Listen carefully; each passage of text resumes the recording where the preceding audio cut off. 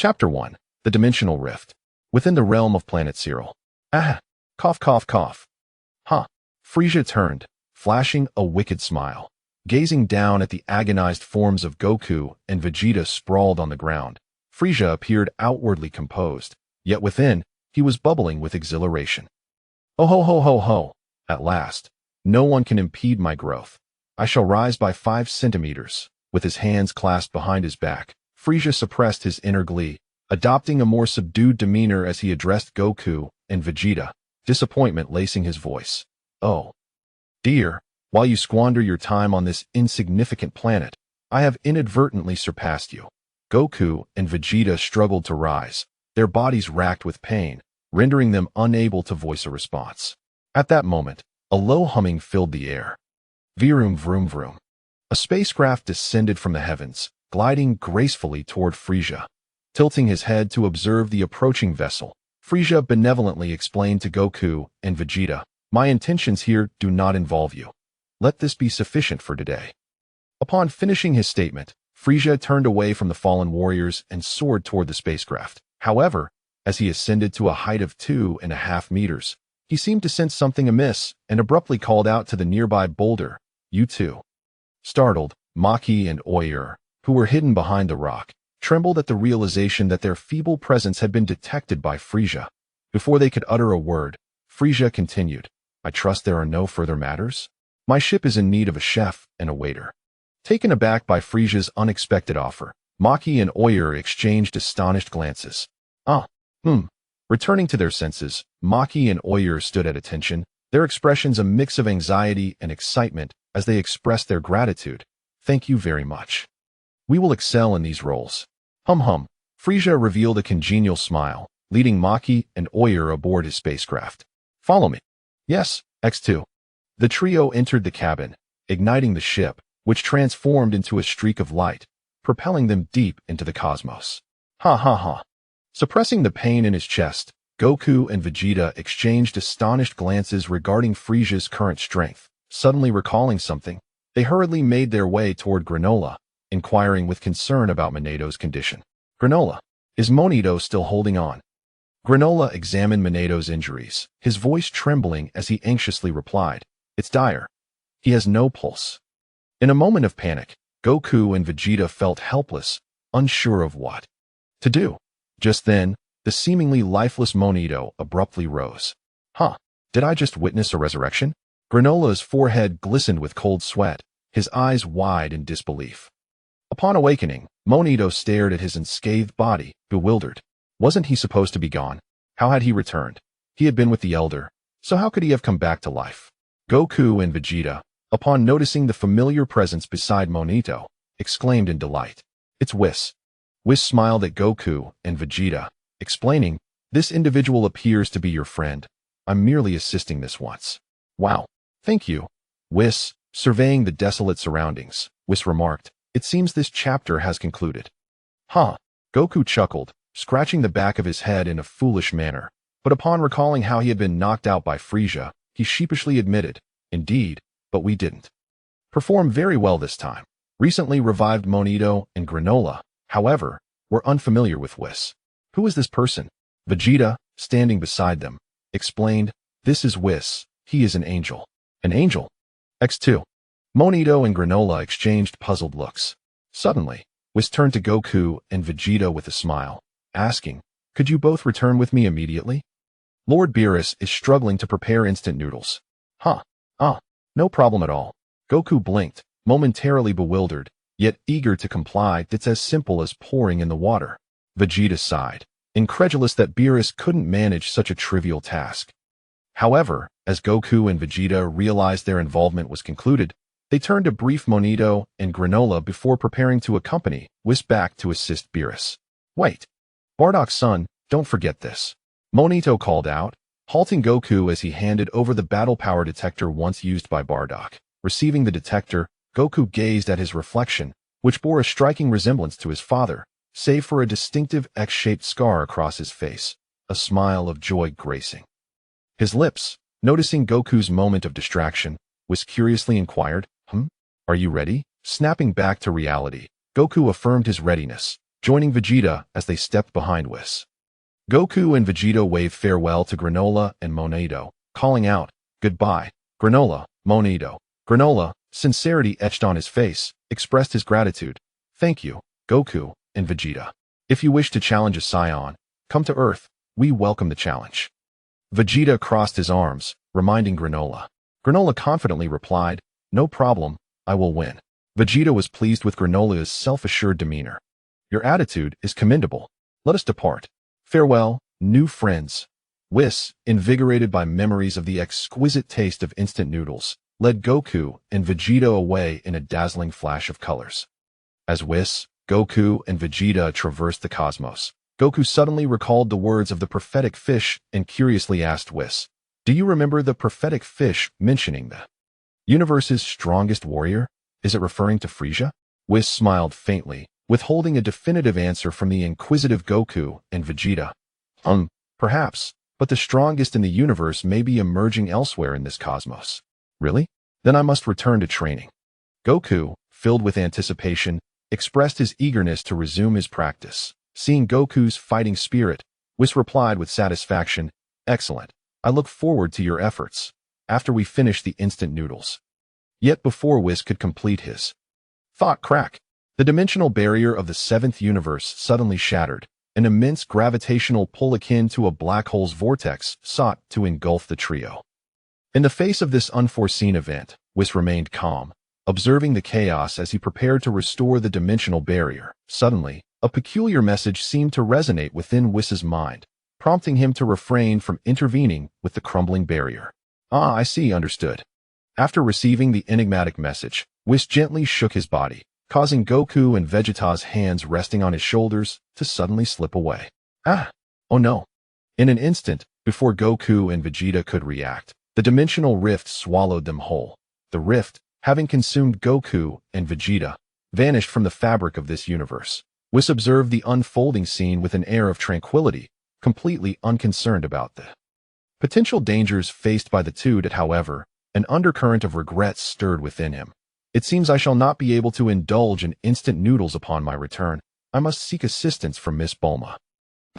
Within the chaotic realm of the dimensional rift at this moment, Goku steadied himself, surveying the vibrant, multicolored lines that formed the dimensional world, feeling perplexed and bewildered. "How strange. Where's this place? I cannot sense Whis or anyone else's energy." In truth, it was not that Goku was incapable of sensing Whis's energy. Rather, Whis had deliberately shielded the presence of himself and others from Goku's perception. Thus, Goku was unable to detect anyone's energy, and as a precaution, Whis had reinforced and stabilized the dimensional barrier, ensuring that even if Goku and Vegeta unleashed their full power in combat, the rift would remain intact. Vegeta scanned his surroundings before turning to Kakarot with an inquiry. "Kakarot, do you recall our battle with Broly?" Goku tilted his head, recalling the moment he had witnessed Gogeta confronting Broly within Whis's staff, and nodded affirmatively. Seeing Kakarot's recollection, Vegeta continued, "The environment here resembles that of the previous dimensional barrier. Let us clash with all our might, and see if we can shatter this place." Upon hearing this, Goku nodded, took a deep breath, and closed his eyes. When he opened them, a silver aura enveloped him. Vegeta, too, roared, his purple hair and aura soon enveloping him entirely. Once they had transformed into their ultimate forms, Goku and Vegeta raised their fists, poised to strike one another. Suddenly, a blinding white light erupted, engulfing both Goku and Vegeta, and in an instant, they reverted to their normal states. Ugh! Time passed, and the dazzling, piercing white light gradually dissipated. Goku and Vegeta gazed around the expanse of white, filled with curiosity and confusion. "Vegeta, where are we?" Uncertain. Just as Goku and Vegeta continued to observe their surroundings, Whis's voice resonated within the expansive white space. "It appears you have arrived. I have something to bestow upon you." No sooner had he spoken than a small staff materialized before Goku and Vegeta. Chapter 2. Arrival. Goku and Vegeta gazed with curiosity at the small, hovering staff before them. "What is this?" Goku inquired. "What is this, Whis?" It seemed that Whis had heard their questions, as he began to explain. This staff can transport you to other worlds for training and battles against formidable opponents. Whis's words instantly ignited a fervor for training and a thirst for combat within Goku and Vegeta. Is this truly the case? Vegeta asked, his eyes alight with intrigue. Indeed, this staff embodies the will and power of various worlds, allowing you to traverse to different realms for your training. Just remember to activate it, Whis replied. With a broad grin, Goku expressed his gratitude. Understood, Whis. Thank you, Whis responded. Now, it is up to you to explore its potential. I must attend to my instant noodles. Otherwise, Lord Beerus will have devoured them all. With that, Whis's voice fell silent. Noticing Whis's absence, Goku eagerly took hold of the staff and exclaimed to Vegeta, "Hey, Vegeta, let's go?" Vegeta nodded, crossing his arms, and approached Kakarot, saying, "Let us depart, Kakarot." "All right, let's do this." 2.5 minutes later, Vegeta stood waiting, having grown impatient as Goku remained motionless. Realizing the delay, Vegeta, now somewhat irritable, hesitantly called out, "Hey, Kakarot, what is the matter with you?" Before he could finish, Goku scratched his head awkwardly and sheepishly replied, I don't know how to use this staff." "What?" Vegeta was taken aback, having stood there for quite some time only for Kakarot to admit his lack of knowledge. Infuriated, he seized Goku by the collar, exasperated. "Kakarot, what is wrong with you?" After giving Goku a piece of his mind, Vegeta snatched the staff from Goku's grasp, disregarding him as he began to focus intently on its workings. With the staff in hand, Vegeta attempted to channel his divine energy into it. The moment the staff came into contact with the divine energy, it emitted a dazzling white light. Before Goku and Vegeta could react, the white light enveloped them, transforming into a radiant spectrum that vanished from their location. Nighttime. Beside a train track, on the grass, Rengoku gasped for breath. "Don't die, Rengoku," Akaza observed calmly.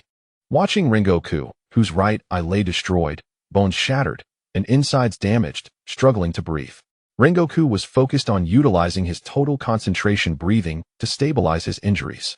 Ignoring Akaza's words, Kaijiro Rengoku, despite his grievous wounds, remained resolute, attempting to persuade Akaza to embrace the transformation into a demon. Although he had not anticipated the formidable strength of an upper moon, the presence of the injured around him and the multitude of civilians trapped in slumber within the train weighed heavily on his heart. With a fierce determination, Rengoku slowly raised his Nichiren blade, radiating an intense and searing energy, declaring with unwavering conviction to Akaza, "I shall fulfill my duty. I will not allow anyone here to perish." As his words resonated, a fiery aura erupted once more around Rengoku. He steadied his grip on the Nichiren blade, his gaze fixed intently on Akaza, poised to strike at any moment. In response, Akaza tightened his fists, exhilarated, and exclaimed, "What an impressive fighting spirit. You truly should become a demon, Kaijiro." Just as the two prepared to engage in combat, a thunderous and captivating melody erupted from an unknown source, momentarily stunning Rengoku and Akaza. In the next instant, a brilliant cascade of multicolored light burst forth from the clouds, crashing down to the ground with a resounding boom. Rengoku, Akaza, Tanjiro, and Inosuke shielded their eyes, struggling to withstand the dazzling spectacle. Within that radiant light, figures began to materialize, Goku clad in an orange martial arts uniform and Vegeta in his blue Saiyan battle attire. Goku, intrigued, surveyed his surroundings and turned to Vegeta with a puzzled inquiry. "Vegeta, where exactly are we?" Vegeta, having stowed his now shrunken staff, shook his head, equally in the dark. "Wait, there are people," Goku exclaimed, noticing Rengoku and the others not far away. He smiled and waved, greeting them. "Hey there."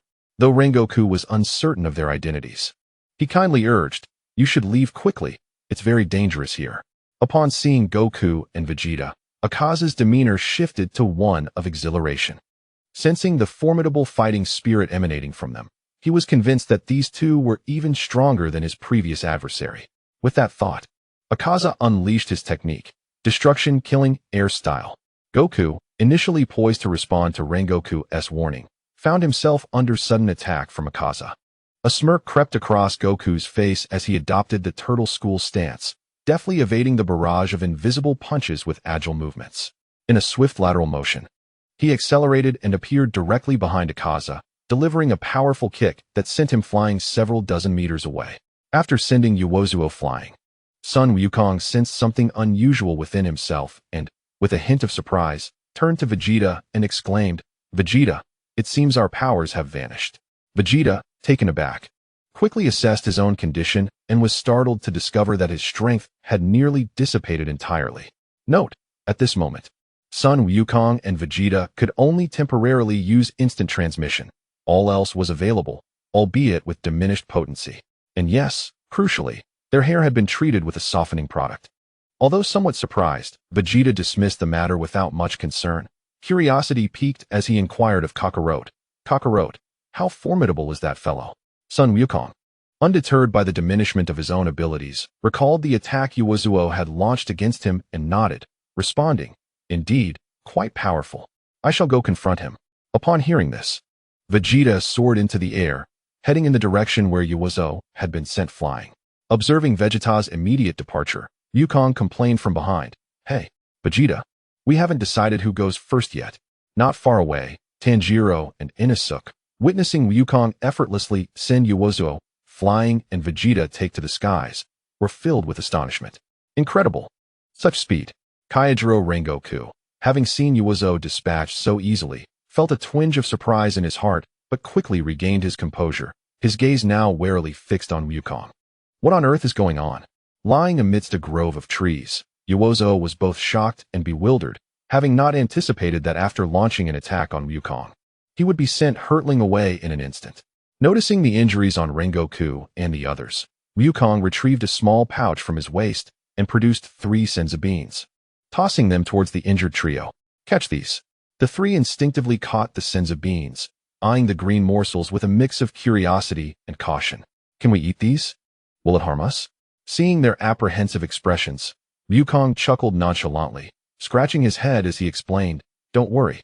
These are senzu beans. They can heal your injuries." Senzu beans? The trio was perplexed by Wukong's explanation, but upon observing his harmlessly cheerful demeanor, they hesitated for a moment before ultimately consuming the beans. Although their mothers had warned them against eating anything offered by strangers, the undeniable strength of this stranger rendered their caution moot.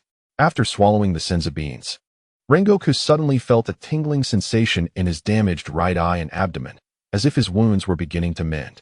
Tanjiro and Inosuke experienced similar sensations. In no time at all, the various injuries on the 3 of them healed completely, restoring them to their prime condition. As Sun Wukong observed the 3 individuals regaining their composure, he approached the slumbering Zenitsu, gently infusing him with a fragment of his own energy to rouse him from his dream. Chapter 3, The Battle, Exhilarating. Awakening in a daze from his dreams, Zenitsu opened his eyes to behold the unfamiliar yet jovial visage of Sun Wukong, which startled him into a terrified shriek, nearly causing him to faint. Who are you?" Realizing his sudden appearance had frightened Zenitsu, Sun Wukong recalled that he had yet to introduce himself to Rengoku, Kaijiro, and the others. Thus, he cheerfully addressed Rengoku and the trio, saying, "Hee, I am Sun Wukong, but you may also call me Kakarot, and this is Vegeta." Not far off, Rengoku, having healed his wounds with a magical bean, approached Sun Wukong, bowing deeply in gratitude as he introduced himself. "I am the Flame Hashira, Rengoku Kaijiro. I am immensely grateful for your assistance." The trio, Tanjiro, Inosuke, and Zenitsu, quickly joined Rengoku's side, echoing their thanks to Sun Wukong. "I am Tanjiro Kamadu, right?" Tanjiro recalled something and fetched a wooden box from nearby, opening it to reveal a small girl inside. "This is my sister, Nezuko Kamadu. I am Zenitsu Agatsuma.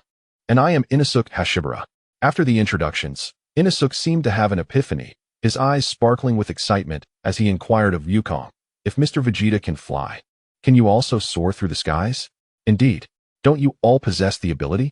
Wukong replied with certainty, puzzled that they did not know how to fly. In his world, anyone who had trained in energy manipulation and mastered flight techniques could easily take to the skies, even those of lesser ability. Rengoku, with his striking, bright eyes, responded, "No, we cannot." Surprised by Rengoku's revelation, Wukong had never anticipated that they truly lacked the ability to fly. Following his affirmation, Inosuke, Tanjiro, and Zenitsu's eyes sparkled with dreams of soaring freely through the heavens, charging through the air at will. Casting a glance toward the battlefield where Vegeta and Akaza clashed, Rengoku still harbored some concern, yet he turned to Wukong and asked, Are you certain we do not need to assist Mr. Vegeta? Hee hee, Sun Wukong chuckled heartily, reassuring them. Rest assured, Vegeta will prevail, and he prefers to confront his battles alone. Seeing Wukong's unwavering confidence in Vegeta, Rengoku pondered briefly before nodding in understanding. Meanwhile, deep within the forest, as Akaza rose from the wreckage of the collapsed trees, his gaze met the descending figure of Vegeta. As soon as Vegeta landed, he unleashed a swift kick aimed at the abdomen of Yuasa. Sensing the ferocity of the strike approaching, Yuasa quickly stepped back, narrowly evading the powerful blow. Observing that Yuasa had dodged his attack, Vegeta chose not to pursue, instead expressing his intrigue. You've got some skills. It seems you won't let me grow bored. Upon hearing this, Yuasa steadied himself, a sinister smile creeping across his lips, and replied, You're not too shabby yourself. With that, Yuasa raised his leg and unleashed a relentless series of kicks, all targeting Vegeta's abdomen. Destructive kill, flashing a ray of light. As this fierce assault bore down on him, Vegeta merely smirked, opting not to evade but to endure the onslaught. Thud, thud, thud. Yuasa's rapid kicks struck Vegeta's solid 8-pack abs like a barrage of explosive flashes. Although Vegeta staggered back several meters, a trace of blood lingered at the corner of his mouth, just a mere droplet.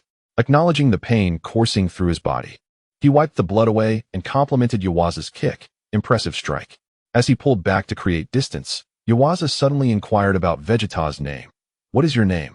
In response, Vegeta flashed a proud smile, pointing his thumb at himself with a swaggering confidence, declaring, Oh, it's Vegeta, the prince of all Saiyans. Vegeta, I'll remember you.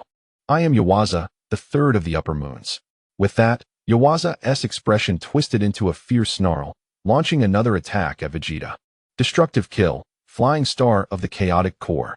As the kick, entwined with turbulent energy and shrouded in a hazy trajectory reminiscent of a wandering comet, hurtled towards him. Vegeta wore a devilish grin, refusing to evade. Just as Yuasa's kick was about to connect with Vegeta's chest, the latter's form dissipated like a fleeting shadow. Before Yuasa could react, Vegeta instantaneously appeared behind him, delivering a powerful kick that sent him soaring through the air. Subsequently, harnessing the minuscule amount of energy within him, Vegeta did not hesitate to strike again. Boom. As he crashed to the ground, Yuasa quickly regained his stance, only to feel a surge of battle aura emanating from Vegeta, even more potent than before. Rather than fear, Yuasa felt an exhilarating thrill. Continuing to fight Vegeta would bring him closer to that supreme realm he sought. Raising his gaze, Yuasa excitedly looked at Vegeta and, with fists clenched, launched his own attack. Destructive kill, eightfold core of the demon. Boom. The violent clash of their fists created a shockwave that shattered Yuasa's arms, driving him forcefully into the ground and forming a crater in the earth. Vegeta unleashed a thunderous roar, emanating a powerful stream of energy that effortlessly dispersed the residual waves around him. Cloaked in a radiant white aura, he clenched his fists and surged towards Yuasa with a velocity surpassing his previous speed. Rising from the ground, his hands restored from the shattering impact, Yuasa's face was alight with exhilaration as he enveloped himself in a blue flame, raising his hands once more to strike fiercely at Vegeta. This is the battle I have longed for. Activation of the destruction technique. Boom. The intertwining blue and white flames soared skyward, releasing a colossal shockwave from the epicenter of their clash, resembling a tornado that obliterated everything in its vicinity, flowers, trees, and all. Nearby, by the infinite train tracks, a thunderous explosion akin to a tornado erupted in the distance, drawing the attention of Sun Wukong and his companions, who were captivated by the ferocity and magnificence of the attack. Gazing at the devastating vortex, the three young ones gaped in disbelief, struggling to withstand the onslaught of the fierce winds. How formidable! Is this truly the extent of human power? How spectacular! Observing the distant battle, Sun Wukong's eyes sparkled with excitement as he turned to Rengoku Kaijuro and suddenly proposed, Kaijuro, shall we have a spar? After a brief moment of contemplation, Kaijuro, without hesitation, nodded in agreement. Very well. With Kaijuro's consent, Wukong led him to a nearby open grassy field. Before departing, Kaijuro turned to the three young ones and advised, You three little ones should stay here for now. Mr. Wukong and I will have a casual spar not far away, and we will return shortly. The three youngsters lowered their hands, which had been bracing against the wind, and replied, "Understood." The duo arrived at the grassy expanse, where Sun Wukong tilted his neck and began his warm-up routine. "Come on, I can hardly wait to spar with you." Kaijiro stepped forward, their gazes locking in mutual anticipation. Wukong then ceased his warm-up, adopting the turtle school stance. Kaijiro drew his Nichiren blade from his waist, enveloped by a dazzling crimson aura. His eyes fixed intently on Wukong's figure. The speed and reflexes Wukong had previously demonstrated had already left Kaijiro feeling slightly outmatched. Acknowledging the inevitable outcome, Kaijiro was nonetheless eager to discern the extent of his power in comparison to Sun Wukong's. With a resounding boom, as the distant explosion reverberated once more, both warriors shouted, "HAAA!" and charged towards each other with fervor. Chapter 4. Feature introduction on the battlefield between Vegeta and the love-stricken Akaza. The intertwining blue and white whirlwinds of energy gradually diminished before dissipating entirely. As the whirlpool vanished, Akaza's form slowly emerged. In that moment, Akaza's arms lay shattered, and a significant portion of his left side was lost. He reclined awkwardly on the ground nearby, appearing exceedingly disheveled. Despite the severity of his injuries, Akaza's wounds were visibly healing at an astonishing rate. Vegeta, propelled backward by the residual shockwave, steadied himself and gazed at the unfortunate figure of Akaza sprawled on the ground. However, upon witnessing Akaza's wounds mending, Vegeta felt a twinge of astonishment. Could this creature possess abilities akin to those of Majin Buu? Just as Vegeta pondered this, Akaza's numerous wounds swiftly returned to a pristine state. Initially, Akaza intended to continue his confrontation with Vegeta, but upon glancing at the horizon, he noticed the twilight had faded, and the brilliant sun was beginning to rise. With the sunlight ascending, Akaza tempered his excited expression and addressed Vegeta. "You are formidable. How about joining me to become stronger?" "Ha ha ha!" Vegeta, as if he had heard an absurd jest, erupted into laughter, a sneer adorning his face. "Humph? Join you? Become like you, an ugly creature? Do not jest. I have no need for such nonsense." "Is that so? How truly regrettable," Akaza thought, feeling a hint of disappointment, yet he refrained from further discourse with Vegeta. Instead, he clenched his fist and struck the ground with several punches. Destruction killing air technique. Seeing Akaza's renewed action, Vegeta braced himself for another attack, only to be taken aback as Akaza aimed to escape. Akaza's punches landed squarely on the ground, raising a cloud of dust that obscured their vision. In the next instant, Akaza launched himself like a cannonball towards a distant shadow. Vegeta's fury ignited once more as he dispelled the surrounding dust, only to find that Akaza had already gained considerable distance. He intended to pursue, but a staff suddenly appeared before him, flickering momentarily. Buzz! A subtle wave emanated forth. In the next moment, a panel appeared in Vegeta's mind. Dimensional Little Staff. Feature introduction. World, Demon Slayer. Also referred to as Hashira Slayer by the inhabitants of a certain realm. Task 1. No tasks, free exploration. Staff Feature 1. Resurrection. Condition. Requires 24 victory stars. The first resurrection is free, while subsequent ones must be collected independently. Cooldown period, 5 months. Feature 2. World Traversal. Condition. Must remain in the world for training or leisure for 3 months. Usage permitted thereafter. Function 3. Time Reversal. Condition. Requires 10 victory stars. Function 4. Mysterious competitions and games. Trigger condition. Randomly triggered or automatically triggered every 10 days. Function 5. Further development is currently under research. Please stay tuned. Victory stars, 0. Reminder. The power that began with Demon Slayer is the fixed strength that you too will possess while traversing worlds, and it can be enhanced. Upon returning to your original world, your strength will also be restored to its peak, alongside the skills learned from other realms. You need not worry about the passage of time. In the Dragon Ball universe, 1 day equates to 10 years in other worlds. Note, your arrival will elevate the power systems of those worlds, resulting in stronger adversaries. There is also the possibility of enemies from your parallel worlds invading your current realm, and the main world may even merge with the parallel worlds.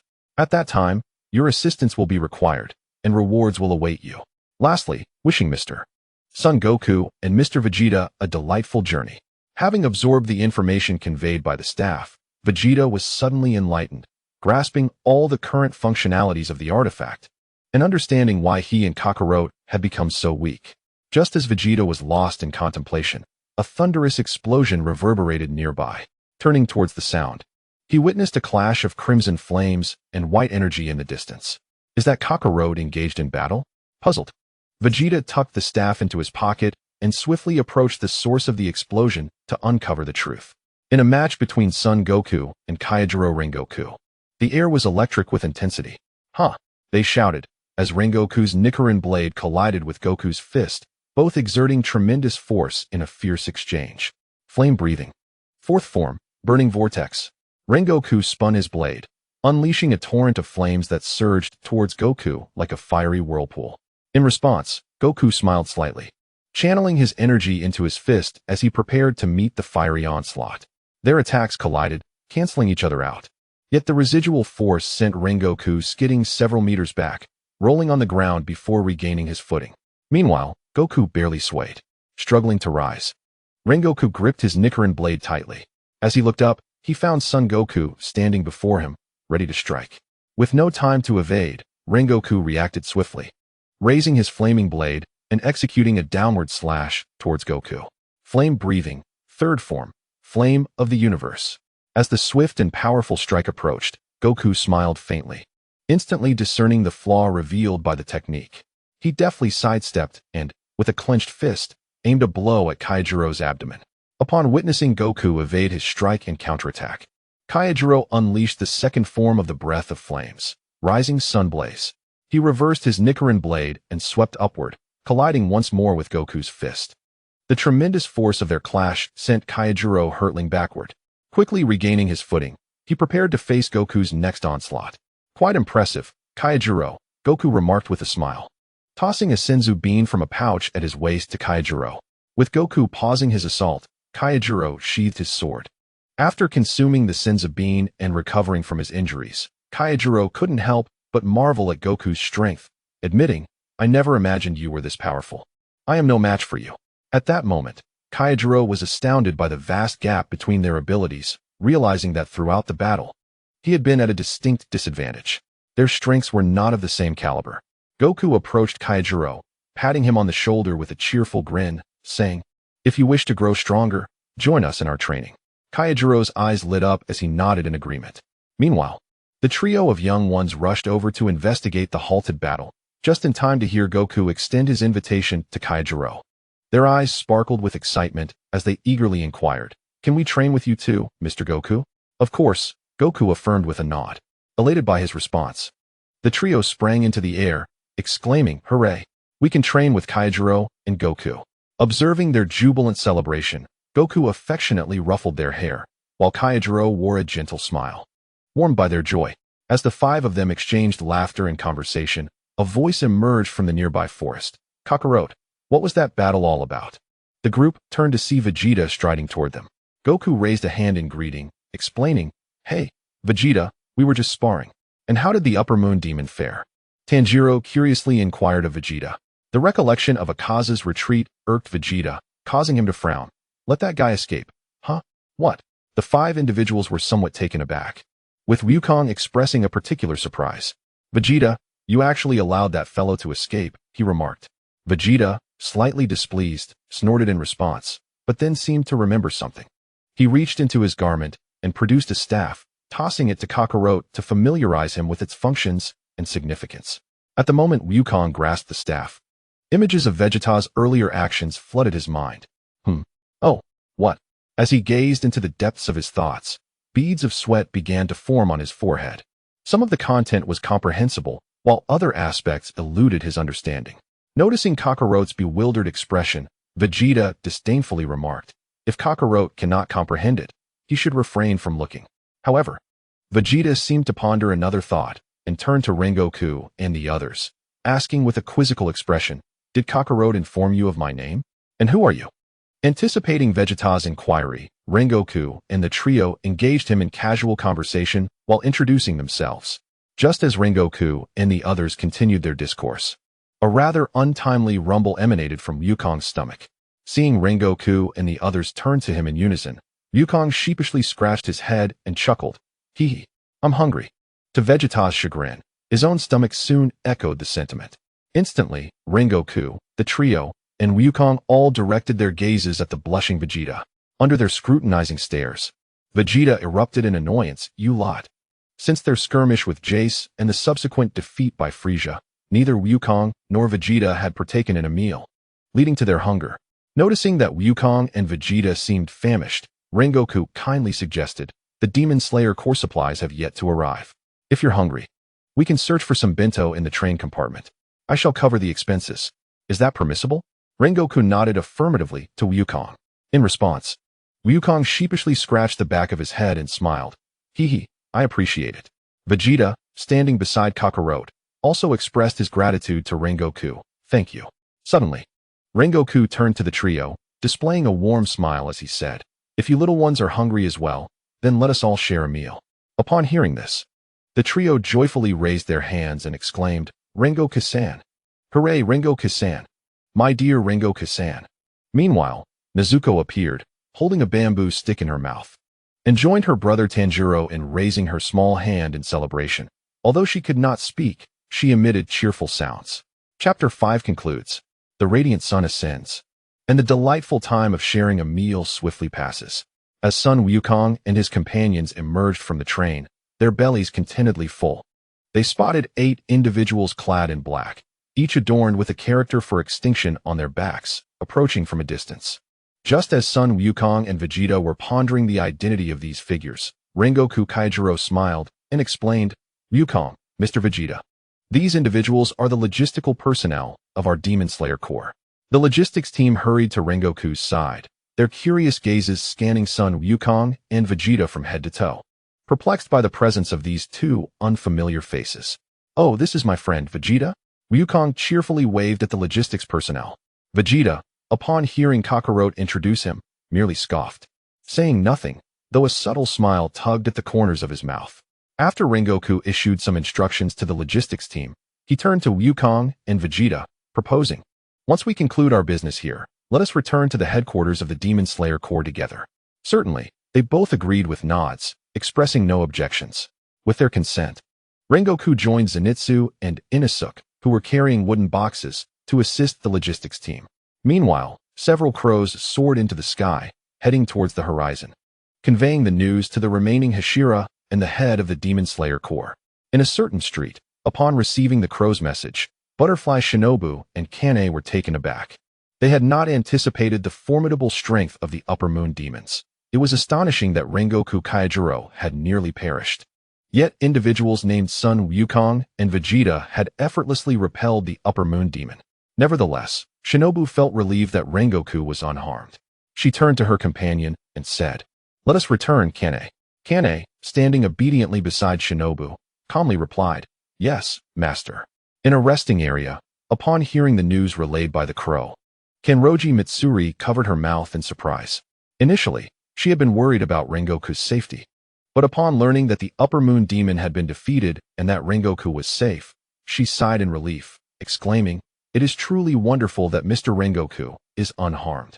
Her heart brimmed with curiosity about Sun Wukong and Vegeta.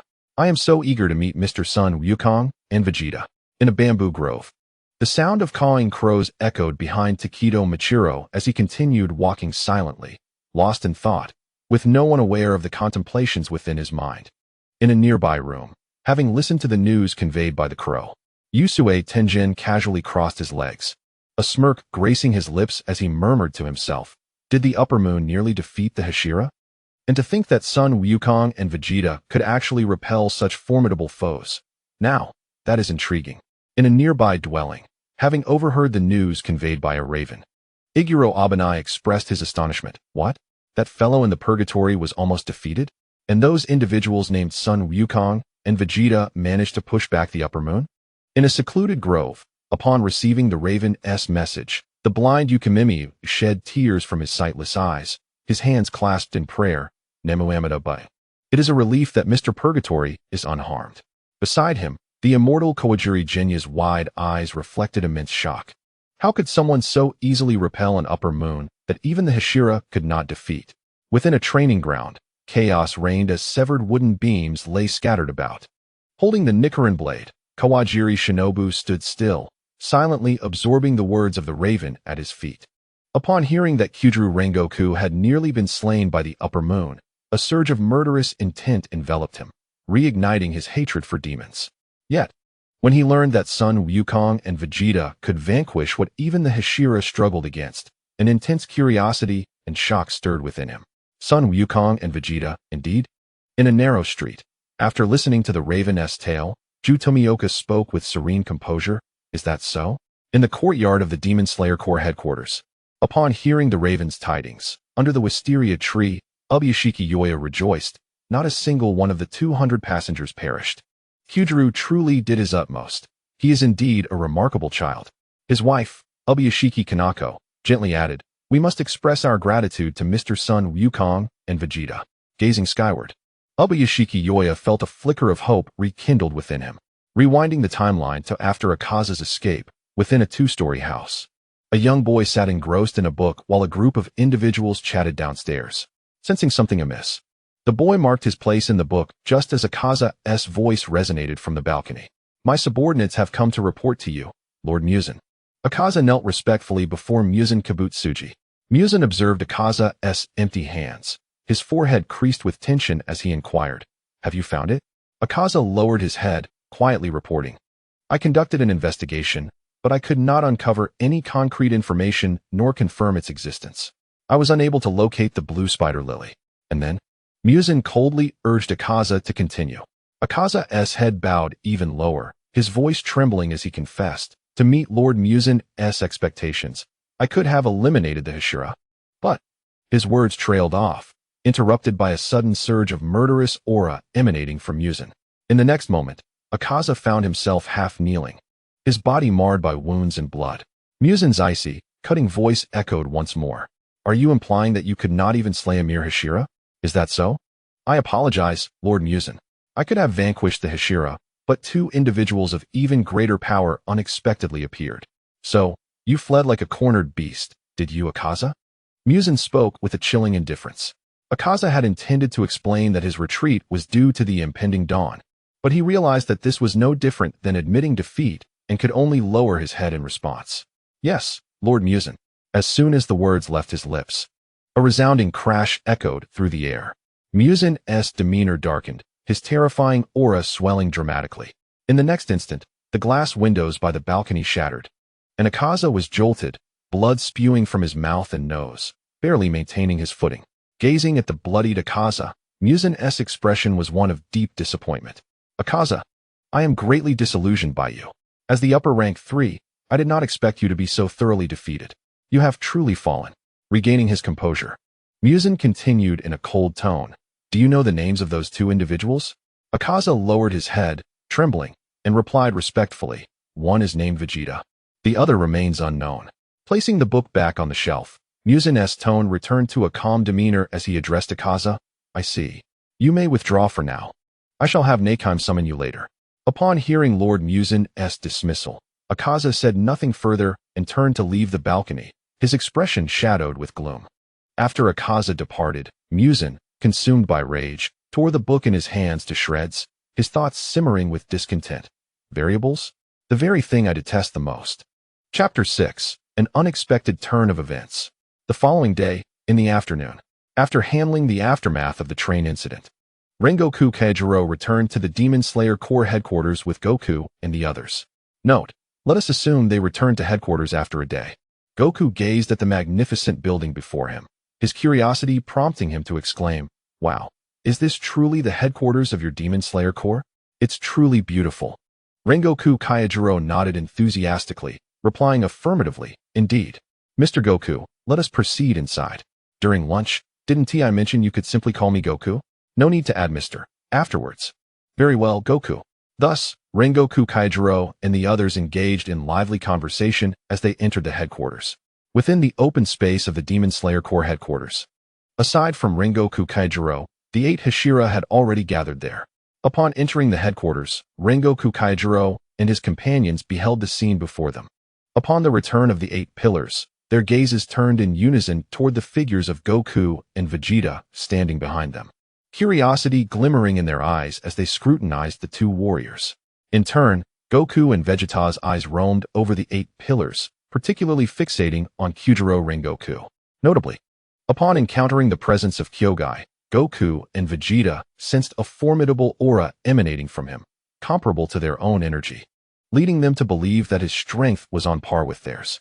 Unbeknownst to them, the true power of Kyogai was limited to the first and second stages, allowing only a brief engagement with Goku and Vegeta.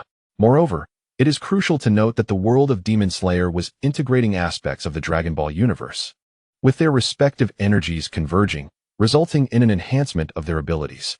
Therefore, as the 8 pillars assessed Goku and Vegeta, they inevitably sensed the faint yet potent energy radiating from the two warriors.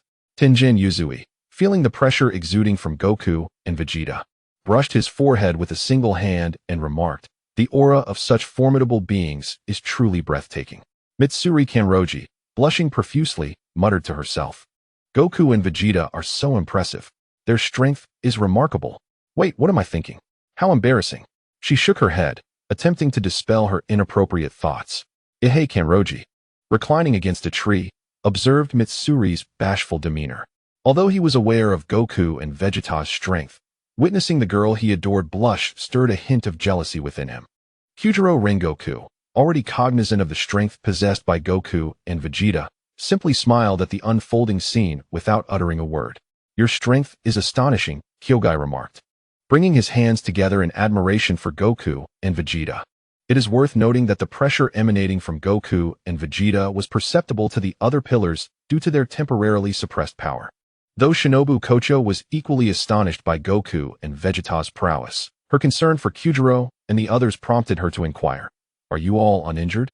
Kyujiro and the 3 others nodded in response. "Yes, we are perfectly fine. Our bodies have fully recovered," Kyujiro replied, a grin spreading across his face. "I feel ready to continue hunting demons." Shinobu, intrigued by their swift recovery, wondered how they had healed so rapidly. However, after some contemplation, he ultimately refrained from voicing his inquiry. His eyes, bloodshot and intense, fixated on Goku and Vegeta, brimming with agitation. Seemingly struck by a thought, he abruptly proposed to the two, "I have heard of your formidable strength. How about a sparring match after this meeting?" "Sounds great," Goku replied, his face alight with the thrill of battle, before turning to the sorrowful Mitsuri Kanroji and adding, "By the way, I also wish to fight you." Mitsuri, tears glistening in her eyes, responded, "I, too, eagerly anticipate our battle, Mr. Goku." "Hey, Kakarot, I'll take on that guy, Mitsuri, while you face off against that white-haired kid." "I'll handle this brute," came the response. "Uffed, white-haired kid." Mitsuri Kanroji stifled a laugh, desperately trying to suppress her mirth. Her cheeks flushed a deep crimson. Everyone turned their gaze towards her, captivated by her struggle to contain her laughter. Seeing the attention directed at her, Mitsuri quickly apologized, her face aglow with embarrassment. "I'm so sorry." In a fit of anger, Shinobu Kocho's veins throbbed visibly on his forehead as he snapped, "Is it really that amusing?" Ihei Abanai, witnessing Shinobu's audacity and scolding his crush, retorted mockingly, "Aren't you just a white-haired brat yourself?" Upon hearing this, Shinobu glared furiously at Ihei, demanding, "Care to repeat that?" As tensions escalated between Shinobu and Ihei, a sudden voice echoed from within the house, cutting through the charged atmosphere. "The master has arrived." At this proclamation, the Hashira and the 3 small ones quickly assembled, kneeling on one knee in respectful greeting towards the figure slowly approaching them. Goku and the others stood in bewilderment, unsure of the unfolding situation as they observed the kneeling assembly. Suddenly, the tightly shut door swung open, revealing the master, Yosei Kanroji, supported by his 2 sons.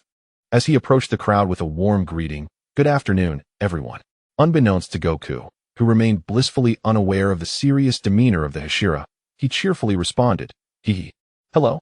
Yosei Kanroji smiled gently, acknowledging Goku and Vegeta with, "Hello, Goku, Mr. Vegeta." He then bowed in gratitude towards the two, saying, "I sincerely appreciate your assistance during this recent ordeal." "Hey, no problem. By the way, what happened to your eyes?" Goku, indifferent to the rescue of Kyujiro, expressed his curiosity regarding the state of the master's eyes. Upon hearing Kakarot's inquiry, Vegeta turned his gaze towards Yosei's eyes and noted the severe injuries they bore. Meanwhile, Shinobu's temper flared as he realized that Goku and Vegeta hadn't even offered a greeting to the master, and were now audaciously questioning him about such a sensitive matter. The rage within Shimi was instantly ignited by Wukong's words. Just as she was about to retort against his impudent behavior, she was abruptly interrupted. This was due to the effects of the curse.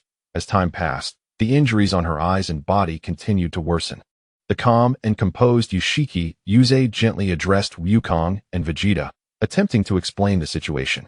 However, just as Wukong and the others were about to say something, a crisp system notification suddenly rang out. This sound was not only heard by Wukong and Vegeta, but resonated throughout the entire Demon Slayer Corps headquarters. The number of participants has been confirmed. Please prepare yourselves. The transmission is about to commence. Before anyone could react, those remaining in the headquarters were enveloped in a blinding white light. What is this? What is happening? Master! Everyone, be careful! At that moment, chaos ensued. Wukong and Vegeta, witnessing the scene before them, were just about to warn the others when, whoosh, the white light that enveloped the Demon Slayer Corps headquarters transformed into a colossal beam, shooting skyward. With a whoosh, the white light dissipated. The headquarters of the Demon Slayer Corps was now devoid of life, the surrounding environment eerily silent, with only the wisteria flowers swaying gently in the breeze. Chapter 7. Enemies meet in Infinity City. Time rewinds to when Wukong and the others were still chatting, unaware that they were about to be transported. Muzan sat in his chair, coldly instructing the obedient and cross-legged Nakeim beside him, summon them all here. Understood, Lord Muzan. Nakeim nodded dutifully, picking up the pipa at her chest, and gracefully began to play. With each note, the environment of Infinity City began to shift and change. Somewhere far away, Akaza was immersed in contemplating his previous battle with Vegeta. Just as he made a slight breakthrough in his strength, he was suddenly transported to Infinity City by Nakeim. This nearly shattered Akaza's composure. He could have advanced further in his power, but alas. However, due to Nakeim's gender, Akaza sighed and chose not to press the matter, though he still inquired with a hint of impatience. Peepa girl, is there a reason for gathering us here? Nakeim remained unfazed by Akaza's irritation, responding calmly. It is Lord Muzan's command to summon you all here. Muzan, is it? Akaza murmured. Just as he pondered what business Muzan might have for them, he was interrupted by the jovial voice of Doma from behind him. Now, don't be so impatient. Lord Akaza.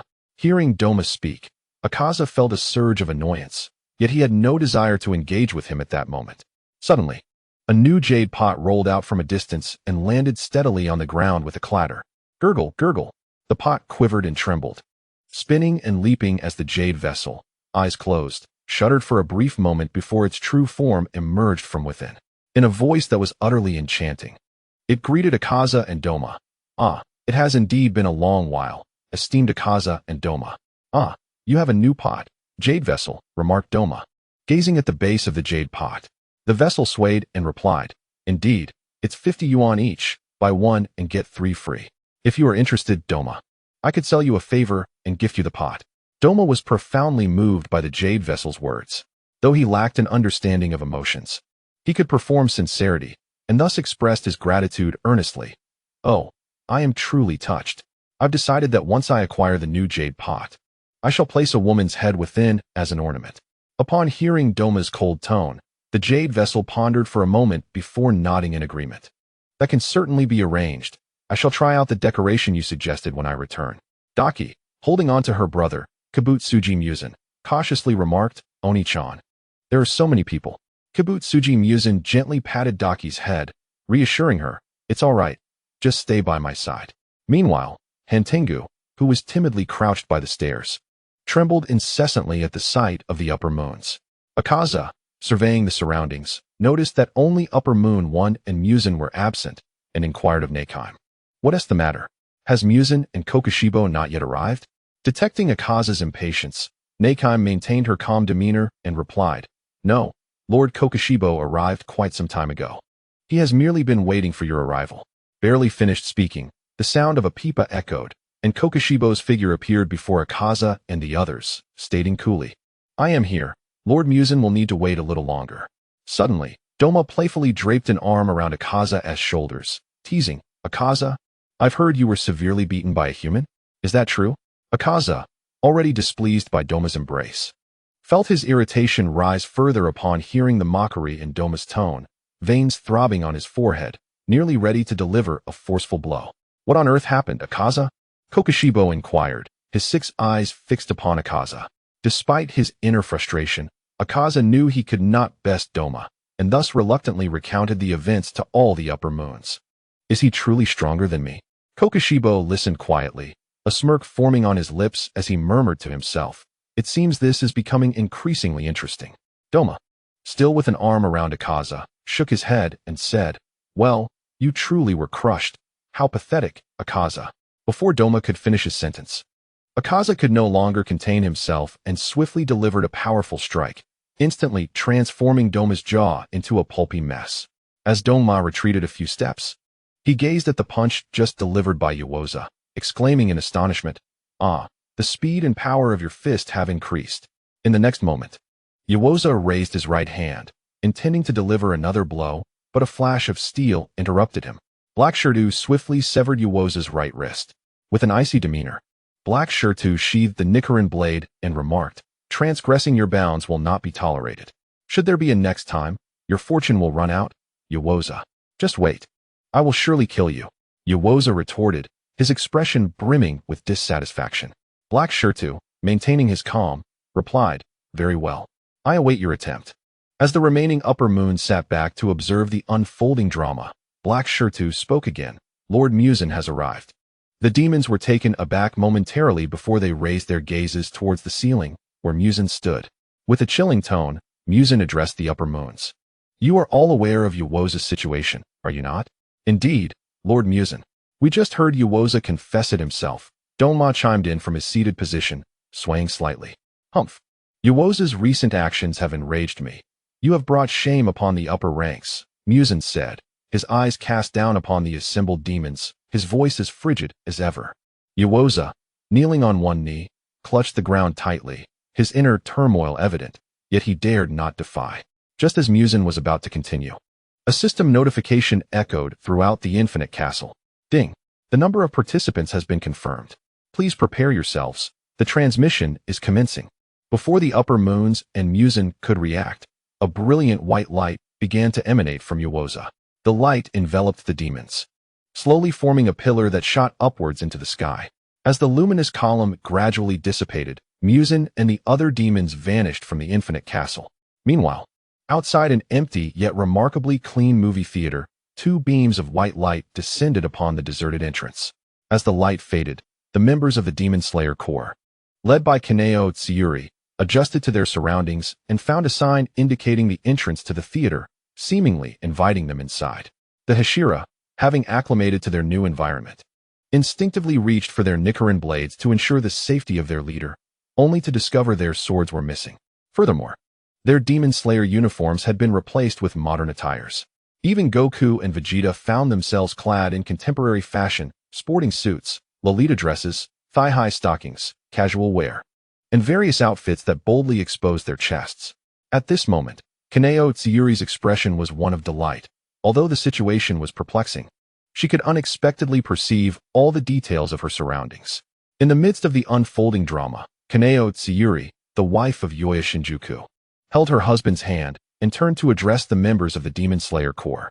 "My vision has returned," he proclaimed, his physical ailments still lingering. Yet his sight had truly been restored.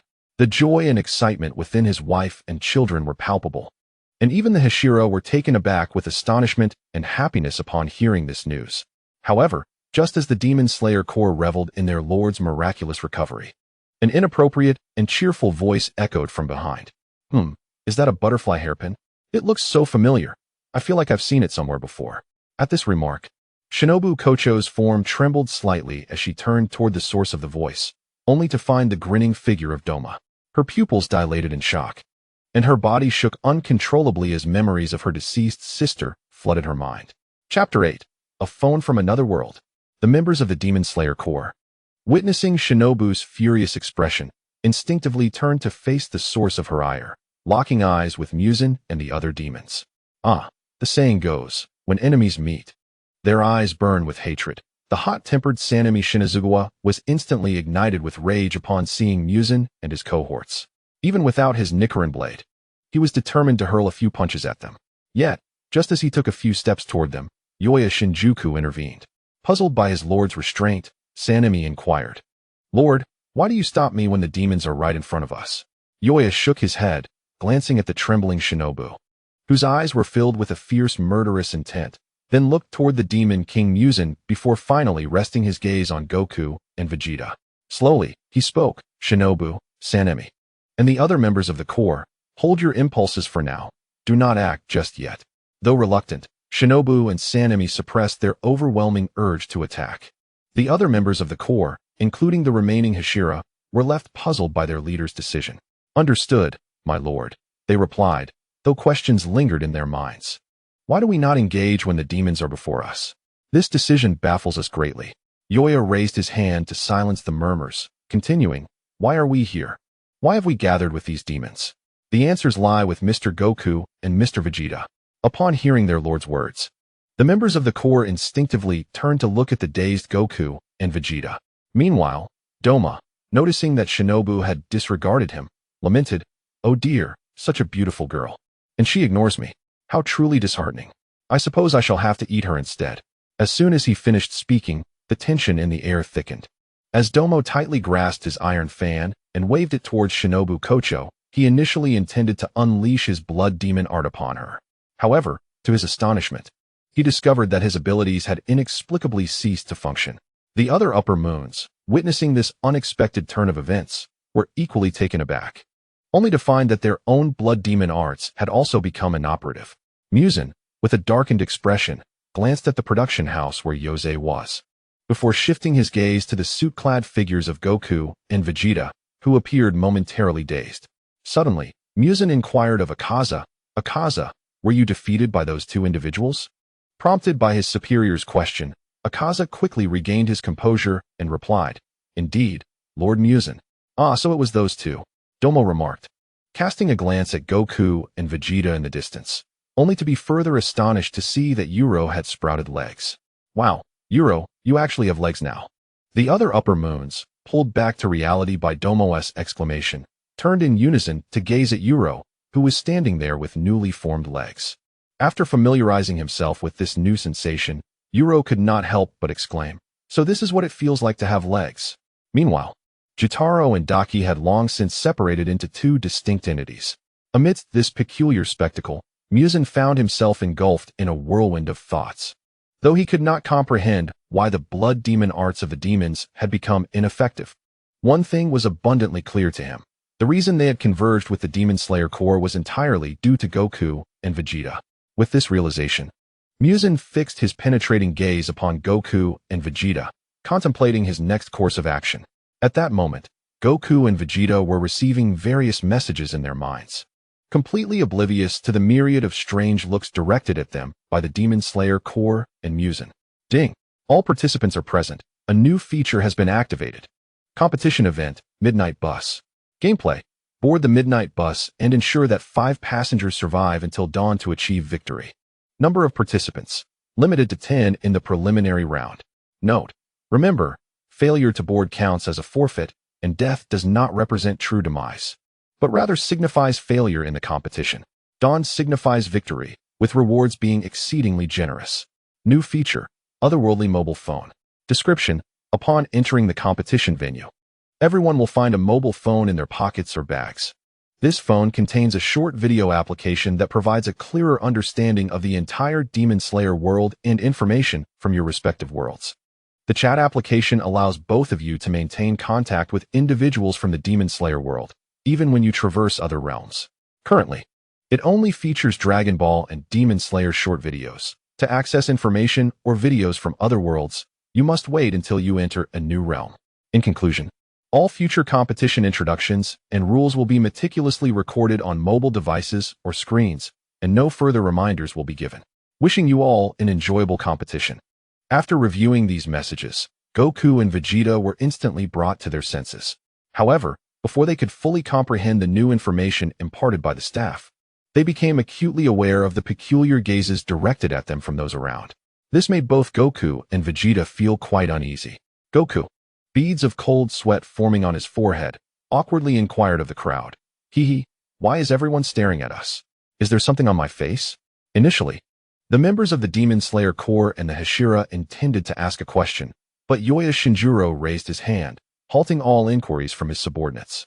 He then turned to Goku and Vegeta, asking, "My lords Goku and Vegeta, what has transpired? How do we find ourselves here? And why are the demons present as well?" Vegeta, in his characteristic haughty demeanor, refrained from offering an explanation and simply remarked, "If you wish to know why you are here, you might want to check your pockets or bags. Therein lies the answer you seek." Upon finishing his statement, Vegeta slowly retrieved a mobile phone from his trousers, displaying it for all to see, including the demons. As they witnessed Vegeta producing the device, the members of the Demon Slayer Corps and the Upper Moon Demons, led by Muzan, instinctively reached for their own pockets and bags. Although they were uncertain about the nature of the phone, it appeared to be a rather impressive contraption. However, once they acquired their phones, they found themselves in a predicament, as none were adept at using such devices. While Goku and Vegeta were somewhat familiar with the concept of a mobile phone, they lacked proficiency, having spent most of their time training with Beerus, leaving the usage to Piccolo or Krillin. Note: the mobile phones here possess certain distinctions, thus Goku and Vegeta would need to familiarize themselves with them. Otherwise, if they were ordinary functional phones, both Goku and Vegeta would still manage to use them. Originally, Yoya Shinjuro and Muzan intended to inquire if Goku and Vegeta knew how to operate the phones, but upon noticing them both engaged in exploration, they opted against asking for assistance. Ultimately, Yoya Shinjuro and Muzan decided to investigate the functionality of the mobile phones themselves, allowing their subordinates or children to join in the exploration as well. Before long, an uncanny silence enveloped the scene, with everyone silently fiddling with their phones, refraining from conversation or conflict. Chapter 9. The competition approaches. Outside the cinema, in the open space, amidst this serene silence, members of the Demon Slayer Corps and the Upper Moon Demons unknowingly let 2.5 minutes slip by. Suddenly, Inosuke, holding his phone, exclaimed with excitement, "Haha, Tanjiro! Zenitsu, I figured out how to use this brick." The members of the Demon Slayer Corps, upon seeing Inosuke standing there with his phone, hands on his hips and shouting excitedly, gathered curiously to learn how to use the device. Muzan, initially inclined to approach and glean knowledge about the phone, paused midway, sensing an unsettling dissonance within himself. Why would I seek out the Demon Slayer Corps? With this thought, Muzan halted his advance, returning to his investigation of the phone. However, just as he rejoined his subordinates, Wukong's voice unexpectedly rang out. "Hey, Blue Stripe, would you like to come over and see how to use the phone too?"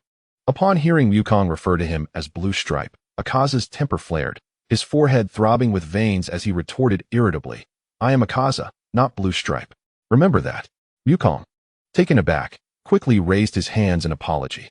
Meanwhile, Shinazugawa, incensed by Wukong's suggestion of inviting demons to join them, seized Wukong by the collar and shouted, "Hey, how could you even think of letting demons join us?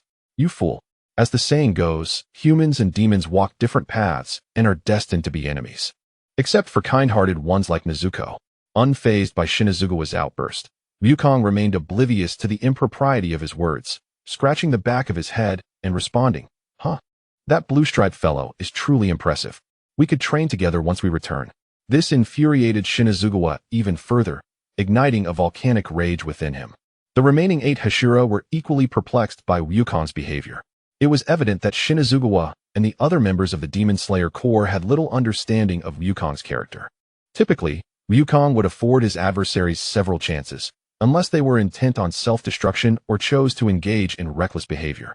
He would grant even the most nefarious of beings a chance for redemption, seldom opting for lethal measures. This was the essence of Sun Wukong. Even a being like Moro, who had devoured countless planets, was given an opportunity, and when Moro chose destruction, it was not Wukong's fault. Unfortunately, none of them were privy to this aspect of Wukong's nature. Noticing Shinazugawa's fierce gaze directed at him, Wukong nervously wiped the sweat from his brow and reassured him. "As long as that guy ceases his cannibalistic ways, it should be fine, right? If he continues to harm others, I will certainly teach him a lesson." Not far away, Akaza observed Wukong and Shinazugawa engaged in their incessant chatter, seemingly discussing him. His forehead creased with frustration. While he recognized that his strength paled in comparison to Vegeta's and certainly Wukong's, he could only seethe in silence, unable to express his ire. As Vegeta stood beside Kakarot, Witnessing his dear friend in such a familiar light, a smile unconsciously crept onto his lips. He thought to himself, Kakarot, you remain unchanged as ever. After Kakarot's encounters with Jace and the revelation of his father being Bardock, Vegeta had assumed that Kakarot's innate innocence, simplicity, and effervescent personality might have transformed. However, he soon realized that Kakarot had not altered in the slightest, leading Vegeta to understand that his concerns were unfounded. Meanwhile, as Goku and Vegeta exhibited their characteristic nonchalance, the simmering rage within Shin, who had long harbored a deep-seated hatred for demons, was on the verge of erupting. Suddenly, a voice echoed in the minds of the Demon Slayer Corps and the Upper Moons, offering a poignant reminder. If you do not enter the cinema within 10 minutes, it will be considered a forfeit. The rewards will vanish, and you will be transported back to your original world. Upon hearing this proclamation, the members of the Demon Slayer Corps and the Upper Moons exchanged glances, suppressing their inner calculations, and silently formed a line to enter the cinema. Muzan, too, stood at the rear of the line with his subordinates, refraining from cutting in. Once inside the cinema, the Demon Slayer Corps members discovered several rows of seats, enough to accommodate over 1,000 individuals. At the forefront, a colossal screen loomed. The sight was awe-inspiring, prompting the members to find their seats in eager anticipation. Muzan and his demons settled at a distance from the members of the Demon Slayer Corps. Initially, everyone intended to delve deeper into their phones, but upon attempting to connect, they found there was no signal. With no other option, they redirected their attention to the immense screen, curiously examining it. Before long, as they continued to observe the vast screen, it suddenly illuminated with the details of the upcoming game competition. Competition details: Midnight Bus. Number of participants: Preliminary round. Limited to 10 individuals.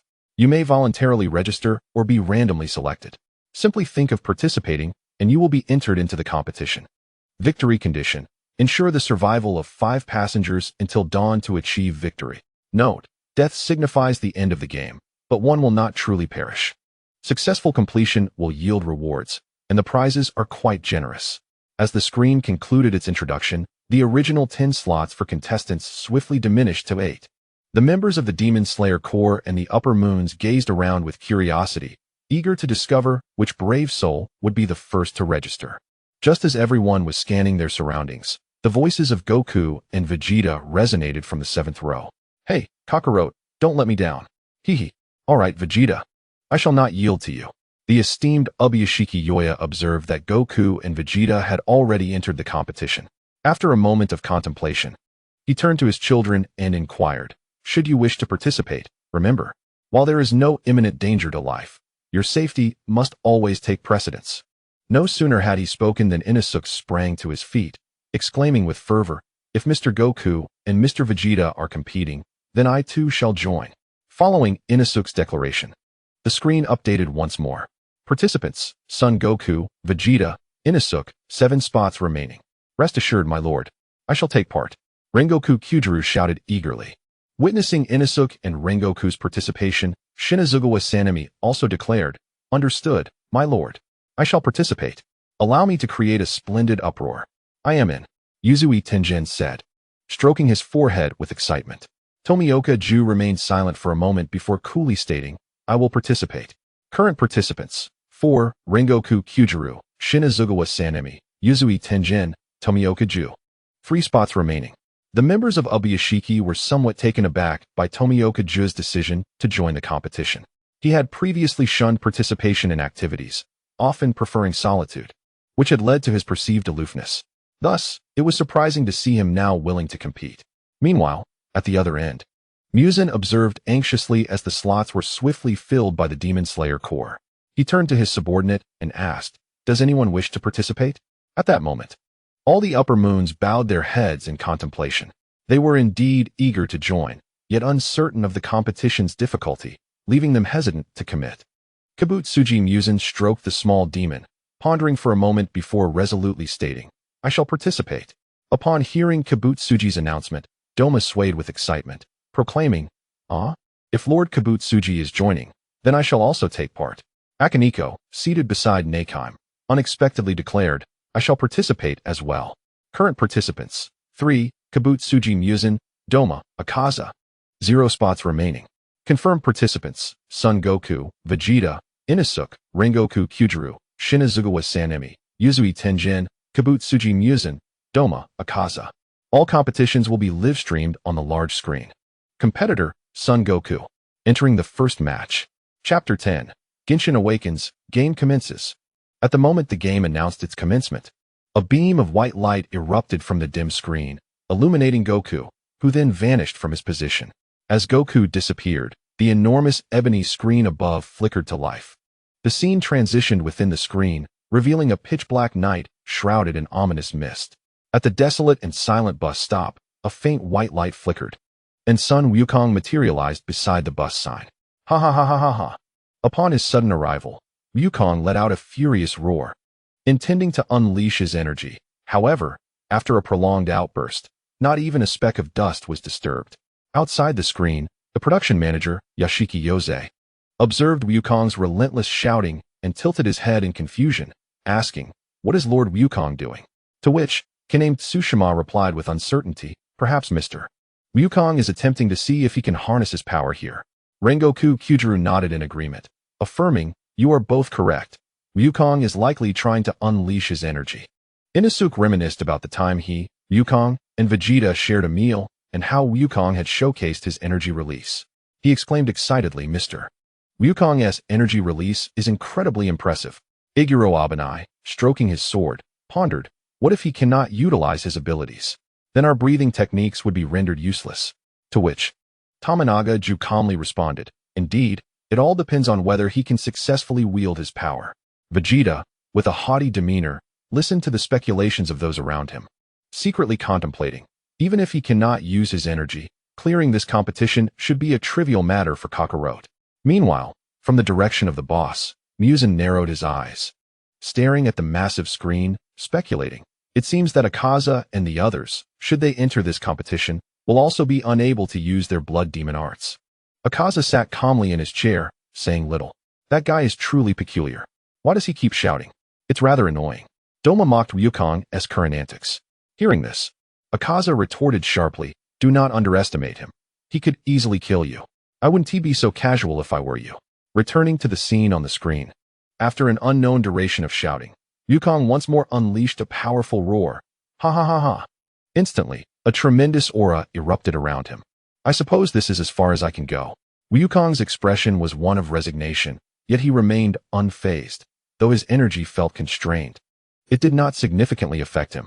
Wukong stood still, performing a few warm-up exercises. Just as he was about to bend down for push-ups, his phone suddenly rang. He paused, retrieving his phone from his suit pocket with curiosity. "You have successfully received 1 yuan. It has been converted into coins in your pocket, to be used for the bus later." "Huh? For the bus?" Just as Wukong was trying to make sense of this, the sound of a horn echoed nearby. Beep beep beep.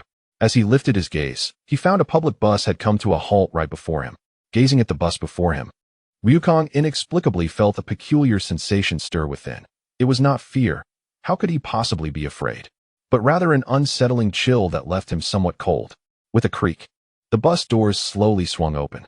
Observing this, Wukong promptly cast aside his discomfort and strode confidently into the vehicle.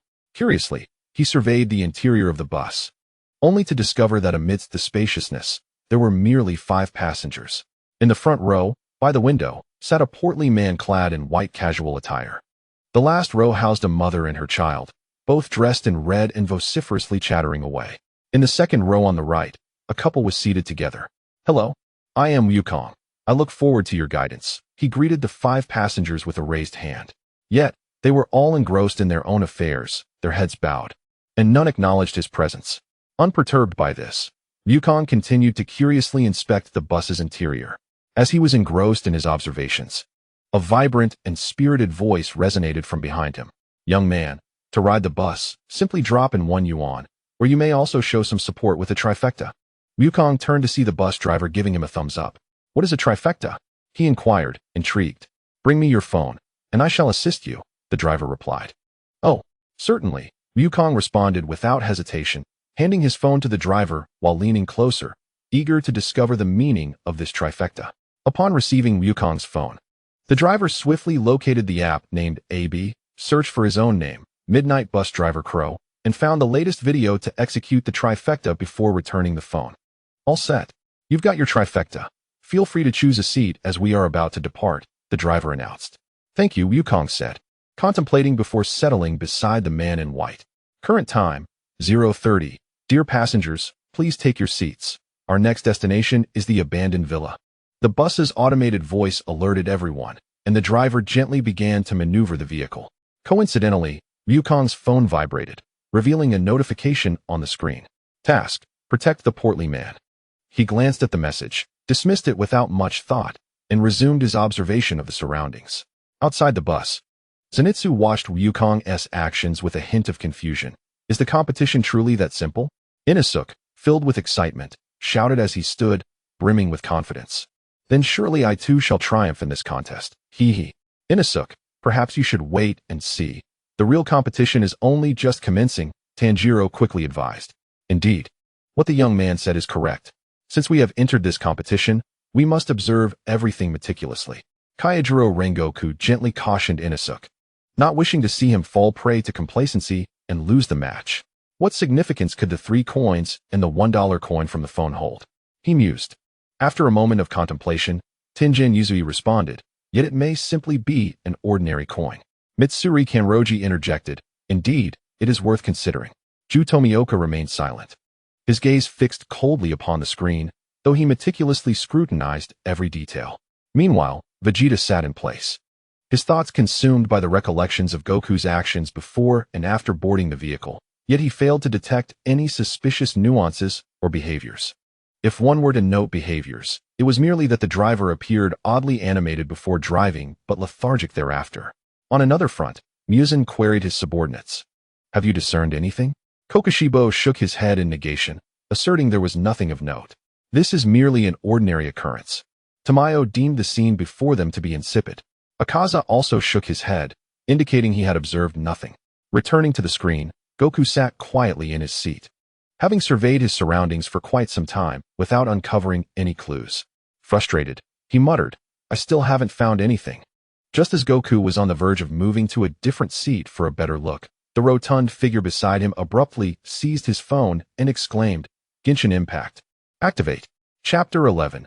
A simple resolution. Goku, intrigued by the sudden excitement of the hefty individual, leaned closer to glimpse the contents of the phone, only to be met with a stark white screen. However, just as he presumed that Genshin Impact was merely a blank slate, the screen burst forth into a vibrant kaleidoscope of a game interface, replete with flora and fauna. In that moment, Goku felt a flicker of interest in the game, moving beside the rotund man to silently observe him play. Yet, as Goku leaned too closely, his weight pressed against the man, causing him discomfort. The man set down his phone, removed his headphones, and lamented, I must say, my friend, you possess a phone of your own. You could play independently without leaning on me so uncomfortably. Ah, my apologies. Goku scratched the back of his head sheepishly and offered a sincere apology. If you wish to watch, please don't press so closely. It can be quite uncomfortable. The man reminded Goku one last time before returning to his game. Initially, Goku intended to continue observing the rotund man play Genshin Impact. However, a sudden chill crept up his spine as an overwhelming aura of malevolence emanated from behind him. Goku swiftly turned to assess the situation, only to realize that, without his notice, a woman clad in crimson, with long cascading hair, had appeared in the last row. Her visage remained obscured, yet Goku's instincts screamed a profound sense of danger emanating from this enigmatic figure. This heightened Goku's vigilance towards the mysterious figure. The woman in red seemed to sense Goku's gaze and slowly rose to approach him. At the moment she stood, Goku felt the temperature around him drop to an even more chilling degree. Outside the screen, Zenitsu trembled, exclaiming in panic, Is this woman a ghost? She wasn't in the car before, yet she has inexplicably appeared in the back seat. It appeared that this was the true essence of the competition. Yashiro, observing the screen intently, remarked, Indeed, the contest is not as simple as it seems.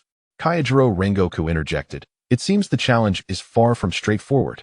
Mitsuri Kanroji stared fixedly at the screen, her irritation palpable. Is this woman also a demon? If so, I will eradicate her completely. Tenjin Yuzui, curiously watching Goku, pondered how he would navigate this situation. Let us first see how Mr. Goku deals with this woman. Vegeta narrowed his eyes at the screen. intrigued by how his good friend would resolve this predicament. Could she also be a demon?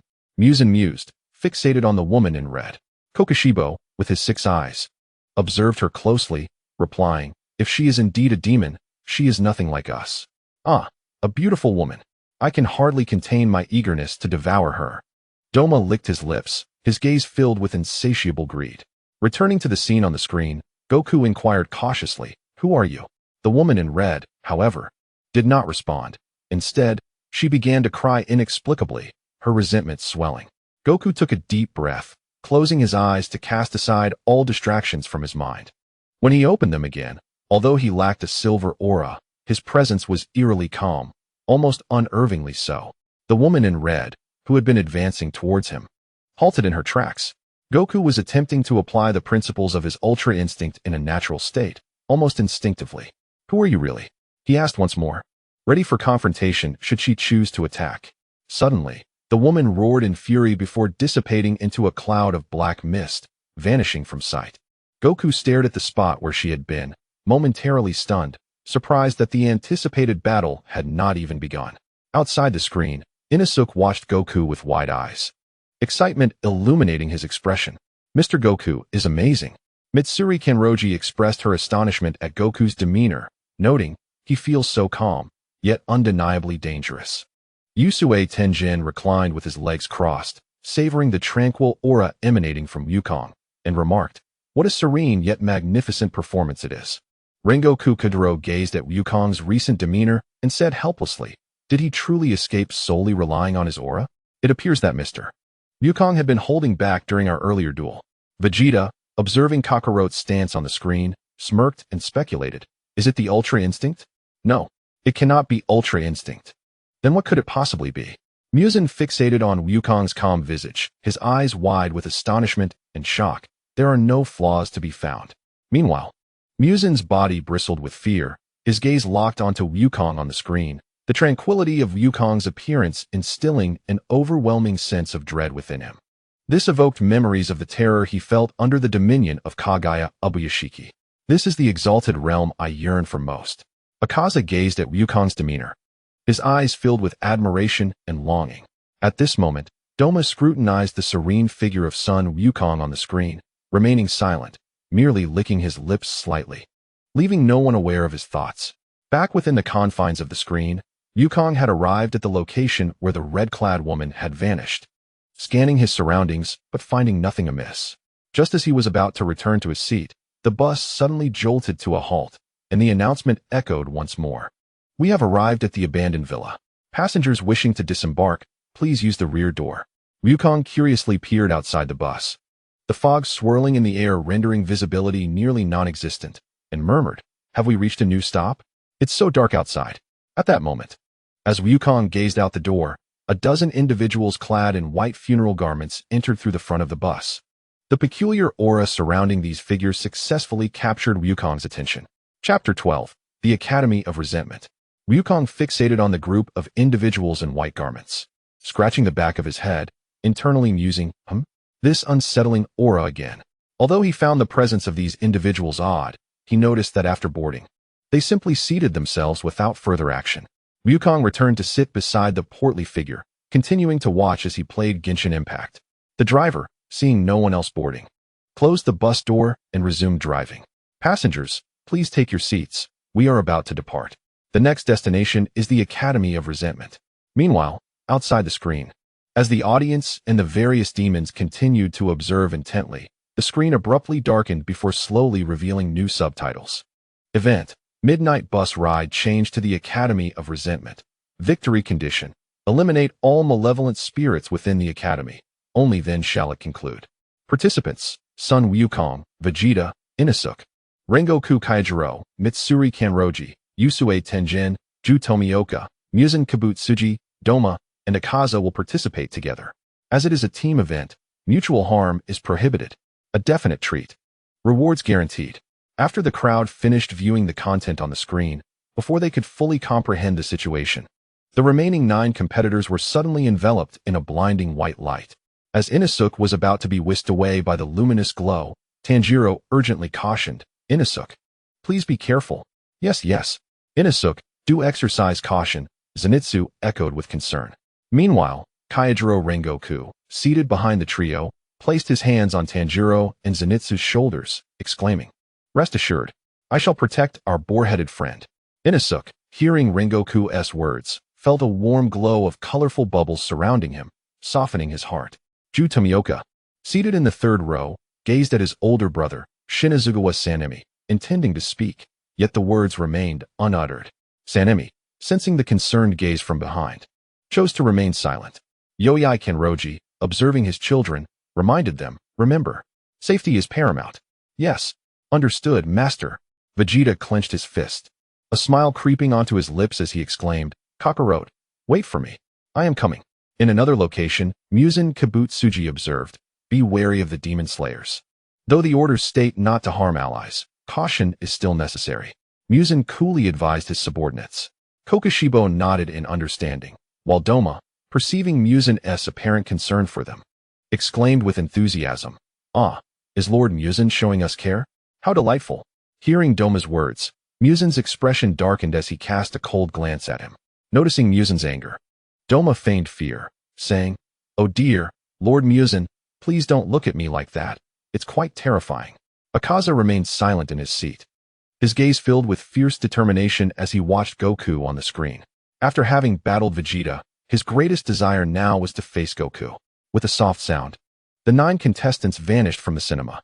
The dim screen brightened once more, shifting the focus to Vegeta and his companions. Upon their arrival, they were greeted by the sight of a school, a sign nearby boldly displaying School of Grievance. The gates were locked, preventing entry. Ju pushed against the school's gate, stating matter-of-factly. Vegeta approached Ju, attempted to push the gate, and upon confirming it was locked, enveloped his fist with energy and struck the gate with all his might. Boom! The gate shuddered but remained unyielding. Observing this, Vegeta remarked, "Quite sturdy, indeed."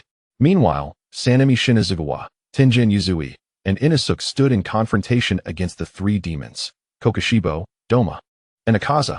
If it were not for the inability to turn against their comrades, the 3 demons of Kokushibo would have struck long ago.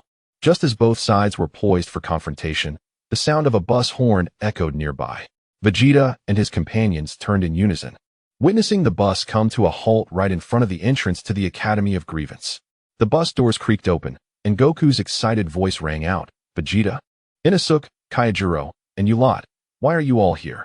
Wasn't it said that only one person could participate in the competition?"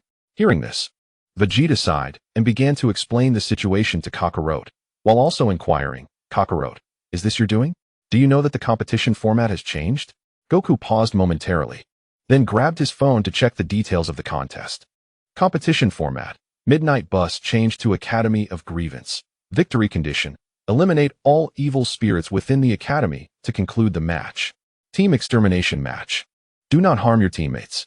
Goku realized he would no longer have to endure the tedious bus ride. He quickly disembarked and reunited with Vegeta and the others.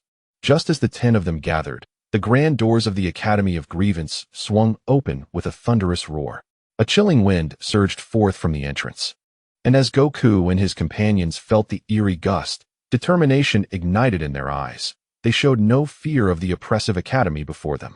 Suddenly, Goku seemed to recall something and turned around, intending to call out to the chubby friend still on the bus, only to find that the bus had vanished without a trace, replaced by an impenetrable fog.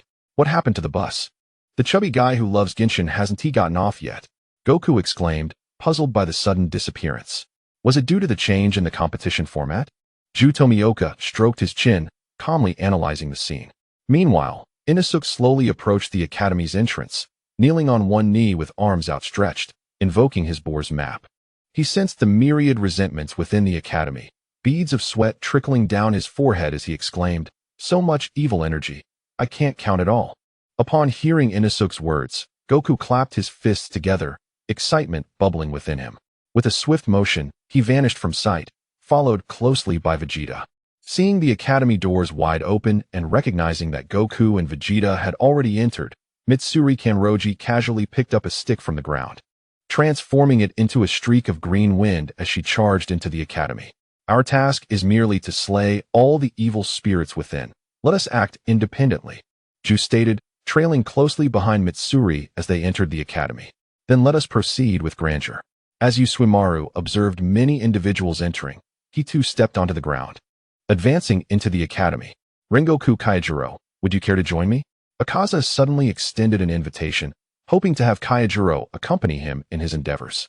I must decline. Unfortunately, Rengoku Kaijiro rejected the offer without a moment's hesitation. Akaza, witnessing Kaijiro's prompt refusal, displayed a hint of disappointment. Very well, what a pity, he remarked, before making no further delay and turning to enter the academy's interior.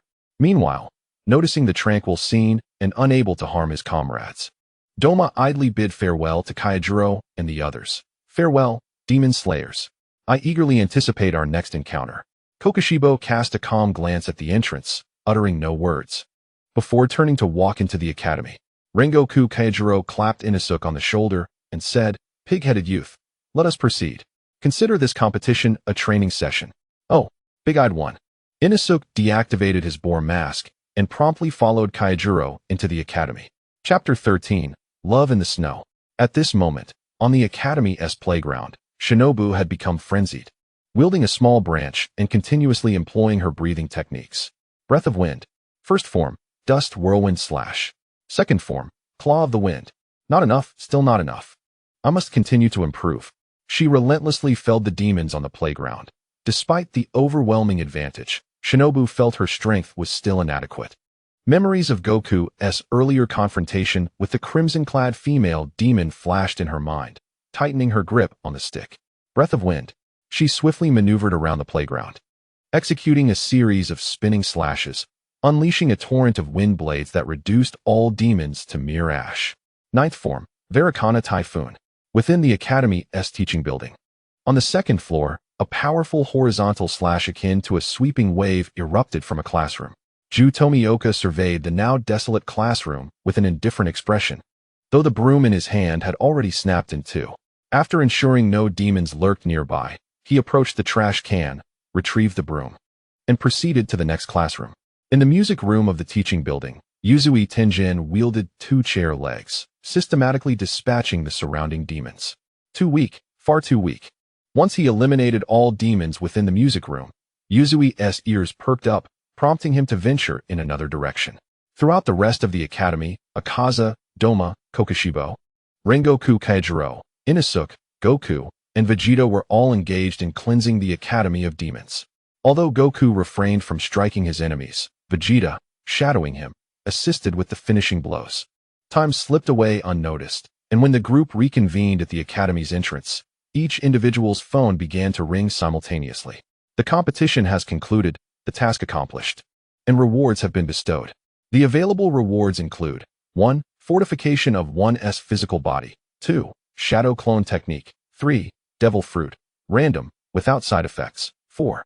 Ramen Ice Pop inspired by Jiraiya's dual technique, chakra free. 5. Power of the Ghoul. 6. Resurrection. 7. Sharingan. 8. A randomly selected Sun Wheel Blade. 9. Inversion Technique. 10. Comprehensive Breathing Techniques. 11. Chidori. 12. Six Eyes. 13. Pirate Set. 14. Demon Slayer Set, Side Effect Free Version. 15. Randomly add one member to the team, restricted to selections by Vegeta and Goku, with no duplicates permitted. Goku and the others gazed at the array of rewards on their devices, astonished. Before anyone could thoroughly examine the offerings, Shinra promptly made his selection. Shinra's reward choice, Comprehensive Breathing Techniques. With eyes closed, he absorbed the information flooding into his mind, feeling a profound shock within. Rengoku Kaijiro, intrigued by Shinra's choice, stepped forward to inquire, "Shinra, what does your reward entail?" Upon hearing Kaijiro's question, Shinra opened his eyes, a smirk playing on his lips. He did not respond immediately, but instead walked to a nearby tree, picked up a small twig, and executed a swift horizontal slash across the trunk. A strike resembling a blazing flame erupted from the twig, slicing through the tree with ease. Kaijiro's eyes widened in astonishment at this spectacle. "Is this the breath of flames?"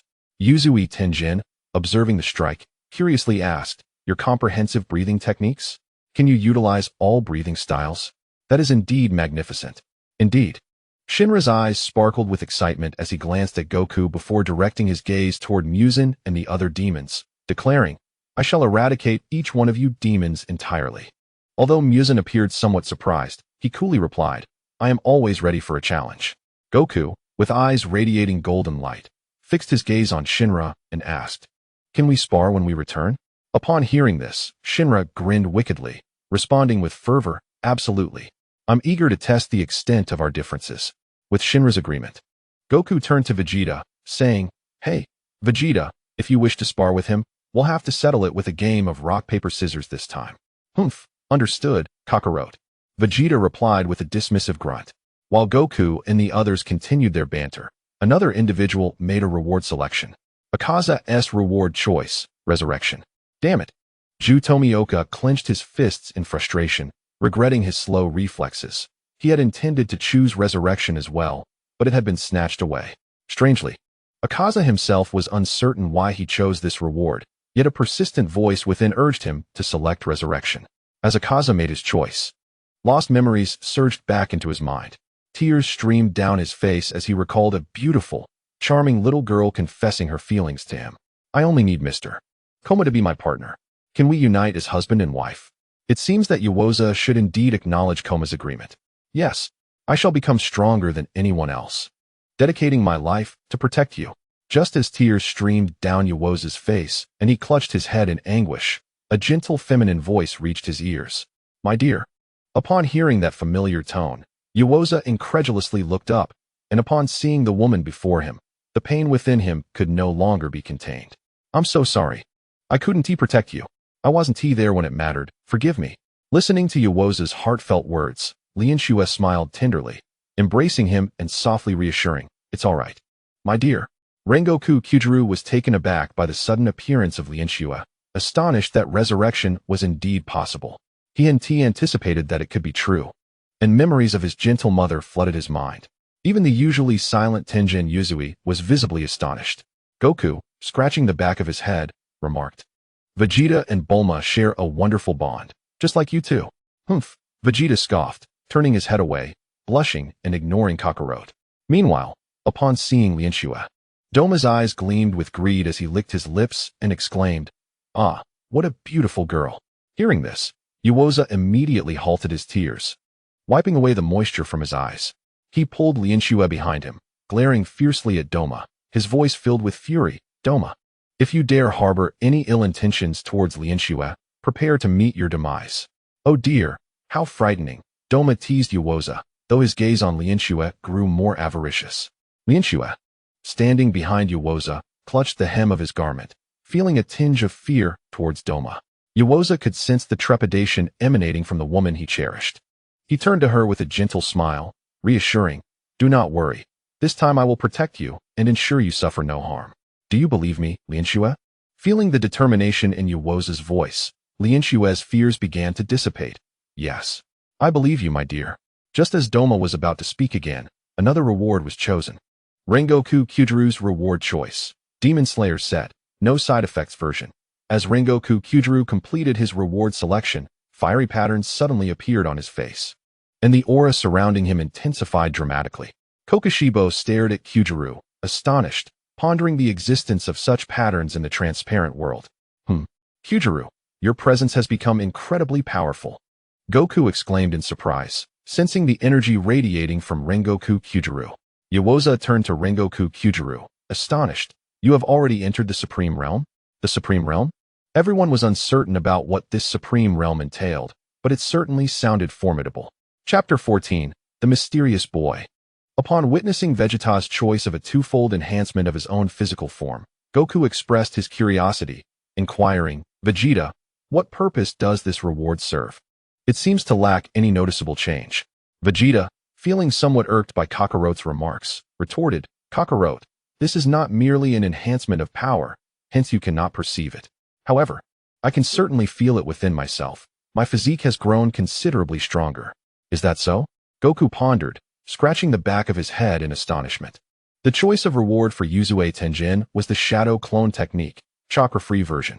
After selecting his reward, a torrent of information regarding the Shadow Clone Technique flooded his mind.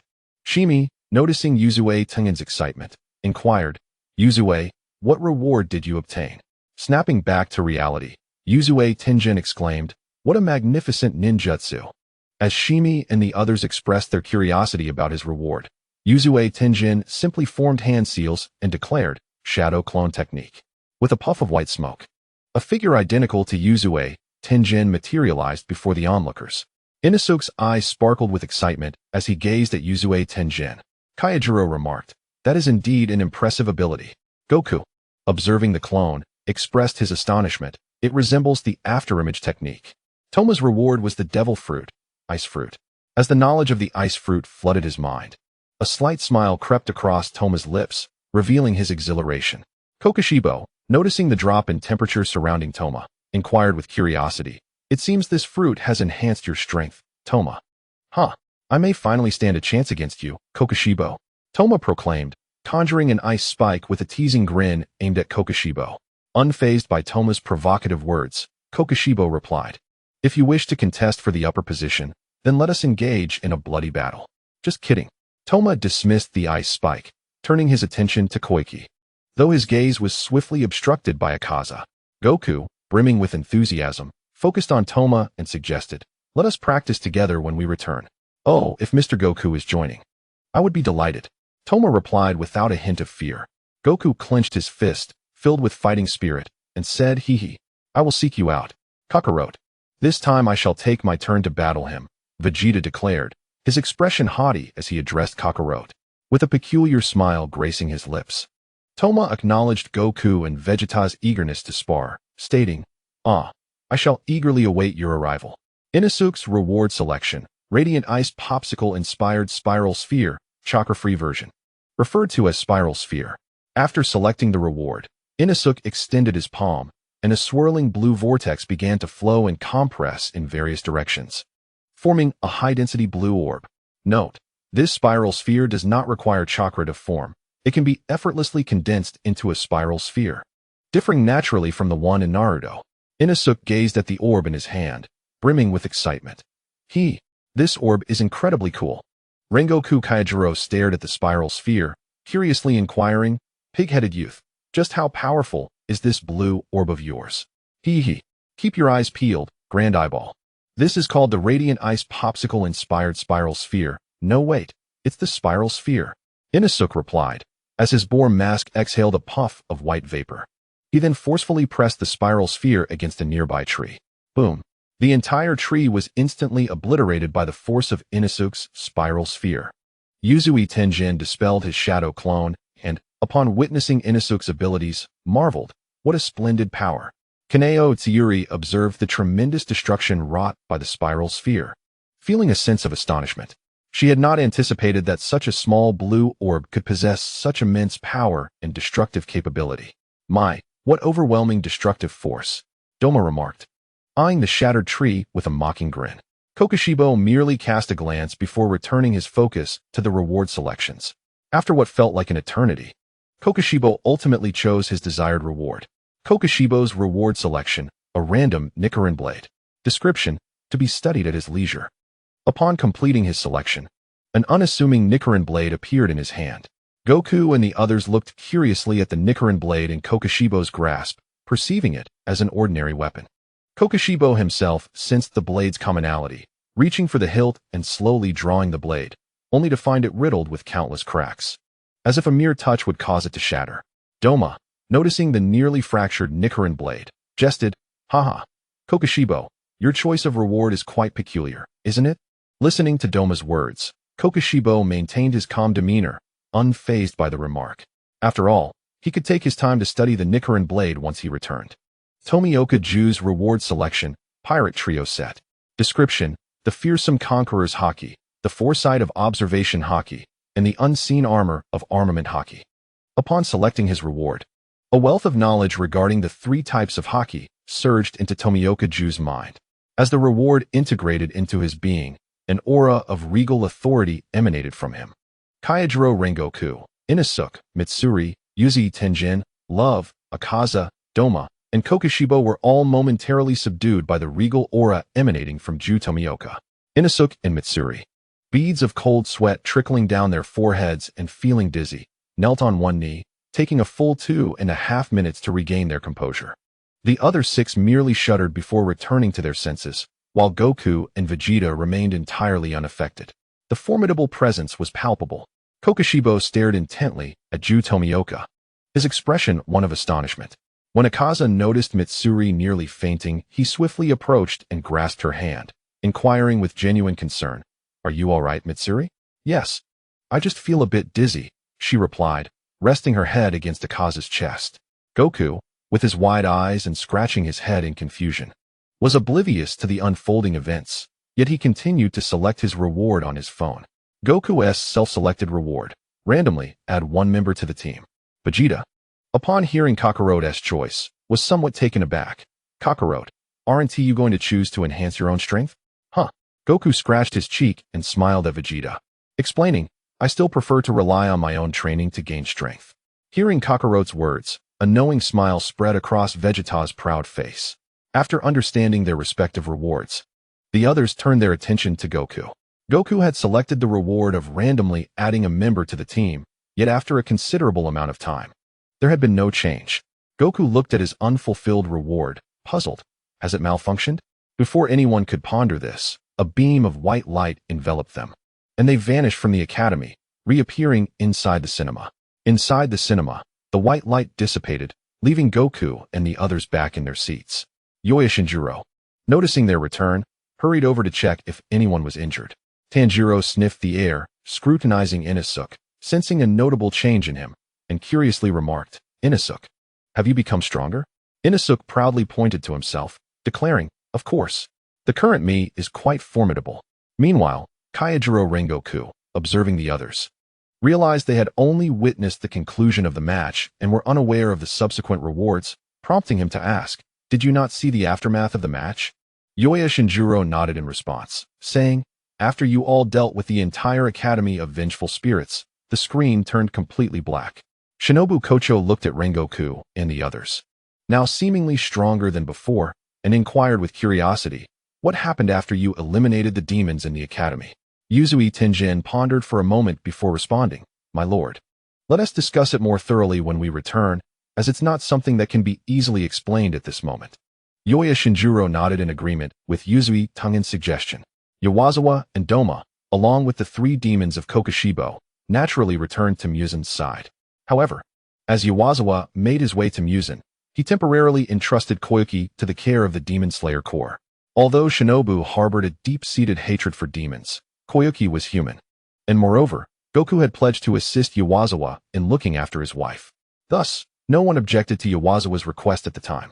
Meanwhile, while the likes of Kanroji Mitsuri and others engaged in casual conversation, and Goku and Vegeta searched for rewards, Muzen sought Yawazawa and the other demons for information.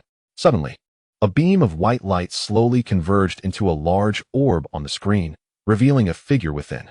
The crowd in the hall naturally noticed this unusual phenomenon, and they all looked up in unison, their gazes fixated on the silhouette. The figure had black hair, a complexion typical of an ordinary person, freckles on his cheeks, and a tattoo on his left arm reading ASC with the S crossed out. Additionally, a purple skull adorned his back, his nose boasted a large white beard, and he wore an orange cowboy hat, with a skull emblem at his waist and a string of red beads around his neck. Chapter 15, Ace. How handsome. Mitsuri's cheeks flushed as she gazed at the man enveloped in white light, her heart racing with excitement. He was simply too attractive. Even the female members of the Demon Slayer Corps felt their hearts flutter upon seeing him. Vegeta stared at the man within the white light and curiously turned to Kakarot, asking, "Could this guy be the new member who will travel with us?" Upon hearing this, Goku scratched the back of his head, uncertainly replying, "I'm not sure, but it seems likely." Just as Goku, Vegeta, and the others resumed their light-hearted chatter, the man surrounded by white light furrowed his brow, soon displaying an expression of intense anger. In an instant, the white light enveloping him was replaced by waves of searing flames. Kanroji Mitsuri and the others, as well as Muzen and the demons, retreated to a safe distance to observe. The man engulfed in flames suddenly recalled a flood of memories within his darkened mind. "I'm sorry, Luffy.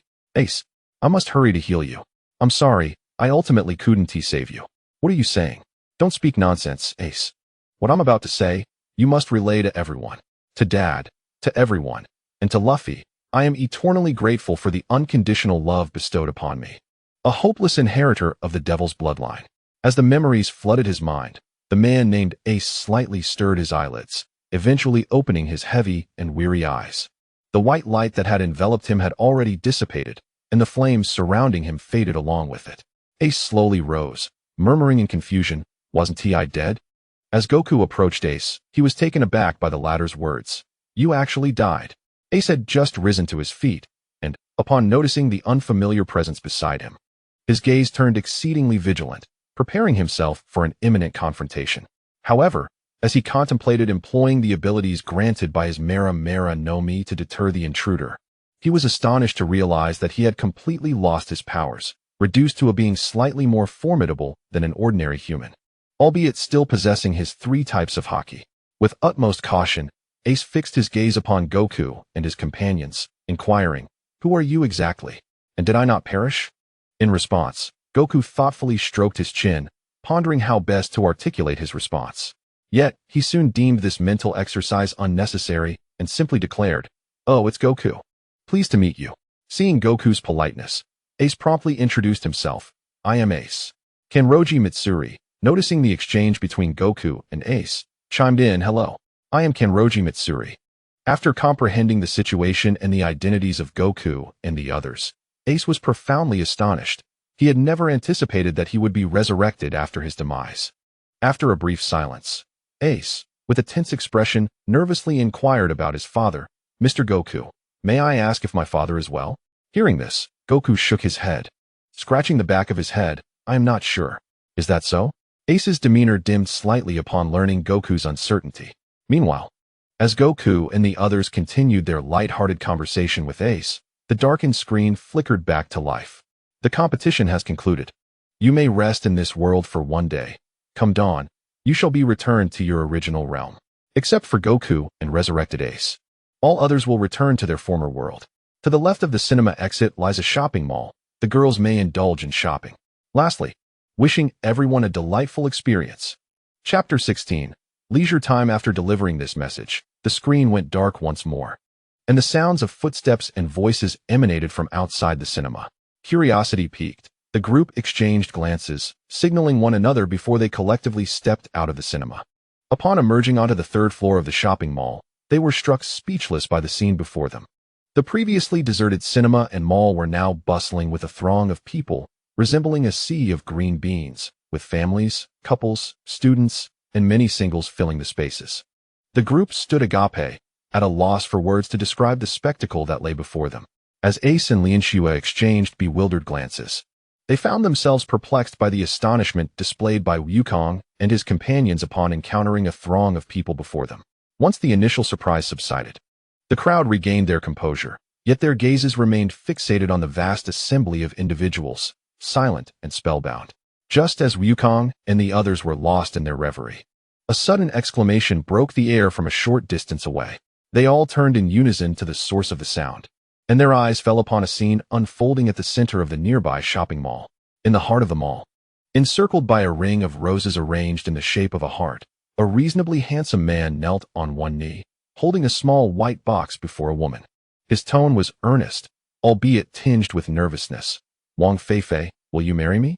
The woman, named Wang Feifei, placed her hands over her mouth in disbelief as she gazed at the man, her eyes shimmering with emotion and astonishment. The surrounding onlookers began to cheer in unison, urging her to accept. "Marry him, marry him, marry him." Overwhelmed by the cacophony of voices, tears of joy streamed down Wang Feifei's cheeks as she trembled slightly, but managed to respond, "I do." Upon hearing her affirmative reply, the man, elated, lifted her into his arms. The crowd erupted in excitement, exclaiming, "Finally, they are together. True love prevails." Watching the blissful declaration unfold from a distance, Yuoza cautiously reached out towards Lianxue, only to have his hand grasped by another. Startled, he turned to find himself locked in a gaze with Lianxue, whose gentle smile warmed his heart. With a rosy complexion, she shyly addressed him, "Dearest." "Wah." Wukong gasped at the sight of Lianxue and Yuoza's intertwined hands. his exclamation startling the others who turned to see what had transpired. Just then, they caught sight of Lianxue and Yuoza's clasped hands. Ihei Shirtana, witnessing this moment, discreetly glanced at Kanroji Mitsuri, who was observing the couple with a mix of envy and excitement. Encouraged by the scene, Shirtana cautiously reached out towards Mitsuri's hand, yet faltered midway. Come on, Shirtana, you are a Hashira. Confess your feelings to the girl you admire. He chided himself, grappling with his hesitation. Vegeta's gaze settled on Shirtana, noting his attempt to grasp the hand of the girl named Mitsuri, only to retreat halfway. Unable to contain himself, Vegeta lamented, as a man. How can you not even muster the courage to hold the hand of your beloved? This is a profound failure. Upon reflecting on this, Vegeta, with an air of haughty disdain, suddenly spoke. The screen has granted us a respite. If we wish to comprehend the preceding events, let us converse leisurely upon our return to the original world tomorrow. What are your thoughts on this, my two companions? After uttering these words, Vegeta directed his gaze towards Muzan and Kanroji Yoya. Kanroji Yoya, comprehending Vegeta's intentions, nodded in agreement without a moment's hesitation. He was acutely aware of Vegeta's thoughts, having observed the recent behavior of Kane. Furthermore, he yearned to spend some quality time with his wife, Kanroji Kane, thus he readily concurred. Conversely, Muzan wore a brooding expression, his icy stare fixed upon Vegeta. Though he maintained an outward calm, his heart seethed with rage. Damn it! First, there was Kaguya, and now this audacious Vegeta alongside that seemingly naive Goku. Cursed be this situation. Coughing to suppress his inner fury, he forced a smile and addressed Vegeta. Of course. I agree. Seeing that Muzan had also acquiesced, Vegeta's lips curled into a smirk as he turned and strode toward the dining hall on the second floor. Goku scratched his head, casting a glance at his comrade Vegeta and then at Muzan and Kanroji Yoya, just as he was about to speak. Vegeta's voice echoed from the staircase. Kakarot, and Ace, what are you two dilly-dallying about? Hurry up and join me for a meal. Goku, feeling the pangs of hunger himself, quickly set aside his thoughts and followed his good friend, Vegeta. Ace, similarly famished after his recent revival, hurried to catch up. Wait for me, slow down, Vegeta. I'm coming. Here I am, Mr. Vegeta. Humph. Hurry up, Kakarot and Ace. My stomach is growling. Coming. Kanroji Yoya, witnessing Goku and the others depart, took hold of his wife and child's hands, turning gently towards the Hashira and the remaining members of the Demon Slayer Corps. The screen has afforded us a break, so let us enjoy a day of leisure here. We shall discuss the remaining matters upon our return. Have fun, everyone. With that, Kanroji Yoya led his wife and children away. Lord Kanroji has left. I shall take my leave as well, remarked Uzui Tenjin, winking at the crowd as he departed with his 3 wives. Shinobu observed Lord Kanroji and his wife, along with Uzui Tenjin and his spouses, and was suddenly reminded of the gentle smile of Kane. Her expression turned melancholy, and even her usually fierce and serious demeanor softened with a hint of sorrow. Resigned, she pulled out her phone from her pocket and began scrolling through videos, but the first clip caused her heart to constrict sharply. The video showcased her brother, Jinya, alongside Michiro and the mournful figure of Kaneo. At this moment, Michiro sacrificed one of his legs, delivering a decisive blow to Kokushibo's midsection. Mitsuri and Jiaomi advanced to administer the finishing strike, while Jinya, despite being cleaved in two, repeatedly uttered words of protection for his comrades, unleashing his final blood demon art to strike Kokushibo. Subsequently, as Mitsuri's blade found its mark in Kokushibo's abdomen, Jiaomi swung his meteor hammer from above.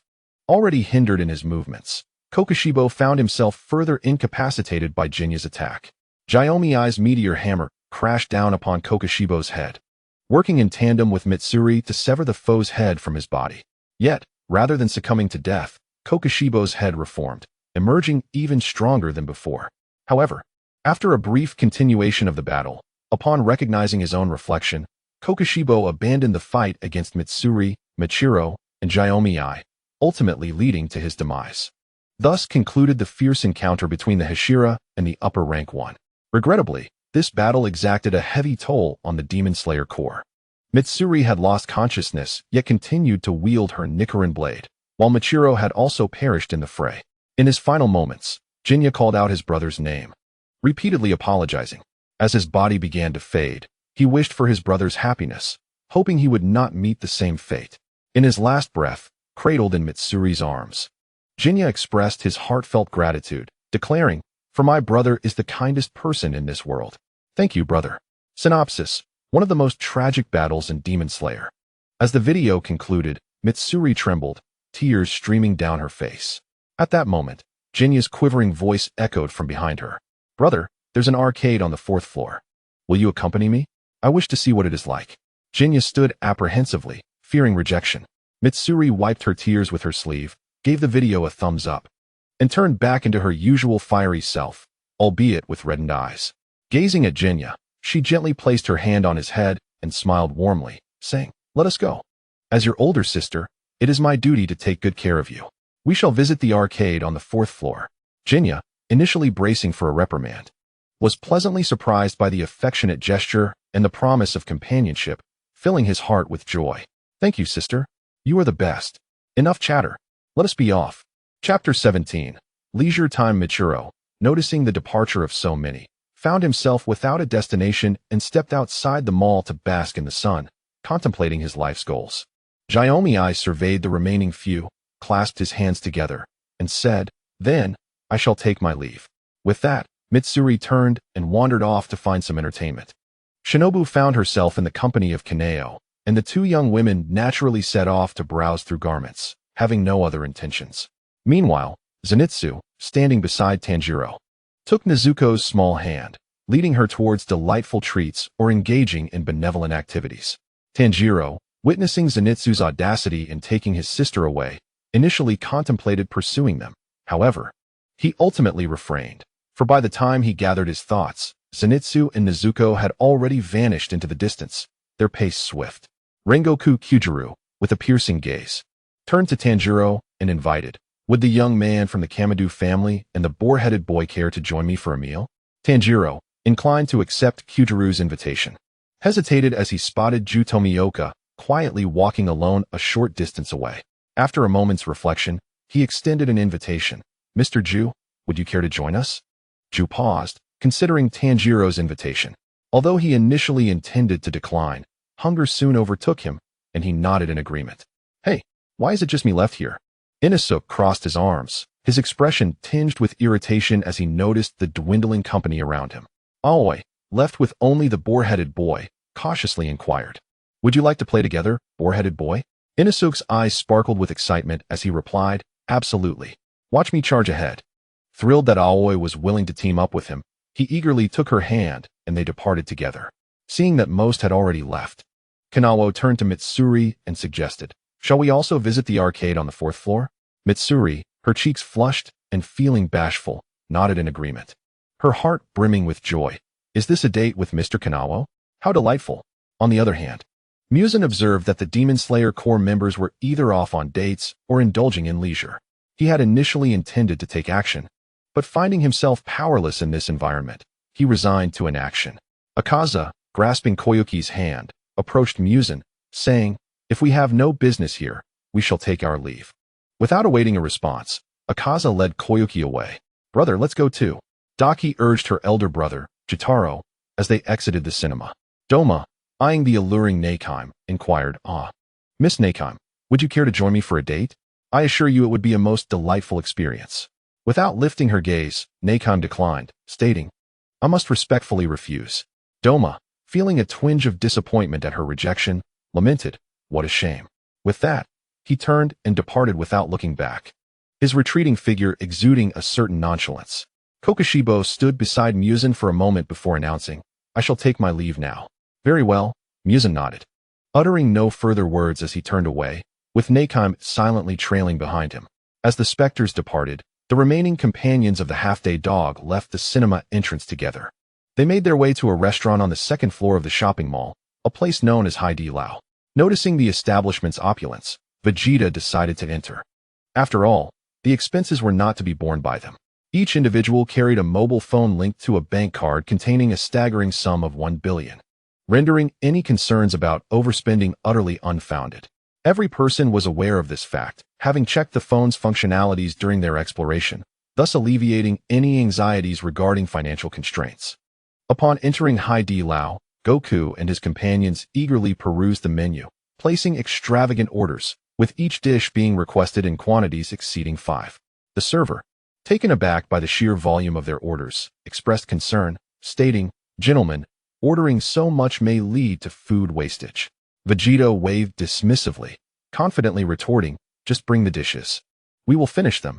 Sensing Vegeta's unwavering assurance, the server ultimately hurried to the front to relay the order.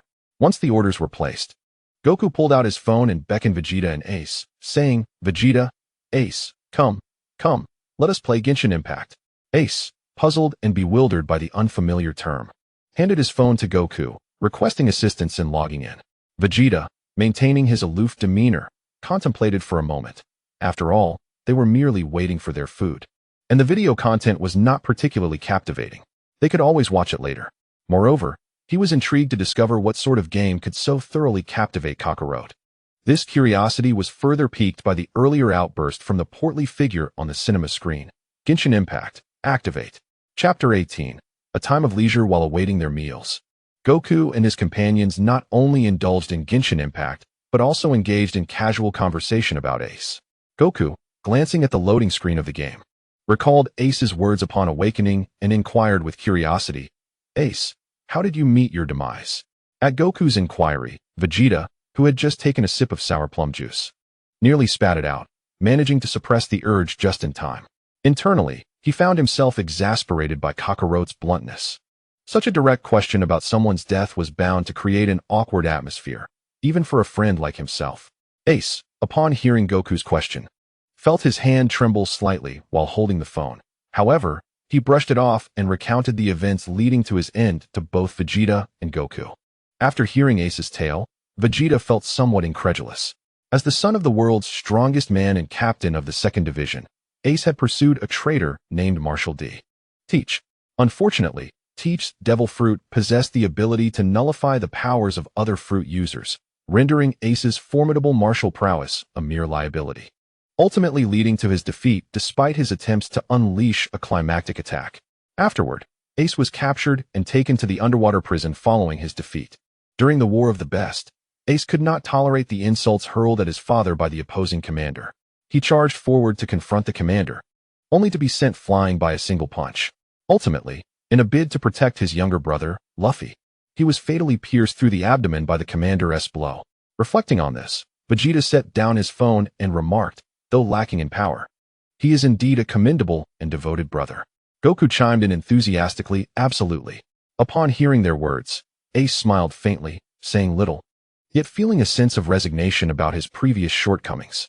Had his strength been greater at that time, the events of the War of the Best may have unfolded differently. In this contemplative silence, Goku joyfully exclaimed, "Let us dive into the game." Vegeta picked up his phone and joined the game as well. Ace cast aside his previous thoughts, dismissing them. Although he no longer possessed the Mera Mera no Mi, being alongside Goku and Vegeta would surely enhance his strength beyond what it had been before. Thus, the trio put their earlier conversations behind them and immersed themselves in Genshin Impact. They lost track of time in the game until a server attendant brought them back to reality, announcing, "Gentlemen, your dishes have all arrived." "Thank you," Goku replied as he put down his phone, ravenously beginning to eat. Seeing Goku indulge, both Vegeta and Ace casually set their phones aside and joined him, devouring their meals with great gusto, disregarding their polished appearances. In less than 2.5 minutes, the three had nearly finished all the dishes they had ordered, drawing astonished glances and hushed murmurs from those around them. "Wow, they finished so quickly. Are they even human? That guy in the orange hat looks so cool even while eating." Goku paid no mind to the astonishment or whispers surrounding him. Instead, he turned his gaze towards Vegeta and Ace's plates, discovering that they still had sushi and grilled meat remaining, his eyes sparkling with excitement. Goku assumed Vegeta and Ace were unable to finish their food. He swiftly snatched the dishes meant for dessert, cheerfully asking, "Vegeta, Ace, are you two done?" Before they could respond, he gobbled up their sushi and grilled meat in one bite. Vegeta and Ace, witnessing this, felt a surge of indignation. They reached for the char siu in Goku's bowl, and in a moment of shock for Goku, they devoured his grilled meat. Goku immediately protested, "Vegeta, Ace, how could you eat my char siu?" To which Vegeta and Ace retorted in unison, "You were the one who ate mine first." With a resounding clap on the table, Ryukan continued, "I thought you all might have lost your appetite." Vegeta and Ace simultaneously rose from their seats, indignantly retorting, "Do we look like we can't eat? How absurd. But aren't we in the same class? That is an entirely different matter." Although Wukong and his companions were unable to unleash their full potential within the confines of the establishment, their inherent aura still radiated power. This formidable presence instilled trepidation in many onlookers, causing the staff at Hadaleo to scurry away in fright, hastily seeking out the manager. Before long, the manager arrived, only to witness the three engaged in a tense standoff, thick with tension. Wiping the cold sweat from his brow, he quickly interjected, "Gentlemen, please refrain from quarreling. Let us diffuse the tension. We are currently preparing sushi, grilled meat, and char siu for you, on the house. How does that sound?" "Oh, my apologies," Wukong exclaimed, beaming as he scratched the back of his head and returned to his seat. Vegeta and Ace followed suit, expressing their gratitude. "My apologies indeed. No trouble at all. I shall head to the kitchen and inform the chefs," the manager replied, rubbing his hands together before swiftly departing.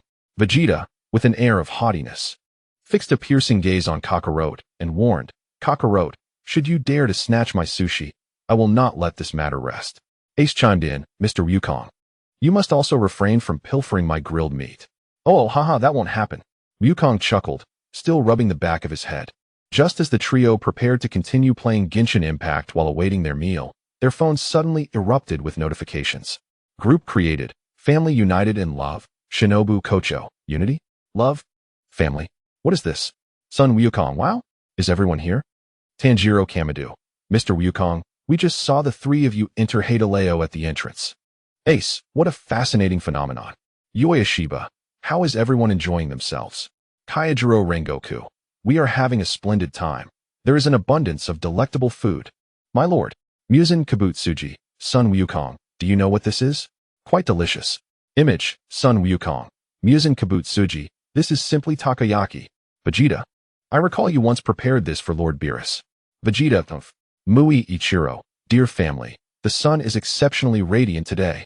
Inosuke, Son Wukong, is this you? Far more handsome than me. Image, a snapshot of Wukong in Ultra Instinct. Vegeta, isn't that Kakarot in Ultra Instinct? Ace, incredible. Stronger than father. As the group gazed at the photo of Wukong in Ultra Instinct shared within the chat, astonishment washed over them. In the primary photograph, Goku not only exudes charm, but also possesses incredible strength, and moreover, this is a visage they have never encountered before. Ace set down his phone, his gaze lingering on Goku, and curiously inquired, "Mr. Goku, what is the Ultra Instinct technique?" Goku also lowered his phone, stroking his chin as he pondered how to elucidate the principles of this Ultra Instinct to Ace. How should I articulate this? Vegeta, noticing Kakarot's struggle to find the words, interjected with a mention of his close companion. Ultra Instinct is the separation of body and consciousness, allowing one's limbs to instinctively sense surrounding dangers, reacting and countering without the need for cerebral thought, as long as one does not dwell on anything. The precision is 100%. Ace listened, somewhat taken aback. Although he did not grasp every detail, he could sense the formidable nature of this Ultra Instinct. Chapter 19, The Gradually Blushing Little Benai. Food has arrived. Just as Goku and the others were engaged in conversation, an elderly gentleman approached their table, bearing a tray. "Wow, finally here," Goku exclaimed as he took the tray from the old man and began to feast heartily. Ace and Vegeta also reached for their favorite dishes, indulging in their meal while simultaneously observing the chatter within their group chat. United and affectionate family, group chat. Inosuke Hashibara, 1, Tanjiro Kamado, 1 Akaza, 1 Rengoku Kejoe. Pighead boy, Tanjiro, you're really fired up. What about that blonde lad? Zenitsu? Zenitsu Agatsuma, I think I'll pass. Rengoku Kaijiro, young man, you must not give up on yourself. Strive to become stronger. Zenitsu Agatsuma, I understand. Uzui Tenjin, family members, can you guess what I just saw? Shinobu Kocho. Yoshiyuki Kenroji, what is it, Uzui? Uzui Tenjin, a picture, little Benai and Kenroji are together, trying to operate that claw machine. Yoshiyuki Kenroji, what a heartwarming scene. Uzui Tenjin initiated a video call. Several members entered the chat. At that moment, in the 4th floor arcade, at the claw machine station, Ihei Little Benai and Kenroji Mitsuri were diligently observing how the couple in front of them played the claw machine, completely oblivious to the group chat and the fact that Uzui Tenjin was covertly capturing their date. Cobain scrutinized the claw machine technique of the man before him with his left eye. Step 1. Maneuver the joystick over the desired plush toy. Step 2. Swiftly shake the joystick in a 360-degree motion, exaggerating the claw's arc. Step 3. Take the plunge. As Cobain observed the man's method, he thought to himself how deceptively simple it appeared. However, at that moment, the claw within the machine descended in a perfect 360-degree arc, seizing a remarkably astute-looking husky plush. Yet, in the next instant, the clever husky tumbled back into the sea of stuffed toys. Bang!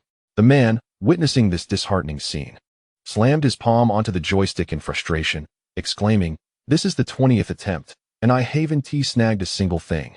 To hell with this." With a flushed face, he took his girlfriend's hand and turned away, not looking back.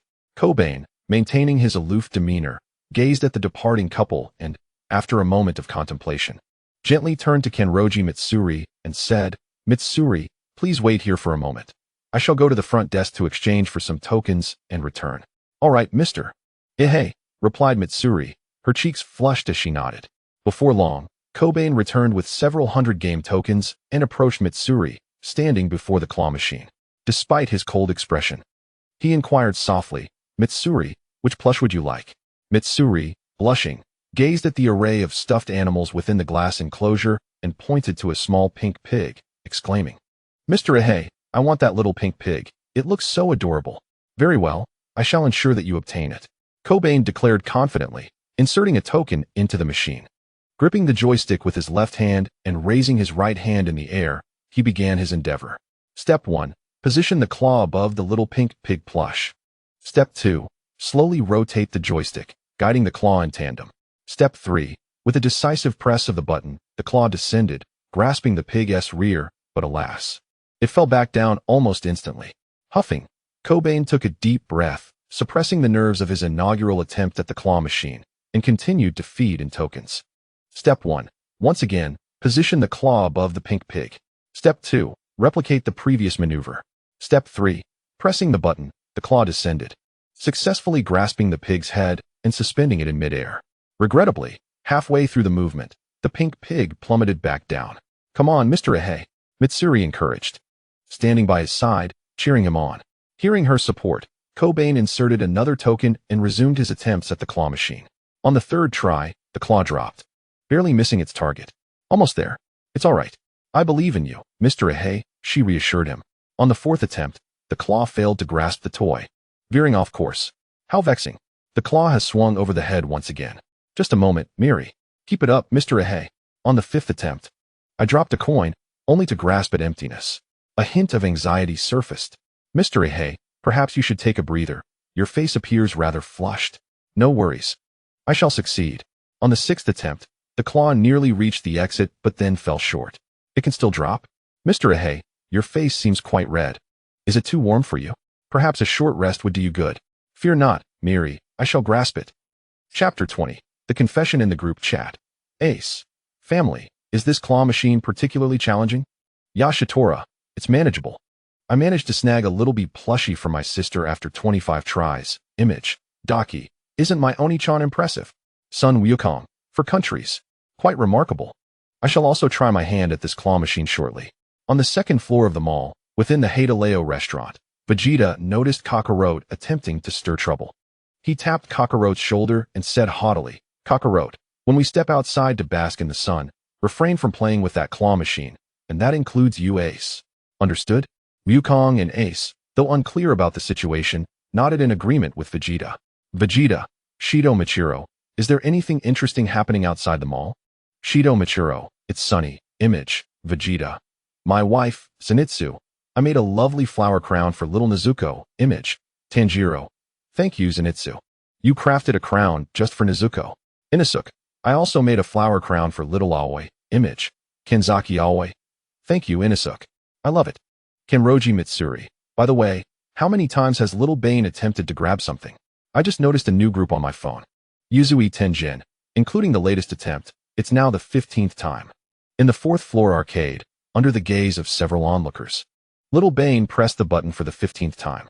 In the next moment, the claw spun 360 degrees and swiftly descended toward the little pink pig. It deftly grasped the pig's body, securing its limbs, and then hoisted it upward. The little pink pig remained steady, suspended above the exit. Click!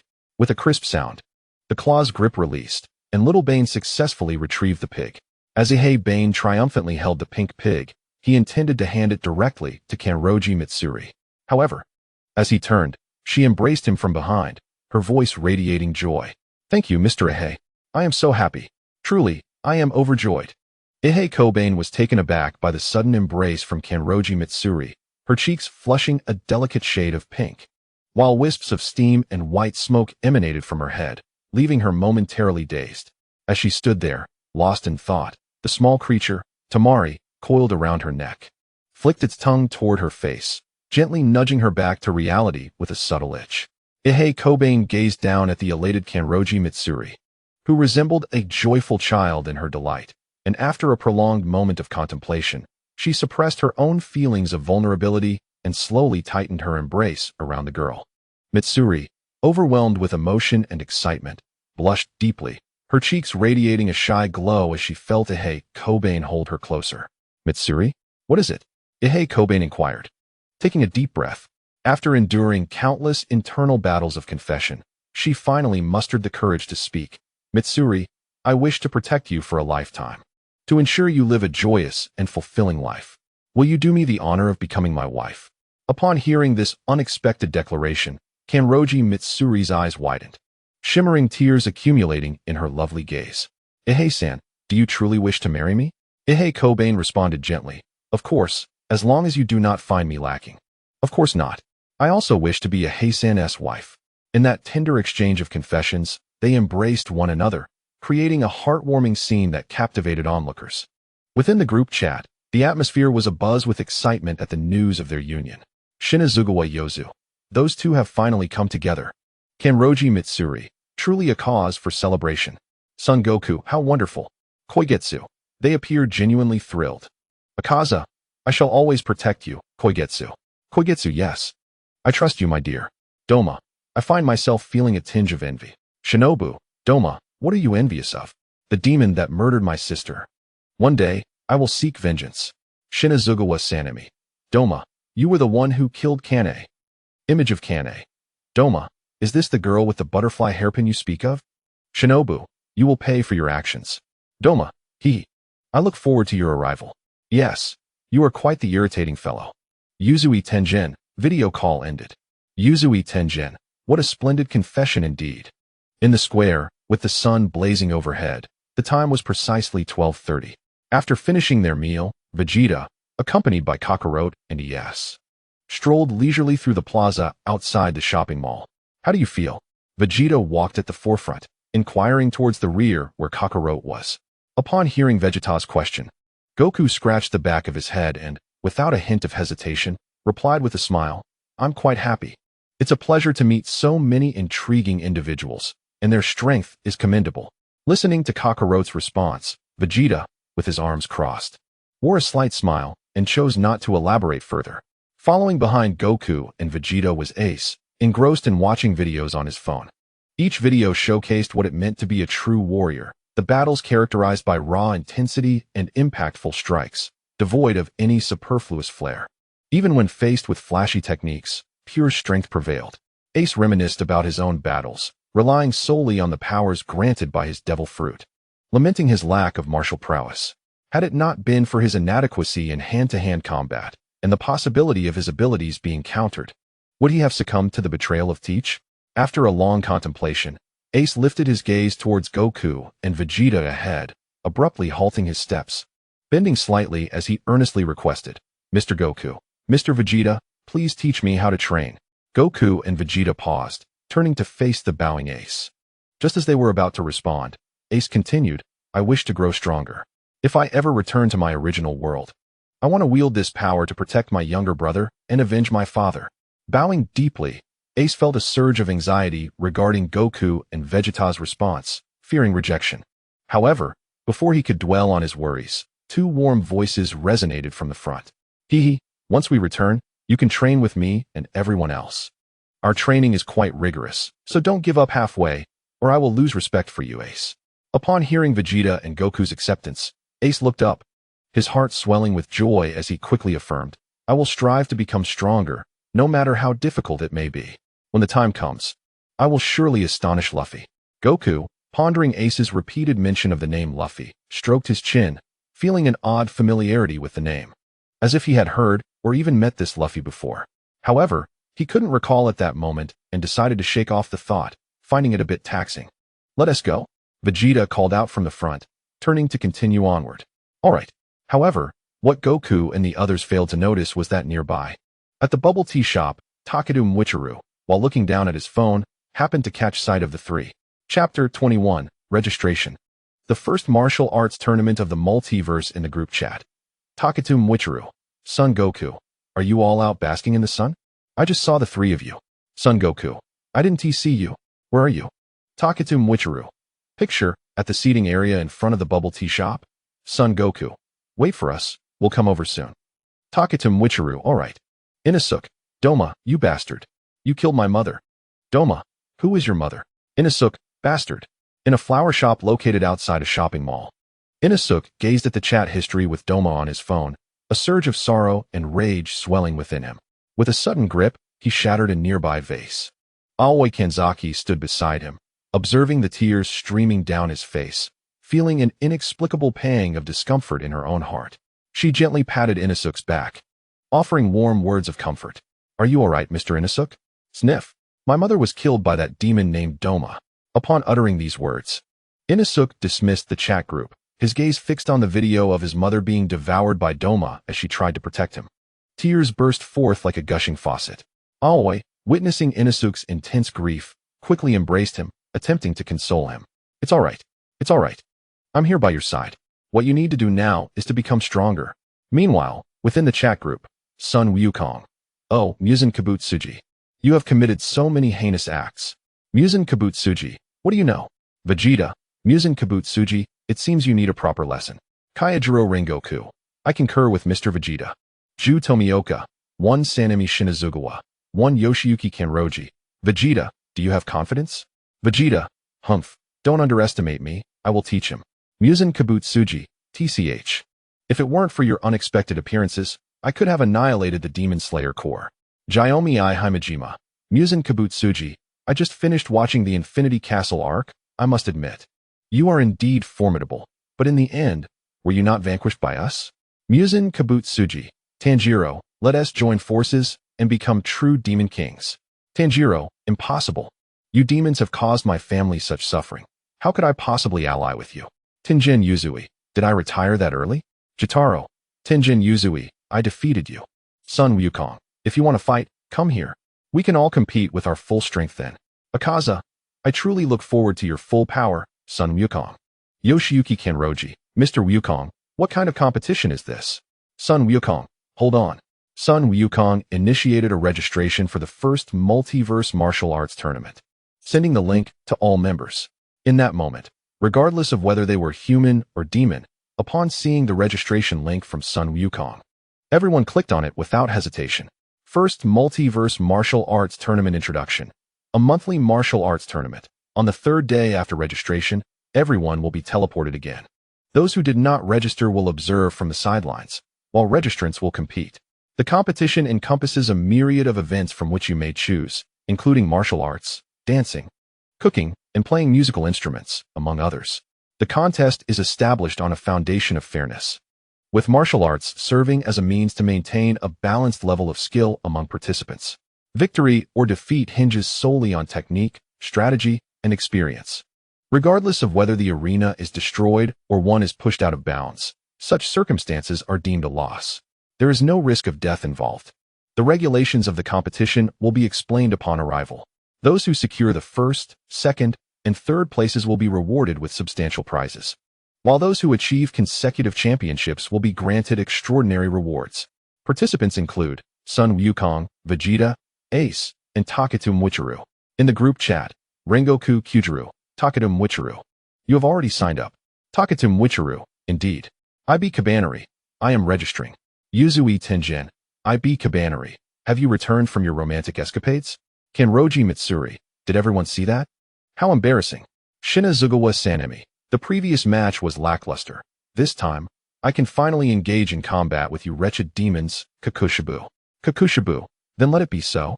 Doma, I am quite looking forward to it. Inosuke, Doma, just you wait. I shall knock your teeth out. Doma, oh ho ho, come forth, adorable little piggy. Daki Jitaro, this event, the first comprehensive martial arts tournament, is bound to be most entertaining. Kanamitsu Kumii, everyone, ensure you train diligently for 3 days, when the time comes. Be prepared for the competition. Representatives of the Demon Slayer Corps, understood. Vegeta turned to his companion Kakarot, inquiring, let us see how I shall defeat you this time. Kakarot beamed with enthusiasm as he gazed at Vegeta. Takatu Mwichiru suddenly addressed Kakarot, asking, may I train with you all when the time comes? Kakarot, slightly taken aback, chuckled and replied, of course. Chapter 22, Version T0, indeed terrifying. Would you like something to drink? Ace glanced at a nearby milk tea shop before turning to his companions. Kakarot and the others. Takatu Mwichiru pondered for a moment and responded, anything is fine. Ace, hearing this, turned to Vegeta and Kakarot. Kakarot stroked his chin, considering for a moment before saying, anything is fine. Vegeta also nodded arrogantly at Ace, indicating his indifference. With this, Ace nodded and proceeded to purchase milk tea. Takatu Mwichiru gazed upward at the azure sky, though the glaring sun was somewhat overwhelming. On the 4th floor of the mall, in the arcade, Shinazugawa Sanemi and his brother, Yamaji, engaged in numerous games, including shooting zombies, car racing, and street dancing, though their attempts at dancing were rather clumsy and unattractive. Schwami glanced at his elder brother, Shimi, and shyly remarked, I need to use the restroom. To which Shimi replied with a nonchalant nod, somewhat exasperated. After all, they were not in a perilous world and had no reason to fear any dangers. Once Schwami left for the restroom, Shimi took a seat and pulled out his phone to peruse a video app. However, his actions of holding the phone resembled that of taking a photograph. Just as a pair of sisters passed by him, unnoticed by Shimi. Though Shimi remained oblivious to the two women, they, on the other hand, were acutely aware of him, particularly the device in his hand. Misinterpreting Shimi's intent as an attempt to surreptitiously capture their image, one of the sisters, rather plump and unremarkable in appearance, approached Shimi with a disdainful glare, accusing him, how dare you take clandestine photos of us here? Shimi was taken aback by the sudden confrontation, momentarily at a loss for words. Before he could respond, another sister, tall and slender with an ordinary visage, followed closely behind the first and, looking down at Shimi, mockingly retorted, you're so unattractive yet you dare to photograph us? How pathetic. Shimi, still reeling from the initial accusation, was further provoked by the tall girl's ridicule. His forehead throbbed with indignation, and he thought, what is this madness? Are they seeking a quarrel, or do they have some ulterior motive? The two women, noticing Shimi's agitation, surveyed the crowd around them and feigned a pitiful demeanor, continuing their tirade. What's the matter? You think you can take our pictures and just walk away? Shimi, exasperated, regarded the pair with a look of disbelief, contemplating whether they were indeed seeking trouble. Ignoring their shouts, he turned to leave. However, just as he was about to exit, the tall sister, incensed by his dismissal, stepped forward and grasped his arm, exclaiming, how can you leave? You can't just walk away after taking our pictures. The plump sister chimed in, exactly. You can't just leave like that. I've not photographed either of you, so what exactly do you want? Shimi retorted, shaking off the grip on his arm, his expression fierce and irritated. Hey, you dare to act so aggressively after taking our pictures? Show me your phone, or I'll call the police. The plump sister demanded. The tall sister added, if you didn't take our photos, then why are you trying to leave? You must have something to hide. Shimi erupted with a string of profanities, his eyes bloodshot and his tone menacing. He warned, you cannot inspect my phone. It's absurd. Why would I bother taking pictures if I had time to converse with two individuals clearly lacking in intellect? While I refrain from striking women, do not provoke me. With that, Nishikawa Shimi turned to leave, devoid of any inclination to continue his playful banter with Genmi, feeling only a sense of misfortune enveloping him. However, the two girls, undeterred by Shimi's warning, displayed no sign of fear. Instead, they grew emboldened, convinced that Shimi had indeed surreptitiously captured their images and was now attempting to flee. Resolute in their pursuit, they swiftly grasped Shimi's arm once more. Before he could unleash his fury, they feigned distress, crying out, help, help. Someone has been sick enough to take pictures of us, and now he thinks he can escape. The bystanders were drawn to the commotion, converging to witness the unfolding drama. Some sought clarification, while others began to point and gesture at Shimi, their excitement palpable. This young man is rather decent looking. Why would he resort to such behavior? Indeed, he appears quite presentable, yet he is a pervert who invades women's privacy. That cannot be the case. Could it not be that the girls are misinterpreting his actions? Nonsense. If he had not taken any pictures, why would he refuse to let them examine his phone? His demeanor betrays his guilt. Exactly. With his dyed white hair and facial scars, he surely has a history behind bars. As Shimi turned to face the crowd, he found them pointing and whispering. The two girls regarding him with disdainful smirks. An overwhelming impulse surged within him to confront them directly, suppressing his anger. Shimi's gaze turned icy as he regarded the girls before him, speaking slowly, "Then let us summon the police." Seeing Shimi's obstinacy, the girls promptly seized their phones to report the incident. The onlookers, witnessing this exchange, resumed their animated discussions about Shimi. Could it be that this young man truly did not take any pictures of them? Wouldn't it be simple to ascertain if someone just asked to see his phone? If you're so confident, why not go ahead and do it? Don't just talk. Those girls have already called for help. Why is he still so protective of his phone? You lot. You have no grasp of the situation, yet you bark like dogs. This young man, despite the girl's report, still seems oblivious to the predicament. Indeed, in these times of rampant perversion and misconduct, it's wise for young women to remain vigilant.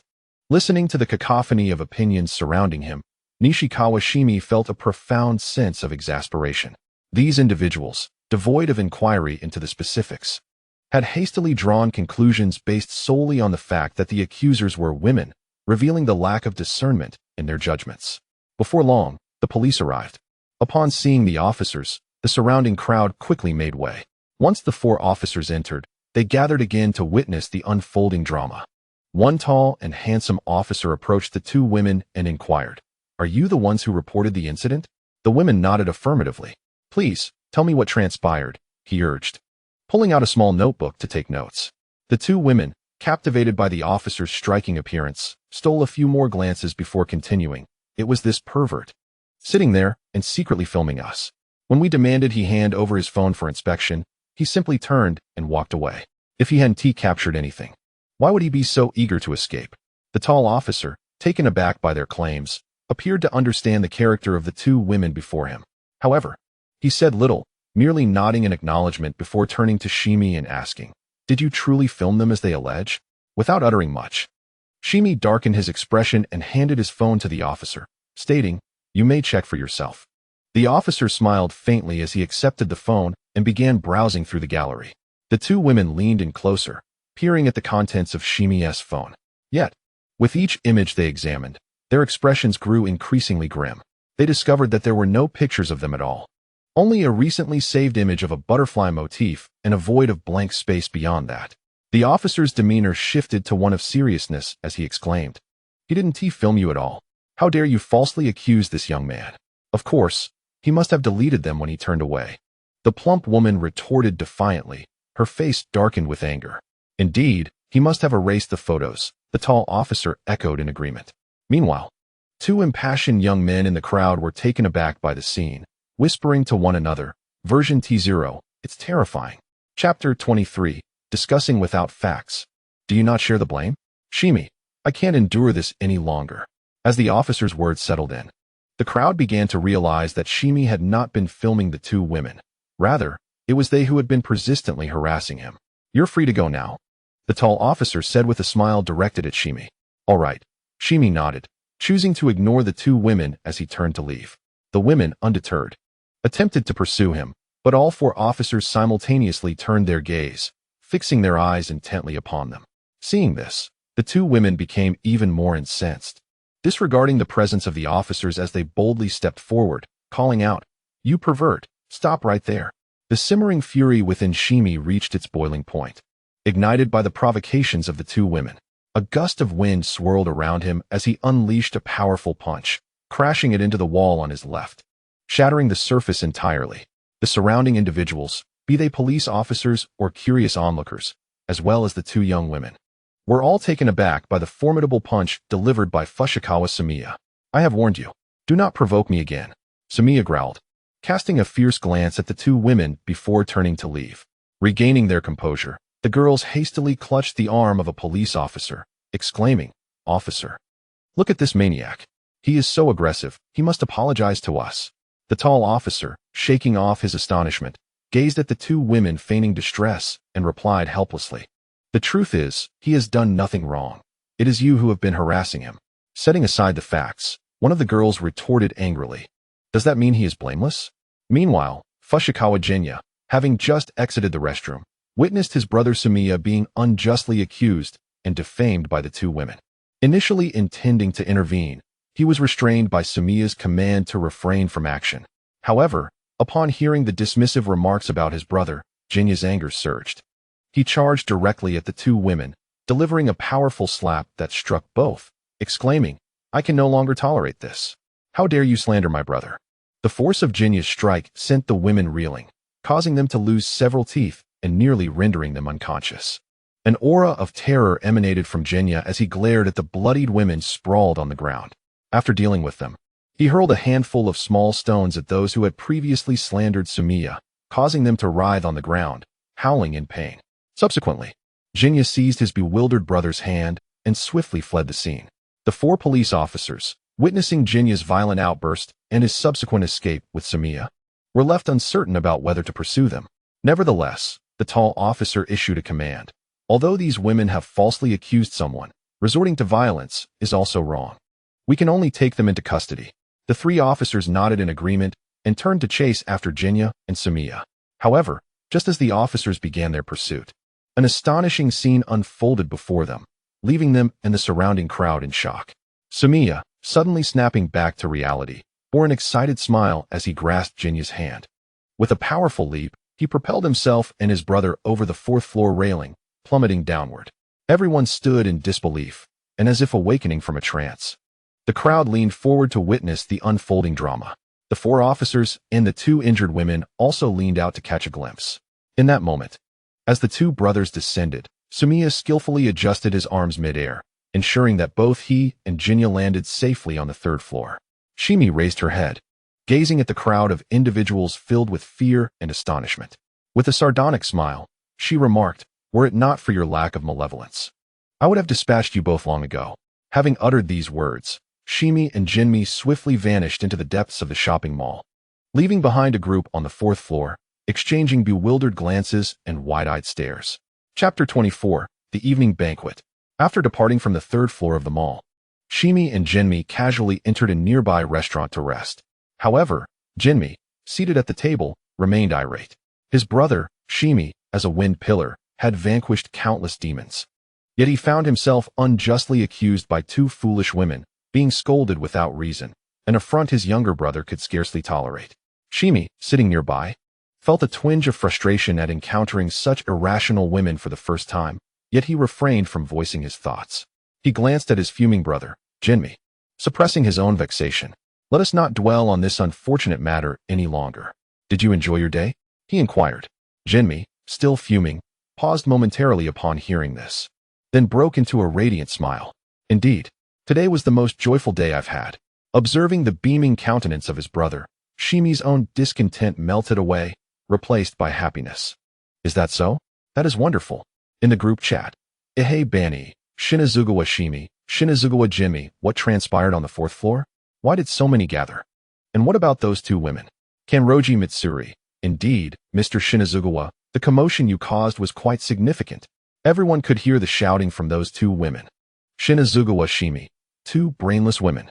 They accused me of secretly photographing them, and when I asked for the authorities to check my phone, it revealed no pictures.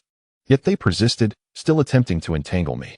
Shinazugawa Jinmi, "Then I struck them, and the facts cleared my brother's name, yet they continued to disregard the truth. How could I possibly endure this? Ace, this." Doma, Shinazugawa Shimi, "Do you require my assistance in dealing with those two women?"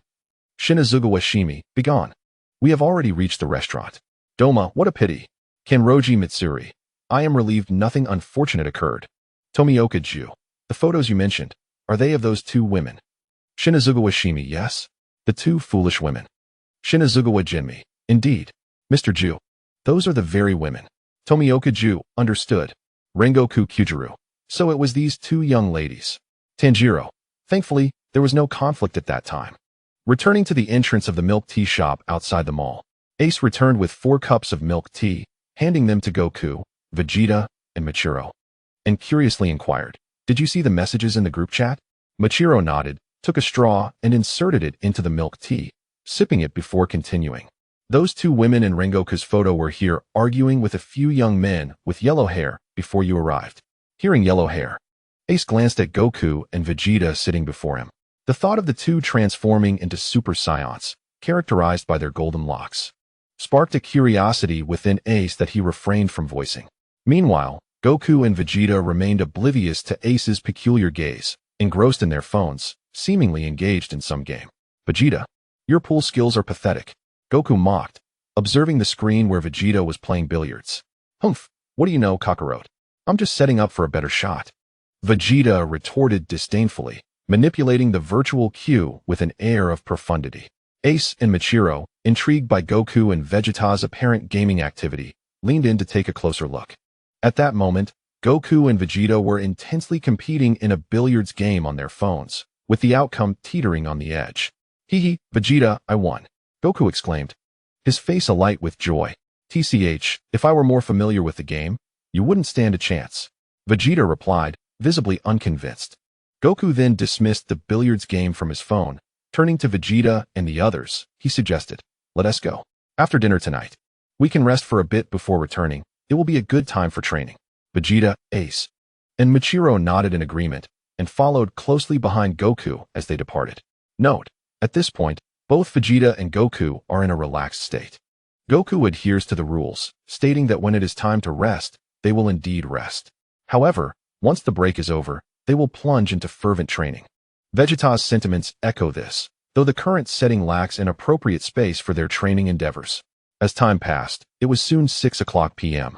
Throughout the afternoon, everyone indulged in their own pursuits, whether it be dates, shopping, dining, or leisurely activities. Meanwhile, on the 10th floor of a grand hotel, in the presidential suite, Goku, noticing that others had yet to arrive, took out his phone to send a message in the group chat. "Group chat, Goku, it's evening, everyone. Shall we gather for dinner? Where are you all? Sending location. Yazawa from the clinic. I'm on my way. Please hold on, Mr. Goku. Kabutsuji Musen. I'm almost there.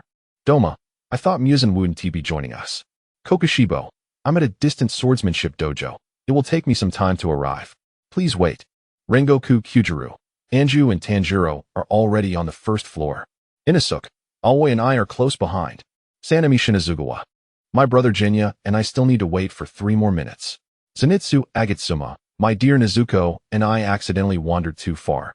It will take us a little more time to arrive. Jiomi Ihimajima, Mitsuri, and I will soon reach the hotel. Yuzui Tenjin, haha. It seems I am the first to arrive.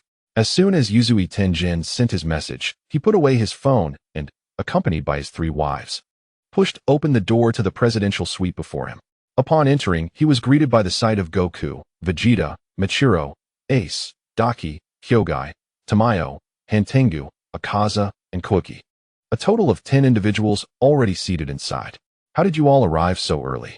Yuzui Tenjin asked, somewhat astonished. I happened to run into Mr. Goku and the others on the way, Hantengu explained, still a bit timid in his demeanor. Come on in, Tenjin. Goku cheerfully beckoned, waving his hand toward the bewildered Yuzui Tenjin at the entrance. Nodding in acknowledgement without further ado, Tenjin, alongside his 3 wives, settled into an empty seat beside Michiro. Thus began the lengthy waiting period among Goku and the others. Unbeknownst to them, high above in a towering structure within this world, a sudden distortion in space occurred, tearing the air open as if by an invisible claw.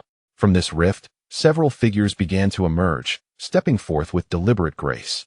If Tanjiro and his companions were to witness these inexplicable apparitions, they would undoubtedly be astonished, for these figures bore an uncanny resemblance to them, albeit with differing appearances. Chapter 25. The Peace Agreement. After a prolonged wait of nearly half an hour, the majority of the group had finally gathered within the restaurant's private room. My sincerest apologies for keeping you waiting. Yose from the production house surveyed the surroundings and expressed his regret. Hee, no worries. Goku replied with a cheerful wave of his hand, appearing entirely unconcerned. We're returning tomorrow.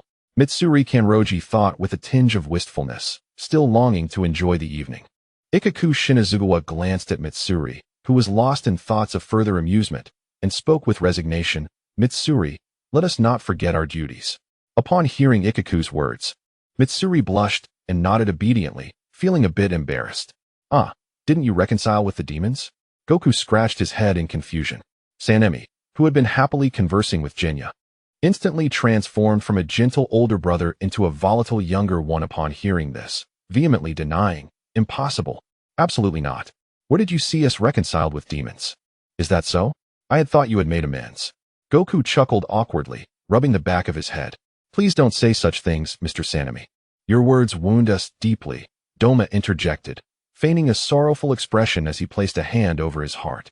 "We're not that familiar," Sanemi retorted brusquely, his irritation palpable. Muzan sat idly, a newspaper in hand, crossing his legs with an impassive expression. He cast a fleeting glance at Son Wukong and Vegeta before his gaze settled on his own successor, the House of Childbirth, Yozei. After a moment of contemplation, he finally spoke. "What do you think about signing a peace treaty, Yozei? What?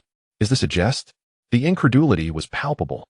The esteemed Muzan wishes to sign a peace treaty with humans? This is truly beyond belief. What trickery do you fiends intend to employ? Master, forgive my candor, but Muzan's words cannot be trusted. I concur with Lord Muzan's proposal. The members of the Demon Slayer Corps and the Upper Moons were taken aback. They never anticipated such a move from Muzan. Yozei was equally astonished, utterly bewildered by Muzan's intentions. However, upon glancing around and spotting Wukong and Vegeta, clarity began to dawn upon him. Yet, curiosity compelled him to inquire, "What prompts you to seek this peace treaty with us, Muzan Kibutsuji?" Muzan fixated on Yozei with an inscrutable expression, a slight smirk gracing his lips as he neatly folded the newspaper and placed it on the table. He spoke slowly. "If this treaty is signed, I shall eradicate all demons below the Upper Moons, ceasing to be a nuisance to you. As for the Upper Moons..." Before he could elaborate, Yozei interjected. "Is it because Mr. Wukong and Mr. Vegeta are present that you wish to sign this so-called peace treaty?" "Indeed." Muzan elegantly lifted a teacup from the table, savoring a delicate sip before placing it down, his smile widening. "One of the reasons is indeed Son Wukong and Vegeta. But there is another layer to my motives." "What reason might that be?" Yozei inquired, returning the smile. Muzan's expression remained serene as he continued. "I am particularly intrigued by the competitive event, as well as the highly anticipated cross-universe martial arts tournament. Surely, you two are eager for it? The prize I desire most is the ability to withstand sunlight." "Really?" Wukong, fiddling with his teacup, looked at the suddenly animated Muzan, perplexed by his unexpected enthusiasm. Was it truly just for the purpose of overcoming sunlight? Yozei shared in the confusion. Muzan abruptly rose, arms raised high in exhilaration, exclaiming, "Indeed, I have experienced life under the sun and no longer wish to dwell in darkness. I yearn to run freely across the grassy plains. Hence I wish to thoroughly study how to win the forthcoming competition. I do not wish to expend any thoughts on you." Yozei stroked his chin, pondering the veracity of Muzan's words, while the Hashira remained silent, contemplating the matter. Indeed, Muzan was correct. The allure of the tournament's rewards lay not in enhancing their powers, but rather in the resurrection reward. Each of them harbored someone they longed to bring back. Yet, the peace treaty proposed by Muzan remained nothing more than mere words, utterly untrustworthy. "Rest assured, for I am here.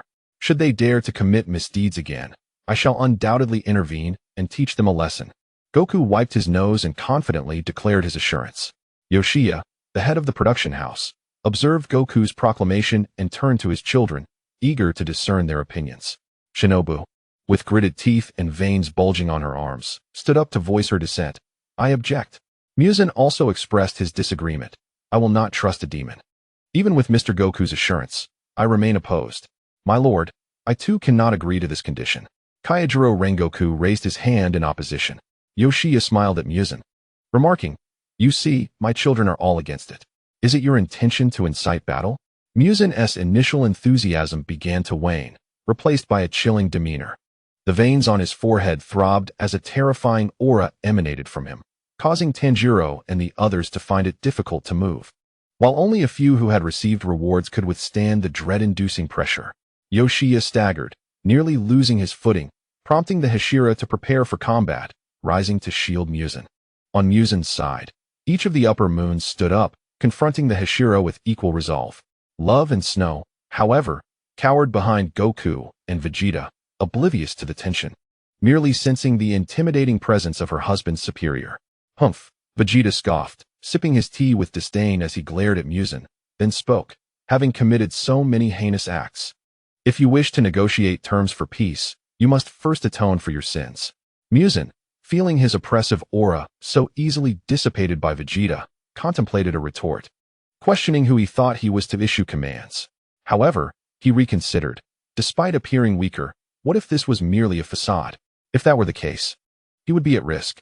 Suppressing his irritation, Muzin inquired of Vegeta, "How must I atone?" Vegeta, with a haughty expression, remained silent and gestured toward Uchiha and the others. Muzin promptly comprehended, turning with evident displeasure, yet addressed Uchiha and his companions. "I admit my previous wrongdoings. I apologize. What must I do to sign this peace agreement with you?" Uchiha and his companions snapped back to reality from Muzin's oppressive presence, glancing at Goku and Vegeta, before locking eyes once more with Muzin and the demons. In truth, Uchiha and the others were acutely aware that had it not been for Goku and Vegeta's arrival, Kaijiro would have perished. Although they triumphed over the demons, the cost was dire. Most importantly, had Muzin led the upper moons in a coordinated assault at that moment, the Demon Slayer Corps would have faced defeat, potentially resulting in total annihilation. Uchiha and the others remained silent, each grappling internally, utterly unable to accept an alliance with the malevolent demons. Goku rose, suddenly proclaiming, "The path to atonement for you demons is rather straightforward.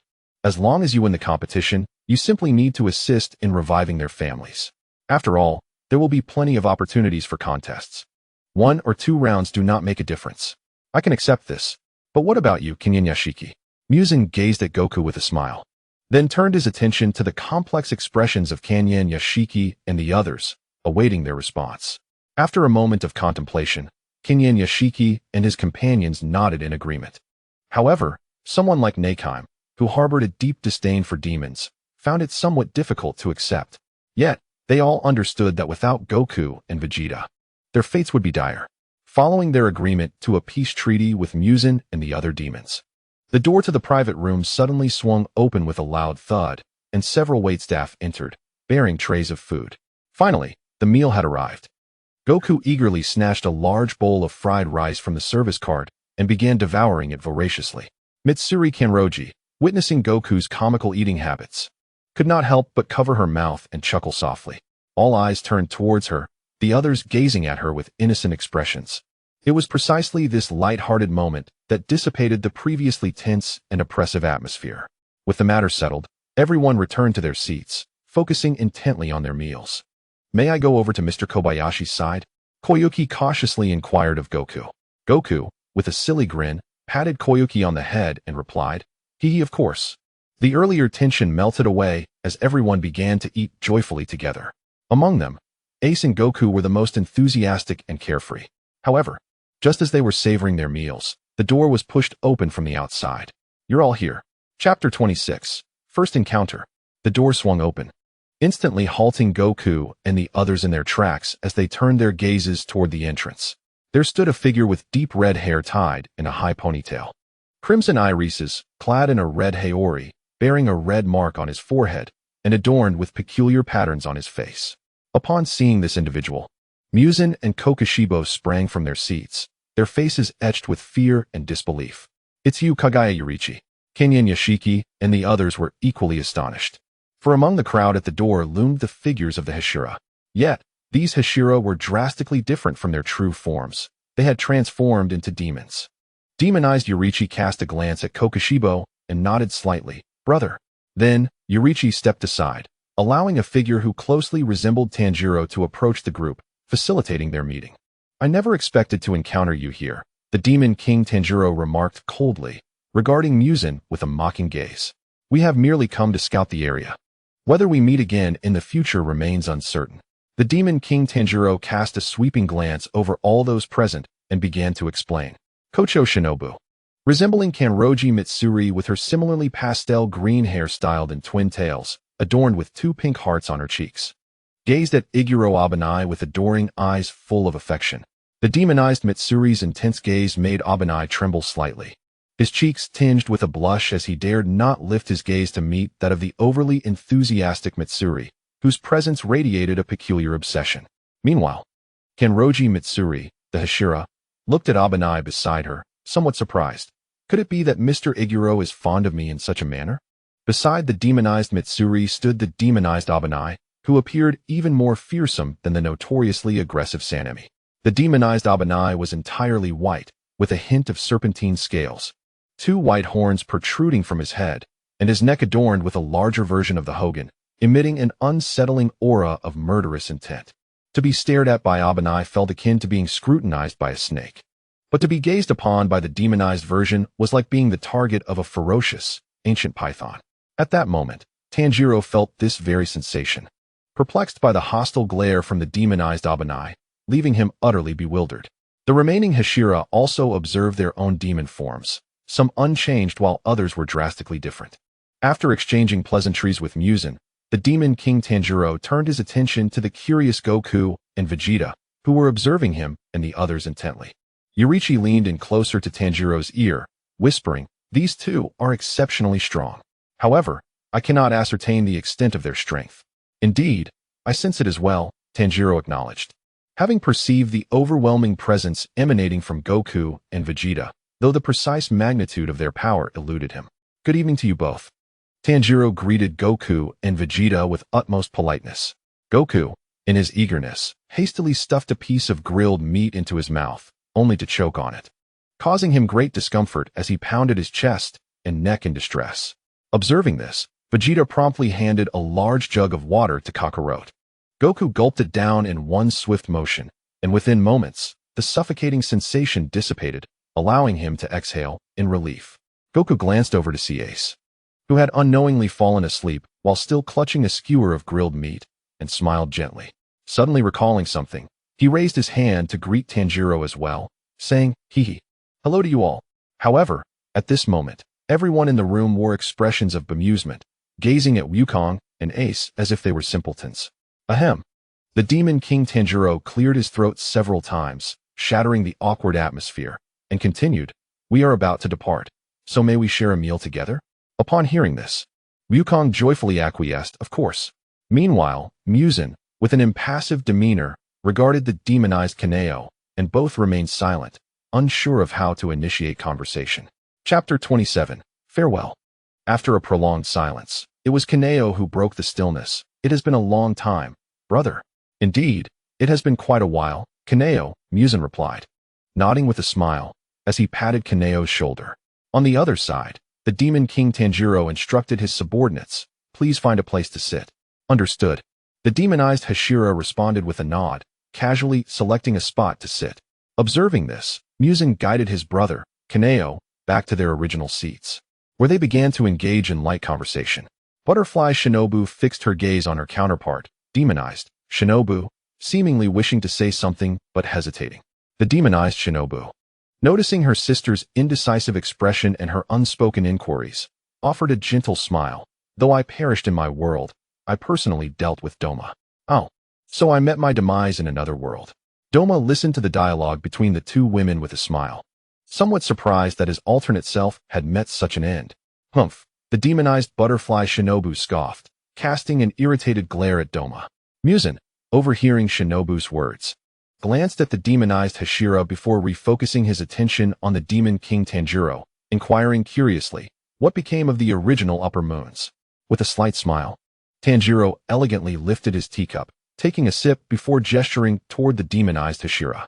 Without further elaboration, Muzan grasped the implication. The former upper moons had all been vanquished by the demonized Hashira, meeting their demise. Observing Muzan deep in thought, the demon king Tanjiro then turned his gaze to Nezuko, saying nothing more, but conveying an inexplicable tenderness through his eyes. Nezuko, joyfully playing with Zenitsu, seemed to sense the demon king Tanjiro's gaze, turning to meet his eyes. A bright smile graced her face as she raised her hand to greet her brother, Tanjiro, from another world, yet that brother was somewhat different. Meanwhile, Zenitsu, witnessing this scene, harbored concerns that the Demon King Tanjiro might harbor intentions towards little Nezuko. As the Demon King Tanjiro observed Zenitsu's tender care for Nezuko, a vivid scene unfolded in his mind, one where Zenitsu and Nezuko were wed in another realm. Contemplating this, the Demon King Tanjiro smiled gently and addressed Zenitsu. I shall never harm my sister. Moreover, Zenitsu, you must take good care of Nezuko. Ensure that she never sheds a tear, understand? Zenitsu, taken aback by this declaration, was mirrored by Tanjiro's surprise. Only Inosuke sprang to his feet, thumping his chest with enthusiasm, and assured the amiable yet unfamiliar Demon King Tanjiro, you can rest assured. I will keep a vigilant watch over this scoundrel Zenitsu. Should he dare to mistreat Nezuko, I shall discipline him. Tanjiro, taking a sip of tea, nodded with a smile, very well. The realization that another version of himself was conversing about Nezuko with Zenitsu brought to mind a video he had seen on his phone, the one featuring Zenitsu and Nezuko's descendants, Mitsuri and Zensho. Could it be that in this alternate world, Zenitsu and Nezuko were already united in marriage? Tanjiro pondered, stroking his chin thoughtfully. The Demon King Tanjiro then cast his gaze upon his contemplative counterpart, seemingly aware of his thoughts, and spoke. It is precisely as you surmise. This response jolted Tanjiro back to the present, and upon locking eyes with his other self, he nodded, comprehending that Zenitsu and Nezuko's destiny was indeed to be together, as depicted in the video. With this thought, a warm smile graced Tanjiro's face as he glanced at Zenitsu and Nezuko. The atmosphere in the private room soon returned to lively chatter. Inosuke, observing Goku and Vegeta, scrutinized them intently. What is on your mind, Inosuke? Tanjiro inquired. His curiosity piqued as he noticed Inosuke's contemplative stance. After a moment of thought, Inosuke declared, I believe Vegeta is stronger than Goku. His proclamation rang out loudly, capturing the attention of nearly everyone in the room. Vegeta, who had been fiercely competing with Kakarot for food, paused upon hearing Inosuke's assertion, feeling a rush of pride and excitement. He swallowed his mouthful and regarded Kakarot with a haughty expression. Kakarot, that pig-headed lad possesses remarkable insight. He can see that I am superior to you. Goku, momentarily taken aback, halted his food-stuffing antics. I know, he replied, before resuming his voracious eating. Vegeta, incensed by this, turned away and continued his battle for food against Kakarot. After what felt like an eternity of joyful revelry, the clock struck 10 o'clock p.m. Once their meal concluded, Goku and the others made their way to the rooftop of the restaurant. Are we leaving? Yose, the caretaker of the maternity house, inquired as he gazed down at the vibrant city below, illuminated by lights. Indeed, the Demon King Tanjiro softly replied, also admiring the nocturnal cityscape beneath them. Muzan sat in a chair, receiving a teacup from Nezuko, and took a sip of the tea. What is the state of the other world now? He pondered. How shall I put it? We are but a few remaining demons, and the humans live in peace. The Demon King, Tanjiro, accepted the tea from Nezuko and replied. Wukong stretched lazily, curious as he inquired, will we have the opportunity to meet again? Who knows? Tanjiro responded non-committally, reflecting for a moment before continuing. As the people here say, if fate allows, we shall meet again, otherwise we shall not. Is that so?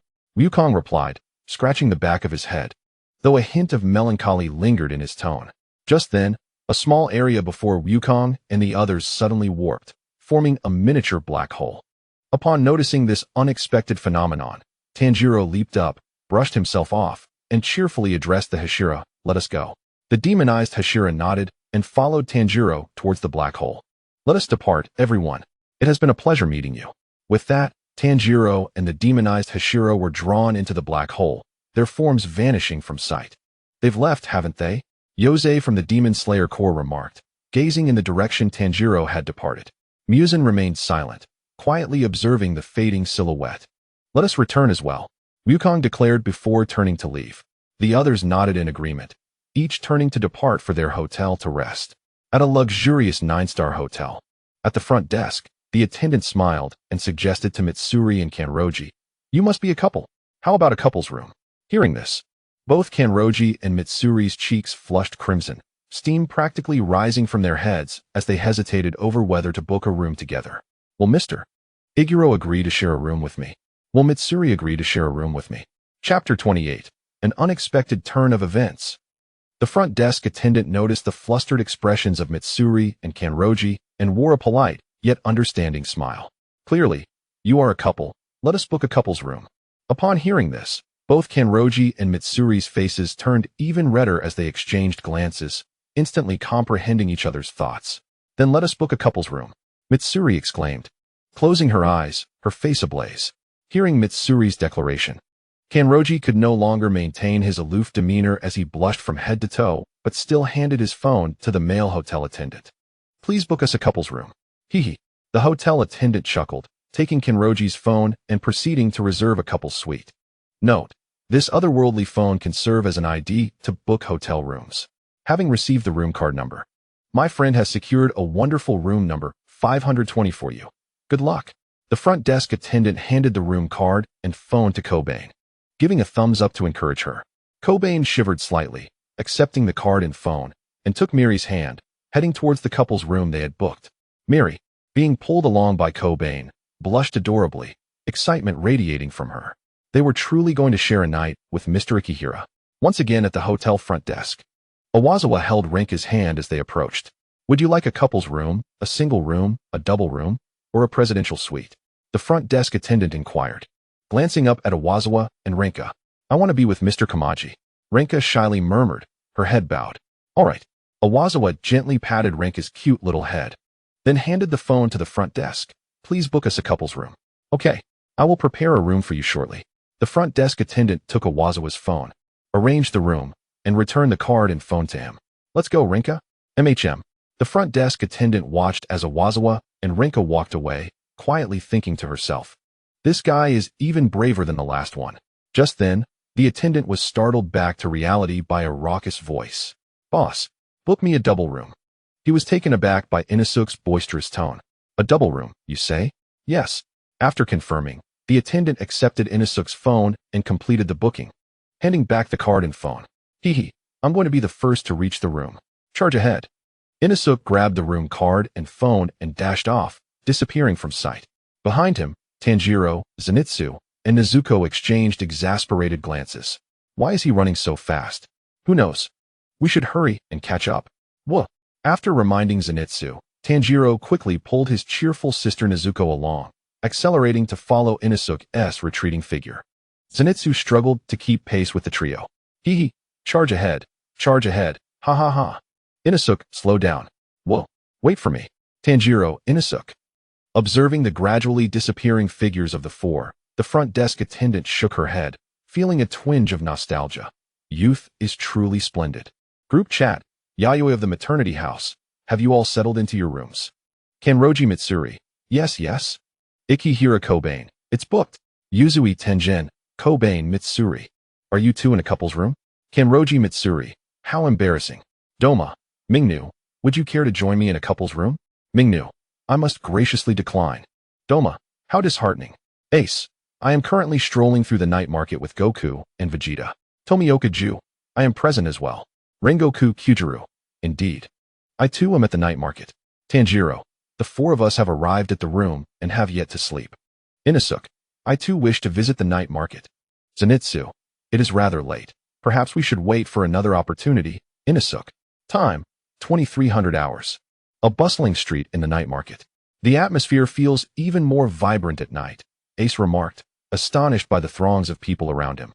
A youth clad in Chelsea attire wiped his nose and proclaimed with pride, naturally, there are many night owls at night. Have you ever heard of the poetry of staying up late? Ace, Goku, and Vegeta shook their heads, their expressions conveying confusion as they silently wondered how they could know. Ahem. The Chelsea youth cleared his throat and slowly addressed the trio. Sleep at 1. Rise at 6. The king of hell says I have good health. Sleep at 2. Rise at 6. Crowded in the morgue. Sleep at 3. Rise at 6. In the crematorium. I am with you. Sleep at 4. Rise at 6. The coffin is rectangular. Sleep at 5. Rise at 6. The gravestone is bound to me. Goku and his companions were momentarily stunned. Although they could not comprehend the lines, they were profoundly impacted. Let us go. The Chelsea youth concluded, tossing his head back in a haughty manner before turning and leaving Goku and the others with an air of nonchalance. By the time Goku and the others regained their composure, the young man had already vanished. It's time for us to return as well. Vegeta remarked, suppressing a vague sense of abstraction within himself, and turned to remind Goku and Ace before departing. Goku and Ace exchanged glances before hastily following Vegeta's lead. In the presidential suite of a hotel, upon their return, Goku and the others lay flat on the bed, prepared for rest. However, just as they settled in, a flash of white light shot from Goku's waist, soaring towards the heavens. The trio had no time to react before the light dissipated. What just happened to the staff? Why did it fly away? Vegeta turned to Kakarot. I'm not sure either. Goku scratched his head, bewildered by the sudden occurrence of the staff's departure. Chapter 29, Tokyo Ghoul joins. At this moment in the sky, after the staff had burst forth from Goku, it ascended into the heavens, only to halt shortly thereafter.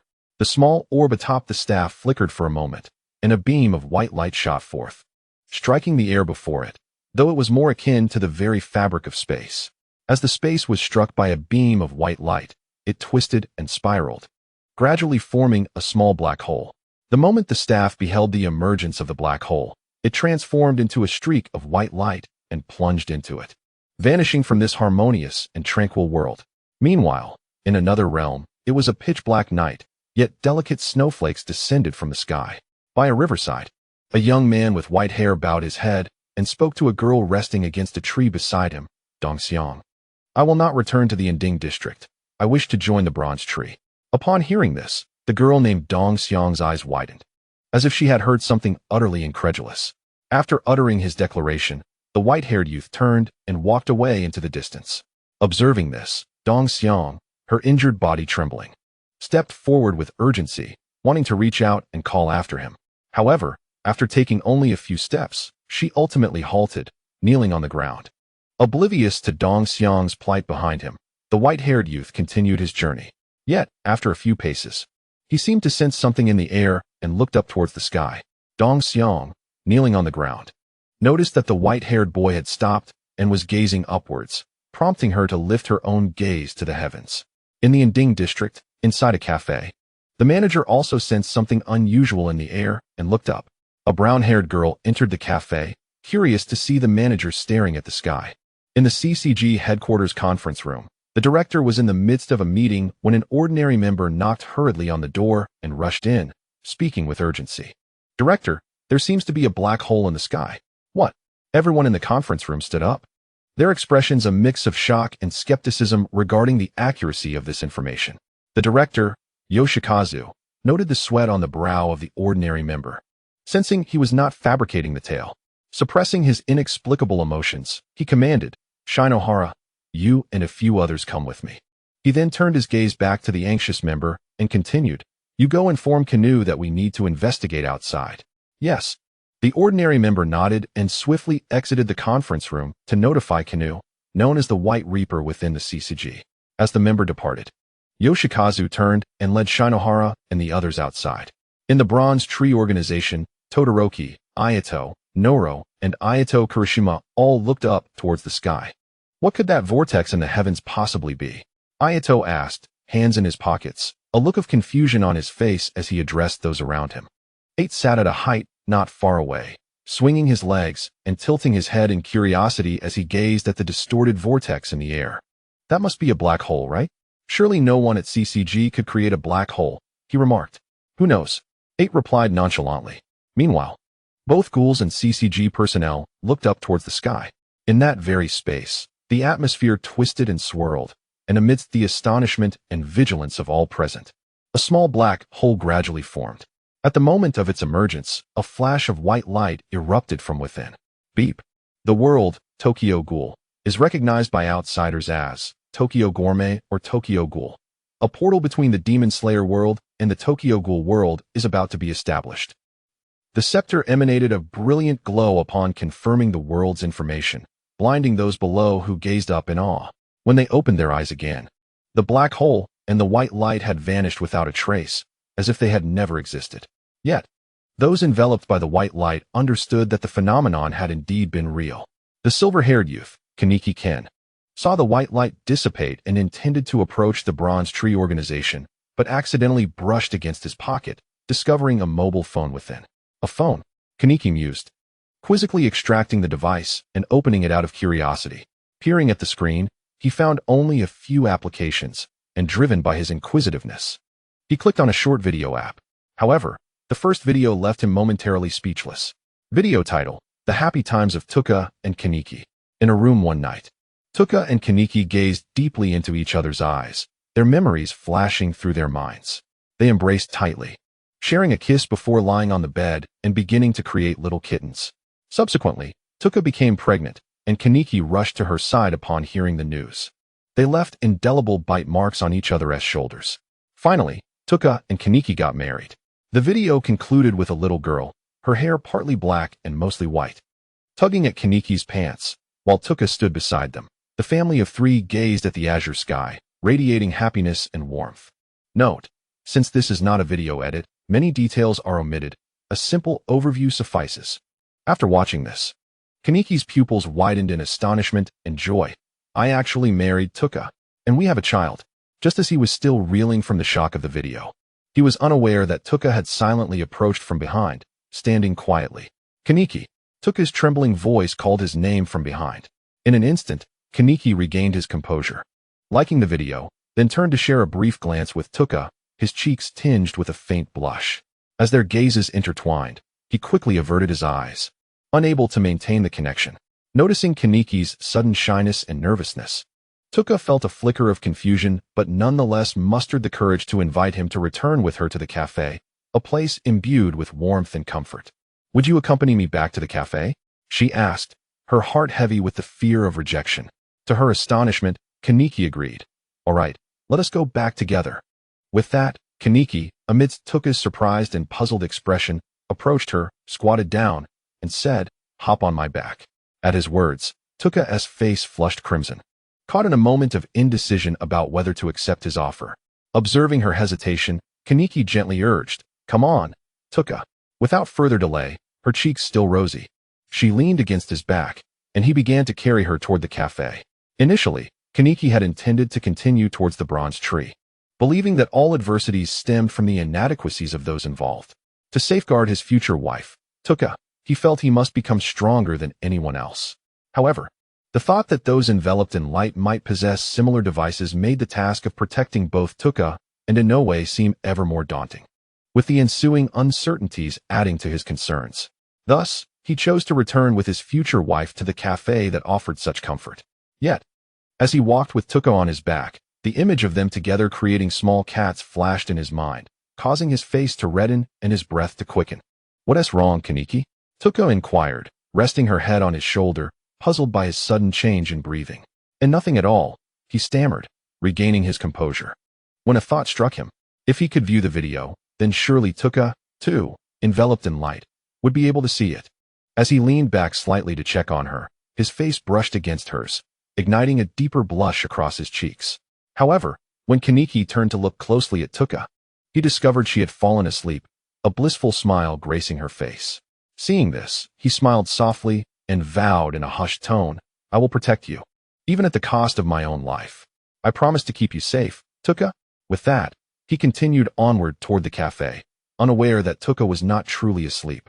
She had merely closed her eyes out of exhaustion, yet she heard his heartfelt words, filling her heart with a warmth of happiness. After listening to Kaneki's words, Tuka felt completely at ease and drifted off to sleep on his shoulder, yet the blissful and sweet smile on her face was impossible to conceal. However, Kaneki remained oblivious to these events. Meanwhile, at the CCG headquarters, after being illuminated by a beam of white light, Arima Kishu engaged in conversation with Hideyoshi and others for a brief moment before returning to his room. He retrieved a mobile phone from his pocket and, almost instinctively, opened a short video application. Video title: The Fall of the White Reaper, Arima Kishu. Chapter 30, The Fall of the White Reaper. Could this be a glimpse into my own demise? Arima Kishu's gaze remained devoid of any emotional turbulence as he perused the video's title and description. The video begins. Two figures collide and are subsequently repelled by the shockwave. In the instant Arima Kishu lands, he hesitates not at all, gripping his quinkwa, owl, and thrusting it directly towards Kaneki's chest. Yet, Kaneki, showing no intention of evading, allows Arima's quinkwa to pierce his abdomen. Arima is taken aback by Kaneki's actions, while Kaneki asserts that the outcome is already determined, rendering any further conflict meaningless. Arima realizes that Kaneki genuinely does not wish to continue the battle, prompting him to inquire if Kaneki even intends to kill him. Kaneki nods affirmatively, acknowledging this. Arima withdraws his quinkwa and repeats the question to Kaneki, receiving the same response. With a reassuring smile, Arima then directs his quinkwa toward his own neck and makes a decisive cut. Kaneki, witnessing Arima's act of self-termination, rushes forward, bewildered by his decision. Arima, in turn, explains the reasons behind his actions and ultimately bequeaths the title of the new One-Eyed King to Kaneki. In his final moments, Arima reflects on his past. And once his memories conclude, he meets his end. After absorbing the contents of the video, Arima Kishu fell into silence. Yet a glimmer of admiration graced his countenance. Kaneki-ken, is it? He tucked his phone away and turned to leave the CCG headquarters, his destination a mystery to all. In a presidential suite within a hotel in the peaceful world outside the competition, panic ensued. What to do? What to do? I've lost the scepter given by Whis. Goku scratched his head in distress. Should we wait a bit longer? Vegeta suppressed his impatience and spoke to Kakarot. Ace observed the anxious expressions of Goku and Vegeta. His curiosity piqued, yet he ultimately refrained from questioning them, pondering instead where that scepter could have gone. Just as Goku and Vegeta were engulfed in their worries, the space before them began to twist and rotate, gradually forming a small black hole. Suddenly, a beam of white light burst forth from within, swiftly vanishing into Goku's pocket. As the black hole before the three vanished after the staff returned to Goku's pocket, Goku gazed at Vegeta with one large and one small eye, while Vegeta turned his attention to Ace, who in turn looked back at Goku. The trio exchanged puzzled glances, unable to comprehend how the staff had returned so swiftly after their previous conversation. Just as Goku and Vegeta were about to voice their thoughts, several messages emanated from within the staff, reaching both of them. Upon grasping the situation, they were taken aback. It had only been a few days, not even 3 months. And yet a new world had emerged. Truly, the staff's words rang true. Rules are rigid, but humanity is dynamic. Standing beside them, Ace felt a spark of curiosity regarding the unfolding events. Vegeta, sensing Ace's unasked question, began to elucidate the matter.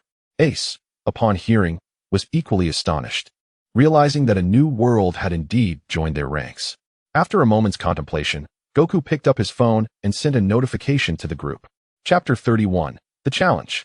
A team battle of ghouls and demon slayers. Family Unity Group. Goku.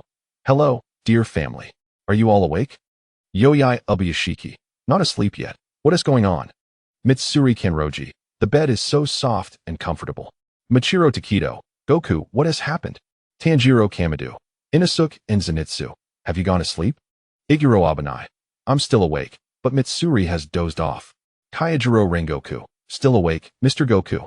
Ju Tomioka. 1. Shinobu Kocho. It seems everyone is still awake. Muzan Kabutsuji. Goku, what is the matter? Kaigaku. I'm awake. Is there something you wish to share? Neikime. I just finished bathing, still awake now. Doma.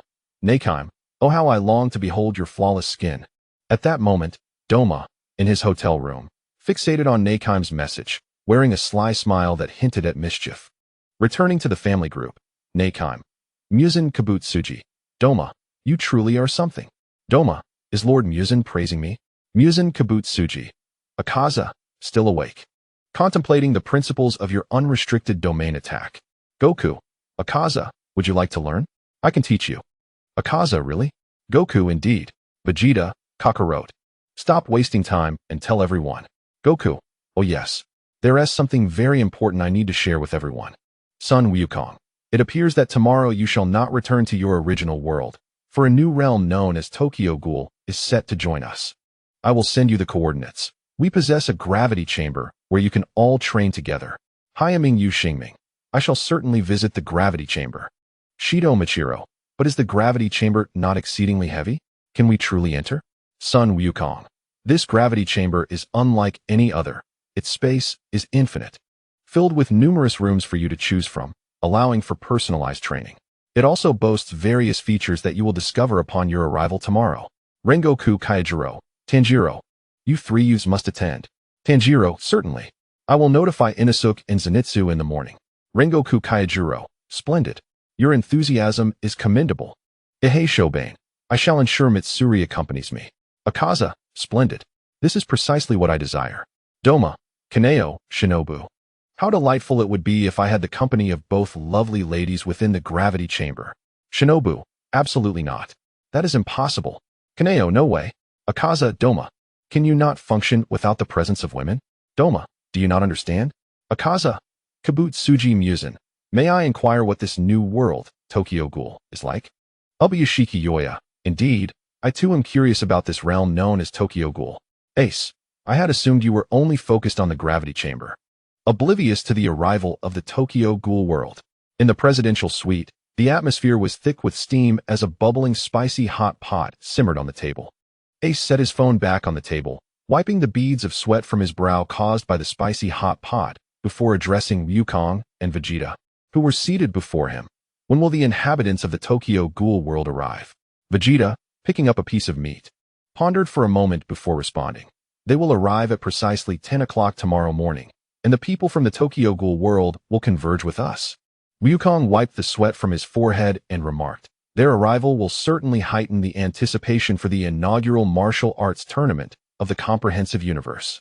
Indeed, Ace lifted a piece of meat from the hot pot, his expression reflecting eagerness for the arrival of the Tokyo Ghoul world.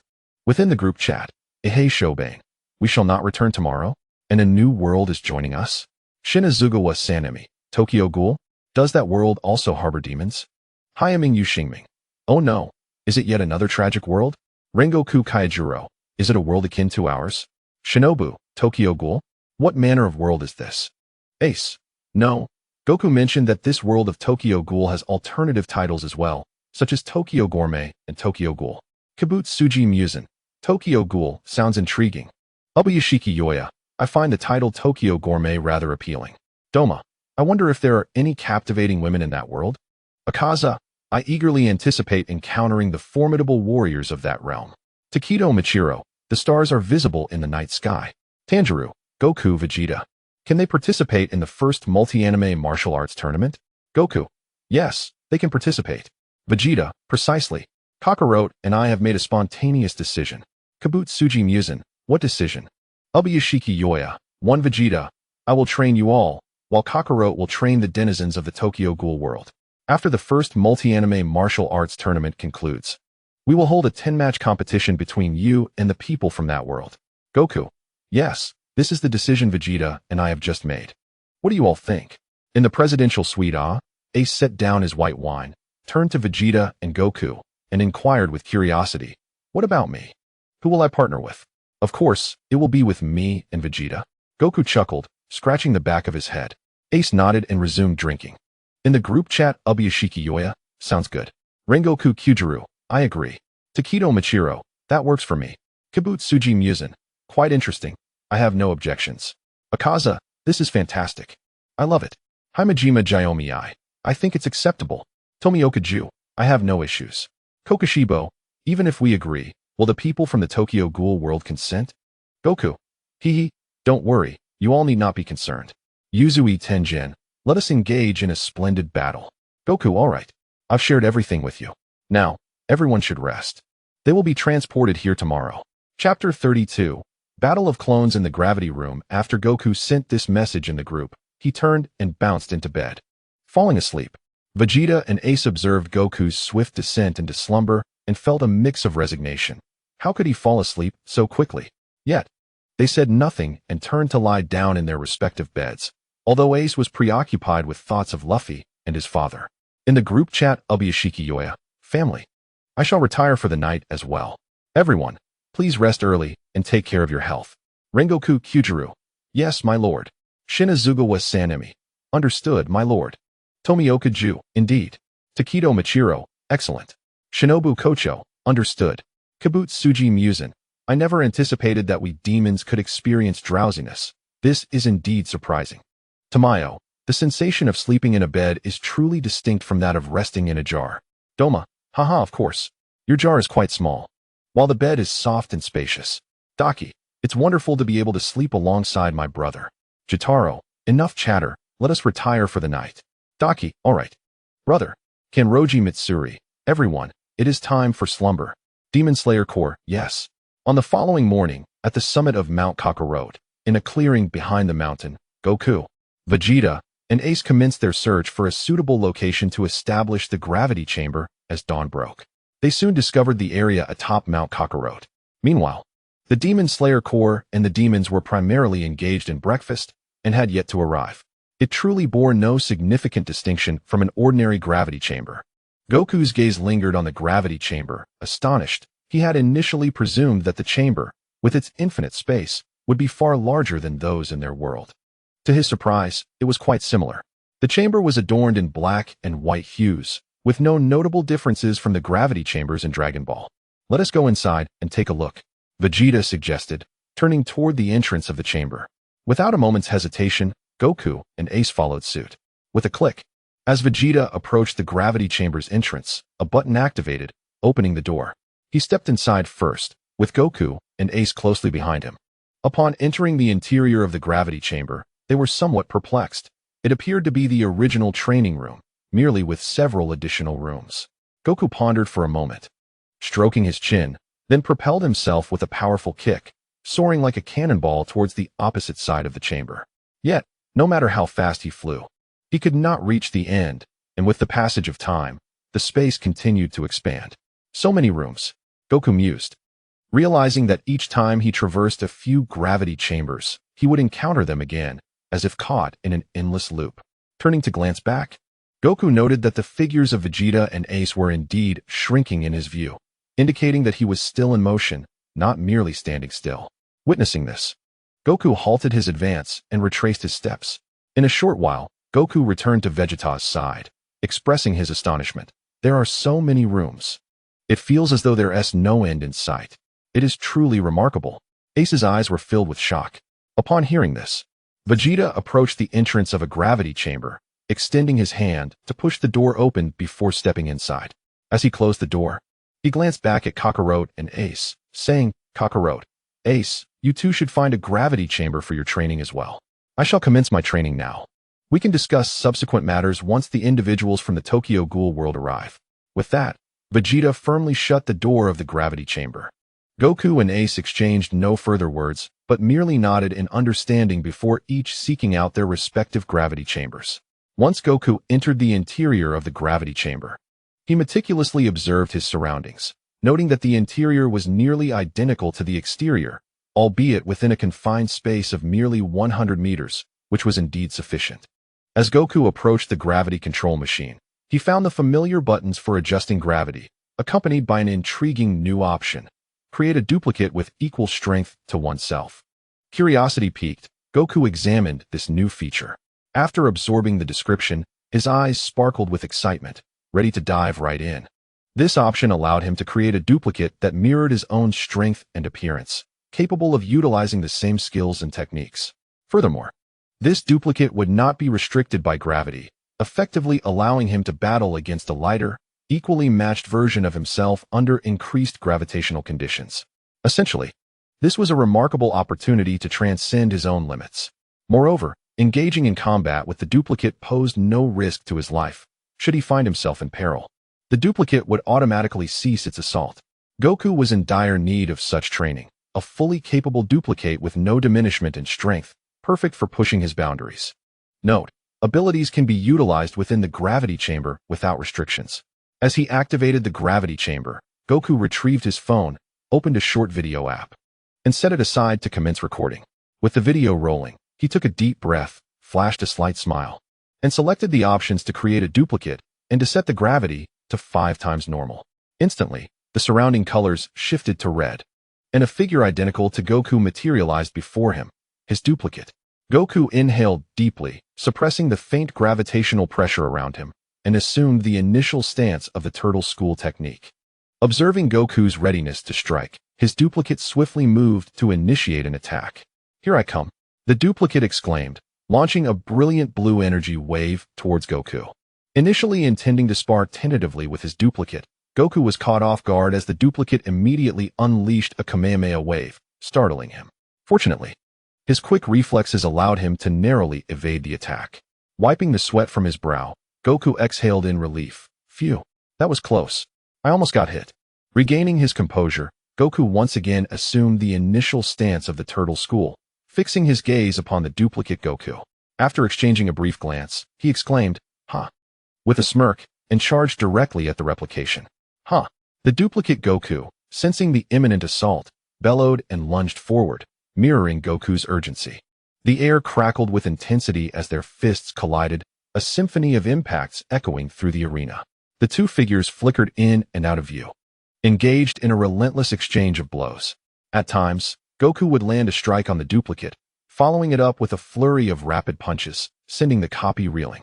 Conversely, the duplicate would seize upon openings, delivering powerful counters that left Goku gasping for breath. With a resounding clash, the two combatants momentarily separated, both having acclimated to the effects of 5 times normal gravity. Here it comes. Goku steadied himself, a grin spreading across his face as he unleashed the afterimage technique, conjuring dozens of illusory Gokus that surrounded the duplicate, while his true self prepared to strike.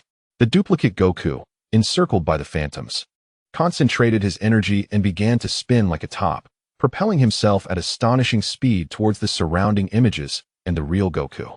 Goku, taken aback by the duplicate's spinning assault, recalled that he had encountered a similar technique before, though the details eluded him. As he halted his rapid movements and dispelled the afterimages, he concentrated his energy into his fist, roaring as he launched a powerful punch toward the whirling duplicate. However, the moment their fists met, Goku was sent flying backward. "Ugh," he cried out, landing smoothly a short distance away. Fixing his gaze on the duplicate, he prepared for the next move. In the aftermath of the collision, the duplicate Goku gathered energy at his eyes and launched a fierce attack toward Goku, who instinctively leaped to the side, narrowly evading the onslaught that left a small crater where he had stood. Goku glanced at the newly formed pit, gaining insight into the strength of his opponent. Taking a moment to stretch and close his eyes, he inhaled deeply before reopening them, instantly appearing before the duplicate Goku.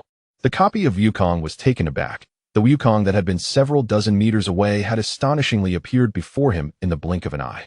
Just as he began to react and prepare for a counterattack, it was already too late. Wukong, having manifested in front of the copy, directed a swift strike to his abdomen with a precise punch. Bang! Ugh! The copy of Wukong doubled over from the devastating blow to his midsection.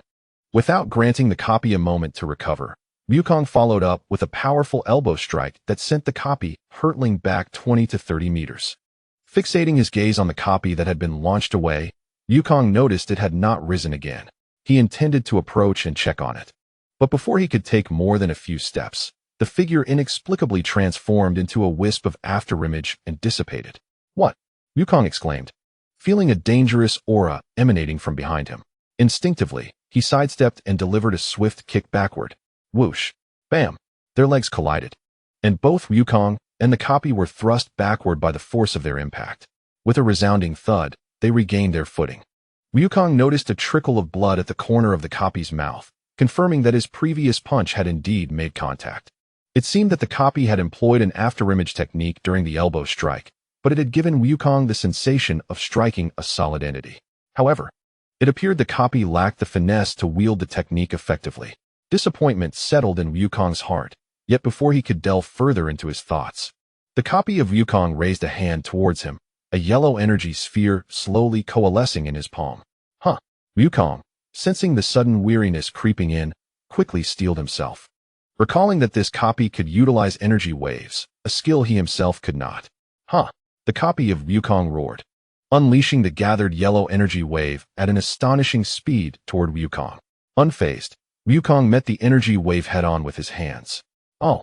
Wukong bellowed, struggling against the relentless impact of the energy wave, his form being pushed backward. Coughing violently, he felt the strain intensifying. "I must end this." With a deep breath, Wukong closed his eyes, regulating his breathing until it transformed into a fiery exhalation. Suddenly, he opened his eyes, enveloped in flames, his breath now akin to a torrent of fire. In an instant, he appeared before the copy of Wukong, delivering a fiery elbow strike solidly into its abdomen. Boom! Ugh! The replicated Goku let out a piercing scream as he was struck in the abdomen by a fiery elbow, sent hurtling backward for 50 or 60 meters by the force of the blow and the flame's enchantment. In the next moment, his figure gradually became enveloped in a radiant white light before dissipating entirely before Goku's eyes. Goku exhaled deeply, releasing a stream of flames from his nostrils that quickly vanished, and the air returned to its colorless state. This breathing technique involving fire is truly effective, he mused, dragging his weary body to the machine to deactivate the gravity. At last, it's over. After a brief respite to allow the fatigue to subside, Goku stood once more, picked up the phone beside the machine, and uploaded the recorded short video to the platform before turning to exit the gravity chamber. Just as he stepped out, a sharp click echoed, and Goku's gaze fell upon Ace, who sat despondently at the entrance of the gravity room. Upon noticing Goku's emergence, Ace lifted his head, momentarily suppressing his expression of disappointment, and curiously inquired, "Mr. Goku, you're out?" "Yes," Goku nodded with a smile, then curiously asked Ace, "What happened?" Ace forced a smile before slowly responding, "I barely managed to endure the double gravity, but the replica was beyond my capabilities." Goku sat beside Ace, offering comforting words, "Hee. You haven't trained with me and Vegeta yet? Once you do, you'll surely surpass your own replica." Ace nodded with a smile, the look of disappointment fading from his face, replaced by determination and resolve. "Is Vegeta still not out?" Goku scanned the surroundings and noted that Vegeta had yet to emerge, prompting him to ask Ace. "Yes, I just went in not long ago. Mr. Vegeta should still be inside," Ace replied with a nod. "I see. Then let us wait for him here," Goku said, pulling out his phone. As for when the individuals from the Tokyo Ghoul world would arrive, the staff would notify him, and the short video section would include a Tokyo Ghoul category, allowing access to all the videos he had filmed. Meanwhile, on the other side, as soon as Vegeta entered the gravity chamber, he immediately activated 5 times the gravity along with the replica, engaging in a prolonged battle with the replicated Vegeta. Boom. Vegeta wiped a trickle of blood from the corner of his mouth, finding the replicated Vegeta rather intriguing, as it mirrored his own techniques, making the fight not as swift as against Kakarot. Interesting. However, a replica is ultimately just a replica, Vegeta declared proudly, his body swaying lightly. In an instant, Vegeta appeared before the replicated Vegeta, delivering a powerful punch to its face, followed by a barrage of strikes enveloped in white energy, each blow a heavy impact.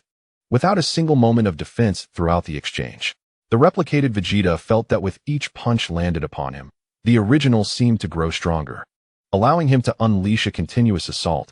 But this method was not sustainable for him either. The relentless sound of battle.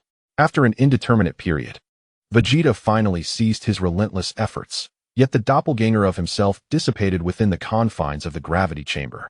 Vegeta, shaking his neck, noticed the absence of his counterpart and approached the machine to deactivate it, feeling an absence of excitement regarding the clash. Humph, battling Kakarot is far more exhilarating. Upon exiting the gravity chamber, Vegeta's gaze immediately fell upon Kakarot and Ace, curiosity prompting him to inquire, "Have you both given it a try?" Ace, with a wry smile, shook his head, while Goku, grinning and scratching the back of his head, responded, "Not yet." Well, actually, yes. Upon hearing their responses, Vegeta crossed his arms, haughtily admonishing Ace, "Do not wear that expression. It will only earn my disdain. Did you not vow to grow stronger? You must endure. Even if it means shattering your teeth and swallowing the pain, for that is the path to true strength." Ace, upon receiving Vegeta's stern words, felt his resolve strengthen, locking eyes with both Vegeta and Goku as he declared, "I understand. From now on, I will strive to grow stronger. I will not disappoint you." "That's the spirit," Goku exclaimed joyfully, his demeanor lighthearted. Vegeta, maintaining his proud facade, stood resolutely, revealing a rare smile. Indeed, at the foot of Mount Gold, within a breakfast establishment known as Yao Fada, the group led by Yoya and the demons under Muzin had gathered to enjoy steamed buns accompanied by soy milk, all while engaging with their mobile devices. As they savored their soy milk, each phone emitted a notification. "Your followed account, Son Goku, has posted a new video, Chapter 34. The Tokyo Ghoul world is about to transmit." Tanjiro exclaimed in surprise. Mr. Son Goku has actually posted a video. Without needing Tanjiro's outburst, the others, upon noticing the short video notification, displayed expressions of astonishment. They could hardly believe that Goku had recorded a video, seemingly regarding the gravity chamber. This warranted their undivided attention. As the morning bustle continued, time slipped away gradually. Upon completing the video, the Demon Slayer group was left in awe, astounded by Goku's formidable strength, with only Kokushibo and a few others maintaining a semblance of composure. Even diminished, Mr. Goku's prowess remains astonishing, Kokushibo remarked with a hint of admiration. The anticipation for the upcoming Multiverse martial arts tournament has intensified. Akaza's eyes sparkled with excitement and yearning. The thrill stemmed from Goku's undeniable strength, presenting an opportunity for an exhilarating match, while the yearning arose from the opponent's realm of power, capable of appearing before one in the blink of an eye to deliver a punishing blow. Such an encounter promised to be quite painful. Tanjiro, having watched the video, was equally astonished, realizing that Goku had mastered the dance of the fire god so swiftly. During their initial meeting, they had discussed breathing techniques, and now Goku had begun to utilize them. Despite just starting, he was already formidable. In the midst of the gathering, Kanroji Mitsuri addressed everyone, proclaiming, "The martial arts tournament is approaching swiftly. Let us finish our breakfast and promptly join Mr. Goku and the others." After delivering this proclamation, Kanroji's gaze lingered on Muzan, curious to discern his thoughts. Muzan, sensing Kanroji's scrutiny, took a bite of his tea egg and sipped the tea held by Nezuko, offering a faint smile and a nod of acquiescence.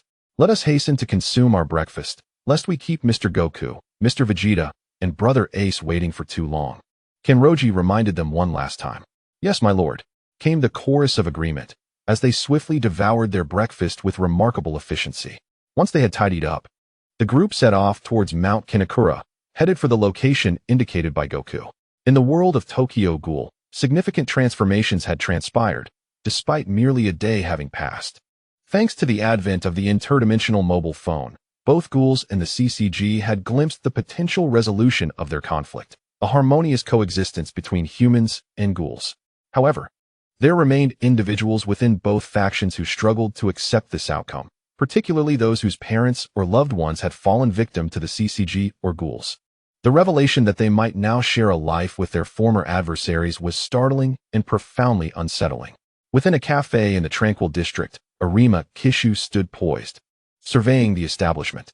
Kaneki shielded Tuka and Hinami, along with the others, Kirishima and Inoue, his gaze sharp with vigilance. Meanwhile, the cafe's manager, Yoshimura, and Shinohara faced off against Arima. Arima cast a glance at Yoshimura and Shinohara before turning his attention to Kaneki, his tone steady and devoid of emotion as he inquired, "You must be Kaneki." "Yes, it is Arima," Kaneki replied, swallowing nervously, his eyes locked onto Arima. Though he currently bore the appearance of his white-haired self, he felt no confidence in his ability to best Arima.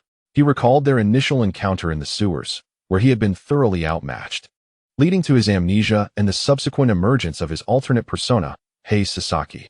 Although he ultimately triumphed over this formidable CCG investigator, renowned as the White Reaper, he was not yet the Kaneki who would forge the Black Goat organization, and any confrontation now would likely necessitate a hasty retreat with his companions. Tuka gripped Kaneki's hand tightly, fearful that he might suffer the same fate as in that fateful recording, losing his memory and transforming into haze. It seemed they were still ensnared in the timeline of the second season. Arima, observing Kaneki's striking white hair, adjusted his glasses, calmly affirming his assessment, undeterred by the presence of Yoshimura and Shinohara. Just as Yoshimura was about to speak, intending to diffuse the tense and peculiar atmosphere, the moment hung precariously in the air. The sudden ringing of mobile phones startled everyone present. Chapter 35. The Arrival of Tokyo Ghoul. In the cafe, all eyes were drawn to the unexpected sound. Simultaneously, the cafe door swung open, and Izumi Takatsuki, or more accurately, Takatsuki Izumi, stepped inside. "Father, Kaneki-kun, you're both here," she remarked with a teasing tone. Observing the standoff among the crowd, Kaneki's gaze shifted from Takatsuki to Arima Kishu, who now focused on her as well. Both Takatsuki and Arima recalled the king's plan depicted in the mobile video, then their attention returned to Kaneki. Although Kaneki maintained a calm exterior, a wave of anxiety surged within him as he felt the weight of their stares. At that moment, Ayato Kirishima slowly emerged from behind Takatsuki.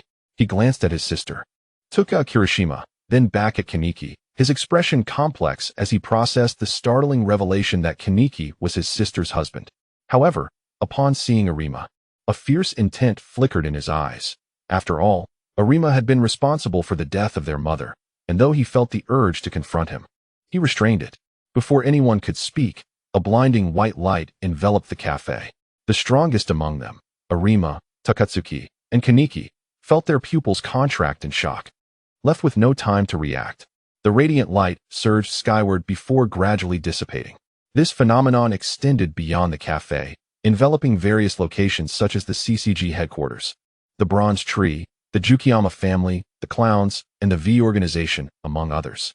Yet, the brilliant light vanished as swiftly as it had appeared. Meanwhile, halfway up a mountain, Kaneki's comrades pondered the strength of the Tokyo ghoul world. What do you think the combat prowess of the ghouls is like? Zenitsu inquired curiously. Doma rested his iron fan on his chin, one hand draped across Akaza's shoulder, grinning mischievously.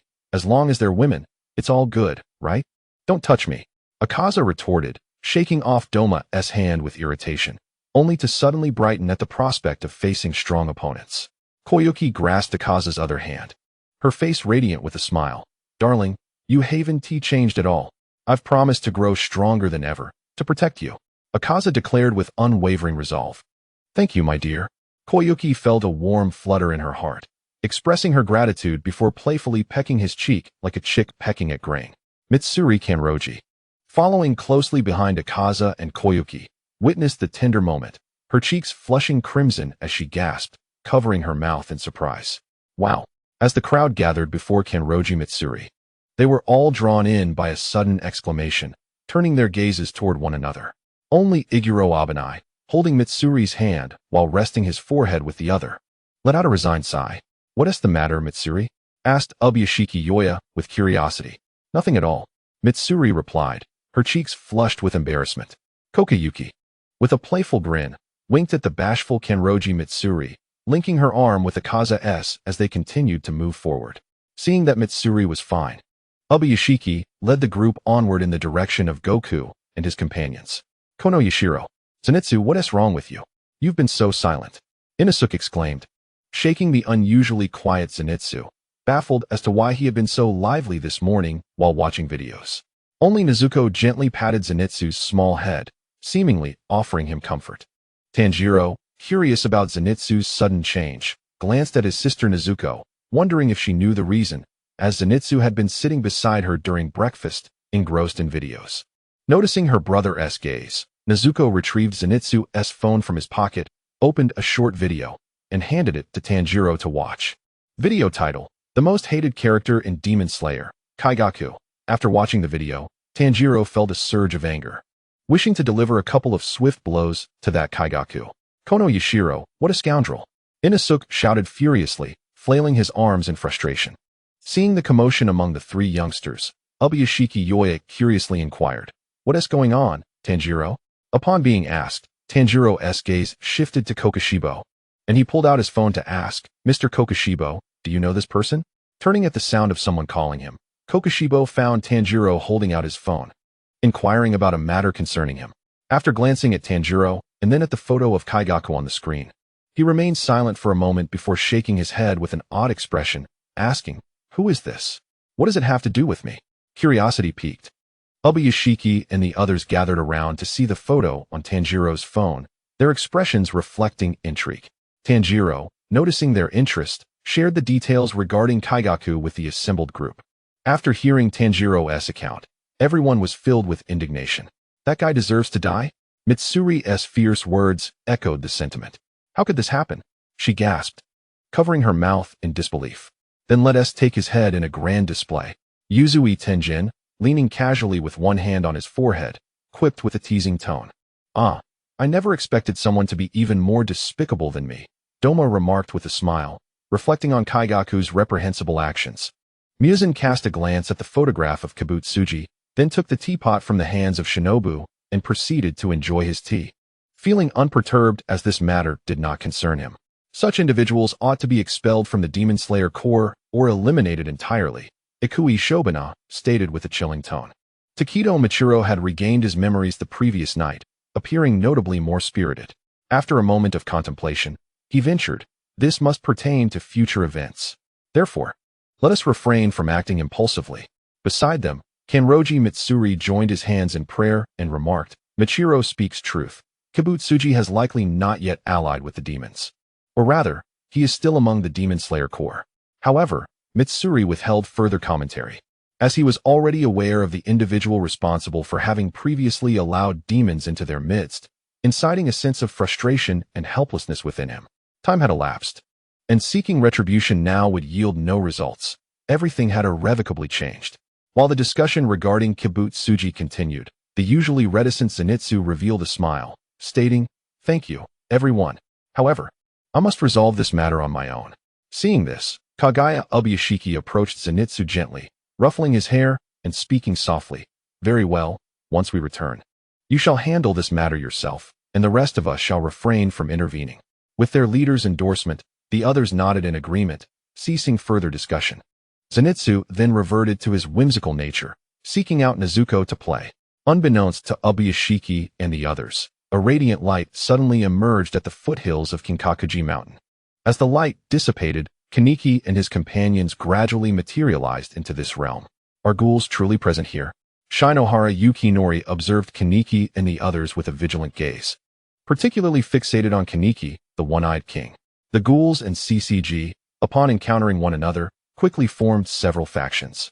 In the tranquil cafe of the safe zone, members of the four organizations, Ayajirai Tree, Jukiyama Family, CCG, and others, distanced themselves from the Joker and V organizations, maintaining a state of hostility, especially between the figures of Yuri and Jukiyama. Kaneki, positioned protectively before Tuka, regarded Yuri with a complex expression, memories flooding back of their encounter when he had bested him in battle. When will the caged bird take flight? Tell me, if I were to express a desire for a mundane existence, would you mock me? Yuri, sensing the intricate emotions reflected in Kaneki's gaze, returned the look. Yet neither spoke a word. Their acquaintance had emerged only later in their tumultuous paths. For now, they were merely two individuals crossing paths, still strangers. One-eyed King Kaneki. Jukiyama excitedly approached Kaneki, appraising him as one would a prime cut of meat, observing the white-haired Kaneki of the second season with keen interest. Kaneki, maintaining a cold demeanor, regarded Jukiyama's fervent gaze without uttering a word. Ringing with determination, Suzuya Jizu fixed his gaze upon Takatsuki, Izumi, and Yoshimura Kuzan, members of the coffee shop in the safe zone. Takatsuki Izumi cast a mocking glance at Suzuya, merely smiling without uttering a word. In that moment, regardless of their affiliations, every ghoul and human's attention was riveted on their adversaries, brimming with the desire to charge forth and land a blow, despite the awareness of their inevitable fates. Yet, in this peculiar world, they astonishingly discovered that their powers had either vanished or were rendered unusable. How bizarre indeed, Arima Kishu remarked, lifting his gaze. Takatsuki Izumi had originally intended to transform into a one-eyed owl to stir trouble, but without the ability to wield ghoul powers, he reconsidered. Just as various factions were embroiled in disputes, a collective notification resonated from everyone's phones, including those of Kinu Yoshinobu and Goku's group. Ding! All members of Tokyo Ghoul have been successfully added to the United and Loving Family group. Chapter 36. Ace, the pig-headed, united and loving family. Goku. Family. They have finally arrived. Kinu Yoshinobu. Have the inhabitants of the Tokyo Ghoul world finally made their entrance? Muzan Kibutsuji has successfully changed his name to Kibutsuji Muzan. Muzan, does this mean we will be able to view the video segments from their side? Ace. Indeed, I'm watching now. That fellow named Arima Kishu is truly formidable. Akaza, there are indeed many strong individuals in that world. Vegeta, quite an intriguing method of attack. It appears to be a Kakuja, a Quinkwa, perhaps? Kenroji Mitsuri, that individual named Kaneki is truly unfortunate. He has endured such torment. Ihibio Bana, they are all man-eaters, yet it seems they only consume the deceased. Shinazugawa Sanemi, another breed of man-eating fiend, is it? Shinazugawa Genya, the situation in my brother's world appears to be quite contradictory. Higashikata I am.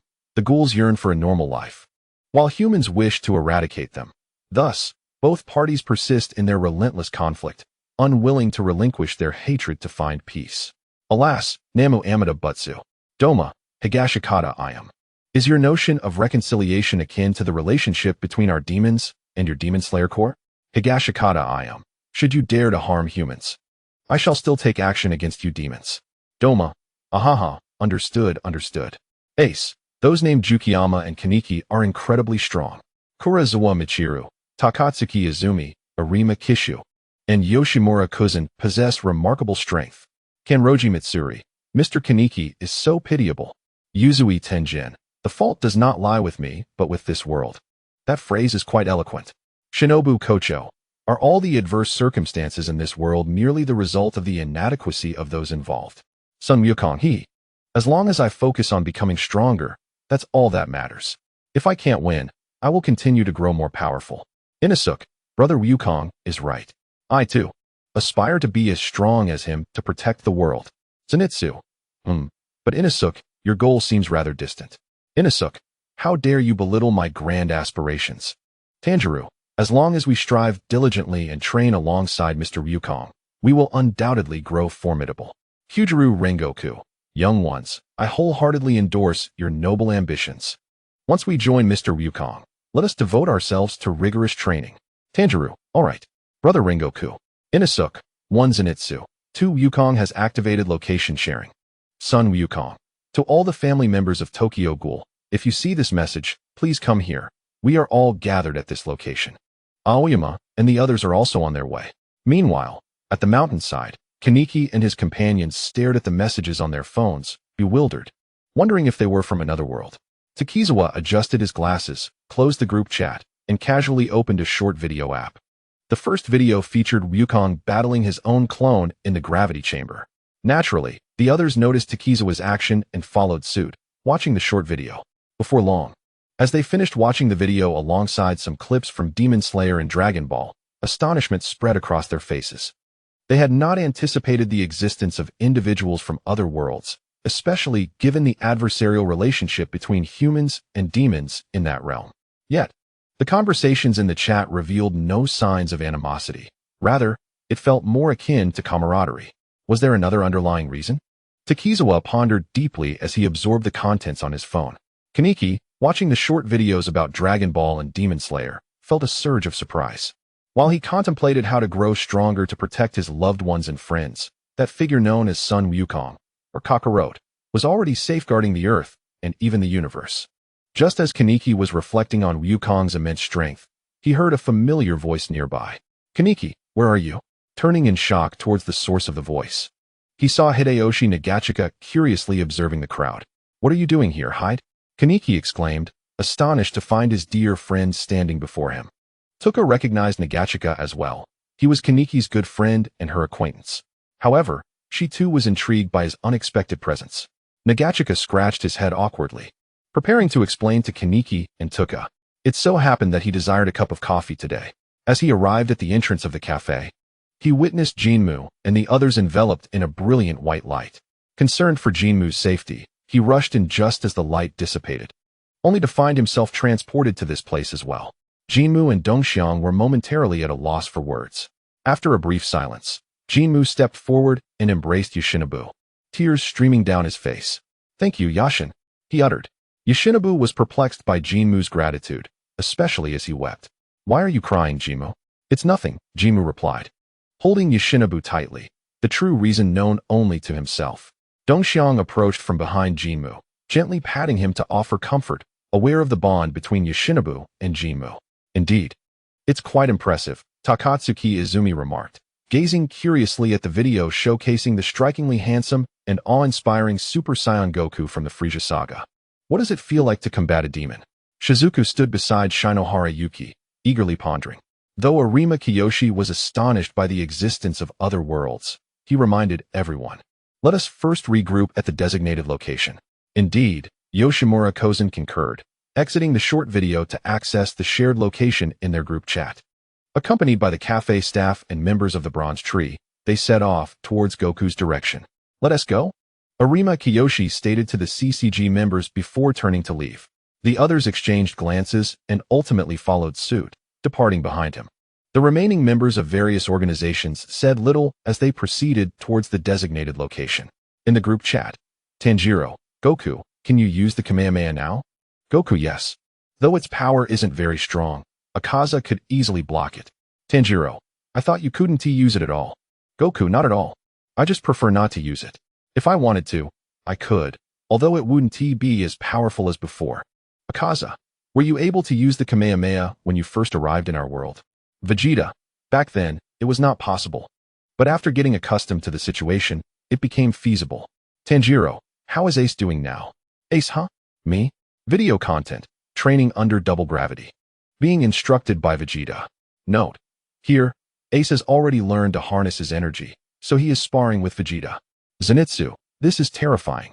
Ace has turned into a pig head. Inosuke, Ace has been thoroughly beaten up. Kanroji Mitsuri, oh no, pig head Ace, ha. Iguro Abanai Mitsuri, you should refrain from laughing. We must also prepare for the possibility of becoming pig heads ourselves. Yuzui Tenjin, this truly is a grand lesson. Black Death Mu, Sun Wukong, once you arrive on your side, I wish to engage in some practice with you. Sun Wukong, excellent. I can hardly contain my excitement. Yawazawa, Sun Wukong, were you not eager to battle with me? Sun Wukong, I shall first contend with you before confronting that fellow named Black Death Mu. Vegeta, Muzan, how about you spar with me? Muzan, no, you should seek him out instead, Shinobu Kocho. Shinobu Kocho, I am always ready. Vegeta, very well. I too wish to witness the true strength of the modern Hashira. Do not disappoint me. Shinobu Kocho, I shall not let you down. Tanjiro, did Elder Ace utilize the same Conqueror's Haki as Mr. Ju in the video just now? Ace, indeed. Sun Wukong, oh? So that is what it is called, Conqueror's Haki. I was curious about the commotion it caused. Ju, Ace, Doma, how amusing. Such a formidable ability to instill fear, yet it seems ineffective against Wukong and Mr. Vegeta, Tamayo, Doma, do not forget that the warriors from Wukong's world possess extraordinary strength. The pressure exerted by those bosses is no less than that of Conqueror's Haki. Doma, perhaps you are correct? For instance, the recent video featuring Lord Muzan, he strides with an aura of wind and mist, accompanied by a personal soundtrack. Muzan. Doma, oh dear, it seems Lord Muzan is displeased. At the open space behind the Jinkola, Ace lay sprawled on the ground, his face resembling that of a pig, feeling utterly terrified by the training with Vegeta. He found himself utterly powerless against the relentless onslaught, as his opponent held nothing back, delivering blows with full force. He mused that training with Mr. Wukong was far more comfortable. Ace kept these thoughts to himself, wary of letting Vegeta perceive his current sentiments. Before Ace, Wukong and Vegeta had put away their phones and were engaging in a one-on-one duel. Chapter 37. Wukong versus Vegeta. Here we go. Wukong called out to Vegeta, assuming the initial stance of the turtle school. Humph, bring it on. Vegeta smirked, exuding confidence as he struck a nostalgic pose from his childhood, standing opposite Kakarot. Observing the situation, Ace reluctantly rose, retrieved his phone, set it up to capture Wukong and Vegeta, and initiated a live stream. On the path leading to the back mountain. Just before reaching it, Shinichiro Arakawa and Muzan's group were traveling when suddenly a notification chimed on their phones. Ding! Your followed account Ace has started a live stream. Live stream title, Fateful Showdown. Inosuke, holding his phone, eagerly clicked into the stream, his eyes gleaming with excitement as he watched the figures of Wukong and Vegeta on the screen. The group halted their steps, intrigued, as they entered the live stream. Shinichiro Arakawa pondered for a moment and addressed the group. Let us continue onward after we meet with the individuals from the Tokyo Ghoul world. Upon hearing this, the crowd expressed no dissent. Yawoza promptly seated himself on the ground, his gaze fixated on the screen, his eyes brimming with curiosity and anticipation. Previously, he had heard from Inosuke that Mr. Vegeta surpassed Goku, yet Yawoza was skeptical. He believed that Goku, having reached such heights, was superior to Vegeta. Thus, he was eager to witness firsthand who among the two was truly the strongest. The others also found their spots to watch the live broadcast, each accompanied by their partners, like Doma with Koike, Inosuke with Aoi, Zenitsu with Nezuko, Iguro with Mitsuri, Shinobu with Ju, Tanjiro with Kanoho, and the Shinazugawa siblings, Aya and Amain, among others. As for why Shinobu sat beside Ju, it was because she aimed to bring Tanjiro and Kanoho closer together. In the midst of their journey on the mountainside, as Yoshiyuki and his companions trekked onward, a sudden notification chimed on their phones. Ding! The ace you follow has started a live broadcast. Title, Fateful Showdown. Is someone going live? Ayoshi inquired, holding Kaniki's phone towards him. Let us keep moving while we watch, Takahiro remarked casually. We shouldn't keep them waiting too long. Kaniki and the others remained silent, well aware of the importance of not making their opponents wait. Inside the live broadcast, a cough resonated. Goku, with a swift motion, appeared before Vegeta, delivering a punch directly to his face. Bang! Vegeta skidded back several meters, a smile gracing his lips, seemingly unscathed. The enhancement of my physical form is indeed remarkable, Goku mused, glancing at his own fist and then at Vegeta's face, just as he was about to commend him. Whoosh! Huh! Vegeta retaliated with a swift kick, striking Kakarot in the abdomen with blinding speed. Ugh! Goku gasped in pain, having intended to evade the blow. But Vegeta's kick was too rapid to escape. You sneak attacked me, he exclaimed, rising from the ground. Indignation etched on his face as he pointed at Vegeta. Humph, Kakarot. Don't underestimate me, Vegeta declared, confidence radiating from him as he regarded the now upright Kakarot. Hee, there won't be a next time, Goku said with a smile, closing his eyes. Seeing Kakarot unexpectedly shut his eyes, Vegeta sharpened his focus, adopting a defensive stance, fully attuned to his opponent's movements. Whoosh! As soon as Vegeta positioned himself defensively, a rapid figure materialized before him. Kakarot executed a side kick aimed at Vegeta's head. Bang! Vegeta raised his hand to block the kick, then retaliated with a straight punch towards Kakarot's cheek, but just as his fist was about to connect, Kakarot vanished. Whoosh! A sound of slicing air erupted from Vegeta. Huh! He bellowed, unleashing his energy, which instantly forced the ambushing Kakarot back several steps. A flaw, he shouted, recognizing the opening. Vegeta, seizing the opportune moment, swiftly moved before the unsteady Goku, delivering a flurry of punches directly to his face. He concluded his onslaught with a powerful kick that sent Goku flying. Aya! Goku cried out in agony, his previous state of ease utterly shattered. Kakarot, unleash your true strength at once. Otherwise, defeat is inevitable, Vegeta warned with an arrogant yet seemingly benevolent tone, arms crossed. Very well. Goku wiped the blood from the corner of his mouth, now aware of the disparity between himself and Vegeta. He resolved to no longer hold back, preparing to expend every ounce of his strength. Hiya! Goku steadied his breath and posture, unleashing a series of furious roars as a volatile white aura began to envelop him. The smile faded from Vegeta's lips as he regarded Goku's transformation. A sense of déjà vu washing over him, hinting at impending punishment. This sensation invigorated Vegeta, prompting him to remain vigilant. As Goku began to emit wisps of white smoke, his energy surged, radiating an even more intense white flame. Chapter 38, 25-fold Kaioken in the live stream. Inosuke. Ha! I was right. Vegeta is indeed stronger than Goku. Akaza, can you believe Vegeta can react to Goku's speed? Inmu, Mr. Vegeta's physique far surpasses Mr. Goku's. Doma, don't forget, Mr. Vegeta received a twofold enhancement to his physique. Is Mr. Goku planning to unleash another technique? Shinazugawa Sanemi, incredible. I look forward to battling Mr. Goku. Kanroji Mitsuri, be careful not to become a punching bag. Shinazugawa Sanemi, underestimating me, are you? We can still keep up with their speed. Iguro Abanai, keeping pace with their movements doesn't guarantee you can counter their unexpected attacks, does it?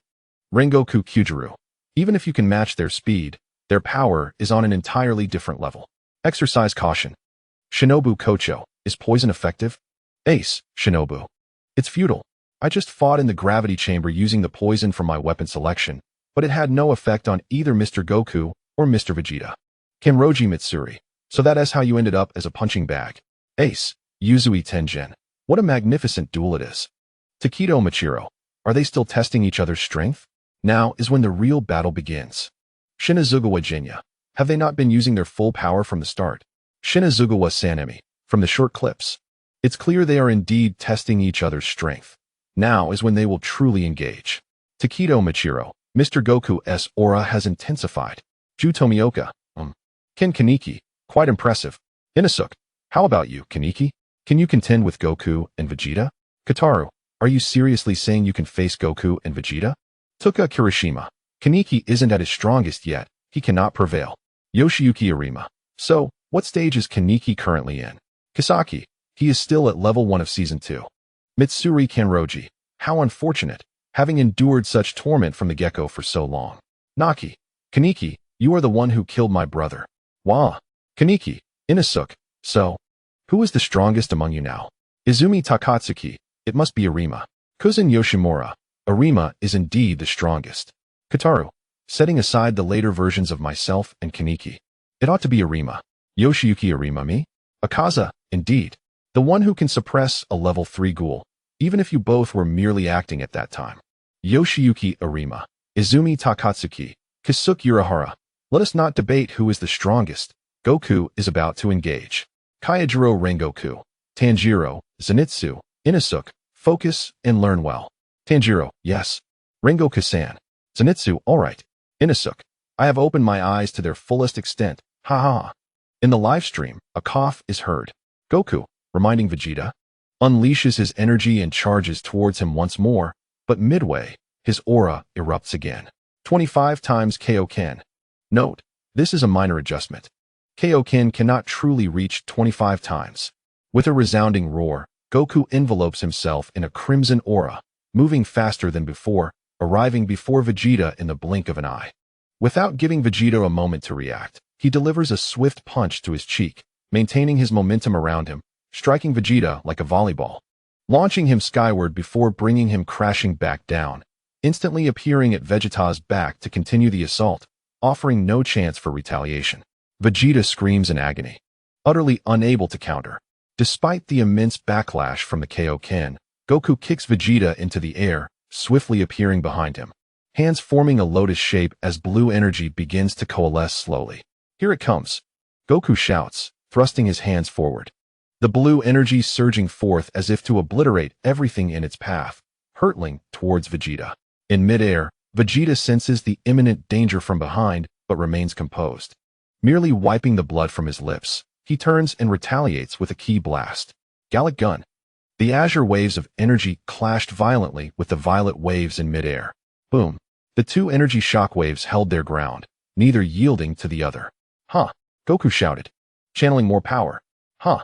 Vegeta roared in response, exerting his strength. In the live stream chat, comments erupted. Inosuke, is it possible that Vegeta is about to lose? Zenitsu, Vegeta is utterly defenseless. Tanjiro, incredible strength. But there seems to be something off about Goku.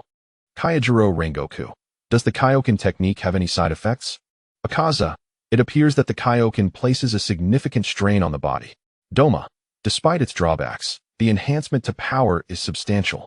Kabutsuji Musen, however, for us demons with formidable recovery, these side effects are trivial.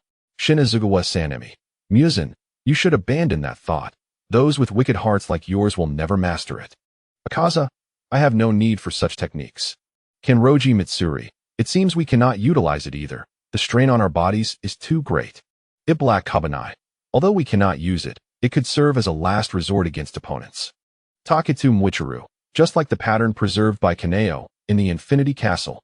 Tomioka Ju, it could indeed serve as a final trump card. Shinobu Kocho, unfortunately, it's of no use to us women. Our bodies would not withstand it. Kenroji Mitsuri, indeed. Yuzui Tenjin, what a pity. Such a splendid technique you cannot employ. Kaneki Ken, so powerful. Kuju Nanami. Inosuke, do you want me to fight those two? Inosuke, I was merely jesting. Don't take it too seriously, huh? Chapter 39, the guessing segment? In the live stream, the intensity escalated. Huh. Goku and Vegeta unleashed their full power, the Kamehameha and Gallic Gun colliding in midair, ultimately canceling each other out. Boom. The overwhelming energy aftershock nearly sent Ace and his phone flying. Astonished, Ace steadied his phone, gazing at the exhausted Vegeta and Goku, who hovered in the air, gasping for breath. Kakarot, it appears victory is mine, Vegeta declared, a triumphant smile gracing his lips as he looked at Kakarot, who was fatigued from the Kaioken side effects. Hee, Vegeta, I have not yet lost, Goku retorted, enduring the agony coursing through his body as he prepared to launch another Kamehameha stance. Goku took a deep breath, once again employing the breathing techniques from the world of Demon Slayer. Fiery flames erupted from his body as he swiftly reminded Vegeta, and then launched another fierce attack. Here I come. Whoosh. Goku appeared before Vegeta at a speed comparable to his previous onslaught, delivering a powerful punch. Vegeta, evading Kakarot's strike by tilting his head, retaliated with a direct blow of his own. Goku, initially intending to evade the incoming fist, found himself unable to do so due to the side effects of the Kaioken, and braced himself to endure the hit. Bang! Wah! Goku cried out as he was sent flying through the air. Now you can truly feel the sensation of being utterly powerless. Vegeta proclaimed arrogantly as lightning crackled around him. In an instant, he moved like a bolt of thunder, appearing behind the still-flying Kakarot to deliver a devastating combination of strikes. Vegeta propelled Kakarot high into the air, then followed up by forcefully stomping down on his back. Wah! Goku wailed, spitting out a mouthful of blood as he plummeted rapidly toward the ground. Boom! As Vegeta watched Kakarot lie motionless on the ground, he inquired, "Is this truly the end, Kakarot?" Upon hearing Vegeta's words, the fallen Goku stirred, straining to push himself up with great difficulty. Ugh! Cough, cough, it hurts so much. Can I still continue fighting, Kakarot? Vegeta asked with concern for his rival. Goku lifted his gaze to meet Vegeta's, rising into the air to maintain their standoff. Hee, this is my final move, Vegeta, Goku declared, positioning his hands in a blossom shape. Observing this, Vegeta smirked and spread his arms wide. Kamehame. Goku began to gather energy, his hands coalescing an immense sphere of radiant blue energy, causing Ace nearby to hastily retreat to a safe distance before continuing his livestream. At last, Vegeta slowly gathered energy towards his chest, the forces around him causing the gravity chamber to tremble. The blue energy Goku amassed collided with Vegeta's yellow energy in midair, creating a breathtaking spectacle. In the livestream chat, Jiomi I Himejima, what incredible power! This is astounding. Inosuke, what is this? Tanjiro, due to the side effects of the Kaioken, Mr. Goku is at a complete disadvantage. Zenitsu, why does Vegeta's lightning breathing differ from ours? Ju Tomioka, indeed it does. Kaneki-ken, Rengoku Kaijiro, may I learn the breathing techniques alongside you?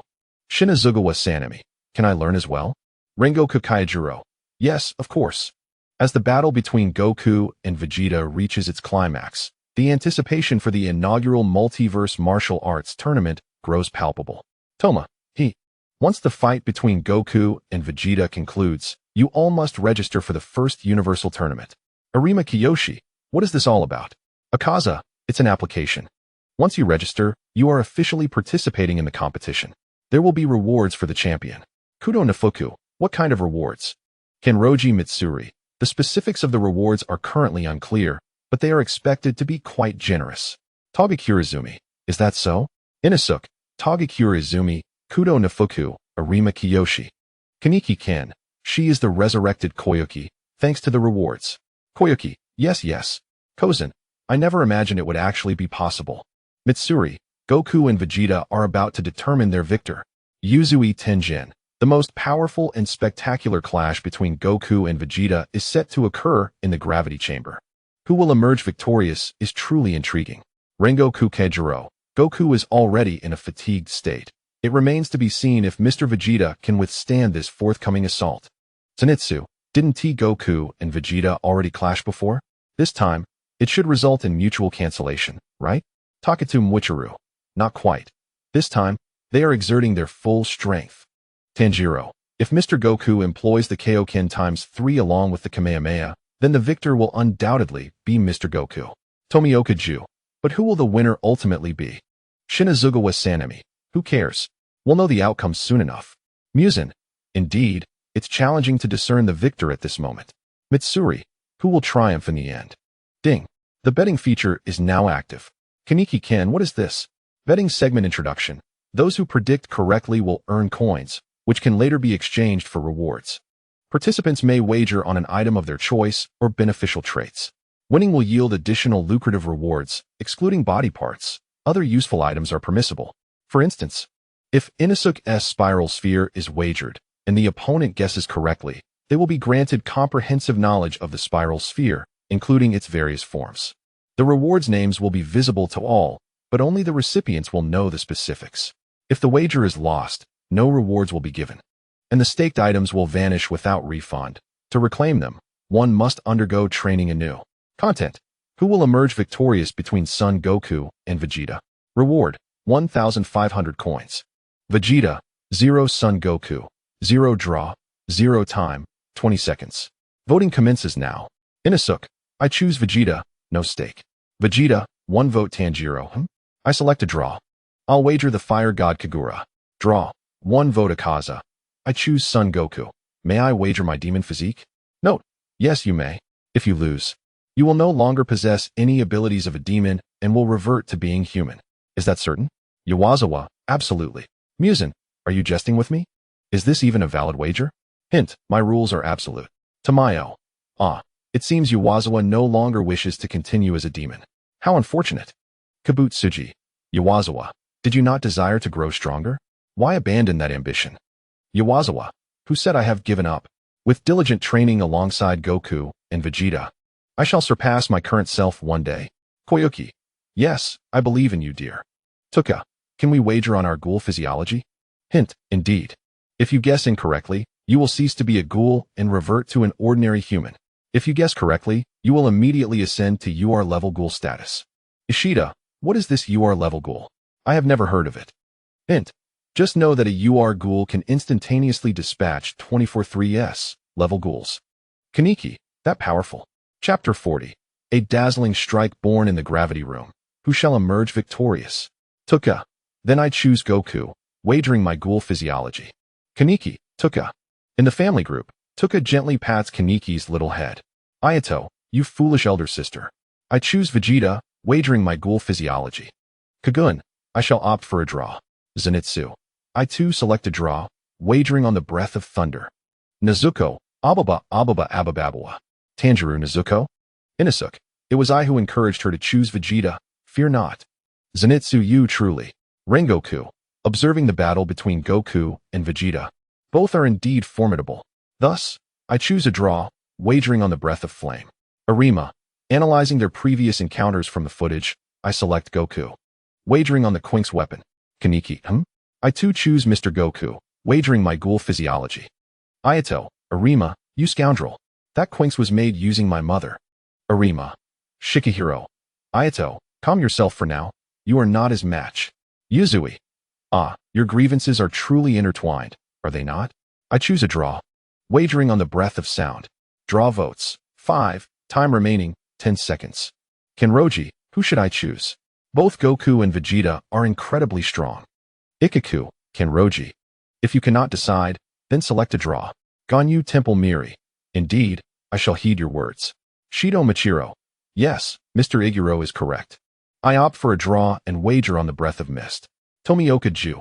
I choose a draw and bet on the breath of water. Shinohara Yukiki. Since everyone has made their choices, I shall select Vegeta. Suigetsu Shirzwa. Given that Mr. Shinohara has chosen Vegeta, I shall also choose him. Kuroiwa Iwa. If everyone is selecting Vegeta, I shall join in as well. There's little else to wager. Takahashi Izumi. Oh dear, this is indeed a difficult decision. While it seems Mr. Vegeta is poised for victory, I can't shake the feeling that Mr. Goku has a hidden card to play. Hence, I choose Mr. Son Goku. Muzan, Mr. Goku does introduce a variable. I too select Son Goku. As for what to wager, well, there's little to stake. Ace, I'll opt for a draw, wagering my 3-colored hockey. In the fleeting 10 seconds, time for betting or voting slipped away. Each individual held their own opinions. Some believed Vegeta would triumph and thus voted for him, while others felt Goku might pull off a comeback and chose him instead. A few thought it would likely end in a tie, hence abstained from voting. Ultimately, a small number were unable to cast their votes due to the relentless passage of time. The voting period has concluded.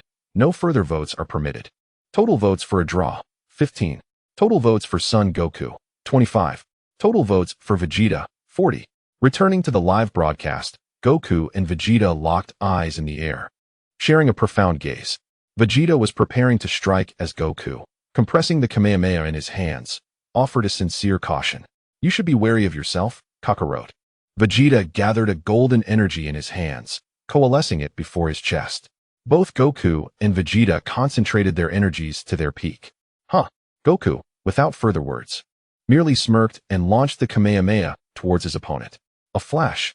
Seeing this, Vegeta unleashed his final flash towards Kakarot. Nearby, Ace, holding his phone to livestream, was struck by the dangerous energy waves, his handsome face paling in fright. Boom! Thunderous clash. The Kamehameha collided with the final flash. The ensuing shockwave instantly sent the pale-faced Ace flying. Cough. Wah. Ace cried out as he was propelled into the air. Yet his phone remained firmly in hand, continuing to broadcast the final showdown. Bang! The two energy waves momentarily held their ground in the air, with the Kamehameha gradually being pushed back by Vegeta's final flash. Nanny. Goku strained against the push, realizing that the Kamehameha was being forced back by Vegeta's final flash. And he intensified his energy. However, regardless of the circumstances, Goku ultimately could not evade the final flash, and as it was about to engulf him, he resolutely positioned the blue energy sphere before him, enveloping himself in its luminescence, thereby bracing against Vegeta's ultimate attack. From Ace's vantage point, the live broadcast revealed Goku being completely consumed by Vegeta's final flash, oblivious to the fact that he had transformed the Kamehameha into a protective energy shield. In the streaming room, Inosuke, wow, Mr. Goku has been engulfed. Zenitsu, will he be alright? Tanjiro, how could he possibly be unscathed? Kaneki-ken, can Mr. Goku withstand this strike? Kaidro Rengoku, judging by the situation, it appears Mr. Vegeta is on the verge of victory, yet one cannot dismiss the possibility of Mr. Goku creating a miracle. Michiro Takedo, what miracle could there be? He has been consumed by the final flash. Shinobu Kocho, couldn't he use the energy shield for protection? Jotaro, but there must be time to release it, right? In the live stream, Goku was directly swallowed by Vegeta's attack. Izumi Takatsuki, it's such a pity that Goku seems to be on the brink of defeat. Doma, Izumi Takatsuki, I could care less about whether Mr. Goku wins or loses. Would you accompany me on a date, the lovely Miss Takatsuki? Izumi Takatsuki, oh, you wish to date me? I must decline. Doma, alas, what a disappointment. Michiro Takedo, what if Goku were to transform the Kamehameha into a ki blast at the precise moment he is struck by Vegeta's attack?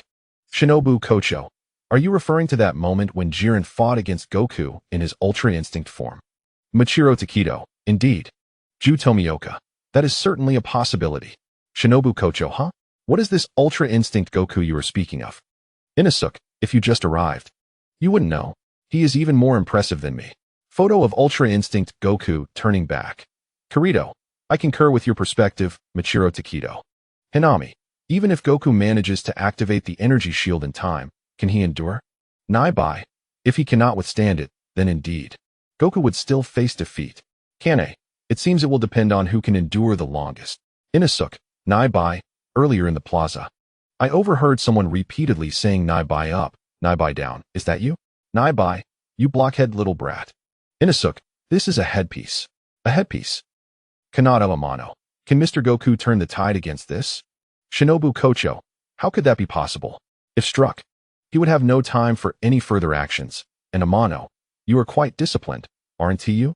Kanata Amano, my apologies. In the midst of an intense battle, Kaijiro Rengoku remarked to Gonto Amon, you are the true embodiment of manhood. Akaza then proposed to his family, I have a theory. Could it be that Mr. Goku is fixated on Mr. Vegeta's energy wave, preparing to deliver a crushing blow? Tanjiro pondered, if that were the case, wouldn't it simply result in a stalemate? As the live broadcast captured the moment, a resounding roar erupted from Goku, who, amidst the brilliance of the final flash, harnessed the remaining energy of the Kamehameha to form a protective shield against the oncoming energy wave. Despite his heavy eyelids and weary body, he charged relentlessly towards his opponent. Vegeta, initially believing that Kakarot had been consumed by the final flash and that victory was assured, was taken aback when Goku defied expectations and charged through the energy wave's onslaught. In a state of panic, Vegeta ceased his energy release and concentrated all his remaining power into his fists, preparing for a direct confrontation with the approaching Kakarot. The collision was monumental. A dazzling shockwave erupted from the center of their fists. Within the confines of the gravity chamber, the question lingered, who would emerge victorious? Chapter 41 concluded the speculation, and the rewards began to be distributed. The brilliant shockwave gradually dissipated under the watchful eyes of the audience. Both Vegeta and Goku expelled blood, plummeting helplessly to the ground. With the absence of the Kamehameha and Final Flash's residual energy, Ace also fell from the sky. Oh no, I forgot I was still in the air. Thud, thud, thud. The sounds of three figures hitting the ground echoed. Goku, Ace, and Vegeta lay sprawled on the earth. Ace, adopting a pose reminiscent of Yamcha, took a moment to catch his breath before rising with considerable difficulty. Rubbing his sore backside, he approached Goku and Vegeta, concern etched on his face. Are you two all right? Goku and Vegeta, enduring their physical pain, exchanged glances, and shared a faint smile before collapsing once more. Ha ha ha, I almost lost. Goku gasped, lying flat on the ground, reflecting on the match with a grin. Ha ha ha, if only my strength had been sufficient, victory would have certainly been mine. Vegeta echoed, also sprawled out and smiling, addressing Kakarot. Noticing that both Goku and Vegeta had exhausted their energy, Ace rushed over, anxiety in his voice. Are you both okay? Goku, with great effort, lifted his head to look at Ace, smiling as he requested, Ha! Ace, could you retrieve 2 Senzu beans from my pocket? I'm feeling rather drained right now. Ace nodded in agreement, gently rubbing his sore backside as he approached Goku, squatting before him. From Goku's belt, he retrieved a small pouch and produced 2 magical beans, which he then fed to both Goku and Vegeta. In the live broadcast room, the conversation unfolded. Inosuke, Akaza, is it truly a tie? Tanjiro, what? Zenitsu, could it really end in a draw? Akaza, I knew it. Muzan, Akaza, did you foresee this? Does that imply you acknowledge your desire to no longer be a demon? Akaza, indeed, I intentionally voted incorrectly. Takedo, luckily, I didn't place any bets following your lead. Yamori, Akaza, isn't being a demon advantageous? It grants you a longer lifespan, and thus, more opportunities to grow stronger. Akaza, Yamori, I'd rather not. Muzan, have you made your decision, Akaza? Akaza, yes. Kaneki, so, what about our ghoul nature? Arima, it likely no longer exists. Tuka, Kaneki, isn't this a good thing? We can finally be together peacefully. Kaneki, I suppose that's acceptable. Takizawa, is Kaneki about to return to humanity? What a pity. Oldman, Takizawa, Arima, how will you execute your king-making plan now? Inosuke, Oldman, have you forgotten that Goku and Vegeta are here? Arima, indeed. If Goku and Vegeta intend to intervene in our world, we would be powerless to stop them. Akaza, I concur with your perspective, Arima. Inosuke, how could I have failed to guess correctly? Zenitsu, by the way, when will the rewards be distributed and the bets collected? Notification, rewards will be distributed and bets collected once everyone has gathered together. Tanjiro, I see now. Shinobu, Kaneki, Arima, are you approaching us? Arima, we're almost there. We can see you in the gravity chamber. Kaneki, yes, we are nearly there. On the mountainside. Yuzu's ears perked up as he turned his head, spotting Arima clad in white and Kaneki dressed in black with white trousers, holding hands with Tuka, along with various members from different organizations. At last, they have arrived. Rengoku crossed his arms, his eyes wide with curiosity as he surveyed the inhabitants of the Tokyo Ghoul world. Muzan rose to his feet and instructed Nakeim. Nakeim, prepare more teacups. Our guests have arrived. Understood, Lord Muzan.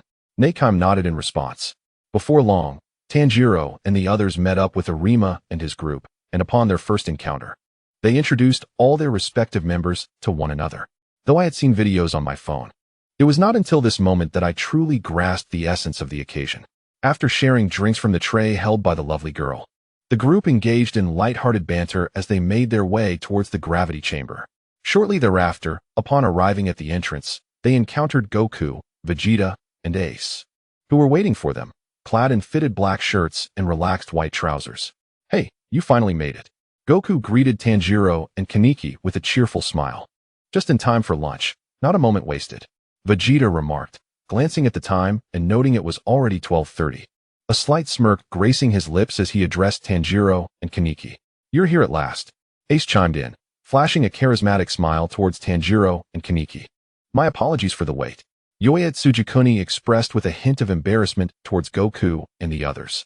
It's no trouble, let us eat. Goku replied nonchalantly, ushering everyone into the dining area of the gravity chamber. As they settled down and prepared to begin their meal, an unexpected notification echoed through the air. Ding! The betting period has ended. Those who previously wagered on Goku and Vegeta will not receive any rewards, and all bets will be forfeited. A wave of tension swept through the group upon glimpsing the content on their phones. Tanjiro swiftly turned to his sister, Nezuko, only to find her enveloped in a radiant light, her expression suddenly clear as she stood frozen in place. Nezuko gazed blankly at Zenitsu. Memories and experiences surged into her mind, overwhelming her with newfound awareness. Most astonishingly, she recalled that she had married Zenitsu. Little Nezuko! Zenitsu exclaimed joyfully. seizing her smaller hand with enthusiasm. I'm back, Zenitsu. Nezuko replied with a smile, returning his grip. It seems my choice was indeed the right one. Inosuke declared confidently, devouring his meal nearby. Hey there, Nezuko. She greeted Inosuke with delight. Finally, Nezuko fixed her gaze on Tanjiro, smiling as she said, I'm back. Big brother. Tanjiro, overwhelmed with emotion at seeing his sister restored to her human form, could no longer hold back the tears in his eyes.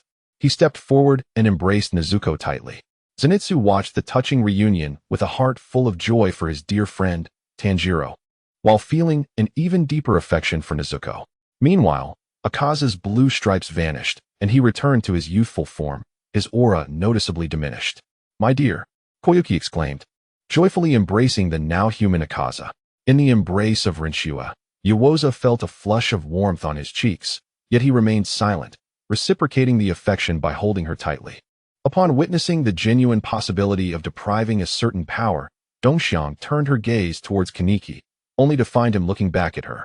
However, before either could utter a word, a radiant beam enveloped them, and the ghoul cells within their bodies were directly extracted. Chapter 42. On this day, Muzan recalled the terror of being subjugated by another. Following the extraction of Kaneki's ghoul cells, his once white hair gradually reverted to its natural black hue. Elated to see herself transformed back into a human, Dongxiang joyfully called out Kaneki's name and stepped forward to embrace him. Xian stood beside Dongxiang and Kaneki. Watching as his foolish elder sister was swept away by Kaneki, he felt a sense of happiness for her, yet harbored a twinge of irritation towards Kaneki. Thus, he stood aloof, hands in pockets, observing the affectionate display before him with a stoic demeanor. Meanwhile, Takizawa observed the unfolding events with a glimmer of intelligence reflected in the lenses of his glasses, contemplating internally. It seems that Narukami is no more, and there is no need to proceed with the subsequent king-making plan. I shall take it one step at a time. Before long, those who had not voted or had been unsuccessful were dealt with, leading to the next phase, the rewards. As this realization dawned upon everyone, they collectively turned their attention towards those who had opted for a tie, particularly the betters. Tanjiro, under the scrutiny of the crowd, felt an overwhelming sense of nervousness. Beads of sweat formed on his palms. Just as he contemplated alleviating the tension with words, his phone in his pocket unexpectedly rang. Upon hearing the ringtone, Tanjiro understood that the time for his reward distribution had arrived. He eagerly retrieved his phone, his heart racing and hands trembling as he powered it on to check the details. Congratulations, Tanjiro. You have obtained 1,500 gold coins. By betting on the fire god Kagura, you have received an additional reward, the resurrection of Kinagase Yuichi, peak youth. Do you confirm the reward? Tanjiro was taken aback by the betting reward, recognizing who Kinagase Yuichi was. In the videos, this individual was a towering figure in their world, someone even the most formidable of bosses would flee from, avoiding any confrontation. The mere thought of him could annihilate 1,500 of the boss's meat slices in an instant. Though Tanjiro yearned for the revival of his parents and family, this reward was extraordinarily powerful. The prospect of resurrecting a being of such caliber meant that he could simply request assistance from Yuichi in his quest to bring back his parents. With Yuichi, along with Goku and Mr. Vegeta training together, their strength would become formidable, rendering them nearly invincible. Moreover, this would open up numerous avenues for securing the revival of his parents. With such thoughts swirling in his mind, Tanjiro took a deep breath and, with trembling fingers, clicked to confirm the reward. As the crowd eagerly anticipated the reward for Tanjiro, a brilliant white light enveloped the dining hall of the gravity chamber. When the dazzling radiance dissipated, the onlookers beheld a figure, a young man with deep crimson hair styled into a high ponytail, red irises, clad in a crimson haori, and possessing a Nichiren blade at his waist. His eyes were closed, yet his breathing remained steady. This was Kagaya Yurichi. A soft crack echoed, pulling the spectators from their astonishment as they turned towards the source of the sound, only to find Muzan and the remaining upper moons, their faces etched with sheer terror. Muzan and his companions, save for the once human Akaza, were engulfed by the overwhelming aura emanating from this young man, a being they recognized as the pinnacle of their world. What is there to enjoy? Where lies the amusement? Do you treat lives as mere trifles that you cannot recall? The sound that had shattered the silence came from a broken teacup beneath Muzan's feet. Now drenched in cold sweat, trembling, he dared not divert his gaze from Yurichi. The memory of the dread he had once felt under Yurichi's dominion flooded his mind. Meanwhile, Goku and Vegeta, upon witnessing Yurichi, could both sense the oppressive force radiating from each other, realizing that this figure was considerably superior to them. In another corner, Kokushibo fixed his gaze on his brother. Although he had anticipated a resurrection one day, he never imagined that Tanjiro's reward would be the revival of his sibling. As Yurichi remained with his eyes shut, his eyelids slightly fluttered open, sensing the presence of demons nearby. In an instant, he drew his Nichiren blade with a speed that was nearly imperceptible, unleashing the 13th form of sun breathing aimed directly at Muzan. Goku, positioned beside Muzan, reacted with equal swiftness, grabbing the Nichiren blade that Kokushibo had placed on the table, and hastily countered with the 1st to 13th forms of sun breathing, positioning himself protectively in front of Muzan. The clang of steel resonated as the two flame-infused slashes intertwined. Yurichi and Goku engaged in a fierce exchange, neither yielding ground. However, the unfortunate truth was that Yurichi's blade moved with such velocity that Goku, still unaccustomed to the use of the Nichiren blade and the breathing techniques, was struck by Yurichi's assault after only a few exchanges. Though Goku managed to envelop himself in a protective aura at the moment of impact, he was still sent flying with a cry of agony. Vegeta, witnessing Goku being hurled across the dining hall by Yurichi, was filled with disbelief.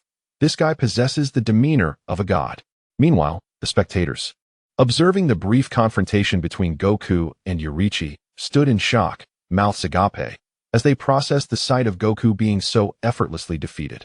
I never anticipated that the pinnacle of the Demon Slayer world could so effortlessly send the previously formidable Goku flying. After Kokushibo had sent Goku hurtling through the air, he surveyed his surroundings, feeling a sense of bewilderment as he noticed everyone gazing at him. Deep inside, he was perplexed, for his attack had not been intentional. It was merely a reflex driven by instinct in the face of danger. Ah, that hurts. Goku shook his head and slowly rose to his feet from a short distance away, gingerly touching the spot where Kokushibo had struck him. Still feeling a lingering sense of dread, had he not shielded his body with ki, he would have surely been injured. Seeing Goku unharmed, Kokushibo sighed in relief and bent slightly to apologize. I am truly sorry for my earlier actions. Haha, it's quite alright. You're really impressive. Goku replied nonchalantly, expressing his admiration for Kokushibo's strength. Kokushibo nodded in acknowledgement, then turned his attention towards Muzan Kabutsuji, remarking, Is it truly you? Muzan, feeling a tremor of fear at being noticed by Kokushibo, suppressed his dread and responded, It has indeed been a long time, hasn't it, Kokushibo? Kokushibo confirmed Muzan's identity, recognizing him as the one who had escaped before. Just as he prepared to draw his sword and attack, he found himself momentarily halted. At that moment, Kokushibo approached, taking the Nichiren blade from Goku's hands and stepping forward to stand before Kokushibo. The two exchanged glances, enveloped in an atmosphere reminiscent of their earlier encounter in the restaurant, where silence reigned between them. Brother, Kokushibo broke the awkward silence, calling out to Kokushibo. It has truly been a long time. Dear brother, Kokushibo greeted him, though his grip on the sword hilt was slick with cold sweat, fearing Kokushibo might eliminate him in an instant. Just as the surrounding ambience descended into an eerie stillness, the phone of Yoya Shinjuro rang, drawing the attention of all present. Their curiosity piqued by the nature of the reward. Noticing this, Tanjiro hurried to Kokushibo's side and pulled him into a corner of the restaurant. Kokushibo, intrigued by Tanjiro's appearance and ear pendant, inquired, Who is Kamadu Tanjiro to you? Tanjiro paused for a moment, then smiled and replied, He is my ancestor. Ah, I see. Kokushibo said, gently patting Tanjiro on the head. He then turned to Muzan, curiosity sparking anew as he asked, And what is the story behind them? How is it that demons are associated with you? Upon hearing Kokushibo's question, Tanjiro stroked his chin, contemplating for a moment before explaining the events of the past 2 days. As Yuan-e absorbed Tanjiro's explanation, he found himself enveloped in astonishment. He had never anticipated that the arrival of Goku and Vegeta would bring about such significant changes. Muzan had surprisingly become compliant, and there was even the prospect of obtaining powerful rewards or resurrecting individuals. Seemingly struck by a thought, Yuan-e reached into his pocket and, after rummaging for a moment, produced a mobile phone. Observing Yuan-e's curiosity towards the device, Tanjiro approached to familiarize him with its functionalities. After a brief indulgence in short videos, Yuan E affectionately ruffled Tanjiro's ironclad head and gently declared, "I will assist you in resurrecting your parents." Tanjiro was taken aback, perplexed by how Yuan E seemed to know his situation without him uttering a word. As Yuan E stowed away his phone, he noticed Tanjiro still in a daze. With a warm smile, he continued, "Isn't there a reward for resurrection? Then I shall strive to secure more opportunities to bring your parents back." Tanjiro, stirred by Yuan Yi's words, felt an overwhelming wave of emotion, his eyes shimmering with tears. "Thank you, Mr. Yuan E," he expressed gratefully. Yuan E patted Tanjiro's back in a gesture of comfort, and together they made their way towards the direction of Ubuyashiki Yose. At that moment, a crowd had gathered around Ubuyashiki Yose, intrigued by the nature of his reward. With a tinge of anxiety, Ubuyashiki Yose retrieved his phone and hurriedly checked for updates on short videos. "Congratulations, Ubuyashiki Yose. You have received 1,500 gold coins. However, as there was no wager placed, no rewards have been granted." Ubuyashiki Yose displayed no signs of disappointment. He understood that rewards were contingent upon placing a bet. Nothing in this world came without a price. After all, before he could dismiss the notification, his phone vibrated once more. "The Otherworld Blade Challenge has commenced. If you're a brother, lend me your blade." Ubuyashiki Yose gazed at the peculiar message on his screen, a large question mark materializing above his head. Blade Challenge Q. Chapter 43. The Otherworld Blade Challenge. It was not only Ubuyashiki Yose's phone that had acquired the new application titled Otherworld Blade Challenge, but all present had seen a similar edition. Rengoku Kyujuru, intrigued by this new software, inquired of the group, "Do any of you know what this is?" Vegeta pondered momentarily before responding with uncertainty. "It should resemble an app akin to a mobile store, I suppose." "Huh." Inosuke, puzzled by this remark, questioned, "But doesn't that one require delivery to the door? And isn't there supposed to be a courier's name?" Kaneki Ken, glancing at the Otherworld Blade Challenge application, contemplated before adding, "Well, it's similar to what Mr. Vegeta said, a mobile store, but what?"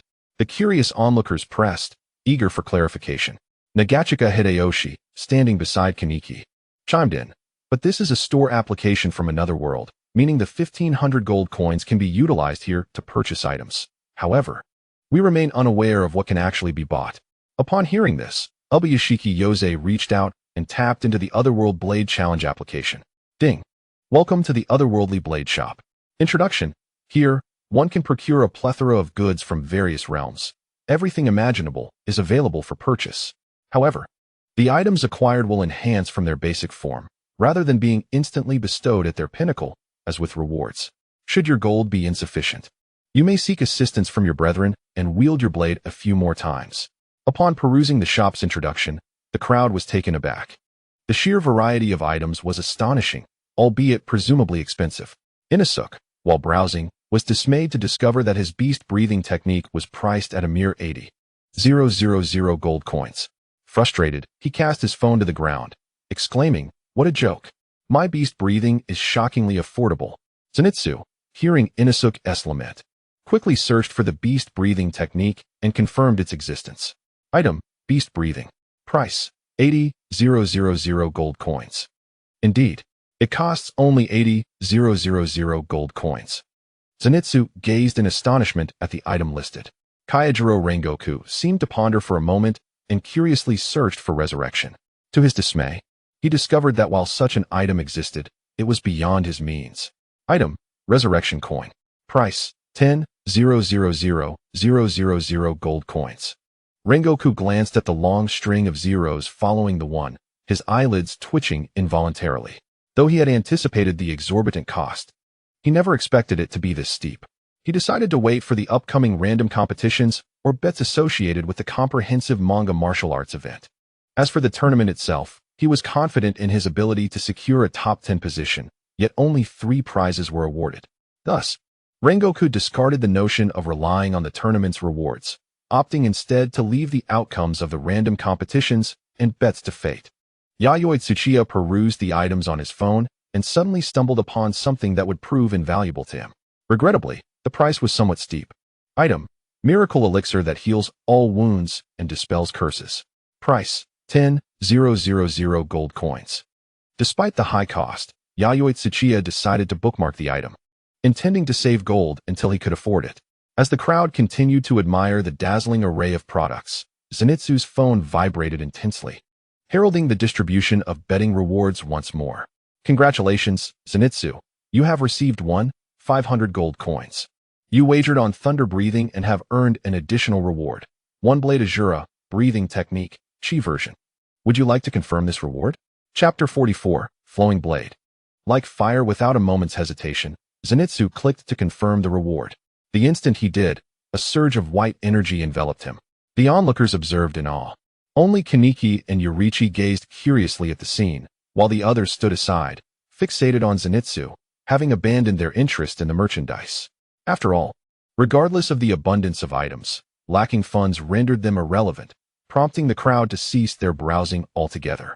In Zenitsu's mind, he received a plethora of information regarding the ability of the one-cut Azura. One-cut Azura, breathing technique, Chi version, can be enhanced. Ability description, usable only once a day. It condenses all the strength and Chi one possesses into a single minute, forcibly concentrating all breath or Chi, amplifying physical capabilities by dozens of times. However, once utilized, the body will rapidly weaken.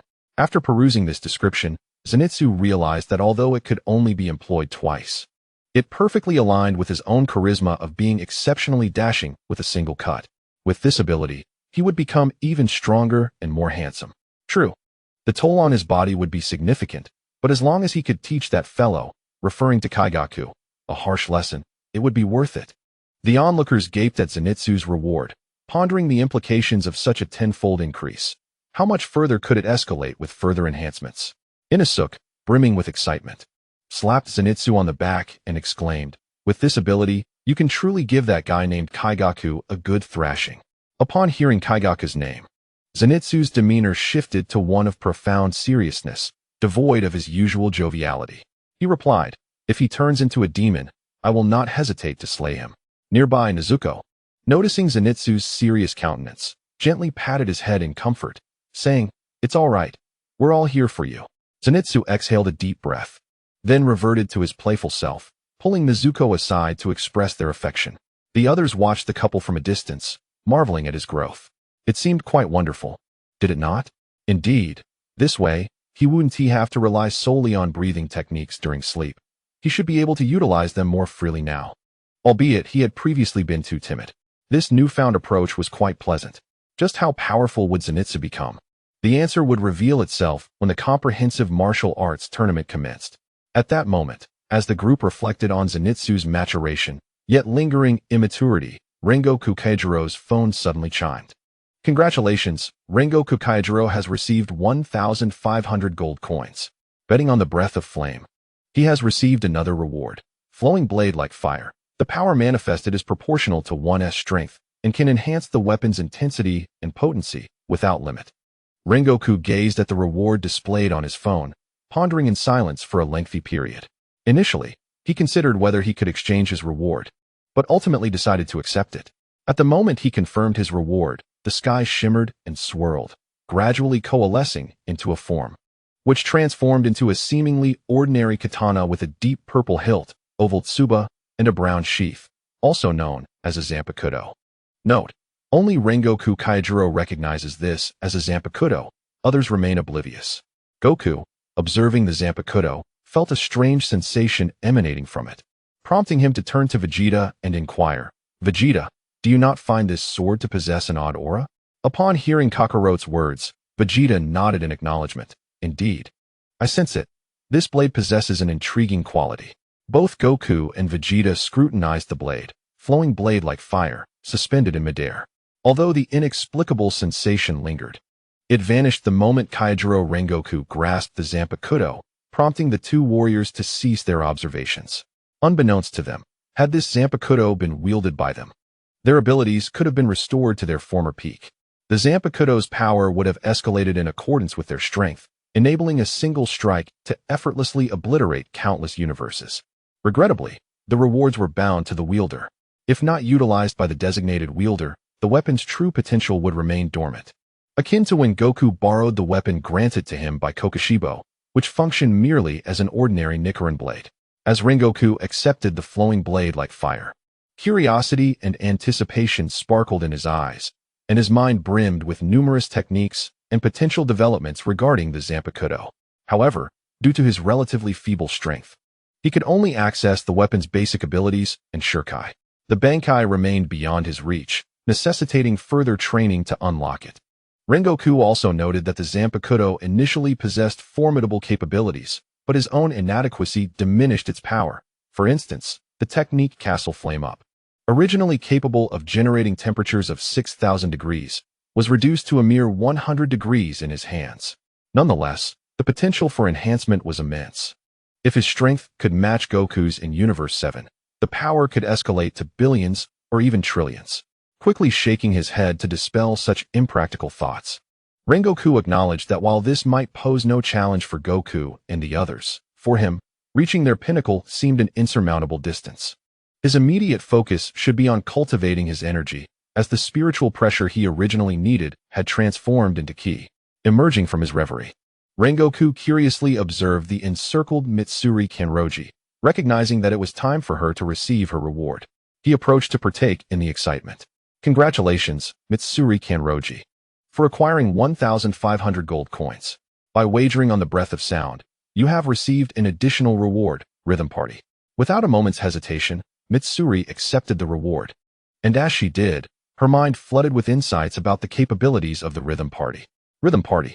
Ability description. When utilizing this ability, a random BGM will resonate in the mind, and at the moment the music begins, the opponent's actions and subsequent moves will manifest as musical notes in the mind. One can anticipate and deliver dimensional strikes based on the rhythm of these notes.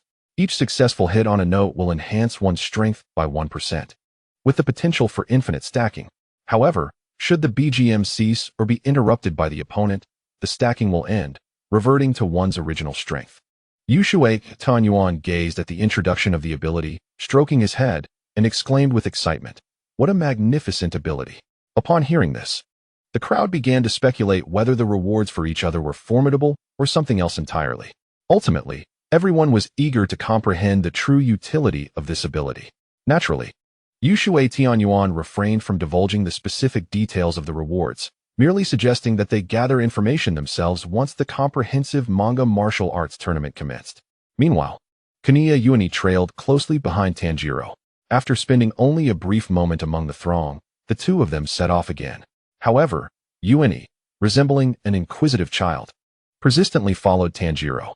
Each time they encountered something novel, Yuani would pause in curiosity, and although he remained silent, Tanjiro understood the unasked questions lingering in his companion's mind. Thus, with great patience, Tanjiro guided Yuani, sharing insights about the intriguing sights, yet every time they neared Muzan, Yuani would promptly dart away to the opposite side. Observing Muzan evade him as if he were a plague, Yuani's head filled with large question marks. Tilting his head in confusion, he inquired, "Why are you so afraid of me?" Muzan, having just distanced himself from Yuani, was struck by this question. His forehead creased with frustration as he silently mused. "Why are you afraid of you? Do you not realize? You nearly took my life in an instant. How could I not fear you?" However, Muzan kept these thoughts to himself, unwilling to voice them to Yuani. He quickly regained his composure, raised his gaze, cleared his throat, and said, "Ahem. I was actually planning to go have tea with Mingnu. Would you care to join me?" "Absolutely."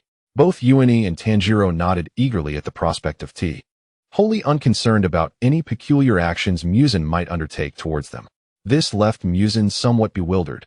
He had merely intended to brush off Yuani, the peculiar entity, and Tanjiro, the little anomaly, but unexpectedly found himself obliged to lead them to Mingnu for tea. Sighing, he resigned himself to the situation, dismissing the rewards of others as inconsequential, for they were not his own. Once the comprehensive manga martial arts tournament commenced, the specific details of their rewards would inevitably be revealed, and to secure victory, he must emerge as a master of information. Returning to Goku, after Yushue Tianyuan collected his reward, it was time for Ihei Kobain and Kanroji Mitsuri to receive theirs. Both were aware that they had no additional rewards since they had not placed any bets. Congratulations to Ihei Kobain for receiving 1,500 gold coins. Congratulations to Kanroji Mitsuri for receiving 1,500 gold coins. Having witnessed several individuals collect their rewards, Goku, filled with curiosity, inquired about who would be next.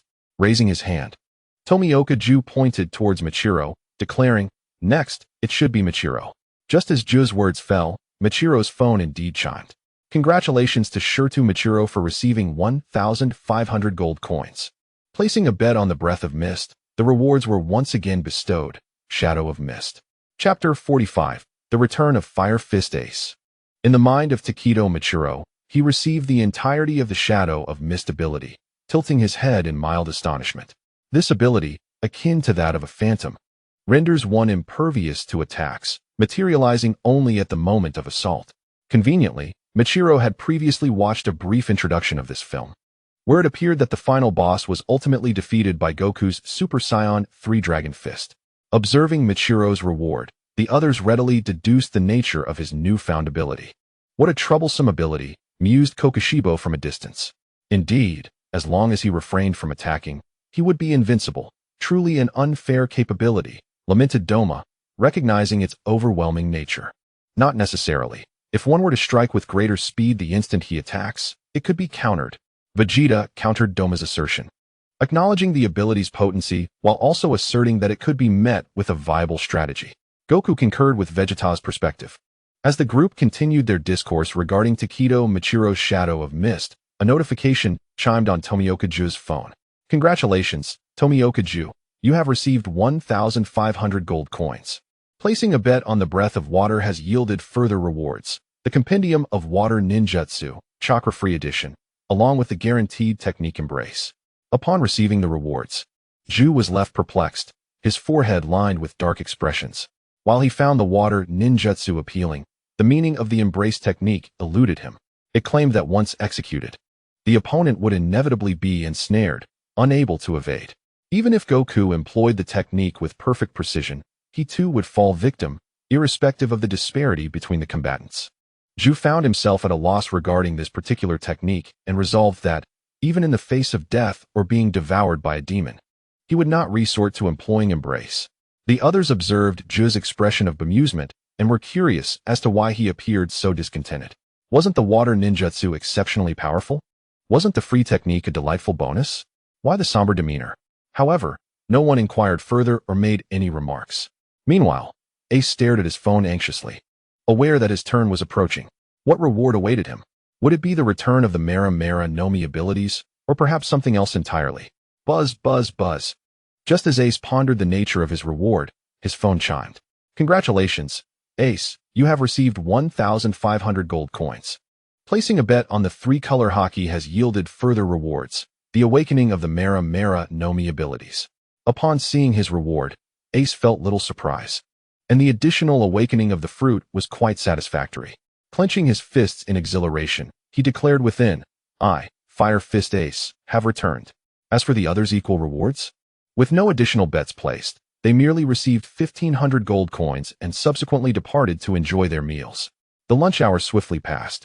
After finishing their meal, Vegeta and Goku, accompanied by Tanjiro and others, including Kaneki, entered their respective gravity chambers to commence a tutorial on energy control and rigorous training. Though merely an afternoon was allocated, it left an indelible impression on Tanjiro and Kaneki's group. Goku and Vegeta, seasoned in their high-intensity training, seemed to forget that their companions were still unaccustomed to such exertions, resulting in each session being a grueling ordeal. Particularly for those who were ordinary individuals, this afternoon was akin to experiencing hell on Earth.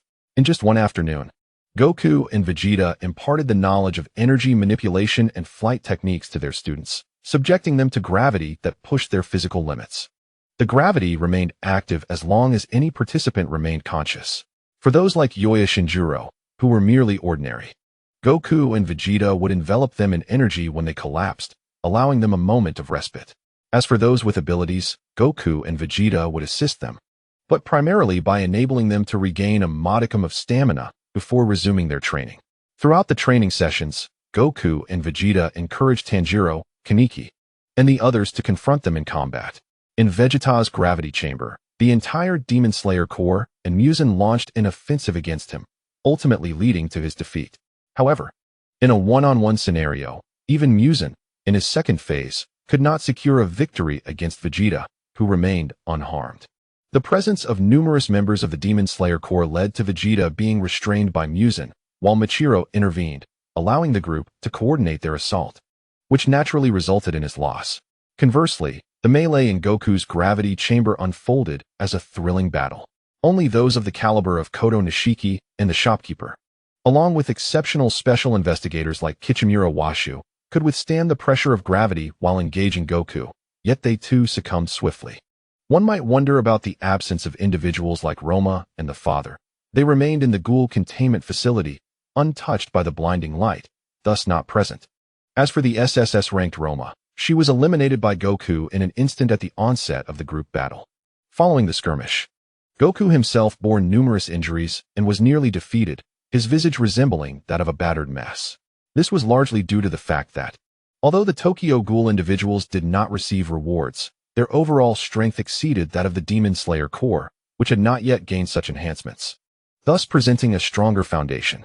While training their students, Goku and Vegeta were also diligently honing their skills, particularly during their intense bouts against Kokushibo.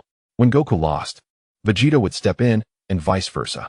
As for Ace, he also trained alongside Kunekuni Yori, and although he regained the power of the Mera Mera no Mi, it proved insufficient, leading to a rather harsh education. The entire afternoon was spent enduring this merciless training. Chapter 46, The Arrival of Nameless. Nightfall, 8 o'clock p.m. In the presidential suite of a certain hotel, Inosuke wearily lay on the bed, turning to his companions, Tanjiro and Zenitsu, who were equally exhausted, and asked, "Do you feel like your bones are about to dislocate, Tanjiro and Zenitsu?" After a prolonged silence, Tanjiro finally managed to respond with difficulty. At that moment, Zenitsu had lost all desire to speak. During the chaotic brawl with Vegeta, he had charged in fiercely, inflicting considerable damage on the opponent. Yet he had also been dealt the most severe blows. Noticing Zenitsu's silence, Tanjiro grew concerned that he might have been overwhelmed, and with great effort, he turned to check on him. This glance, however, startled him so much that he jumped up from the bed. "Zenitsu, are you all right?" Tanjiro asked, his voice trembling as he saw Zenitsu lying there like a lifeless corpse. Seeing Tanjiro's deep concern, Zenitsu managed to force a smile and said, "I am fine, just using the thunder-breathing technique took a toll on my body." Relieved to hear that Zenitsu was okay, Tanjiro collapsed back onto the bed, too exhausted to move. "Perhaps we should consume some senzu beans?" Inosuke suggested to Tanjiro and Zenitsu. However, as soon as Inosuke finished speaking, Tanjiro shook his head in refusal. "Didn't you hear what Goku said? Senzu beans are limited. We can't just eat them carelessly." Just then, the door swung open with a clatter, and Yuduzi, Kanayo, and Kawai, 3 young girls, entered, each carrying some food. Yuduzi placed the dishes on a nearby table and inquired with concern, "Zenitsu, Inosuke, Oniai-chan, are you all right?" Upon hearing Yuduzi's voice, Zenitsu mustered his strength and smiled. "I am doing well." Tanjiro observed Zenitsu trying to appear strong and composed in front of the girls, feeling a sense of disbelief. "Is this what you call being well?" Inosuke couldn't help but laugh at Zenitsu. "Huh? You were the one who got beaten the worst by Vegeta. How can you recover so quickly?" Kawai recalled seeing Zenitsu fainted, yet still managing to unleash the thunder-breathing technique, overpowering Vegeta for a while. However, after that state ended, he had been thoroughly beaten, and the memory made her shake her head, speaking in disbelief. "You were indeed quite impressive against Mr. Vegeta, but lasting only a minute is quite unrealistic." Zenitsu remained silent, acknowledging the truth in Kawai's words. After employing the thunder-breathing technique, he felt utterly drained, just as they were about to continue their conversation. "All right. After an entire afternoon of training, it's time to eat," Yuduzi interjected, arranging the meal and handing it to her brother, Zenitsu, and Inosuke. "Thank you."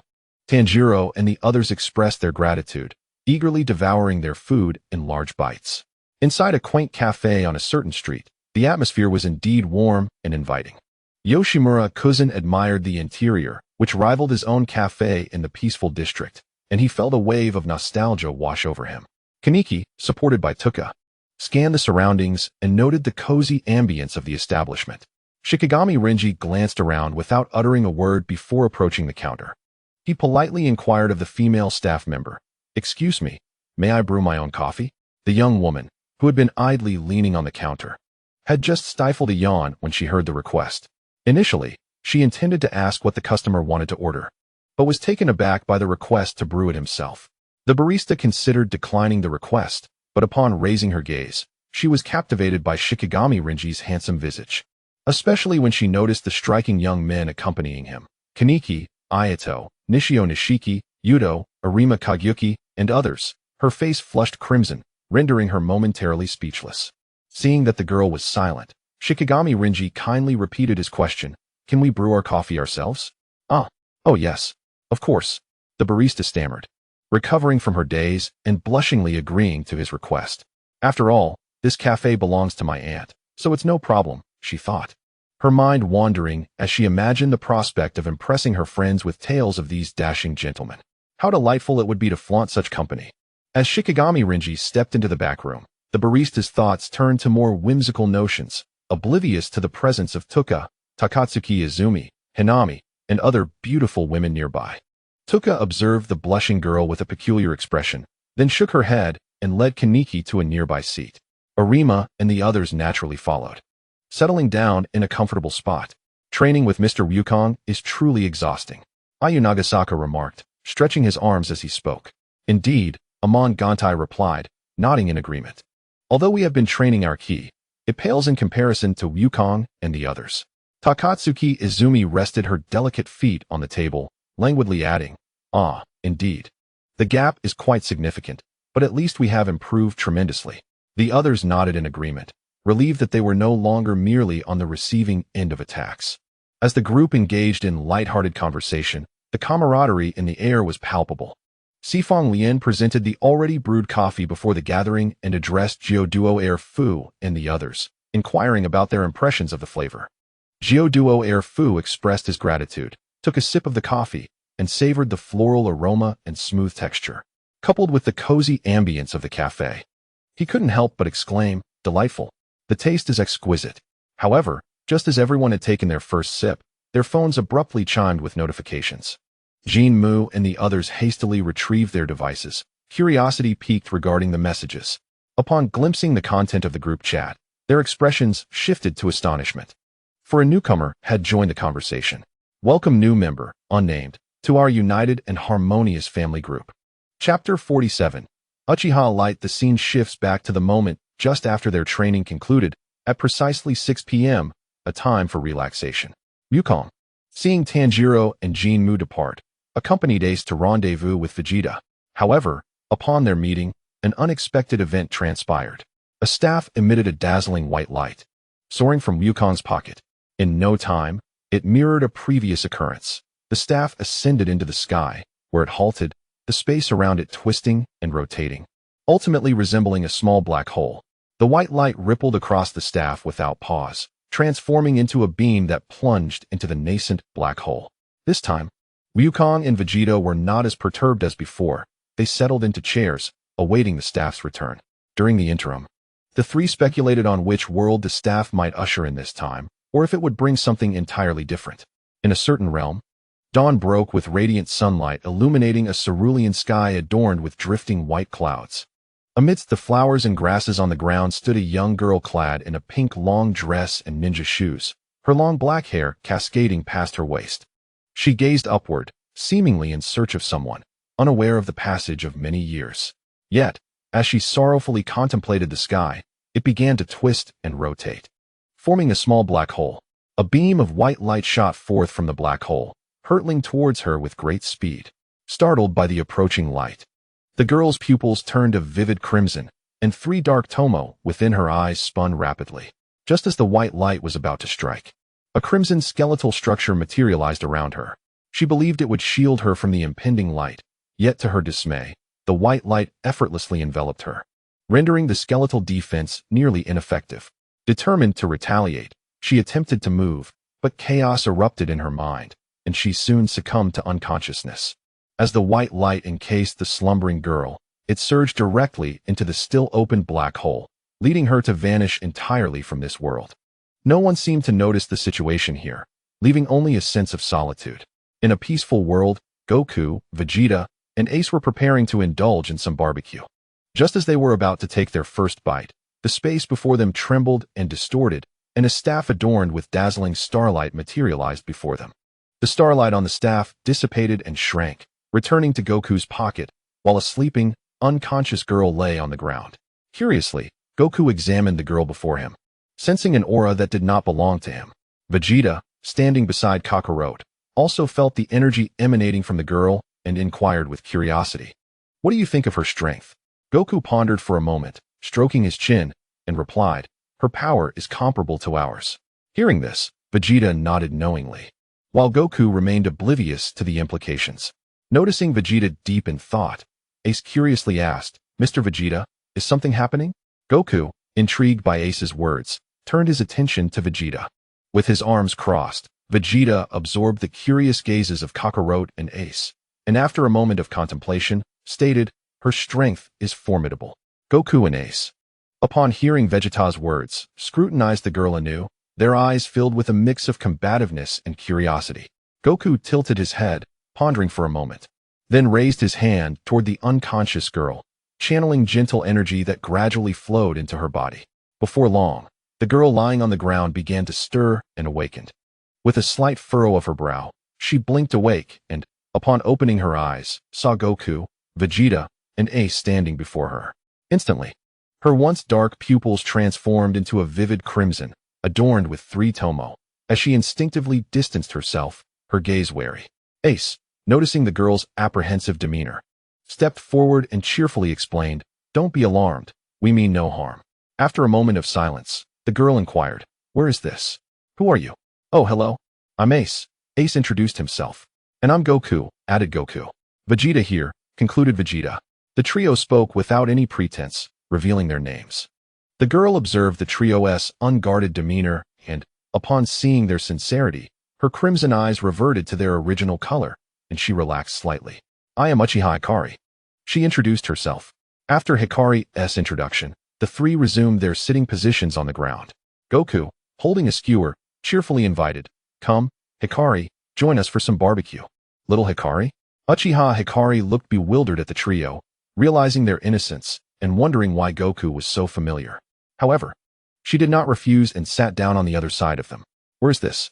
Uchiha Light, filled with curiosity, inquired with the lively Goku and his companions. Goku, stuffing his mouth with a hefty amount of food, mumbled incoherently, Cough cough, it's just, like this." A bead of awkward sweat trickled down Uchiha Light's forehead as she observed Goku's silly antics. Though slightly at a loss for words, she found his demeanor quite amusing and kindly offered him the water bottle nearby, worried he might choke on his food. "Ha! Goku, your explanation is as good as nothing." Ace chuckled, slapping the ground in amusement at Goku's current state. Meanwhile, Vegeta, somewhat exasperated, thought to himself, "Can't he wait until he finishes chewing to explain? Must he talk while eating?" With a sigh, Vegeta remarked, "As for where we are, we don't actually know either. All we can say is that this is a very safe place, so you need not worry." Seemingly recalling something, Vegeta pulled out his phone and curiously asked Light, "By the way, do you have one of these phones on you?" Uchiha Light glanced at the phone in Vegeta's hand, nodded, and was about to search for her own when she suddenly froze. After all, she was wearing a dress. How could she possibly have pockets? Vegeta realized this as well, thinking, "Indeed, she is in a one-piece dress without pockets. Where could her phone be hidden?" Ace, having stopped laughing, stroked his chin in contemplation and suggested, "Perhaps she simply doesn't have one?" Just as Goku swallowed his food and was about to speak, a brilliant white light suddenly shot forth from him, enveloping Uchiha Light entirely. Goku, Ace, and Vegeta had yet to react. Uchiha Light, once again surrounded by the white light, felt its gentle embrace and made no effort to resist, allowing it to envelop her completely. By the time Goku and the others regained their senses, the white glow surrounding Uchiha Light had dissipated, and they curiously turned to see what had transpired. However, when they looked toward her, they found that she was no longer clad in the pink long dress. At that moment, Uchiha Light donned a white JK high school uniform, complete with an adorable red bow at the collar, a black JK miniskirt, and 2 pairs of black stockings. Additionally, a snug leg ring adorned her left thigh, and her long, lustrous black hair had been styled into twin ponytails that swayed gracefully in the breeze. Chapter 48. Uchiha Light transforms into a charming Playful high school girl Goku gazed in astonishment at Uchiha Light, now transformed into a ponytailed JK high school student, though devoid of any lecherous thoughts. He turned to Vegeta and exclaimed, "Whoa, Vegeta, her outfit looks strikingly similar to those girls in uniforms from yesterday." Vegeta, taking a bite of the skewer in his hand, nodded in agreement, acknowledging the resemblance. Ace, after glancing at Uchiha Light a few times, noticed that the barbecue on the grill was nearing depletion due to Goku and Vegeta's voracious appetites, and quickly shouted, "Wow, I'm out of meat." "Goku, slow down, will you?" "Hey." Uchiha Hikari gazed curiously at Goku and his companions, who were eagerly devouring their meal. She pondered what might be troubling her. "Please wait a moment," Goku said, sensing Hikari's confusion. After finishing the skewer in his hand, he stood up and asked her to hold on for a while before striding into the nearby gravity chamber. Before long, Goku emerged holding an enormous mirror that was nearly as tall as he was and placed it directly in front of Hikari, stating, "Take a look for yourself." Hikari was momentarily taken aback, then turned her gaze to the mirror. There, she beheld her reflection resembling a high school girl with twin ponytails, adorable yet tinged with a hint of allure and a touch of coldness, though predominantly charming. As Hikari stared at her own image, she found herself lost in thought, wondering if Pineapple Head would be astonished to see her like this now. Ace, noticing Hikari's daze, called out, "Hikari, hurry over and eat. If you don't come quickly, Goku and Vegeta will finish all the food." "Oh right, I'll be there shortly," Hikari replied, snapping back to reality. She took one last glance at her reflection before turning to step toward Goku and the others when a phone slipped from her JK skirt pocket and fell to the ground. What is this?" Hikari inquired, bending down to retrieve the phone. The moment her fingers brushed against it, all three of Goku's companions' phones chimed simultaneously. "Welcome new member, unnamed, to our united and friendly family group." Time rewinds to the present within the group chat. "Tanjiro, a new member? Unnamed, welcome. Feel free to treat this place as your home." Rengoku Kyujiro, "Yes, indeed." "Well said, Tanjiro." Inosuke, "Hehe. Did Goku pull you in like Ace?" "Ace, not at all." Shinobu Kocho, unnamed? That name sounds rather unfortunate. Could it be that you truly have no name? Namu Amida Butsu. Zenitsu, how could that be? Is it possible to really have no name? Unnamed renamed to Uchiha Hikari. Uchiha Hikari. My name is Uchiha Hikari, not unnamed. Uzumaki Tengen Hikari? What a splendid name. Doma, is she perhaps a girl? Akaza. Doma, are you saying you don't want women to survive? Doma, oh don't say that. I'm merely curious, that's all. Muzan, Doma, Akaza, Kokushibo. I just came across a new video where you three dared to portray me. Doma, well it's not my fault. That wicked woman, Shinobu, has such potent poison that it upset my stomach. Shinobu, you had it coming. Shinazugawa Sanemi. Kokushibo, you died from your own ugliness. How hilarious. Kokushibo, Yorichi Tsujikuni. Muzan, this is a serious warning. Akaza, my wife is calling me home. What's so strange about that? Muzan, Takedo Machiro. By the way, is it only Uchiha Hikaru? Kaneki-ken, will there be another world similar to ours this time? Sun Wukong, not sure. Arima Kishu. I suppose if it's uncertain, that means there might not be a new world joining us, right? Sun Wukong, yes. There is a possibility, but we may have to wait a bit longer, or perhaps there won't be any. Akaza? Sun Wukong. How formidable is Uchiha Hikaru? Sun Wukong. Quite powerful, comparable to me and Vegeta. Yuhua, there are also other experts. Iguro Abanai. It seems that capturing the championship of this crossover martial arts competition will be quite challenging. Shinazugawa Sanemi. Iguro Abanai, are you afraid? Iguro Abanai. I am never afraid. I would dare to kick Muzan twice if he showed up. Muzan, do you have any sense of decorum? Muzan. Kakashigoto, the candidate you recommended is utterly useless, getting defeated in one strike. Kakashigoto, I don't even know that guy. Kigaku Yurini. Kakashigoto. That's good, my dear elder brother. Zenitsu, sigh. Nezuko patted Zenitsu in the family group. Nezuko, let us go back and teach him a lesson. There is still time. Zenitsu, alright. Tomioka Ju. Is his strength comparable to Wukong and the others? Shinazugawa Sanemi. Tomioka Ju, are you afraid? Tomioka Ju. No, I'm just curious who has reached a higher level compared to Wukong. Ace. Tomioka Ju, she is a ninja, you know? Tomioka Ju, she can use ninjutsu? Ace. Yes, you have water release. while Hikaru has fire release. Yuzui Tenjin. Is Uchiha Hikaru truly a ninja?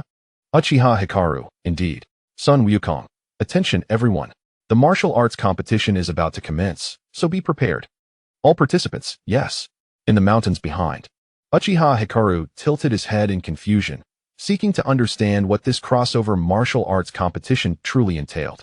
Without any secrets to conceal, Wukong casually introduced the concept of this so-called martial arts competition.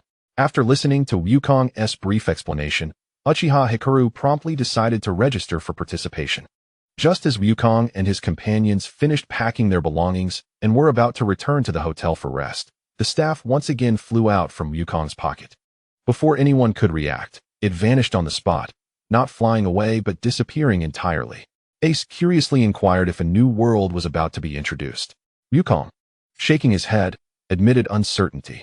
After a moment of contemplation, Uchiha Hikaru suggested, "Shall we wait here for news?" "Sounds good," Vegeta nodded in agreement. The four of them conferred briefly before settling back into their previous positions. As Ace had just taken a seat, he promptly rose again, intending to venture down the mountain to procure some sunflower seeds to alleviate the monotony of waiting.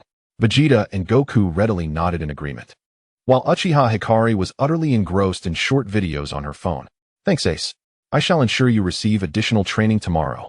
Upon hearing Vegeta's announcement of extra training, Ace quickly waved his hand in refusal before turning on his heel and sprinting away. Chapter 49. The Strongest of All Time versus the Modern Strongest. In a newly emerged world, Shibuya was enveloped in the darkness of night at 2127. A young athlete named Yuji Itadori was sprinting swiftly through the streets. Without a moment's hesitation, he charged into a pitch-black barrier that lay before him. Unbeknownst to Yuji, a faint white light was silently slipping into his pocket, forming a mobile phone. Upon entering the barrier, Yuji was confronted by a multitude of bizarre curses and a panicked crowd. He paused momentarily, then accelerated, swiftly dispelling the surrounding curses, thinking to himself, "Wow, I'm really strong." After vanquishing the curses in his vicinity, he leapt onto the rooftops with a few agile jumps.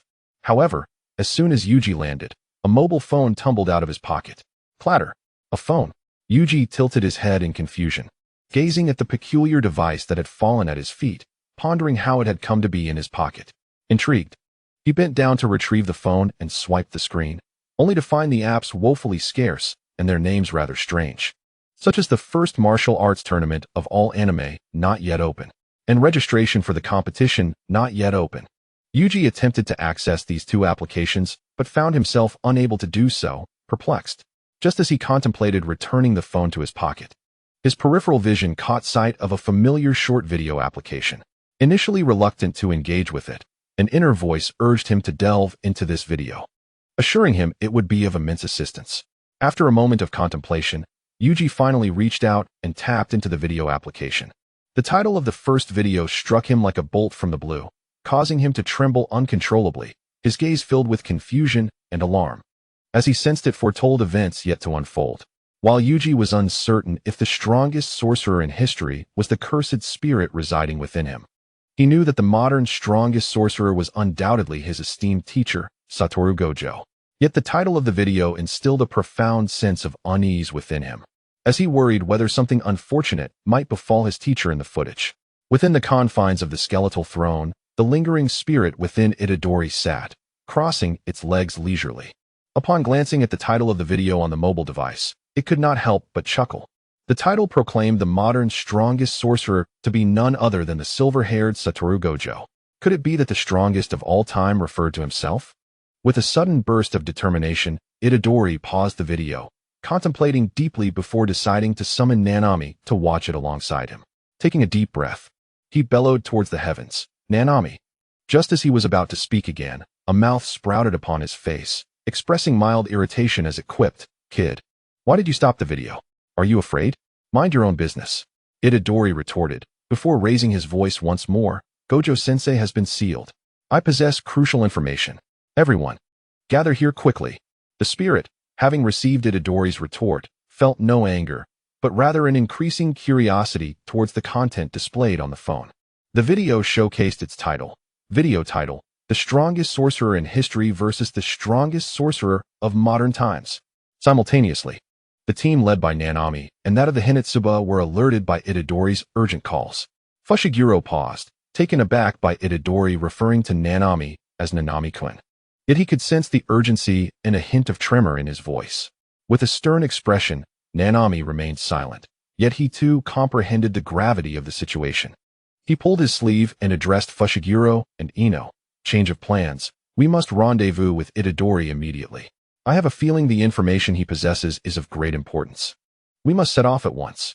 Fushiguro and Ino nodded in agreement, and the trio hastened their pace towards Itadori, abandoning their previous leisurely stride. Meanwhile, Panda scratched his rear and inquired of Hinatsuba, "Shall we go as well?"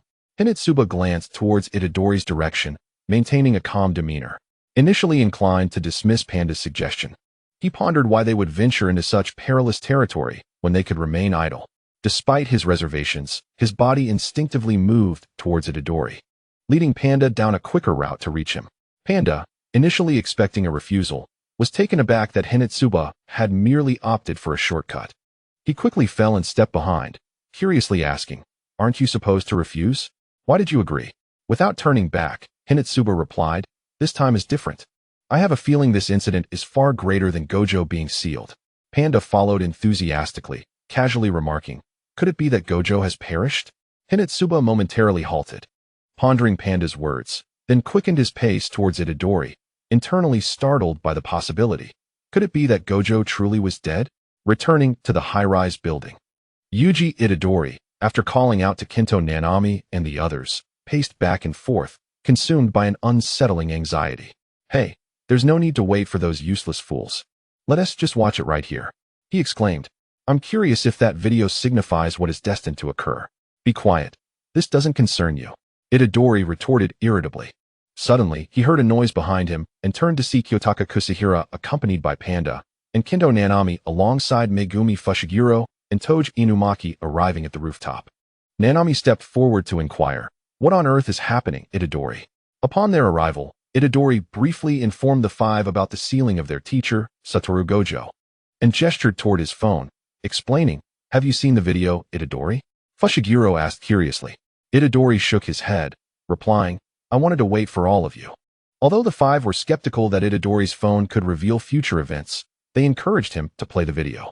Taking a deep breath, Itadori initiated the playback. The six, Fushiguro, Nanami, Inumaki, Kusahira, Panda, and Sukuna, focused intently as the video began. Video content begins. A building collapses, dust swirling in the air. At this moment, the striking Satoru Gojo raises a hand, pointing at the now-recovered arm of Sukuna, declaring, "You are the challenger." Once Sukuna's severed hand, previously obliterated by a curse, was restored, he began to taunt Gojo. After a brief exchange of jibes, Sukuna assumed a combat stance, terrifying cursed energy surging from his fists, while Gojo removed his jacket, gathering dark blue cursed energy around his own fists. The two stood opposed, their auras causing the debris beneath them to tremble. Outside the video, Itadori's pupils dilated with shock, fixated on the screen where Sukuna was battling Gojo, not in his own body but in Fushiguro's. He felt as if all his strength had been siphoned away. Fushiguro, sensing a chill, wondered why Sukuna would inhabit his body and questioned Itadori's well-being. Was he perhaps killed by Sukuna? Kusahira, Panda, Nanami, and Inumaki were equally astonished by the video's content, realizing that the strongest in history referred to Sukuna and Gojo. Within Itadori's body, Sukuna scoffed at the video's opening scene, dismissing it as merely a successful ambush, exclaiming, "How dare you boast before me? Truly a nameless brat." Returning to the video, in an instant where their gazes locked, Sukuna and Gojo transformed into mere afterimages, engaging in a fierce confrontation. They exchanged blows relentlessly, neither yielding an inch. After both parties submerged a building, they casually exchanged a few words before promptly engaging their respective domains. However, mere moments after Satoru Gojo's infinite void was unleashed, Sukuna, the king of curses, effortlessly shattered his domain. Once the infinite void was dismantled, Satoru Gojo found himself inundated with a flurry of slashing attacks. Yet, in a swift motion, he reached for his neck, employing a reversal technique to mend the inflicted wounds. To Sukuna, this was of little consequence. Just as Gojo restored his neck, he was besieged by relentless slashes to his forehead, eyes, face, and body, transforming him into a veritable figure of blood, evoking a shudder in onlookers. In a video beyond the scene, doubts arose. Could Satoru Gojo truly be on the brink of defeat? This thought loomed in the minds of Fushiguro and his companions. Nevertheless, a flicker of reassurance emerged for Fushiguro. Yuji Itadori remained unharmed, fortunate that Sukuna had not claimed his life. At that moment, Itadori was deeply concerned for Gojo's safety. Despite seeing his teacher reduced to a bloodied state, he resolutely believed in Gojo's victory, relieved for his own well-being, yet anxious for Fushiguro's fate. Inside Itadori, Sukuna reveled at the sight of the battle between himself and Gojo, grinning with satisfaction. Indeed, let me witness the prowess of the so-called strongest sorcerer of the modern age. Are you merely a braggart, or can you stand as a worthy adversary? Let me see for myself. Returning to the video, a blood-soaked Satoru Gojo rapidly vanished from sight, attempting to escape Sukuna's domain. However, the moment he moved, Sukuna reappeared from the shrine, engaging him in close combat once more. The physical prowess of both combatants remained evenly matched, yet Gojo struggled to withstand the slashes inflicted by the domain, leaving him unable to concentrate fully on the fight. Consequently, he refrained from expanding his domain again and opted for a simplified one instead. Sukuna, unfazed, continued to grapple with Gojo, even with the simplified domain. Gojo's efforts proved futile as Sukuna effortlessly dismantled it. Observing this, Gojo hesitated not a moment before reactivating his simplified domain. Sukuna merely scoffed, continuing the relentless melee. However, as the simplified domain surrounding Gojo crumbled once again under Sukuna's might, Gojo swiftly closed the distance, enveloping Sukuna in an embrace, and unleashed his beloved technique, the reversal red, propelling Sukuna directly into the shrine. At that moment, half of Sukuna's face bore the marks of the attack, yet a smile remained on his lips.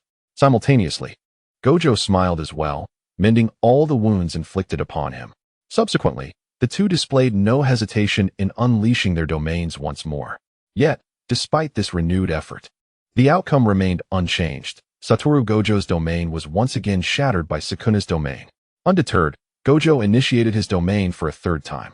Although it too was ultimately destroyed, he managed to inflict significant damage upon Sukuna. The two then engaged in a fierce melee, and it was evident that Gojo held the upper hand this time. However, as he pressed the attack, he found himself puzzled by Sukuna's lack of utilizing Maharaga.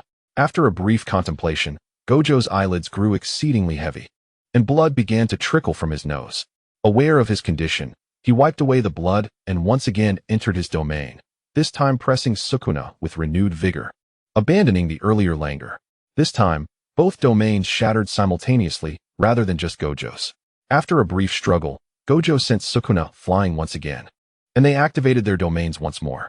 This time, Gojo's domain was deployed a mere 0.01 seconds faster than Sukuna's, resulting in Sukuna being caught in the infinite void.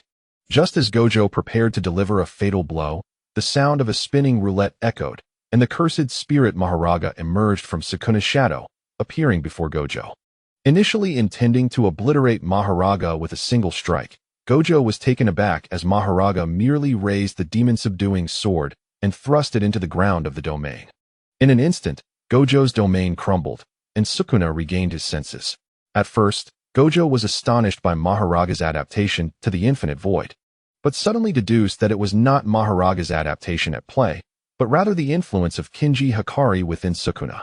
At that moment, Hikari lay in the depths of darkness, his eyes devoid of life, resembling a soulless husk. Yuji Itadori, witnessing Hikari's lifeless state, felt an overwhelming surge of sorrow. He set his phone aside, emotional yet filled with grief, gripping Hikari's collar tightly, his eyes shimmering with tears as he trembled. "Didn't you say we would all live together? Even possessed by Sukuna. You must remain strong. Why have you become like this in the video?" At that moment, Hikari, held by Itadori's grasp, found himself at a loss for words. Unable to explain the ordeal he had faced, for he was unaware of the specifics of his experience in the video. Thus, Hikari could only respond with silence, allowing Itadori, whose eyes brimmed with tears, to hold him tightly. Chapter 51. Unlimited Void. Hey, Itadori, don't worry. Sukuna is still within you, right? So there's no need to be concerned. Panda reassured, patting Itadori on the shoulder. Cough. As your senior, I wish to share a few thoughts. The wild boar coughed a few times, approached Itadori Yuji, and inquired, "Why has Fushiguro Megumi become possessed by Sukuna? Perhaps we should wait until the video concludes, and then search for any pivotal footage?" Itadori gently placed Fushiguro down, refraining from further comment. Yet his gaze was laden with fury directed at Sukuna. Nanami Kinto, his glasses reflecting a dim light, expressed his apologies to Itadori. "It is my failure as an adult that I could not safeguard you. This is my shortcoming." Itadori shook his head in response. "All of this is due to the Sukuna residing within me. If only I could slap." The silent Fushiguro seemed to grasp Itadori's unsaid words, but before he could articulate his thoughts, he struck Itadori's face, rebuking, "Are you not also unaware of what transpired later? Why do you believe that if you were to perish, Sukuna would also cease to exist?" This time, it was Itadori who fell silent. Panda, observing from the side, felt a sense of helplessness. How could so much occur over a mere glimpse into the future? Nevertheless, he hastily intervened. "I say, could you two refrain from bickering? This is merely a future event. When the time comes, we shall keep a watchful eye on Sukuna." Itadori and Fushiguro said nothing but acquiesced to Panda's words, picking up their phones to resume watching the video. Sukuna, observing the exchange with disinterest, found little amusement, yet his gaze lingered on Fushiguro, filled with admiration for that corporeal form. As for Itadori Yuji, who is he? Itadori? An unknown figure, merely a jester skilled in martial arts. Within the video, after Gojo Satoru deduced the specific circumstances, both parties engaged in mutual mockery once again. Just as Gojo prepared to unleash his domain, the relaxed Fushiguro, possessed by Sukuna, taunted Gojo as a mere mortal. Subsequently, a wheel of cursed energy appeared above Fushiguro's head, and just as he attempted to activate his domain, he too suffered a setback. Witnessing this scene, Gojo nearly succumbed to laughter, deriding Fushiguro before the two resumed their melee. This time, in the brawl, Fushiguro was thoroughly dominated by Gojo. Despite the wheel above his head attempting to adapt to the onslaught, Fushiguro was entirely overwhelmed, struck squarely in the chest by a black flash, causing him to lose consciousness as the wheel fell to the ground. However, before Gojo could react, the wheel spun once more upon impact, casting a dark shadow upon the ground. In that moment of distraction, Gojo felt his body grow heavy as a pair of large hands emerged from the shadow, seizing him. Soon, the entire figure of Maharaga materialized before Gojo, and with a swift motion of the exorcising sword aimed at Gojo's chest. Blood gushed from his shoulder as he struggled to break free from Maharaga's grip, retreating several meters. Although struck by a blade from Mahiro, Satoru Gojo effortlessly healed his wound and immediately unleashed a barrage of strikes upon Mahiro, just as he intended to conclude the confrontation. The ancient spirit of Hybe awakened once more and used the swift Todo from the Ten Shadows to obscure Satoru's vision. Amidst the fierce battle, Hybe summoned a special-grade cursed tool, a fire extinguisher, and hurled it towards Satoru. As his line of sight was obstructed by the cursed tool, Mahiro seized the opportunity to launch a downward strike with his sword aimed at Satoru, but alas, it was deftly parried. Subsequently, Hybe unleashed a devastating blood-piercing attack, fueled by the power of the full elephant, but it too was thwarted by Satoru. Observing his master's attempt to strike Satoru, Mahiro retaliated with another sword slash. In response, Satoru retreated to gain distance from Hybe and Mahiro, only for Hybe to summon the amalgam beast, Iku, initiating a 3-on-1 assault. Nevertheless, Satoru remained unfazed, even jesting that Hybe resembled an alien caught by outsiders. After a brief exchange of banter, the melee resumed. As the battle progressed, Satoru noticed that the damage inflicted upon Mahiro was diminishing, compelling him to rely on his hollow technique to determine the outcome. During the ensuing combat, Hybe ensnared Fushiguro and professed to Mahiro, "You are no longer Fushiguro, you are now my shadow." Upon hearing this, Mahiro's lips curled into an excited smile, and with a swift motion, he severed Satoru's right arm. Hybe, pleased with Mahiro's performance, joined the fray to assist in overwhelming Satoru. After restoring his severed arm, Satoru's temper flared, and he unleashed his maximum output, obliterating Iku in an instant. He then pressed the assault on both Hybe and Mahiro for a time before reciting incantations to awaken his cursed energy. Satoru concentrated a blast of red, terror-inducing energy, propelling it into the sky, while the overwhelming attraction of his maximum output, Ko, manifested before him. A sense of foreboding washed over Hybe, prompting him to urge Mihiro to destroy Ko. However, leveraging its gravitational pull, Satoru swiftly materialized before Mihiro and delivered a powerful punch, sending him flying. Yet, at that precise moment, Hybe appeared behind Mihiro and unleashed a blood-piercing attack towards Satoru. Satoru aimed to interrupt the assault, but was a moment too late to prevent Hybe's strike. Undeterred, he retaliated with a punch to Hybe's midsection, sending him sprawling, and then resumed chanting the incantation for Ko. Upon hearing Satoru recite the incantation once more, Hybe's pupils constricted in shock, utterly unprepared for Satoru's unexpected prowess. Finishing the incantation for Ko, Satoru did not pause. Instead, he began to recite the incantation for hollow technique stabbing. As Satoru Gojo recited the incantation and unleashed the indiscriminate cursed technique, an overwhelming, destructive shockwave erupted instantaneously from above the three of them. The terrifying destructive force of the cursed technique obliterated everything in its vicinity, and as the dust settled, it revealed a scene of chaos. Yuta Okatsu appeared utterly disheveled, his body marred with blood and wounds, as he struggled to lean against the crumbled wall, gasping for breath. Emerging from the haze, Satoru Gojo, despite sustaining some injuries, was in a far better condition than Yuta and swiftly began to heal his wounds. Outside the video, Yuji Itadori was perpetually anxious for his teacher's safety. Yet upon witnessing Satoru's overwhelming victory over Sukuna, he leapt with excitement, exclaiming, "Hooray! Satoru Gojo has triumphed." Megumi Fushiguro, observing the climactic battle unfold in the video, couldn't he help but curl the corners of his mouth into a subtle smile, though this fleeting expression went unnoticed. Despite his usual irritation towards Satoru's demeanor, he felt a sense of joy at seeing his rival triumph over Sukuna, though he maintained an impassive exterior. Kuzukabe, watching Satoru's victory over Sukuna, took a deep drag from his cigarette, feeling a slight easing of tension within. Initially fearing Satoru might lose, he was taken aback by this unexpected victory. The thought of Satoru losing sent shivers down his spine, as he anxiously pondered, could it be that we would have to face Sukuna ourselves? Is this for real? Even if Sukuna regains all his fingers, it seems he is still no match for Satoru. Panda scratched his slightly itchy backside, marveling at Satoru Gojo's prowess. Is this truly the strength of the most formidable sorcerer in the modern era? Inumaki's mouth hung agape, astonished by the true extent of Satoru's abilities. The previously tense atmosphere dissipated in light of Satoru's victory. However, just as the four were reveling in Satoru's success, Kuzukabe's voice cut through the moment. Don't rejoice too soon. While it appears Satoru has won, Sukuna has not been utterly defeated yet. We must wait for the final outcome of the video. At this moment, Kinji Hikari concurred, stating, "Indeed, as Kuzukabe pointed out, we should refrain from celebrating until Sukuna is fully vanquished." Kinji felt a pang of confusion as he reflected on the video, questioning why he had yet to see his own presence in it. As this thought crossed his mind, an enigmatic light flickered across the lenses of his glasses. Meanwhile, within Yuji's body, Sukuna observed his own disheveled image on the video with a bemused smile, dismissing it as inconsequential. His intention was to adapt his curse technique to ensure his attacks could land on Satoru Gojo.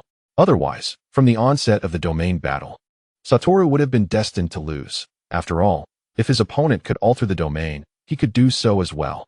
Though he simply preferred not to conclude the battle prematurely. Though Sukuna harbored such thoughts, he could not deny that Satoru Gojo was one of the strongest individuals he had ever encountered. How intriguing. Yet, to think one could easily defeat me is quite premature. As Kinto Nanami and the others absorbed his words, they suppressed their elation, only to find their gazes fixed on the video once more, their eyes wide with disbelief. The cigarette held by Nanami slipped from his fingers, falling to the ground, completely unnoticed. Panda halted his scratching, his expression one of sheer astonishment as he beheld the scene in the video. Fushiguro Megumi, Itadori Yuji, and Ino Toru, upon witnessing the subsequent moment, felt as though they were struck by a colossal hammer, disbelief and incredulity washing over them. Even the usually composed Kinto Nanami tightened his grip on his weapon upon glimpsing the unfolding events. Within Itadori's body, Sukuna watched the video with a smirk, remarking, "You are still too young, my little brother."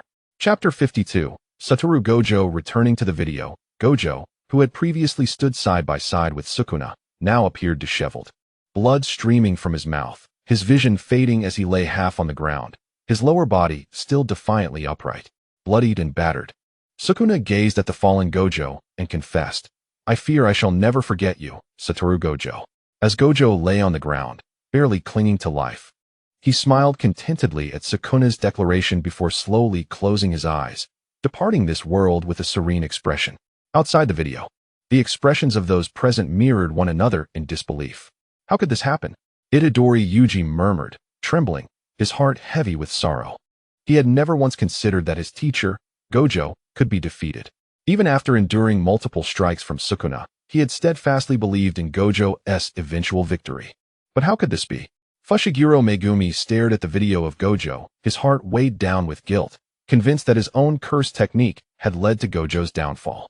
Kinto Nanami, his demeanor serious, scrutinized the unfolding scene, uncertain how to console Itadori and the others. Panda, trembling, scratched his rear and exclaimed, "No way. This video can't be real." Inotoru gazed at Gojo's figure in the video, his face a mask of shock. Just moments ago, Gojo had been smiling, and now he lay on the ground. Nanami cast a complex glance at Itadori before resting his gaze on Fushiguro for a moment, finally returning to the unfinished video. His voice trembling as he urged, "Let us continue watching. It's not over yet." Within the corridors of Tokyo Jujutsu High, Yuta Okatsu clutched a smartphone identical to that of Yuji Itadori, his fists tightening in anger as he absorbed the content of the video. Sukuna. Initially, Yuta had not intended to return to the Jujutsu High so swiftly, but having acquired the same device as Yuji, he found himself engrossed in the same short video depicting the clash between Satoru Gojo and Sukuna. Consequently, he hastened his pace, almost exerting all his strength to reach his destination. However, the source of Yuta's greatest ire was a certain individual named Lu Ziyun. In the video, he had intended to enter the fray to assist, yet was thwarted by that old man. Although Yuta was acutely aware that even if he joined Gojo in confronting Sukuna, victory was far from assured, and such an endeavor could exacerbate the chaos. Should he dare to intervene, Sukuna would undoubtedly unleash his domain, swiftly eliminating both him and Gojo in the inaugural round of their domain battle. Taking a moment to catch his breath and calm his tumultuous emotions, Yuta redirected his focus back to the short video on his phone, realizing that it was not yet concluded. He resumed watching with fervor, eager to gather intelligence on Sukuna.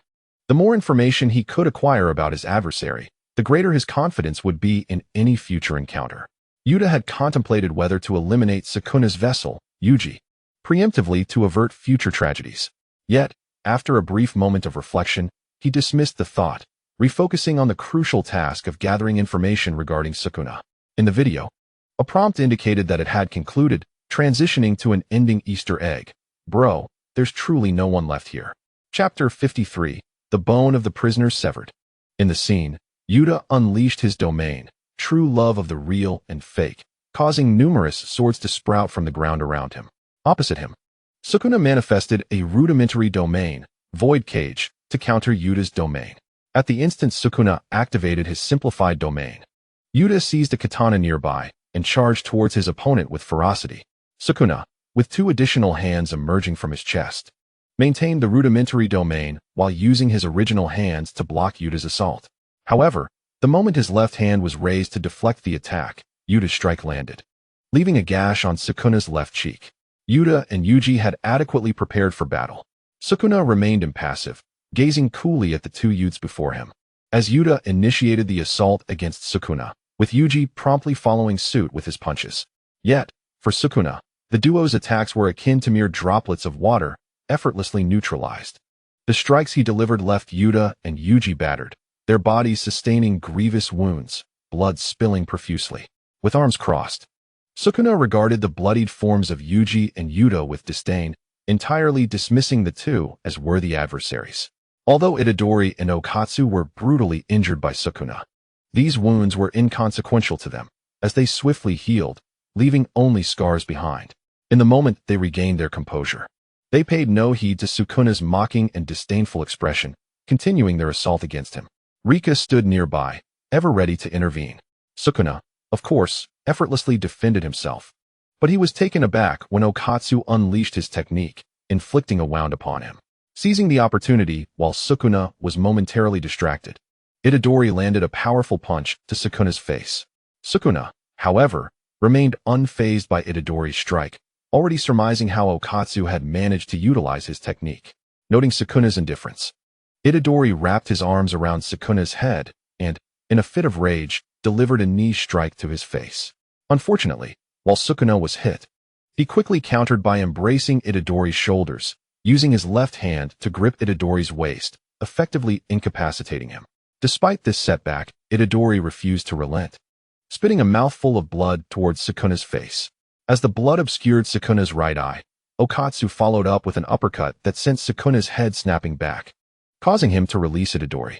Itadori hit the ground, disregarding his injuries, and continued to spit blood, fixated on reclaiming Fushigiro's soul. With no time to wait for his wounds to heal, with a fierce determination that disregarded his own mortality, he staggered to his feet, intent on attacking Sukuna once more. Outside the video, Sukuna looked on with a tilted head, somewhat astonished at the four-armed version of himself displayed within. Could this be Sukuna's transformation? Panda scratched his rear, gazing quizzically at the four-armed Sukuna in the video. Nanami glanced between the video's Itadori and the one outside, pondering what Itadori had experienced during this time. Nishinoya took a deep drag from his cigarette, internally lamenting the apparent decline of Jujutsu High, marveling at how swiftly Itadori had grown, mastering reversal techniques in just a month. Fushiguro watched silently, moved by the sight of Itadori, who was solely focused on saving him, his eyes misty with unshed tears, as if pearls were about to fall. Inashita stared wide-eyed at the video, astonished by Itadori's ability to contend with Sukuna, exclaiming in disbelief how strong he had become in just a few months. Sukuna, observing the video of Itadori and Okatsu, wore an expression of disdain, viewing the battle as mere play. Yet he was somewhat surprised that Okatsu could wield his technique and dared to consume his last finger. Okatsu, huh? How intriguing. Let us see more of these fascinating events unfold. Inside Tokyo Jujutsu High, Yuta Okatsu gazed intently at the video featuring Itadori and himself, meticulously gathering intelligence on Sukuna's four-handed form. However, any thoughts of prematurely executing Yuji Itadori had completely dissipated. Instead, he contemplated approaching Itadori for training assistance once the video concluded. As for the higher-ups at Jujutsu High, hadn't they been dealt with by Satoru Gojo in the video? Now it was his turn to take matters into his own hands. In the video, Sukuna, struck by Okatsu, tilted back, his ankle seized by Rika, sending him hurtling towards Itadori like a mere puppet. Witnessing Sukuna fly towards him, Itadori swiftly executed a powerful kick, liberating Sukuna's hands, which were still forming a seal. Seizing the opportunity, Itadori grasped one of Sukuna's hands while Rika bound the other two from behind. Seeing a chance, Yuta stepped forward, plunging his hand forcefully into Sukuna's mouth, extracting his tongue. Unfortunately, he was sent flying several meters by Sukuna's retaliatory strike. Despite being thrown back, Yuta instantaneously healed his wound and advanced once more, delivering a decisive cut to Sukuna's mouth. Sukuna retaliated with several strikes aimed at Yuta, knocking him back once again. As Yuta soared through the air, he felt Sukuna's strikes weaken, and his fear dissipated entirely. Armed with his blade, he charged forward, determined to sever Sukuna's hands, which were still forming seals. Sukuna's pupils dilated in panic, and as he prepared to strike Yuta, the visage that had previously bled from Itadori suddenly erupted, stunning him momentarily. In that fleeting instant, Yuta reached Sukuna, delivering a decisive blow that severed his hand. Following this, Yuta unleashed his most potent technique, the curse technique, Heavenly Restriction. A blinding light descended from above, enveloping Sukuna, and when the brilliance faded, Sukuna stood shrouded in darkness, resembling a charred figure devoid of resistance. Itadori stepped back, positioning himself before Sukuna, while Yuta swiftly occupied the space Itadori had vacated. With his cursed energy coalescing around his fist, Itadori gently pressed his hand against Sukuna's chest. In that moment, Itadori's soul plunged into the depths of Sukuna's essence, where he first encountered the kneeling blackened figure of Megumi Fushiguro. Memories of warmth and affection with his sister flickered through Fushigiro's soul. Yet those harmonious visions shattered as easily as fragile bubbles. The subsequent scene reveals Sukuna exerting control over his vessel, using it to personally take the life of his most cherished sister. In the depths of his soul, he could only watch helplessly as Fushiguro Megumi succumbed to profound guilt and regret, having long lost the will to live. In a state of unconsciousness, he murmured, "It no longer matters," seemingly addressed to Itadori, yet equally a whisper to himself. Upon hearing these words, Itadori Yuji was rendered speechless, desperately striving to save Fushiguro. For the sake of Megumi, both he and his senior, Okatsu, had risked their lives, narrowly escaping death at the hands of Sukuna on several occasions. However, upon finally reaching the depths of Sukuna's soul to meet Megumi, he was met with such a disheartening response. At that moment, as Itadori gazed at the kneeling Fushiguro, he thought, "Brother, we truly have no one left." Yet, upon witnessing Fushiguro, who had relinquished all hope for survival, Itadori's mind was flooded with memories of Kujisaki, Nanami, and Rika, as well as the sight of Fushiguro possessed by Sukuna, all perishing before him, unable to prevent their deaths or save them. Overwhelmed by this profound helplessness and guilt, he found himself frozen in place, ensnared once more in that crippling sense of powerlessness. From the depths of darkness, inexplicable incantations reverberated. Okatsu Yuta suddenly snapped to attention, poised to draw his blade against Sukuna, but it was too late. Sukuna raised his hand and unleashed a devastating strike that severed the fabric of reality, instantly cleaving Okatsu in two, leaving Itadori and Rika gravely wounded as well. At that moment, the fates of Itadori, Okatsu, and Rika hung in the balance, their survival uncertain. Meanwhile, Fushiguro trembled, his typically stoic demeanor shattered, tears streaming down his face as he succumbed to guilt. The tragedies unfolding in the video were all a consequence of his being possessed by Sukuna. He had killed his teacher, Gojo, and, most painfully, his beloved sister. Even Okatsu and Itadori had been ensnared by Sukuna's so-called space, slashing in their attempts to save him, their current fates also unknown. Chapter 54. Changing the future. How could it be that Nanami had sacrificed himself? Inugami quivered in disbelief as he watched a fleeting memory from the video. Astonished to learn that Nanami Kinto had perished. "Itadori? Fushiguro? Are you all right?" Panda cautiously called out to Itadori and Fushiguro, deeply concerned that they might take drastic actions. Nanami, realizing he had been eliminated by a living person, bore no fear on his face. Instead, he was filled with profound concern for Itadori and Fushiguro. Although the events depicted in the video had yet to transpire, the weight of the unfolding narrative pressed heavily upon them. Shirho Higashiyama maintained a calm expression as he inhaled from his cigarette, yet internally, he was in turmoil. As he absorbed the video content, he pondered whether only Okatsu remained among the special grades. Was it truly his turn to face Sukuna? Yuji Itadori gazed intently at the video depicting Yuta Okatsu being bisected. Although he was not yet acquainted with him, it would be a falsehood to claim that he was unaffected. Many lives had already been sacrificed in the struggle against Sukuna and in the effort to rescue Megumi Fushiguro. Was it possible that everyone had already succumbed to despair? In this moment, Yuji harbored genuine anger towards both Sukuna and Mahito. If he possessed the strength depicted in the video, he would be the first to eliminate Mahito. Sukuna, of course, would not be spared either. Yet, he found himself entirely lacking in such power.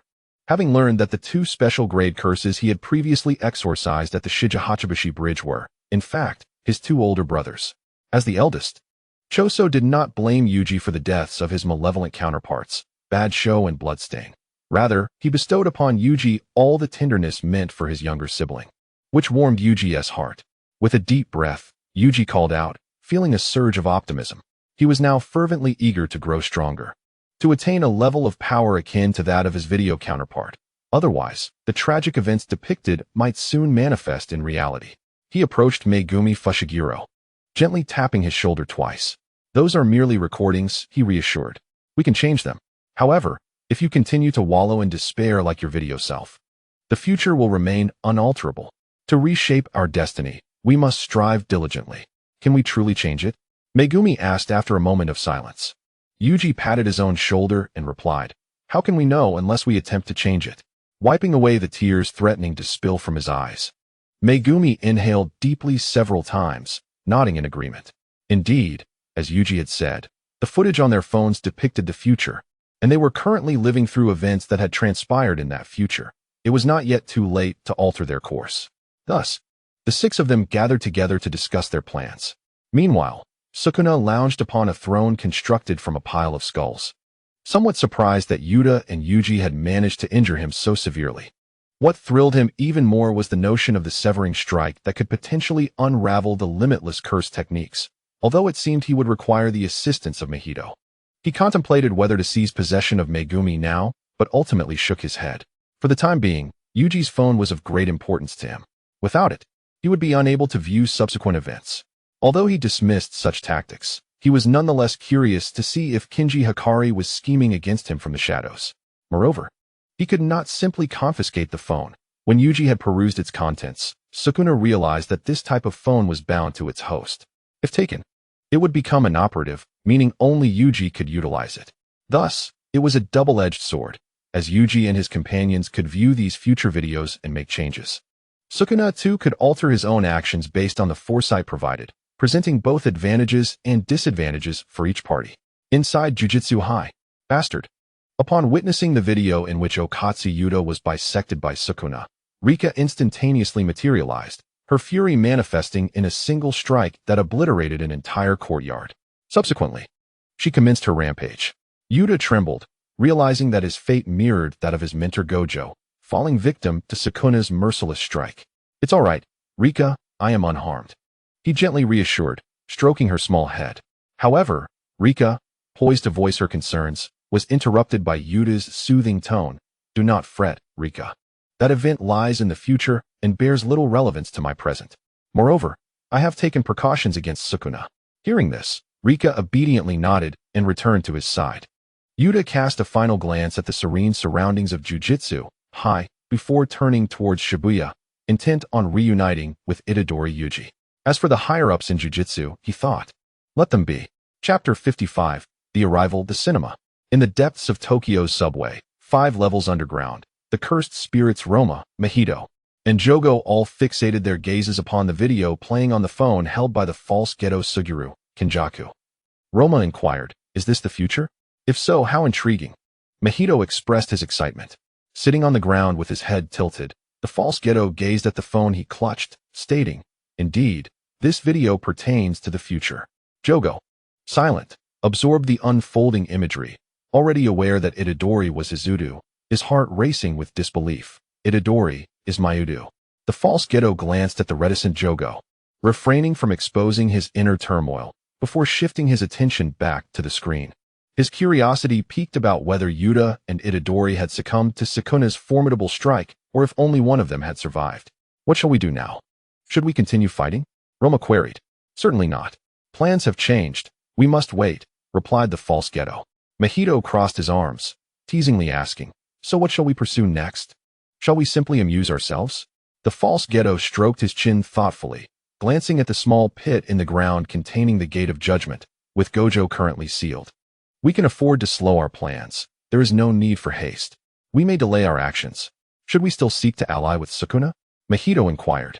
"Sukuna, you say?" The false Geto murmured contemplatively before responding. "Sukuna could serve as our ultimate backup. Should our current plan falter, we shall resurrect him." "Is that four-armed form of Sukuna a manifestation?" Roma curiously asked. Indeed, the false Geto confirmed with a nod. Mahito surveyed the surroundings, noticing Jogo's alarming absence, and questioned, "Where is Jogo? Why has he vanished?" Roma and the false Geto exchanged glances, realizing that Jogo had indeed disappeared. "In the hands of Raso." A fierce flame ignited as he spoke with a grim expression. "It appears that fellow intends to betray us. Shall I eliminate him?" The false Suguru Geto waved his hand dismissively, responding nonchalantly, "He is merely a waste. His presence or absence makes no difference to us. Letting him leave bears no consequence." "What about Itadori Yuji?" The real Mahito inquired with a mocking tone. The false Suguru maintained a stoic expression, replying indifferently, "His strength has indeed surged rapidly. Yet there remains a significant gap between us. However, we must be wary of that Okatsu Yuta. I never anticipated his prowess to be so formidable. Indeed, that individual named Okatsu Yuta is truly impressive. What is the nature of his soul's construction?" Mahito mused. "Why not engage him in battle?" Raso teased with a smirk. "Haha, I would never be as lacking in discernment as you," Mahito retorted playfully. Upon hearing this, Raso's pale face darkened, akin to ink. Had it not been for the false Suguru's boast that his strength could rival the likes of Sukuna, he would never have been subdued so easily by Satoru Gojo. Just as the false Suguru and his companions continued their conversation, A brilliant white light enveloped the four of them, as well as Satoru Gojo within the prison realm. What is this white light? Raso exclaimed in astonishment. What on earth is this white light? Such a gentle sensation. Mahito marveled at the comforting warmth emanating from the light. The false Suguru, glancing at the radiance, reached into the dazzling glow and discerned that it was merely an illusion, albeit one of a more complex nature. As they pondered the origins of the white light, a soft whoosh resonated, and the light whisked away Suguru Geto and the others, along with Satoru Gojo, vanishing from the depths of the Tokyo subway.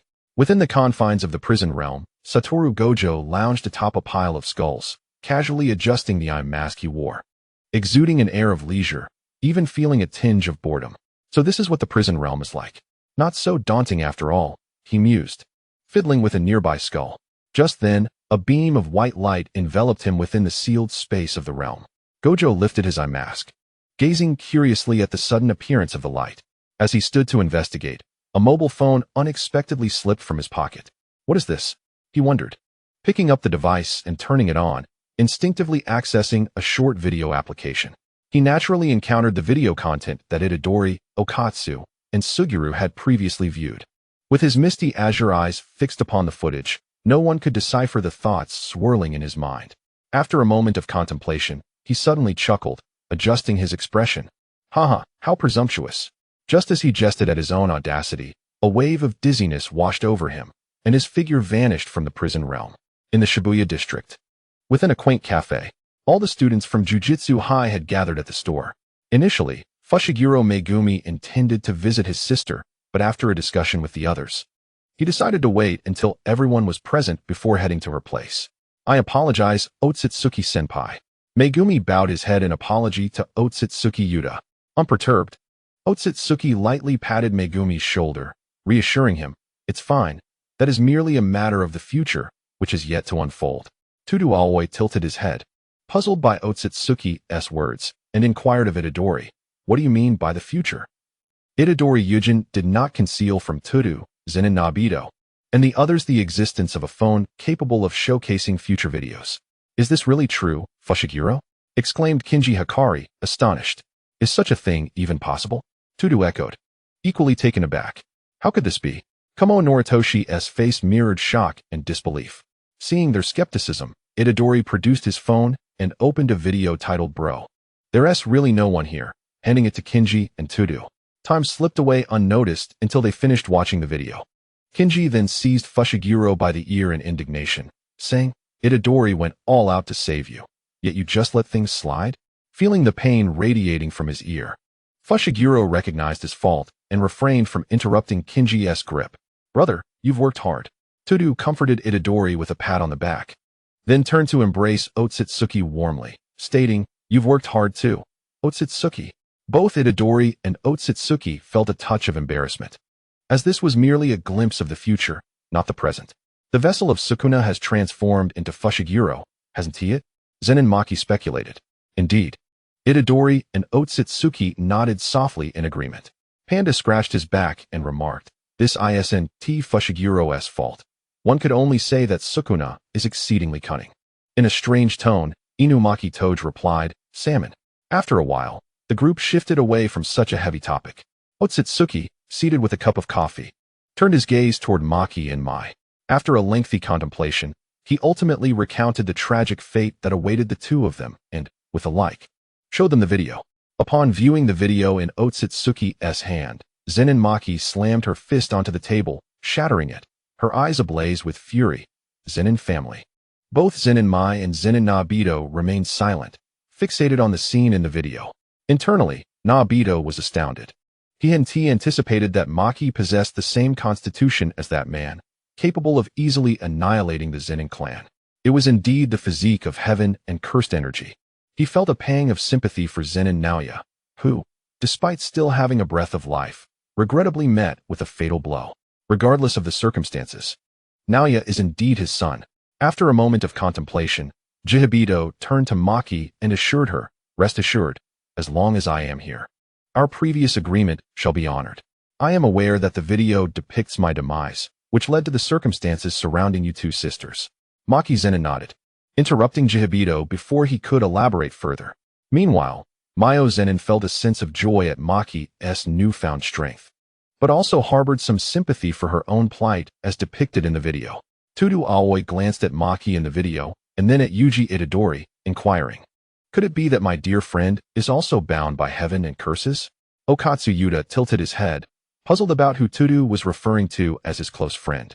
Fushiguro Megumi, observing Okatsu's confusion, pointed to Itadori and clarified, "His dear friend is Itadori." "Oh, I see now," Okatsu replied, nodding in understanding. The bell at the coffee shop chimed softly. All eyes turned to the entrance where a breathless Aoi stood. Odo.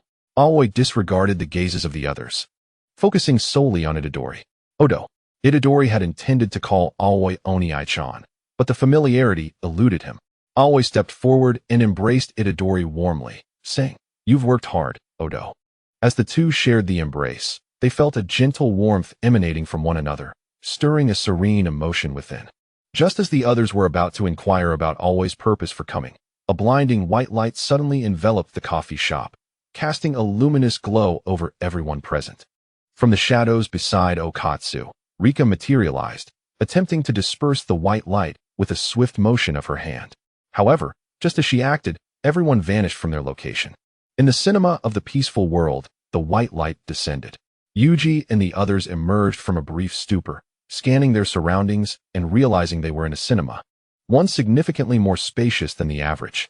Before they could utter a word, the white light reappeared, accompanied by a doppelganger of Suguru Geto, along with the humanoid forms of Kinji Hikari, Tenjin, and Mahito, as well as the impeccably suited Satoru Gojo. Chapter 56. The encounter between Jujutsu sorcerers and Sun Wukong. Upon seeing Gojo, Yuji joyfully rushed forward and embraced him, exclaiming, "It's wonderful to see you safe, Satoru." Feeling Yuji's heartfelt concern, Gojo was reminded of a former friend, Suguru Geto, who, despite their differences, had shared a genuine bond of caring. "Haha, it's been a while, hasn't he it? I am, after all, the strongest." Gojo chuckled, patting Yuji on the shoulder. "Gojo-sensei." Okatsu beamed, greeting Gojo with enthusiasm.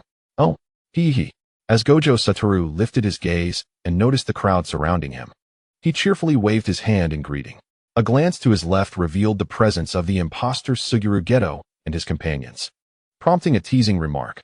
"I can't believe you are all here too." Upon seeing Gojo unexpectedly appear, Geto felt a trickle of cold sweat run down his forehead, his heart racing with anxiety over whether Gojo would strike him down without hesitation. Just as Geto and the others were engulfed in their trepidation, a brilliant white light suddenly illuminated Yuji Itadori. In a mere moment, another figure materialized beside Itadori. As the onlookers turned to behold this new arrival, they were astounded to discover that it was Sukuna, who bore a striking resemblance to Itadori, save for the absence of the half-mask that adorned his face prior to his corporeal form. Upon first encountering Sukuna at his side, Itadori felt not fear but a surge of fury, launching a powerful punch towards Sukuna's cheek. "You little brat." Sukuna disdainfully raised his hand, initially intending to retaliate, only to be taken aback by his inability to employ cursed techniques. Seizing the moment of Sukuna's bewilderment, Itadori's fist solidly connected with Sukuna's face, sending him staggering backward, blood streaming from his nose. "You insufferable brat," Sukuna exclaimed, wiping away the blood as he advanced angrily, ready to teach Itadori a lesson. However, Gojo Satoru, with his striking white hair, intervened, stepping in front of Sukuna and raising his fist to strike. With a resounding thud, their fists collided, producing a faint sound of flesh meeting flesh. Both Gojo and Sukuna felt a sharp pain radiating from their arms. Gojo shook his hand to alleviate the discomfort. Astonished, "Cursed energy? Techniques? Limitless? Why can't I utilize any of them?" Sukuna, too, was repeatedly shaking his hand in an attempt to ease the pain. Equally astounded, "Why am I unable to use cursed energy?" The spectators watched in disbelief, astonished that Gojo's Limitless had no effect in this bizarre scenario. "What on earth is happening?" Itadori asked, perplexed. No one responded, as they too were at a loss to comprehend the unfolding events. Just as Itadori and his companions remained bewildered, a cacophony of voices reached their ears. "Whoa, I finally managed to fall asleep, and now I've been rudely awakened. All right, Inosuke. This must be the segment for signing up for the competition." "Huh, that's strange. Isn't the rule that it only happens every 10 days? Kakarot, have you forgotten?" The rules are unyielding, but humans are not. What does that mean? It means this and that. Oh, is that how it is? Thank you, Kaneki. No problem. With a clang, the grand doors of the cinema swung open, revealing the figures of Goku and his companions standing before Itadori and the others. Upon their first encounter, both Wukong and Yuji Itadori were taken aback. Particularly, Yuji's astonishment was palpable when he beheld Tanjiro and his companions, exclaiming in disbelief, "Aren't you all characters from Demon Slayer?" Chapter 57, A New Competition. Tanjiro, noticing Yuji seemed to recognize them, inquired with curiosity, "You know us?" Yuji nodded enthusiastically, stating, "Yes, I've seen you on television. And you all are incredibly impressive." Tanjiro approached Yuji to introduce himself, saying, "I am Tanjiro Kamado. I am Yuji Itadori." Yuji replied with a smile. Subsequently, Yuji turned his gaze towards Zenitsu, his eyes shimmering with admiration, for on television, Zenitsu was depicted as the invincible figure who, upon falling asleep, could vanquish even the formidable Muzan with ease. Zenitsu, rubbing his eyes and still somewhat dazed, felt the intense stare from Yuji, causing him to shiver. However, unlike before, he did not retreat in fear. Instead, he found Yuji's gaze overwhelmingly warm and filled with reverence, which left him feeling somewhat unsettled. Wiping the cold sweat from his forehead, Zenitsu cautiously asked, "Why are you looking at me like that?" Yuji, slightly embarrassed, scratched his head and apologetically replied, "I'm sorry, I got a bit too excited." Fushiguro Megumi and Nobara Kujisaki, observing Yuji's familiarity with Tanjiro and the others, curiously inquired, "You know them? Really?" Yuji was surprised that Fushiguro and Nobara were unfamiliar with Demon Slayer, questioning, "You don't know? We even sell their merchandise at our toy store." Fushiguro and Nobara exchanged puzzled glances. Yuji, noticing their lack of recognition, proceeded to explain all about Demon Slayer. Meanwhile, Kinji Hikari observed the peculiar uniforms worn by Yuji and his friends and curiously asked, "Are you all students from the same school?" Satoru Gojo stepped forward, giving a thumbs up with a playful grin, affirming, "Yes, indeed. We are from the same school." "Humph, who would want to be from the same school as you?" the songstress retorted, clearly displeased. As Satoru and the songstress engaged in playful banter, a familiar yet foreign voice called out, "Hey Go."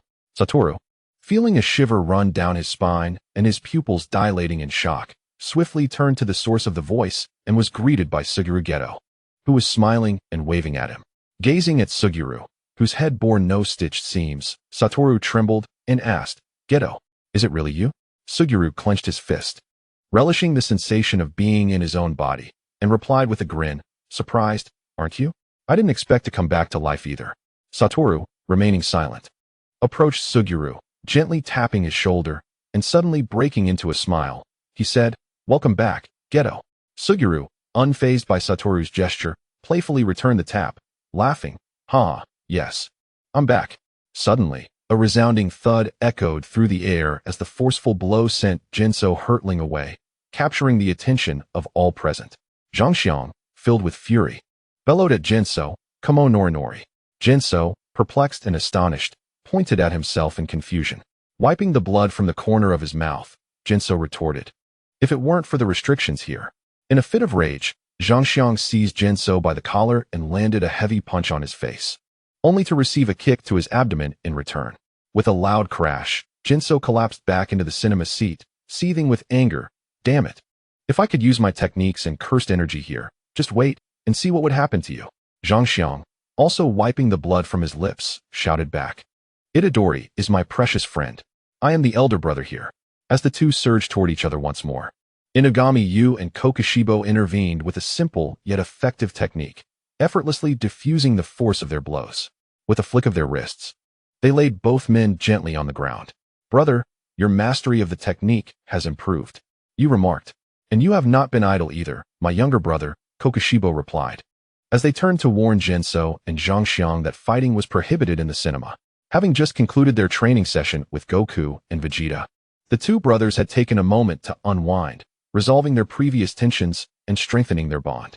Jinso and Zhangxiang, lying on the ground, disdainfully shrugged off Yu and Kokushibo's hands. Jinso shook his hands, remaining silent but casting a cold, icy glare at Zhangxiang, who, clutching his abdomen and panting heavily, returned the look with fury. Itadori Yujin approached Zhangxiang, patting him on the shoulder, Alright, calm down, Zhangxiang. You really do look quite disheveled. Sukuna mocked, casting a sardonic glance at Jinso, whose expression was dark and grim. Jinso ignored Sukuna's taunts, surveying the surroundings instead. Meanwhile, Itadori Yuta was observing the scene when suddenly, a pair of delicate, fair hands wrapped around him from behind, accompanied by a gentle voice. Yuta. Startled, Yuta seized the hands and stammered in disbelief. Rika? It's me, Yuta. Rika replied with a cheerful smile. Satoru Gojo, watching this unfold, turned to his companion, Jet. In astonishment, I never expected Rika to be revived. Suguru Geto playfully punched Gojo and pointed to himself. Am I not also revived? Haha, indeed. I almost forgot about your resurrection. Gojo teased. However, just as the group was enjoying their reunion with loved ones and friends, a blinding white light suddenly descended upon them. The figures of Shoyo, Juju, Mimi, Yaga, Raimai, and others abruptly appeared within the cinema. Wataru Goju playfully draped his arm over Suguru Geto's shoulder, cheerfully greeting the suddenly bewildered Kinji Hikari. Ah, Kinji, you've come too. Kinji, with a cigarette dangling from her lips, turned her gaze towards Wataru, but upon catching sight of Suguru, the cigarette fell to the ground in shock, and she exclaimed, Suguru, you're not. Haha, indeed, I have died, yet here I am alive. Suguru replied with a playful grin. Huh, where's this place? Kinji gazed around at the crowd, his expression one of confusion. Long time no see, Kinji, exclaimed Yuta Okatsu, holding Rika's small hand as he greeted Kinji. Yuta, do you know where we are? Kinji asked, sweeping his eyes over the surroundings. I'm not sure. Yuta shook his head in response. As the group continued their conversation, the massive black screen of the cinema suddenly illuminated. All attendees, please find a seat and settle down. Goku, Tanjiro, Kaneki, and others, upon seeing the screen's message, quickly seated themselves in nearby positions. The group with Itadori hesitated momentarily, but seeing Goku and the others seated, they too found their places. The likes of Kinji and his companions did not sit with Itadori's group, instead opting for random seats. Once everyone was comfortably seated, the giant screen flickered to life again. Please take out your phones and register for the competition.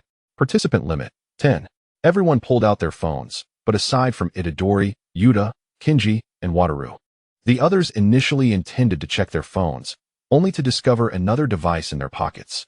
The sorcerers did not question it, knowing that only this particular phone could be used for registration, as their personal devices were not eligible. Observing the registration mechanism, Goku curiously inquired of the screen. Is it first come, first served? Ding. No, participants are randomly selected from those who register, came the reply. What a twist. Thank you. Goku chuckled in delight. Fushiguro, are you going to register? Itadori asked curiously of his companion, Megumi Fushiguro. Yes, Megumi nodded in affirmation. Wataru then turned to Suguru. Suguru, will you register? Yes. I'm signing up. Suguru confirmed with a nod. Shall we compete for the slots? Then let the games begin. Kinji exclaimed excitedly, as everyone completed their registrations. The screen illuminated once more, beginning random selection. All eyes were glued to the screen, eager to discover who would be fortunate enough to be chosen. Ding. Participants in this competition include Yuji Itadori, Aoi Kanzaki, Tanjiro Kamado, Ken Kaneki, Nezuko Kamado, Rika Orimoto, Yoya Shinjo, Hikari Uchiha, Koba Ihei, and Kanai. Preparations are underway for the impending transmission, with all competition rules to be determined by the referee. Upon the completion of the grand display revealing these details, the screen lingered on the list of the 10 competitors. Megumi Fushiguro, seeing Yuji Itadori selected, patted his shoulder and said, stay safe. The spirited Nagi Asakura also advised Yuji. Fushiguro is right. Take care, Yuji. Yuji Itadori replied with a warm smile. No worries. There's no need for cursed energy or techniques here. So as a sportsman, I'll be the strongest. Satoru Gojo, observing Yuji's confidence, chuckled, quite the self-assurance, but don't let your guard down. Huh. Rest assured, being a sportsman is my advantage. Yuji declared, raising his arm to showcase his modest muscles. Yuta Okatsu, noticing Rika had also been chosen, hesitated momentarily before turning to Yuji with a request. Yuji, could you look after Rika during the competition? Surprised, Yuji gave Yuta a thumbs up, assuring him, you can count on me. Okatsu, I'll take care of Rika. Thank you. Yuji. Rika beamed in gratitude. Thanks a lot. Yuji, Yuta quickly added, standing up to express his thanks. though it was their first meeting. Yuta had previously seen videos on his phone that made it clear Yuji was a trustworthy and responsible individual, capable of handling any task with assurance. With Yuji's agreement, Yuta sighed in relief, feeling a weight lift from his heart, but he still cautioned Rika, "Just make sure to stay safe yourself, Rika." Rika patted Yuta's head, smiling, "Okay, I will." Yuji waved his hand, but after a moment of contemplation, he said, "Actually, I should be the one thanking you, Okatsu. If it weren't for your help, I might have been killed by Sukuna." Upon hearing this, Yuta quickly waved his hand, responding, "That's in the future. We don't know what dangers this competition holds. I still need you to look after Rika." Satoru Gojo interjected, "Yuji, don't count me out just yet. I assure you, I'm still alive." Pausing, he cast a teasing glance at Sukuna and added, "I guarantee he won't be so fortunate next time." Sukuna, sensing Gojo's mocking tone and gaze, sneered, "Umph. If it weren't for my desire to adapt to your limitless techniques using that brat Fushiguro-esque curse technique, I wouldn't waste my time playing with you. Then let us have another round." Gojo retorted playfully. Seeing Gojo's audacity in addressing Lord Sukuna, Lime mocked, "You think you can contend with Lord Sukuna? I could take you down without his help." As Gojo Satoru tilted his head, his gaze fell upon the source of the raucous noise. Discovering that the individual was none other than Raimai, the one he had effortlessly incapacitated with a single punch in the video on his phone. A broad smile spread across Gojo's face as he pointed at Raimai, mocking, "Oh, look who it is. Raimai, isn't it? After just a few days of absence. You've become so brazen. Do you really think you can challenge me again? You ought to reconsider your ambitions, especially after I rendered you utterly defeated with just one blow." Raimai, incensed by Gojo's taunts, was about to retort when Sukuna raised a hand to silence him. Observing that Sukuna had stifled Raimai's response, Gojo continued his derision. "Even your esteemed Sukuna seems to have more sense than you. You should just keep quiet, given that you can't even withstand a single punch from me. Do you know him?" Suguru Geto inquired of Gojo. Gojo waved his hand dismissively, replying, "Not personally, but I've seen him in the video. His strength is hardly impressive. He's pathetically weak." Raimai's blood boiled with indignation at Gojo's relentless mockery, his fists clenched tightly, veins bulging on his forehead. Had it not been for Sukuna's presence beside him, he would have unleashed a torrent of curses by now, in the direction of Ryukong and his companions. Shinjiro not so subtly admonished Tanjiro and the others, "You must protect our esteemed leader with utmost diligence." "Understood." Tanjiro and the others affirmed resolutely. "Thank you very much." Shinjiro expressed his gratitude to Tanjiro, Nezuko, and Aoi. "It is our duty, esteemed leader," they replied earnestly. Ryukong retrieved several senzu beans from his pocket and handed them to Tanjiro and the others, including Uchiha Hikari, saying, "Take these. I'm not sure if they'll be needed for the competition." "Thank you, Ryukong."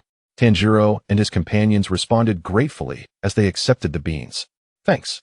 Hikari also expressed his gratitude as he accepted his share. "Ah, no need for thanks. We are all friends here, so feel free," Ryukong replied, scratching the back of his head, completely unconcerned. Then, Ryukong tossed more senzu beans to Kaneki, who caught them and said, "Thank you." Ryukong smiled at Kaneki, signaling that it was no trouble at all. Suddenly, Ryukong seemed to recall something and made his way over to Itadori and his group, offering them senzu beans as well. "What is this?" Itadori Yuji asked, momentarily bewildered as he examined the green beans in his hand. Ryukong grinned and explained, "Oh, these are senzu beans. They can replenish your energy." Upon hearing this, Itadori smiled and thanked him. "Thank you. By the way, who are you?" Ryukong paused for a moment before cheerfully introducing himself. "Oh, I'm Goku. I'm Itadori Yuji," Itadori replied, returning the smile. Ryukong then lingered for a while with Itadori and his friends, engaging in mutual introductions and inquiries about their surroundings. Sukuna and the other antagonists sat beside Ryukong, attentively listening. Just as Ryukong and the others were engrossed in conversation, a brilliant white light descended once more, illuminating the 10 participants of the competition before vanishing throughout the cinema. As the 10 participants of the competition were transported away, the imagery on the colossal screen shifted. The audience in the cinema turned their gaze toward the visual display. Within the frame, a cerulean sky loomed over an intensely radiant orange sun, beneath which stretched an ocean that seemed endless. At that moment, a majestic cruise ship, towering 15 stories high, floated serenely upon the waves.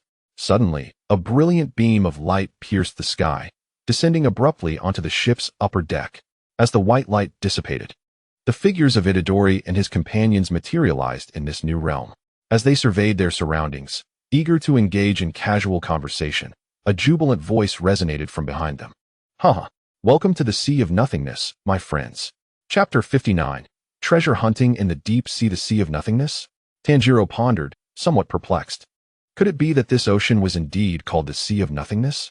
Iguro Abanai positioned himself protectively in front of Yayazaki, his gaze alert as he scrutinized the newcomer. Uchiha Hikaru swiftly turned to face the source of the voice, his Sharingan activated, reflecting a similar vigilance. A middle-aged man appeared before them, clad in a loose-fitting blue outfit and exceedingly short trousers, sporting sunglasses and a hat atop his head. Noticing Tanjiro and his companions gazing in his direction, he waved his hands dismissively. Haha, no need for such formality. Relax, my friends. Who are you, old man? Itadori Yuji asked, curiosity evident in his tone. My apologies. I neglected to introduce myself, the middle-aged man replied with a bow. I am Jerry Maxon, an extreme deep-sea treasure hunter and an exceptional fishing box collector. I have spent decades fishing in the Sea of Nothingness, reeling in numerous sea kings and a plethora of extraordinary artifacts. Wow! Exclaimed Itadori, Tanjiro, Nobuko, Kanao, and Rika, their applause echoing in surprise. Although they were unfamiliar with the concept of sea kings, they sensed an undeniable significance about them. Yayazaki clapped twice, suddenly recalling the matter of the referee, and approached Maxon with a gentle inquiry. Mr. Maxon, I presume you are the referee? Oh, you have a keen eye, young man. Maxon responded, enjoying the applause from the crowd while giving a thumbs up to Yayazaki. Itadori and Tanjiro ceased their clapping, both exclaiming in unison, Wait, you're the referee? Doesn't he seem like it, does it? Maxon replied, puzzled. Indeed not. Itadori and Tanjiro echoed in unison. Abanai looked at Maxon with a hint of disbelief. You really are the referee? Absolutely, little buddy. Maxon flashed a confident grin, his mouth full of bright white teeth. Abanai, exasperated, bore a frown at the term little buddy. Meanwhile, Uchiha Hikaru queried with curiosity, a deep-sea treasure hunter and sea kings? What exactly does that entail? Well asked, little girl with conjunctivitis. Maxon extended his thumb in commendation towards Uchiha Hikari. However, Uchiha Hikari was somewhat speechless. It was the first time the Uchiha clan Sharingan was referred to as a mere eye ailment. Maxon paid no heed to Hikari's bemusement, surveying the assembled crowd before speaking. All right, I shan't burden you with trivialities. The sea kings are ferocious fish that can reach lengths of over 100 meters. And treasure hunting in the deep sea is this time's bounty. Upon hearing the mention of a bounty, Tanjiro, Iguro Abanai, Kenzaki Aoi, and Kanroji Mitsuri felt a sudden thrill in their hearts, fully aware of the implications. In contrast, Itadori Yuji, Kaneki Ken, Rika, Uchiha Hikari, and Nezuko were left in perplexity regarding the nature of this bounty. As for Nezuko's confusion, she had been in her demonic state, resting beside Zenitsu and completely oblivious to the screen. Tilting his head, Itadori observed the excitement radiating from Tanjiro and the others and curiously inquired, What is this bounty? Just as Tanjiro was about to elucidate the matter to Itadori and the others, Maxon abruptly interjected. Clears throat. Maxon coughed a few times, meeting the curious gazes of Tanjiro and the others, then stated, There will be no rewards upon the conclusion of this competition. What? Tanjiro and the others were taken aback. The competition bore no rewards? Maxon took a sip of red wine and continued, Although this competition lacks rewards, the Abyssal Sea is also known by another title, the Sea of Treasures. Are there truly many treasures within? Itadori inquired with shining eyes. Indeed, the Abyssal Sea, known as the Sea of Treasures, is brimming with all manner of rare and exotic gems. It holds everything you can imagine, and more. Maxon fervently explained, his face glowing with admiration for the sea. Listening to Maxon's elucidation, Itadori's eyes sparkled with gold, but he suddenly felt a twinge of embarrassment. How do you know I bear the title of the Abyssal Tiger? Ah, well, as the referee, I naturally possess a thorough understanding of each of you. Maxon replied, producing a timer resembling a wristwatch from his pocket. Once I press this timer, the competition shall commence. Maxon then turned to Tanjiro and the others, offering a reminder. Kanroji Mitsuri stepped forward and asked, Mr. Maxon, are there any rules we should be aware of? Rules? Simply dive into the water and seek the treasures you desire. There are no restrictions. Maxon waved his wine glass and outlined the competition rules for Tanjiro and the others. With a clap of his hands, he continued, "Now, there are several yachts nearby. You may choose to team up for the treasure hunt or pursue it individually. It's entirely up to you. Now, let the timer begin." Upon witnessing the scene, Tanjiro and his companions hesitated not for a moment. They summoned their energy, effortlessly lifting a nearby yacht and casting it into the sea. Yuji Itadori, Hikaru Uchiha, and Rika were momentarily taken aback by this display, yet they wasted no time. Yuji enhanced his physical prowess with cursed energy and seized a yacht, hurling it into the water. Meanwhile, Hikaru manifested a crimson skeletal frame, his red skeletal arm grasping another yacht and launching it into the depths. After completing this task, Tanjiro and his group leapt from the lofty deck, which stood 15 stories high. Only Yuji and Rika remained on the deck, observing their stillness. Maxon deduced their lack of experience with Goku's training in energy manipulation and aerial techniques. With a gentle smile, he offered, "Allow me to assist you." Before Yuji and Rika could comprehend how he intended to help, they felt an abrupt lightness. Suddenly, a powerful sensation of descent enveloped them. Just as they were about to crash onto the yacht floating on the water's surface, their speed gradually diminished, allowing for a gentle landing. Gasping for breath, Yuji patted his rapidly beating heart, still reeling from the sensation of falling. Rika, in a similar state, was now Rika praying, rather than the cursed queen she once was, and thus was understandably startled. "Are you both all right?" Tanjiro inquired with concern. "We're fine," Yuji replied, managing a strained smile as he regained his composure. "By the way, just a reminder, if you prefer not to dive for treasure chests, the yacht is equipped with fishing rods and nets to help you collect treasures." After imparting this final piece of advice, Maxon fell silent. At that moment, the phones of Tanjiro and his companions chimed simultaneously. They glanced at the screens. Reading, "The competition has begun. Time, 3 hours. Come on." Although Tanjiro noted that the competition had started, he felt no urgency to act, primarily focusing on the matter of team formation and, importantly, the fact that none of them knew how to operate the yacht. Tanjiro turned to Yuji and Rika, extending an invitation. "Yuji, would you like to join us in this endeavor?" Akaza, the leader of the group, also chimed in. "Tanjiro makes a valid point. Yuji, why not team up with us?"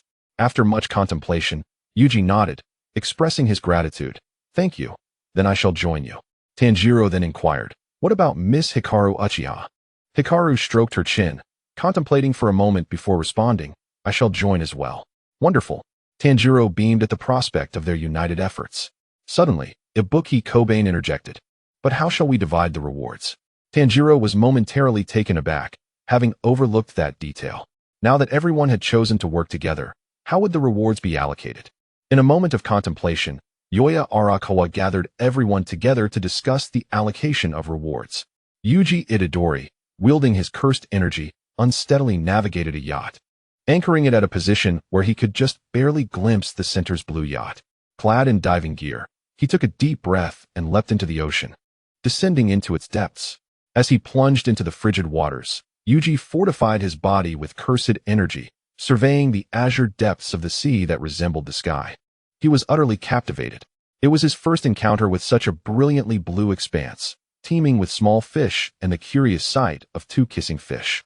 Intrigued, Yuji focused on the pair, his curiosity piqued, and began to swim closer, having never seen such affectionate fish before. Upon nearing the kissing fish, he was astonished to find that they showed no fear of his presence, further intensifying his curiosity. Unbeknownst to him, however, a colossal fish, equivalent in size to a 5-story building, was observing him from behind. Chapter 60. Advanced Breathing Technique. Yuji sensed a chilling gaze from behind, yet upon turning, he found nothing amiss. Puzzled, he scratched his head and murmured, "How strange, it feels as though someone is watching me." He dismissed the thought, focusing instead on the kissing fish. Meanwhile, in another part of the ocean's depths, Tanjiro, clad only in his shorts, swam through the cerulean waters. After acclimating to the salty environment, he dove towards the ocean floor. Upon reaching the seabed, he spotted a wooden treasure chest half buried in the sand, and his heart leapt with joy. He swiftly swam over, retrieved the chest, and stowed it in the bag slung across his back. Oh, how wonderful! To find a treasure chest upon reaching the ocean floor. Tanjiro rejoiced, marveling at his fortuitous luck. However, just as he celebrated, A sudden surge of turbulent water rippled behind him. A bead of sweat formed on his brow, quickly merging with the seawater as he sensed the approaching waves. With a breath, Tanjiro released a flurry of small bubbles, forming a protective air pocket, and gripped the Nichiren blade at his waist. Fire God Dance, modified version. Utilizing the scant air within his bubble, Tanjiro unleashed a fiery strike with his sword, the intense flames scorching the surrounding water, causing it to bubble and evaporate. The source of the turbulent waves behind him, a massive, yellow and black creature, was cleaved in two by his fierce blow. Was this a water serpent? A sea king? After Tanjiro separated his blood from himself using his energy, he gazed at the enormous water serpent before him, reminiscent of a giant arrow, filled with confusion. Observing the water serpent he had bisected, he clasped his hands together, relinquishing his doubts, and silently uttered an apology. Subsequently, Tanjiro resumed his quest for the treasure chest. Outside the screen, laughter erupted. At last, Tanjiro has matured. He will no longer waste his Fire God Kagura technique. Goku beamed with joy at Tanjiro's progress.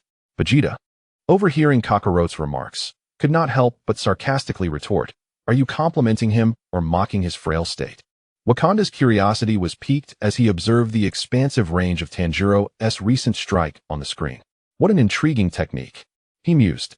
While this strike posed no threat to him, he speculated that if he could harness the energy Goku had mentioned to shatter the limitless, the outcome might be different. Victory was certainly within reach. Sukuna, fixated on the Fire God Kagura displayed on the screen, was uncertain of its true potency but believed it unlikely to match its effectiveness when executed on solid ground.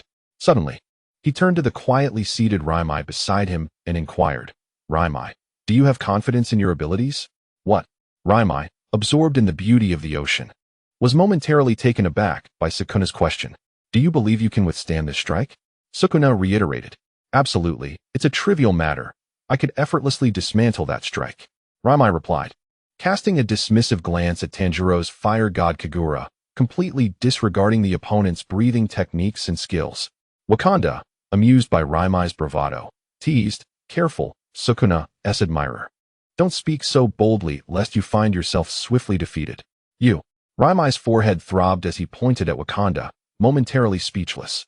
Sukuna shot a glance at Wakanda, who was sticking out his tongue, before refocusing on the screen, lost in thought.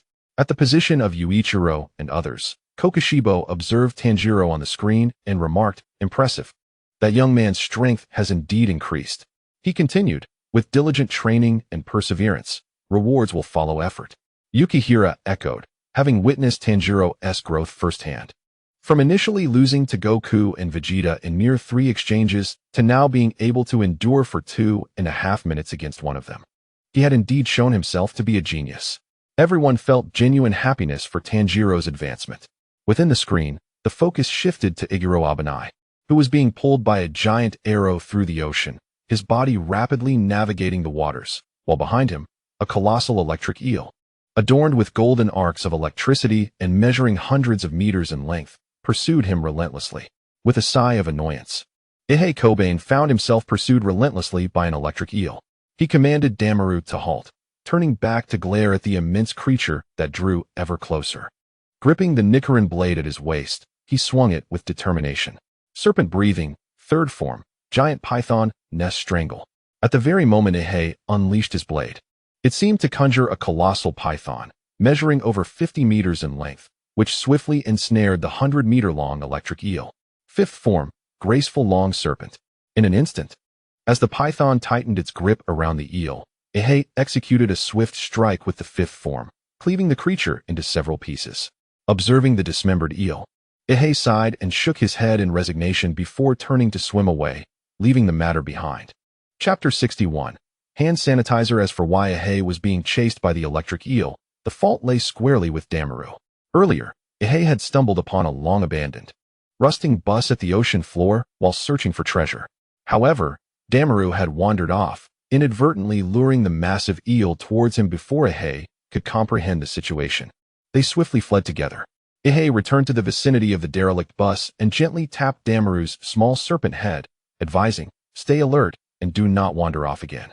Understand?" Damaru nodded in response. With the assurance of Damaru's attentiveness, Ihei glided into the bus, surveying the interior. Aside from the rust brought on by prolonged exposure to seawater, nothing remained. Could there be something in the trunk? He pondered, recalling that both he and Mitsuri had ridden buses, which typically housed a compartment for passengers' belongings on the right side. With this thought in mind, Ihei swam to the right side of the bus and pushed against the trunk. But it did not budge. Summoning his strength and wrapping his arm in air, he exerted himself and forcefully ripped the trunk open. Inside, he beheld a silver treasure chest lying quietly amidst the rust. A faint smile graced his lips as he mused what treasures might lie within this silver chest. However, he refrained from opening it immediately and instead stowed it in his bag, continuing his treasure hunt. Meanwhile, aboard the yacht, 5 individuals, Kenzaki Aoi, Tamamo Ye, Inoue Rika, Ubuyashiki Yoya, and Kanao, sat together. They engaged in conversation while fishing for treasure chests. Kanzaki felt a sudden tug on her fishing rod and exclaimed with excitement, "Lord, I've caught something." Ubuyashiki Yoya stepped forward, eager to assist her, while Rika, Kanao, and Tamamo quickly joined to lend their support. 5 individuals aboard the yacht endured a struggle, ultimately managing to reel in what was caught on the fishing rod. They gazed at the pitch-black treasure chest suspended from the line. What rewards might lie within?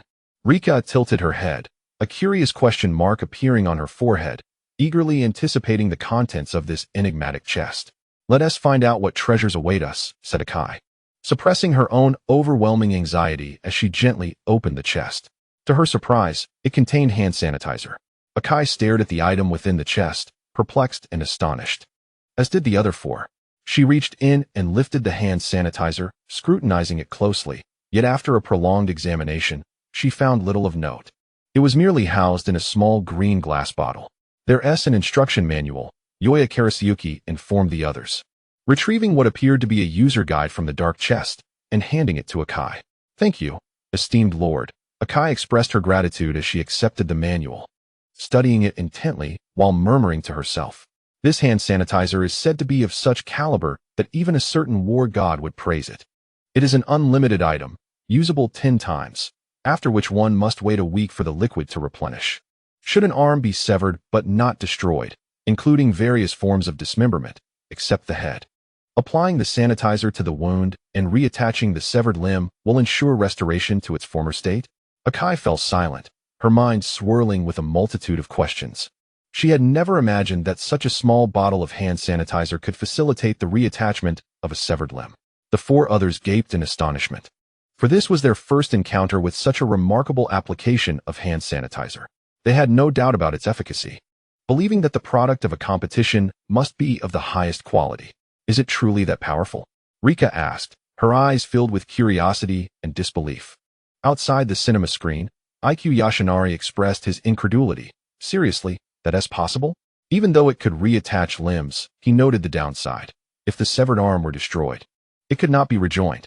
Takahiro Arima, observing the hand sanitizer on the screen and sensing the collective curiosity, calmly pointed out its pros and cons. "Haha," Goku chuckled, patting Takahiro on the shoulder. "Though this hand sanitizer cannot restore a shattered limb, it is still useful. After all, the magic beans will eventually run out." Upon hearing Goku's words, the others nodded in agreement, recognizing the truth in his statement. While the magic beans could regenerate severed limbs and instantaneously restore vitality, they were not infinite, whereas this hand sanitizer could be used without limit. Meanwhile, in the Jujutsu Kaisen space, Fushiguro Megumi gazed at the hand sanitizer on the screen and then turned his attention to Satoru Gojo, suddenly struck by a whimsical idea. If Satoru Gojo were to be bisected once more by Sukuna into 25 pieces, would it be possible to sprinkle this hand sanitizer on his waist before his demise, thus enabling him to continue his battle with Sukuna for 300 more rounds? As Fushiguro Megumi pondered this, a smile involuntarily crept across his face. Should such an occurrence transpire, it would indeed be quite surreal. Noticing Megumi's smile, Gojo inquired with curiosity, "What brings you joy, Megumi?" "Oh, it's nothing," Megumi replied calmly, shaking his head. "This hand sanitizer is rather impressive," exclaimed Kinji Hikari, somewhat astonished. The capabilities of this sanitizer seemed to surpass those of the reversal technique. Though it was merely a subjective impression, for the reversal technique could accomplish feats that sanitizer could not. At this moment, the scene shifted to Uchiha Hikaru, who remained aboard the yacht, seated cross-legged and occasionally glancing towards the sea. However, As he leaned out over the water, a resounding splash echoed. A colossal turtle, measuring a staggering 50 meters in size, emerged before him. Staring at the gigantic creature, Hikaru activated his Sharingan, prepared for any impending confrontation. Yet, the turtle merely cast a fleeting glance at him before submerging back into the depths. Hikaru had previously employed Genjutsu on the marine life present, but alas, the illusions proved ineffective on them. Even when he had attempted to cast Genjutsu on the turtle, it yielded no results. Pondering over his situation, Hikaru realized that relying on fishing for treasure chests was utterly impractical. What if, however, the treasure contained items capable of summoning the pineapple head? Contemplating this notion, he leapt into the water, disregarding the beauty of his surroundings, and swam directly towards the ocean floor. After an indeterminate duration, Hikaru arrived at the seabed, where his eyes fell upon a dark treasure chest resembling the one belonging to Aoi. This must be the treasure that Makison mentioned, he mused silently. Retrieving the chest without hesitation and swimming back towards the yacht, he felt an odd sensation, convinced that the first chest was the easiest to locate, while acquiring a second would undoubtedly prove difficult. Hikaru decided to wait until he opened the chest in his possession before considering further exploration. Before long, Hikaru returned to the yacht, the dark chest in hand. His twin ponytails were drenched, and his clothes clung to him, revealing hints of a pink garment beneath. Observing his wet reflection, though his expression remained unchanged, the flush on his cheeks betrayed his excitement. Uchiha Hikari, suddenly reminded that she was still live-streaming, hastily unleashed her chakra to dry her drenched garments. Upon inspecting her attire, she sighed in relief, noting that no traces of pink were visible. Her gaze then returned to the ominous black box before her. What could possibly lie within? Chapter 62, The Flying Thunder God Technique. After a moment of hesitation, Uchiha Hikari slowly opened the ebony treasure chest. A blinding white light flashed, only to vanish moments later.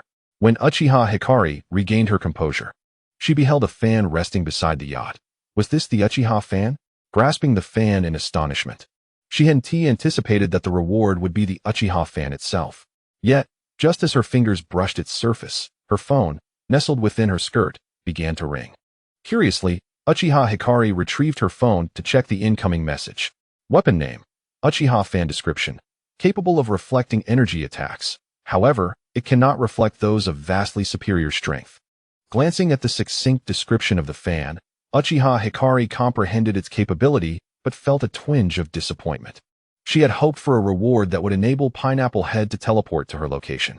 Nevertheless, the feeling of discontent was fleeting, as her desire to uncover treasures remained paramount. The rewards from treasure chests varied greatly. If she could acquire a means to teleport individuals, she would finally be able to reunite with Pineapple Head. With this thought in mind, Uchiha Hikari seized the fishing net beside the yacht and cast it into the sea, commencing her quest to fish for treasure chests. Meanwhile, in the depths of the ocean, Jinmu was dragging a large bag that contained two distinct treasure chests, one ebony and the other a lustrous platinum. These treasures had been discovered aboard a derelict ship on the ocean floor, a testament to his extraordinary fortune. Splash! Jinmu pulled the two heavy chests back to the yacht. After a brief respite, he fixated his gaze upon the two chests. Which should he open first? Jinmu, torn between the ebony and platinum chests, pondered in distress. Uncertain which to choose, he feared that a stroke of bad luck might yield something utterly useless, potentially leading to his despair. Standing on the yacht, his white hair danced in the breeze of nature as he deliberated. Ultimately, he resolved to open the black chest first. The platinum one could wait. Approaching the ebony chest, Jinmu inhaled deeply, raised his hand, and opened it. A radiant white light burst forth from within, revealing a peculiar prize, an eyeball. Jinmu stared in bewilderment at the eye preserved in a glass jar, which bore a striking resemblance to Uchiha Hikari's Sharingan. Before he could contemplate further, his vision abruptly darkened, and a searing pain shot through his eyes. The sudden discomfort was disorienting, but once he acclimated, he found himself unscathed. Although Kaniki's eyes remained shrouded in darkness at that moment, a plethora of memories surged within his mind, predominantly concerning the abilities of his eyes. As he sensed the slightest movement of his eyelids, Kaniki abruptly opened his tightly shut eyes. The three tomo within his gaze coalesced into a kaleidoscopic Sharingan resembling the shape of a moon, while a white skeletal figure emerged around him, serving as his guardian. Yet, just moments after awakening the skeletal form, Kaneki felt his strength wane, and he collapsed weakly onto the deck. Elsewhere on the yacht, after fishing up a treasure chest that contained hand sanitizer, Akai's luck had taken a turn for the worse, as she was unable to catch anything else. My luck has really declined, Akai lamented while fiddling with her fishing rod. Don't rush. Take your time, reassured Oyakata Yose, offering a gentle smile to comfort Akai. However, scarcely had his words left his lips when the fishing rod in his hands suddenly felt incredibly heavy, as if it had snagged something substantial. Seeing their lord had caught something, Akai and the others hastily gathered to assist in reeling in the chest. Time seemed to slip away as they struggled, but eventually, the chest was finally drawn up. Curiosity sparkled in the eyes of Oyakata Yose and the others as they gazed at the chest before them, which gleamed like gold. Lord, please open it quickly, Akai urged, her eyes alight with wonder. With a gentle smile, Oyakata Yose approached the golden chest and effortlessly pushed it open. The moment the chest was unveiled, a radiant golden light erupted, momentarily blinding those present. As the golden energy surged towards Oyakata Yose, it flooded into his being. Feeling the influx of light, he realized that all his ailments had vanished, and his mind brimmed with knowledge of certain ninjutsu techniques. As the golden brilliance gradually faded and the vision of Akai and the others returned, they beheld their lord, now devoid of any scars or curses, exuding an aura akin to that of a handsome campus idol. Lord, you are healed, Akai exclaimed, her surprise evident as she gazed upon him. Kane joyfully added, Lord, your curse has lifted. Yudo echoed in delight. Our lord has become a handsome man. Rika sat quietly, smiling, without uttering a word. Meanwhile, Oyakata Yose stood motionless, entirely absorbed in the newfound memories and practical knowledge regarding the development of the Flying Thunder God technique. Chapter 63, Basketball? Just as Oyakata Yose became engulfed in the sudden influx of memories related to the Flying Thunder God, a loud splash erupted from the water. Behind the yacht where Oyakata Yose and his companions were situated, a bizarre creature emerged, possessing the head of a shark yet the body of an octopus. Upon encountering the formidable Zhang Sha, Xiang Naihu stepped forward, placing herself protectively between the esteemed lord and the three women, Xiao Kuei. She resolved to confront the bizarre creature alone. The three women exchanged glances, their faces betraying a deep concern for Xiang Naihu's safety. With a thunderous roar, Zhang Sha, towering at a staggering height of 8 stories, charged towards her. In response, Xiang Naihu closed her eyes, summoning the energy within her to concentrate on her Nichiren blade. Fully prepared for battle, Zhang Sha, perceiving the tiny human before him, prepared to swallow her whole with his gaping, crimson maw. The three women felt a surge of panic as they witnessed Zhang Sha's intent to consume them. Yet, Xiang Naihu steeled herself against the fear instilled by the colossal beast, ready to confront the monster head-on. However, just as she lunged forward, she and the three women vanished from the yacht in an instant. Zhang Sha, oblivious, devoured the yacht without hesitation, swallowing it whole. Outside the screen, the rapidity of these events left the audience in the cinema unaware that Xiang Naihu and her companions, along with the esteemed Yoshiaki, had already disappeared from the yacht, leaving only the shocking spectacle of the yacht being consumed. Upon witnessing Rika's fate, Otsutsuki Yuta sprang from his seat in alarm, exclaiming her name. Gojo Satoru's azure eyes widened in shock, halting his playful banter with Suguru Geto, unable to fathom the unfolding calamity. In the Demon Slayer Corps, the esteemed lord's safety became a pressing concern, prompting Mitsuri Kanroji to rise anxiously. The entire team was engulfed in worry for their leader's well-being. What on earth is happening? Wukong pondered, tilting his head in contemplation of the surreal situation. Vegeta, noting the collective dismay and fury among the crowd, advised, let us observe closely. This is merely a competition, and death is not permanent. Participants will be transported back. The audience paused, absorbing Vegeta's words, and gradually remembered that should a contestant perish during the competition, they would simply return, not facing true mortality. Nevertheless, the sight before them still incited a deep anxiety for the participants' fates. In the jujitsu realm, Otsutsuki Yuta recalled Wukong's prior assurances, though unease still lingered. Gojo Satoru placed a reassuring hand on Yuta's shoulder, suggesting, let us continue watching the footage. It is possible that Rika and the others are still unharmed. Indeed, Yuta replied after a moment of contemplation, nodding in agreement. Within the screen, The tension hung thick in the air. After Zhang Sha had taken a deep breath, savoring the moment aboard the yacht with Xiang Naihu and her companions, a look of enjoyment spread across his face. However, as he turned around, his bulging eyes widened in surprise. Not far away, on another yacht, Xiang Naihu and her 3 companions had just tumbled onto the deck, still reeling from the pain radiating from their backsides. Standing before them was the dignified Yaozai Chuanashi. At that moment, Yaozai stood with his right hand raised before him, his long hair flowing in the wind, a gentle smile gracing his features, and his gaze firmly fixed upon Zhang Sha, devoid of any fear. As Xiang Naihu regained her composure and rose from the deck, she looked at her lord who stood protectively in front of her and exclaimed, "Lord, I." However, Yaozai Chuanashi interrupted her, turning back to the 4 women with a warm smile. "You have all worked hard. Leave the rest to me." With that, Yaozai concentrated his energy into his right hand and launched a powerful energy fist towards Zhang Sha. Sensing the threat posed by this seemingly diminutive human, Zhang Sha extended several tentacles in preparation to defend himself. Unfortunately, just as the energy fist neared him, it suddenly split into dozens of fists, all striking against his tentacles simultaneously. Roar!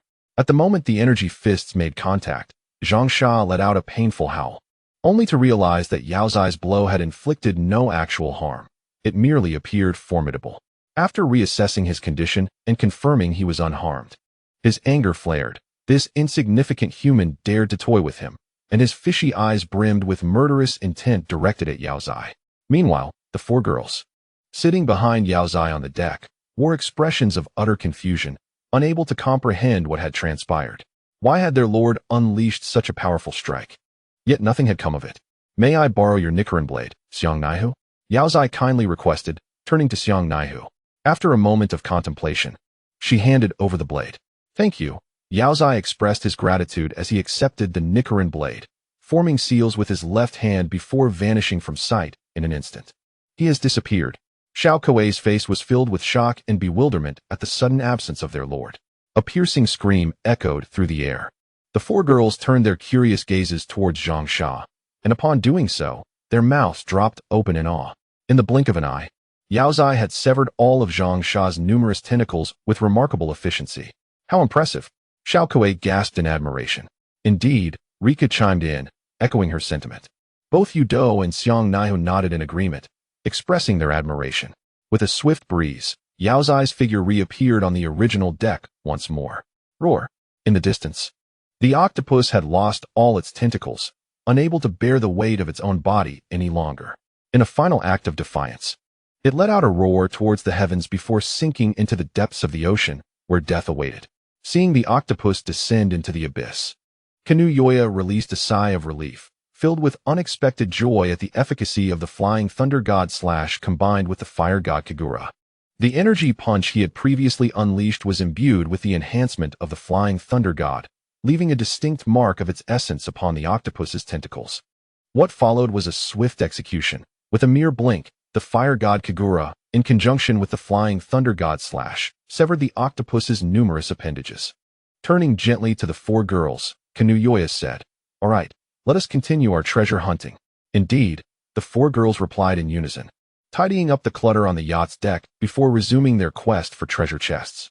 Meanwhile, Yuji Itadori, having finished his encounter with the kiss fish, swam deeper into the ocean.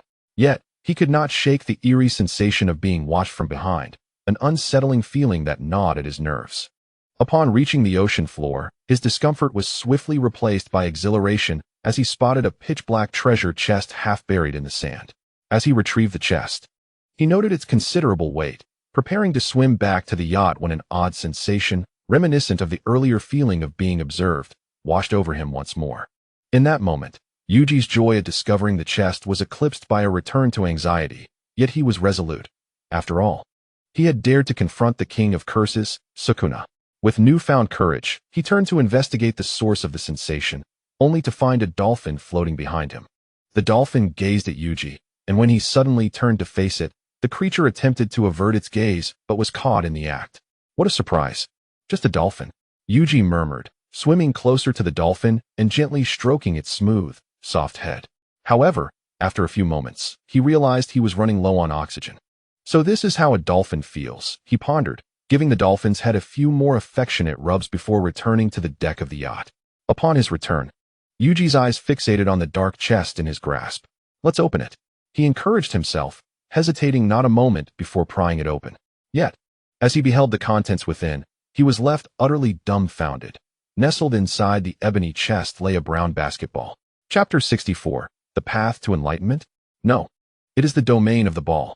Upon witnessing Rika's safety, Itadori Yuta exhaled a sigh of relief. Alas, this lad possesses such unfortunate luck. He would fare better if I took his place.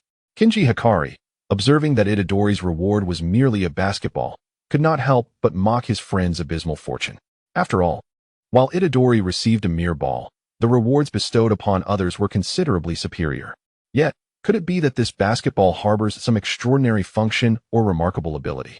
Toji Inumaki interjected, attempting to counter Hikari's critique, though lacking conviction, for the fact remained that Itadori's reward was indeed a basketball, and its potential utility was unknown.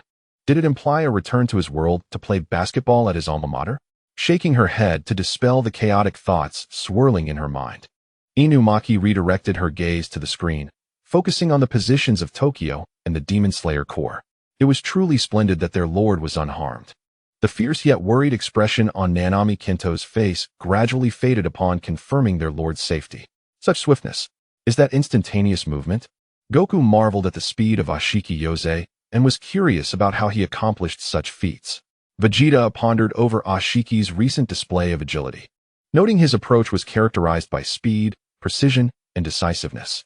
While both Goku and Vegeta were intrigued by Ashiki's swiftness, their curiosity was more piqued by Itadori's reward, which turned out to be a mere ball. Inside the screen, a basketball? Itadori tilted his head as he gazed at the basketball within the box. After a moment of contemplation, he reached out to grasp it, but the instant his fingers brushed against the ball, it vanished without a trace. Gone? Itadori was left bewildered, questioning how the ball could disappear upon contact. Before he could gather his thoughts, his phone in his pocket abruptly rang. Slapping his cheeks to dispel his disappointment, Itadori adjusted his demeanor and retrieved his phone to check the messages. Acquired, ball domain. Not the seeking gem, beginner level. Description: the ball domain is a collective of 9 sports: basketball, volleyball, billiards, table tennis, football, rugby, baseball, tennis, and bowling. Ability description: each ball represents a distinct ability, yet remains undeveloped. The 9 sports within the ball domain symbolize various open fields, with each activation randomly selecting one of the 9 balls to manifest, each representing different effects. Once a domain is activated, if the opponent's domain surpasses one's own, it may still be suppressed or shattered, though it will not enter the technique severance period. The ball domain is the dominant realm among athletic students. If shattered once, one may continue to activate the 2nd, 3rd, up to the 9th domain before entering the so-called technique severance period. Effects of the 9 domains: if your strength is too weak, strive for enhancement. Aim to become the strongest athlete. Young one. Hurrah! As Yuji Itadori realized that the ball domain was an open field, he couldn't contain his excitement and leaped up from the deck. With this ball domain, he need not fear his opponent's territory when confronting Sukuna. He could simply outlast him. The thought invigorated Yuji further, and he began to envision himself kicking the cursed spirit while grasping Sukuna's form. However, what Yuji failed to notice was the 9 distinct orbs floating behind him, creating an abstract spectacle that contrasted sharply with his current exuberance. Outside the screen, Satoru Gojo, observing the 9 orbs hovering behind Yuji, hesitated, at a loss for words to articulate the indescribable absurdity he felt at that moment. Did Yuji not notice how peculiar the situation appeared? Meanwhile, Nobara Kujisaki, casting a glance at the floating orbs, felt a pang of embarrassment on his behalf, sensing he was oblivious to it. Beside her, Megumi Fushiguro shook his head, a smirk playing at the corner of his mouth, bemused by Yuji's current demeanor. At that instant, Yuji, clad in a snug wetsuit and with tousled hair, presented an odd sight, especially with the 9 disparate spheres suspended behind him. Regardless of the spheres' abilities or their potency, the initial impression they left on the audience in the cinema was one of strangeness and abstraction. Chapter 65. Divine Dragon. The scene shifted to the yacht where Yose Araraki and his companions were situated. A while had passed since Yose had acquired the Flying Thunder God technique. My lord, what was that ability you used earlier? It seemed incredibly powerful. Aoi's eyes sparkled with curiosity as she gazed at her master. Are you referring to the ability that allows one to vanish instantaneously? Yose pulled on his fishing rod, turning to Aoi, who nodded in affirmation and began to explain. What I just used was a ninjutsu called Flying Thunder God. The four girls nodded in understanding, though their comprehension remained somewhat superficial. Just as Yose and his companions engaged in conversation, Kanaho's fishing rod suddenly jerked. Startled, the five realized that the movement indicated a treasure box had been hooked. With the curse that had previously afflicted Yose now lifted and his power significantly enhanced, he was capable of overpowering 3 untrained foes with ease. Thus, it was Yose alone who successfully reeled in the treasure box. Kanaho gazed at the box, which appeared to be crafted from gold, her heart racing with anticipation. She was particularly anxious about what the mysterious box might contain, although the reward was of little consequence to her. Given the presence of Goku and the absence of malicious intent from the demons, the prospect of receiving a reward for resurrecting someone seemed exceedingly remote. Nevertheless, the uncertainty surrounding the potential prize instinctively stirred a sense of nervousness within her. Yose gently patted Kanaho's shoulder, his voice soft and encouraging. Let us see what lies within. Upon hearing the words of her lord, Kanaho nodded and promptly opened the golden chest. However, when she beheld the contents within, her mouth gaped in disbelief. Even the 3 individuals standing beside her, including the esteemed Ubuyashiki Yoya, were taken aback by the astonishing sight. The revelation was even more startling than the lifting of Ubuyashiki Yoya's curse. Nestled within the golden chest lay 7 Dragon Balls. What could these 7 Dragon Balls possibly do? Rika curiously inquired of the 4 girls, puzzled by their astonishment upon seeing the Dragon Balls. Having just been revived by the staff and never having viewed any videos of the Dragon Balls, Rika was momentarily oblivious to the immense power they possessed. However, the others, familiar with the short clips of the Dragon Balls, were well aware of their formidable capabilities and speculated that the ones retrieved from the chest could be enhanced versions. With excitement, Koi urged Kanaho, make a wish. All right, Kanaho replied, shaking off her shock. She approached the 7 Dragon Balls, parted her lips, and softly uttered, Come forth, Shinron. But nothing happened. Is anything supposed to occur? Koi glanced around, puzzled by the lack of response. Ubuyashiki Yoya and the others shared her confusion. Could it be that a different language is required? Ubuyashiki Yoya pondered, stroking his chin. After a moment of contemplation, Rika suggested, perhaps the voice was too soft? At these words, Kanaho suddenly recalled a scene from a video where Piccolo awkwardly summoned Shinron, arms wide open, boldly proclaiming, Come forth, Shinron, and grant my wish. Recalling this, Kanaho felt her cheeks flush with warmth, but then she thought of another gentle sister, akin to Shinobu Kocho. Resolutely, she dismissed her embarrassment.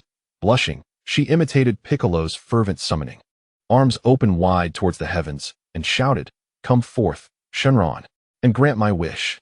As the last word escaped her lips, the 7 Dragon Balls erupted with dazzling brilliance, shooting skyward.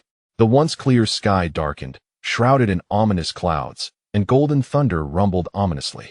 Soon, the golden lightning coalesced into the form of Shinron. As Kanaho witnessed Shinron's emergence, her earlier blush faded, replaced by a surge of anxiety. Shinron lowered his gaze upon her and inquired, Did you summon me? Why yes, Kanaho stammered nervously. With a flash of crimson light in his eyes, Shinron proclaimed, Speak your wish. Any wish will be granted. Kanaho took a deep breath, lifted her gaze towards the dragon, and spoke. Revive the butterfly Kane, may I? The dragon, upon hearing her request, extended its claw and gestured an affirmative, a flash of red light glimmering in its eyes. In an instant, brilliant starlight converged beside Kaneo, and as it dissipated, the figure of butterfly Kane materialized atop the yacht. Overcome with joy at the sight of Kane's revival, Kaneo rushed forward and embraced her tightly. Kane, I was momentarily bewildered by this unexpected embrace. As she opened her eyes, she found Kaneo weeping in her arms. Kaneo? Kane called out uncertainly. Kaneo, sobbing, replied, Sister. Standing nearby, Ubuyashiki Yoya wore a gentle smile as he welcomed Kane back, saying, Welcome back, Kane. Surprised to see her lord present. Kane turned to the source of the voice and was greeted by Ubuyashiki's smiling face. She glanced around curiously, realizing that aside from her lord and Kaneo, there were 2 unfamiliar individuals, and they appeared to be at sea. At that moment, Rika stood with her mouth agape, a astonished by Kane's resurrection, unable to fathom that the dragon could truly grant any wish, and that they had 3 opportunities. Ubuyashiki smiled softly at Kane, about to speak when the divine voice of the dragon resonated once more in their ears. Very well, the first wish has been granted. Please state your remaining 2 wishes. Outside the screen, Shinobu whispered softly, trembling, "Sister." Her eyes were already glistening with tears as she remained transfixed on the screen, oblivious to her own sorrow. Ju, noticing Shinobu's tears, retrieved a handkerchief from his pocket and gently tapped her shoulder. Feeling the touch, Shinobu turned to see the handkerchief being offered and wiped her face, saying, "Thank you." After Shinobu took the handkerchief, Ju redirected his gaze to the screen, eager to discover what wishes Kaneo would make next. Mitsuri, overwhelmed by Kane's revival, leapt from her seat, tears streaming down her face, exclaiming, "This is wonderful." Kaneo waved her iron fan, astonished. "Oh, this little girl has actually come back to life." Mitsuri, hearing this from the back, shot a fierce glance at him, warning, "You better not harbor any ill intentions." "Oh dear, how frightening. I assure you, I have no malicious thoughts at all. You need not worry." Doma chuckled, waving his hand dismissively. "Humph." Mitsuri pouted, dismissing Doma and turning her attention away. On the other side, at the seating area of the Cursed Revival, the resurrection of Hinazuki Tamayo left everyone astonished. Fushiguro Megumi's pupils constricted sharply upon witnessing the events unfold on the screen, for he never anticipated that any wish could indeed come to fruition.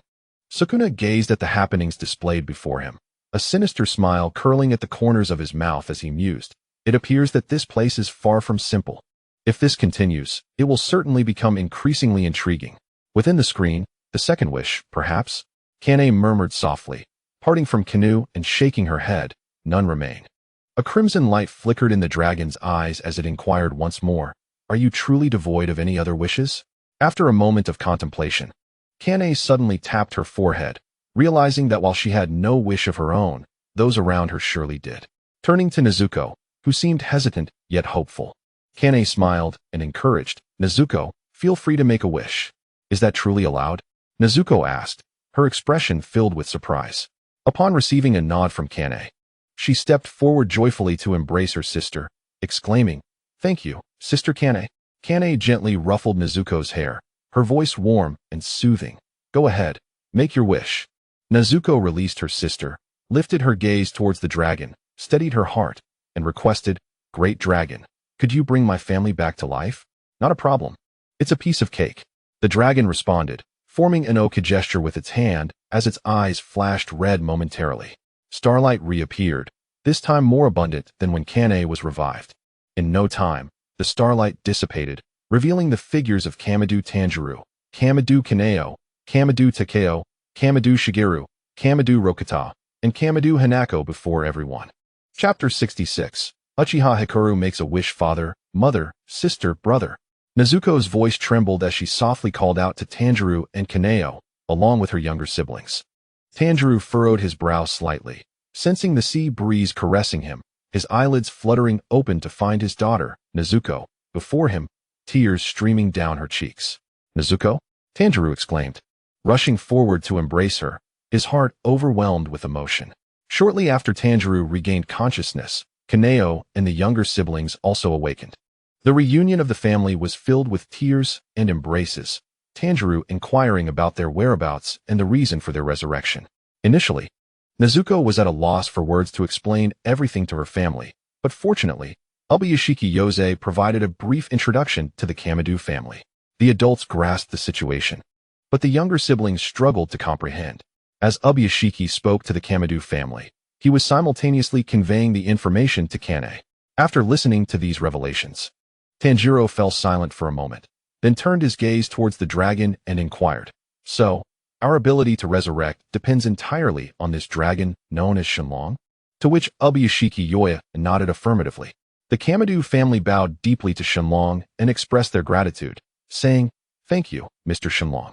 Shenlong, extending his diminutive dragon claw, nonchalantly replied, "There is no need for thanks. This is merely the wish you have made for yourselves. Then, what is your final wish?" Shenlong's crimson eyes glowed with renewed intensity as he questioned the group once more. Meanwhile, as Ubuyashiki Yoya and the others pondered their wishes, The distant sound of a yacht engine suddenly pierced the air. Is that Miss Uchiha Hikari? Uchiha wondered aloud, gazing at the striking figure hastily navigating the yacht. Yes, it is indeed Miss Uchiha Hikari. Little Aoi responded from beside him. As the distance quickly closed, Uchiha Hikari expertly piloted her yacht to the vicinity of Uchiha and the others. With a graceful leap, she landed beside him, her Sharingan spinning rapidly as she focused intently on the colossal Shenlong before her. Nezuko tugged gently at Uchiha Hikari's hand, shaking her head to indicate that Shenlong meant no harm. Observing Nezuko's assurance, Hikari's gaze shifted to the group, noticing not only the presence of the dragon but also several unfamiliar faces, which left her somewhat astonished. What transpired here? Uchiha Hikari asked, a hint of confusion in her voice. Uchiha, perceiving Hikari's wariness, proceeded to elucidate the acquisition of the Dragon Balls and the subsequent wishes made. Meanwhile, Shenlong scratched his slightly itchy head with his claw, curious about how he ended up in this peculiar place, which did not seem to belong to the Dragon Ball realm. Realizing he was not in the Dragon Ball universe, Shenlong felt a sense of relief. As long as he did not encounter any terrifying deities of destruction, he would be content. He had also overheard Uchiha's brief explanation and observed the vast expanse of the ocean surrounding them, noting the absence of Goku and Vegeta. It seems those two are not part of this competition, Shenlong mused inwardly. On the yacht below, Uchiha Hikari, having learned that Shenlong could grant any wish, appeared somewhat taken aback. Do you have a wish you would like to make, Hikari? Kanaho inquired with curiosity. Hikari surveyed the group and ultimately turned her gaze towards Kanaho, uncertainly asking, is it truly permissible? Indeed, Uchiha and the others affirmed. Thank you. Hikari responded to Kanaho before directing her attention back to Shenlong. Shenlong, intrigued, inquired, Do you have a wish to express? Yes. Hikari nodded in affirmation. Seeing her agreement, Shenlong promptly stated, very well. Then, please articulate your final wish. Uchiha, taking a deep breath and pursing her lips, pondered for quite some time, uncertain whether the wish would be granted by the dragon. She finally spoke. Might you bring Pineapple Head into this world? Chapter 67. The Approaching Otsutsuki Boruto. The dragon's crimson eyes flickered momentarily as it searched diligently, scratching its head in confusion. This little one refers to Pineapple Head from another realm, I presume? No wonder I could not sense anything for so long. The dragon had been trying to locate the individual named Pineapple Head within its mind, but to no avail. Just as it was about to convey this to Uchiha, an extraordinary surge of power suddenly coursed through its being. This power, this exquisite sensation, could it be? As the dragon savored the unfamiliar comfort and began to articulate its thoughts, it was abruptly enveloped by a certain force. Upon using this newfound power to fulfill Uchiha's wish once more, the dragon's consciousness was entirely transported into another world. Is this the realm where Pineapple Head resides? The dragon's essence floated above a village reminiscent of modern society, absorbing the surrounding energies and gazing down at the settlement below. What was the appearance of this Pineapple Head again? The dragon scratched its head, regretting not having inquired about the specifics of Pineapple Head's visage. However, during its earlier acquisition of power, it had gleaned a fragment of information. The individual had yellow hair. Thus, the dragon resolved that it would transport anyone with yellow hair to this realm. Its powers had undergone a tremendous enhancement, even if it misdirected its efforts. The wish's fulfillment would not lead to its disappearance. This enhancement would only dissipate once the wish of the requester was completely realized. With this determination, the dragon sensed the ongoing conflicts both inside and outside the village and soared toward the source of the commotion. As for why the villagers were oblivious to the dragon's presence, quite simply, the dragon had ascended to the status of a divine entity. And while still referred to as a dragon, the ordinary villagers were entirely unaware of its aura, especially as the dragon existed as a conscious entity. On the outskirts of the village, Juro stood with his hands in his pockets, exuding an air of superiority that surpassed even that of certain renowned figures. He was currently mocking a small girl he had easily dispatched. Just as Juro continued his taunts toward the girl on the ground, he sensed something and glanced to his right, spotting Otsutsuki Boruto, characterized by his striking yellow hair, swiftly carrying away the unconscious sunflower. After exchanging a brief glance with Juro, Boruto took off at incredible speed. However, just as Boruto transformed into a fleeting shadow and darted away, a dark vortex suddenly appeared at his previous location. Coincidentally, while Boruto evaded the vortex's pull, the tree god Juro was ensnared within it. What? Tenro was ensnared by the swirling vortex, initially mistaking it for some minor ninjutsu or another trick. However, before long, he was forcefully drawn into its depths. Boruto, oblivious to the unfolding events behind him, had just engaged in conversation with the toad perched on his shoulder when he raised his hand in a gesture reminiscent of the flying thunder god technique used by Yosei Yashiki. Yet, his version paled in comparison to Yosei's mastery. Flying thunder god technique. Upon invoking the technique, Boruto vanished entirely. The divine dragon hovered in midair. Observing the golden-haired Otsutsuki Boruto disappear from view, somewhat exasperated by the mistaken teleportation. Nevertheless, he had committed Boruto's essence to memory and sensed his reappearance in the village. Without a moment's hesitation, the divine dragon soared toward the village, murmuring an apology. My apologies for the mix-up. Consider it a delightful journey to another world. Meanwhile, Kawaki gazed at Tenro, who was perilously close to being consumed by the vortex. Initially indifferent, he quickly discerned that the vortex was clearly targeting Otsutsuki Boruto. What could lie within that swirling mass? Kawaki pondered, uncertain of the vortex's intentions toward Boruto.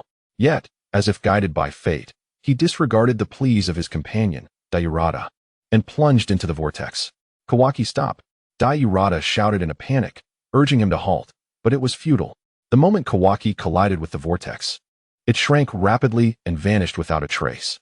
Damn it! Dairata cursed Kawaki's impulsive behavior internally, feeling powerless to prevent him from acting. With a sigh of resignation, she resolved to devise another plan later. On the other side, within the village, the divine tree confined the unruly girl beneath it, her body paralyzed by electricity. Its right arm morphed into a formidable branch, ensnaring the fallen delinquent, Sarada, within its grasp. After securing Sarada, the divine tree began a playful game of guess who I am with her. Yet, just as they were engrossed in their merriment, Otsutsuki Boruto suddenly appeared above the divine tree, drawing his Kusanagi blade and striking at its wooden arm. The entire sequence unfolded in the blink of an eye, and before the divine tree could react, its arm was severed. Calmly regarding the now-grounded Otsutsuki Boruto, who radiated an overwhelming aura of strength, the divine tree addressed him in a monotone voice, Otsutsuki Boruto. Just as a tense standoff ensued among the three parties, with two others unconscious, a formidable vortex erupted around Boruto, exerting a powerful pull. Before he could react, Boruto was drawn into its embrace, along with the divine tree and Sarada. Meanwhile, Konohamaru swiftly pulled Kanji away, yet they were utterly unable to rescue Sarada. Boruto was being drawn into a swirling vortex, and as he raised his hand intending to utilize the flying thunder god technique, he soon discovered that all ninjutsu was rendered unusable. What could be the cause of this? With a furrowed brow, Boruto initially intended to speak with Konohamaru, but before he could even utter a word, he and his companions, Otsutsuki Boruto, Uchiha Sarada, Shinjuku left, and Uzumaki Himawari, were swiftly engulfed by the vortex. Konohamaru shouted in panic, Sarada, Himawari, above the village of Kanahigakure. At last it was over. The divine dragon, gazing at the now vanished Otsutsuki Boruto, let out a sigh of relief. Casting one last glance at the village, the essence of the dragon transformed into a beam of golden light, dissipating from this place. During the process of returning to consciousness, the dragon contemplated, pondering whether Boruto would still remember Uchiha Light. What if he had forgotten? As this thought crossed his mind, the dragon's whiskers twitched, and a fleeting red glimmer appeared in his eyes, akin to the fulfillment of a wish. He muttered to himself, Little one, I shall assist you this time, for I am benevolent. In the sea of nothingness, aboard a yacht, Uchiha Light, feeling despondent after such a lengthy wait without his wish being granted, inquired, Dragon, is it impossible to fulfill this wish? Upon the return of the dragon's consciousness, he was momentarily taken aback by the question. Once he regained his composure, he replied, It has already been fulfilled. Really? Uchiha Light's forlorn expression was instantly brightened by these words, yet he hesitated to fully believe it and asked again. The dragon nodded in affirmation. A joyful smile spread across Uchiha Light's face as he expressed his gratitude. Thank you, dragon. Suddenly, the dragon's entire being radiated with brilliant golden light, and just before his departure, he declared, Now, I must take my leave. When you return, do extend my regards to Lord Sun Wukong and Lord Vegeta. Understood. The group nodded in response. Observing this, the dragon's mouth curled into a whimsical grin as he said, Boruto and the others will be teleported shortly. Until we meet again. With that, the dragon transformed entirely into a golden beam, soaring into the heavens. The golden light then morphed into 7 shimmering dragon balls, gradually vanishing within the sea of nothingness, dispersing the ominous clouds in its wake. At long last, it was over. Who would have imagined that the dragon possessed such immense power? Yatsukura Yose gazed at the sky, now clear once more, marveling at the dragon's might. Just as the dragon vanished, several figures abruptly emerged from the swirling darkness, distorting the very fabric of space. Chapter 68. Boruto, Kawaki, the Nine-Tailed Sister, the Psychic Little Sister, and 2 wise trees. Uchiha Light and the others stepped back several paces from the ominous vortex before them. Suddenly, 2 heavy thuds echoed as Juro and Kawaki tumbled from the void, crashing onto the ground. Cough, cough. Where are we? Kawaki scratched his head, gazing around with a hint of confusion. What a peculiar place this is. And who are these people? Shirtora, with his hands tucked into his pockets, surveyed the boundless ocean and the presence of Uchiha Light and others, reflecting on the situation. Uchiha Light, upon noticing Kawaki and Shirtora, adopted a vigilant demeanor, his 3-tomo Sharingan morphing into a kaleidoscopic form, fixating intently on the 2. Kano Yoya stepped forward, positioning himself in front of Nezuko and the others, wielding the Nichiren blade. His aura surging dramatically. Tanjiro stood beside Kano Yoya, holding a firefighting suit, his gaze equally wary as it turned towards Kawaki and Shirtora. Shirtora, taken aback by the sight of Uchiha Light's eyes, remarked, Is that the kaleidoscopic Sharingan? Are you of the Uchiha clan?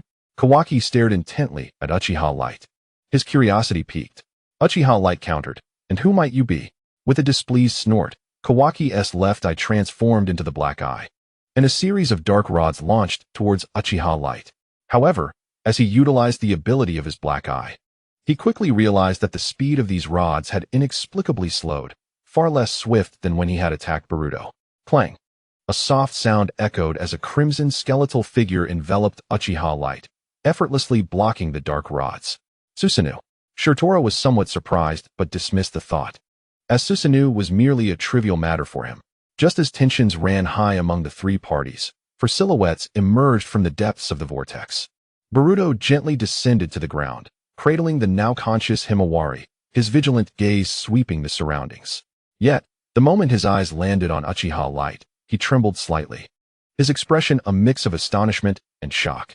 The surprise stemmed from the unexpected encounter with Uchiha Light here, while the shock was due to witnessing such an adorable version of Uchiha Light for the first time, adorned in unfamiliar attire. After a brief moment of silence, Boruto hesitantly spoke, Light?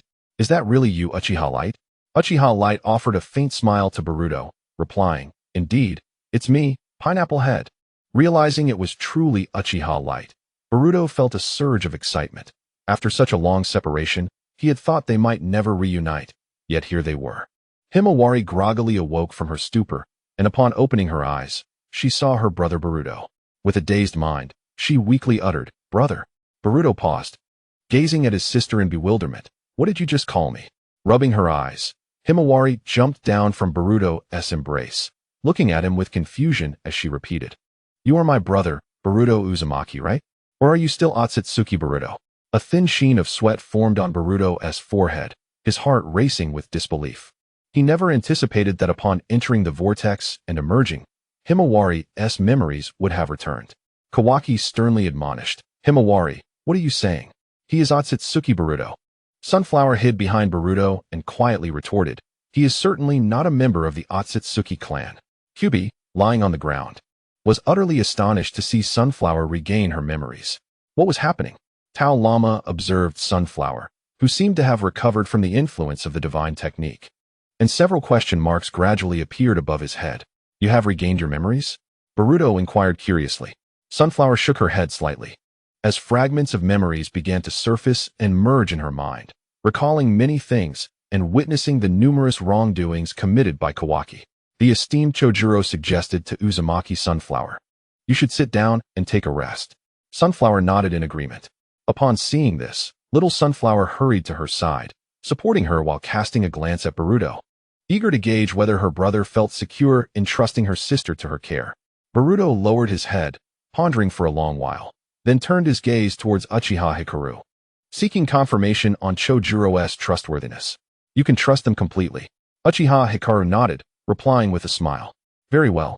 After entrusting Sunflower's protection to Little Sunflower, Boruto vanished in an instant, delivering a swift kick to the still-dazed Kawaki. Splash! The sound of falling into the water echoed. Kawaki, still reeling from the shock of Sunflower's memory recovery, found himself unceremoniously kicked into the sea by Boruto. Retracting his foot, Boruto then focused his attention on Juro and the others. Otsutsuki Boruto, you must have sensed it as well, right? Juro asked calmly, hands in pockets. Boruto frowned. Indeed. He felt something was amiss, for that kick could have easily broken one or two of Kawaki's ribs.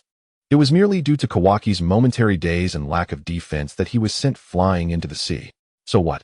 It suffices to deal with you. Boruto replied coolly, relaxing his brow. A gentle breeze swept by, standing on the deck with his hand resting on the hilt of his sword.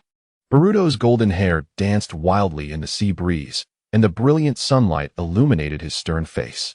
At this moment, the art of camouflage had reached its zenith. Chapter 69. The Great Battle Commences. Boruto, where are we? Sarada inquired, propping her head up and surveying her surroundings with confusion. I am not certain, Boruto replied succinctly. Juro gazed at Boruto with a calm demeanor, his tone unwavering.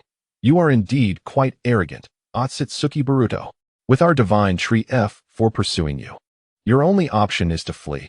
On what grounds do you believe you can defeat me? As he reached this point, Boruto fell silent. He brought Uchiha Sarada to stand beside Uchiha Hikaru. Just as Juro was left wondering what Boruto would say next, it became evident. Boruto was not alone. Uchiha Hikaru asserted resolutely, as his Sharingan transformed into a kaleidoscope, intertwining his soft hand with Boruto's. In an instant, a tremendous surge of chakra erupted from the two as the 8,000 spears activated. The two individuals gazed at the scene before them, as if transported back to their final battle. Are you still capable of fighting? Uchiha Hikari inquired with a smile. Boruto's lips curled into a confident grin as he replied. Of course. Although Kanashi Yose was somewhat perplexed about how the battle had suddenly commenced, he nevertheless formed a hand seal and appeared beside Uchiha Hikari. Reminding Kanaho as he departed, I leave them in your capable hands, Kanaho. Understood, Kanaho nodded in response. Subsequently, she led the Kamadu family and Kanaho away from the deck and onto Uchiha Hikari's yacht, intending to summon the resting Himawari as well. Although she had wished to join the fray, her injuries were rather severe, and she decided to wait a little longer. Boruto was astonished as he observed the ninjutsu recently employed by Kanashi Yose. We will discuss it later. Is it time to fight now? Kanashi Yose began to explain, his gaze fixed intently on Juro and Zwa. Boruto nodded in agreement. Then let us resolve this matter with them here. As he spoke, a crimson Susanoo erupted around Uchiha Hikari, his eyes sharpening with fierce intensity. Are you capable? Boruto asked Kanashi Yose, taken aback by the question. Kanashi Yose quickly smiled and pointed to himself, saying, had it been earlier, I might have hesitated to guarantee my ability to handle them, even with my chakra and other techniques. However, I am now at my peak condition, so you need not worry. Moreover, their strength has been suppressed. I can stall for some time against them using my gentle techniques along with the formidable Yose. Yose? Boruto tilted his head in confusion, but reminded him, be cautious. They are formidable opponents. Understood. Uchiha Sarada, noticing the intertwined hands of Boruto and Hikari, felt a twinge of jealousy, but stood beside Boruto, also activating her Mangekyo Sharingan. However, when she turned to look at Uchiha Hikari, her gaze was captured by his eyes. You possess the Mangekyo Sharingan as well? Indeed, Uchiha Hikari confirmed, then curiously asked, are you also of the Uchiha clan? Yes, Sarada replied. But let us set that aside for now. Extend your hand. Uchiha Hikari instructed Sarada. Although she was uncertain of his intentions, she felt reassured by Boruto's presence and extended her hand to clasp his. What immense chakra! Sarada exclaimed, astonished by the vast chakra emanating from Uchiha Hikari. Outside the screen, the crowd was taken aback as they realized a battle was imminent. They had not anticipated this turn of events. What is happening? Mitsuba questioned, puzzled. Uncertain, Toko Ju shook his head. Will the Lord be in danger? Kanroji Mitsuri asked with concern. Hard to say, but injuries are inevitable. Yuzui Tenjin replied, anxiety evident in his voice. Trust in our Lord, Kaijiro Rengoku replied resolutely. What about that rascal Hanami? Is he still in pursuit of treasure? In a fit of agitation, Satoru Gojo queried the group. At the jujitsu position, Dogku. What are your thoughts on those two? Yuta Okatsu inquired nervously of Satoru Gojo. Upon hearing this, Satoru Gojo scrutinized Shiro and Zwa with his 6 eyes, while Yao Yao sighed in exasperation. Their strength is formidable, comparable to Sukuna. Sukuna, upon hearing this, refrained from retorting. Although he was not present and lacked a direct experience of Shiro and Zwa's prowess, he could sense that their abilities were nearly on par with Satoru Gojo's. Reflecting on this, he jestingly pointed at Satoru Gojo and remarked, their strength is likely at least akin to yours. In response, Satoru Gojo displayed little emotion, merely rubbing his hands together and murmuring, I am quite eager to face them. Will I emerge victorious? You think so? Suguru Geto interjected from the side. Satoru Gojo hesitated, chuckled softly, and replied, an assured victory. Will Lord Sukuna win? Raimai curiously posed the question to Sukuna. Victory is certain, Sukuna replied, crossing his arms. Returning to the positions of Demon Slayer and Ghoul, this is bad. Yayazaki will be in danger. Goku exclaimed anxiously. What? The Demon Slayer group was taken aback. Mitsuri Kanroji, in a state of urgency, grasped Goku's hand and asked, Are you certain, Mr. Goku? Goku nodded and continued, though my strength is suppressed. I can sense that those two are incredibly powerful. He then pointed at Satoru Gojo and, subsequently, at Yuji Itadori, stating, their abilities are akin to those of Yuji and Satoru, perhaps even stronger. Shinobu Kocho placed her hands together and murmured, Namu Amida Butsu. Our Lord, please be cautious. Just as the group was still concerned or curious about the battle displayed on the screen, Goku's phone unexpectedly rang. Goku pulled out his phone and noticed a notification. Curiosity peaking as he clicked to view it. New notification. 1. Due to external interference in the match, the protective mechanisms have dissipated. The match will soon be suspended. 2. A foreign referee will be selected from among the crowd. Please make your choice promptly. Foreign referee writes, may enter the match to extract individuals in case of unforeseen circumstances, but must do so at their own risk. After reading the notification, Goku scratched his head, deep in thought. Who should I choose? Just then, a voice echoed in his mind, Muzan. He recalled that Muzan seemed to have someone capable of transporting others to the Infinity Fortress. Resolving this, Goku rose and proceeded toward Muzan and his companions. Arriving beside the quietly seated Nagayuki, Goku gently patted her shoulder. Is there something you need, Lord Goku? As Ming-Nu raised her gaze, she discovered that it was Wukong who was observing her. She stood up respectfully and inquired. Wukong smiled and proceeded to inform Ming-Nu about the matter concerning the external referee. After listening to the details, Ming-Nu pondered for a considerable time before stating, I can agree, but regarding Lord Muzan. Before she could finish her sentence, Muzan's voice interrupted from the side. What do you all intend to do? The decision is yours. Do not ask me again. I no longer wish to play the role of a petty boss. Upon hearing Muzan's words, Ming-Nu consented to Wukong's request.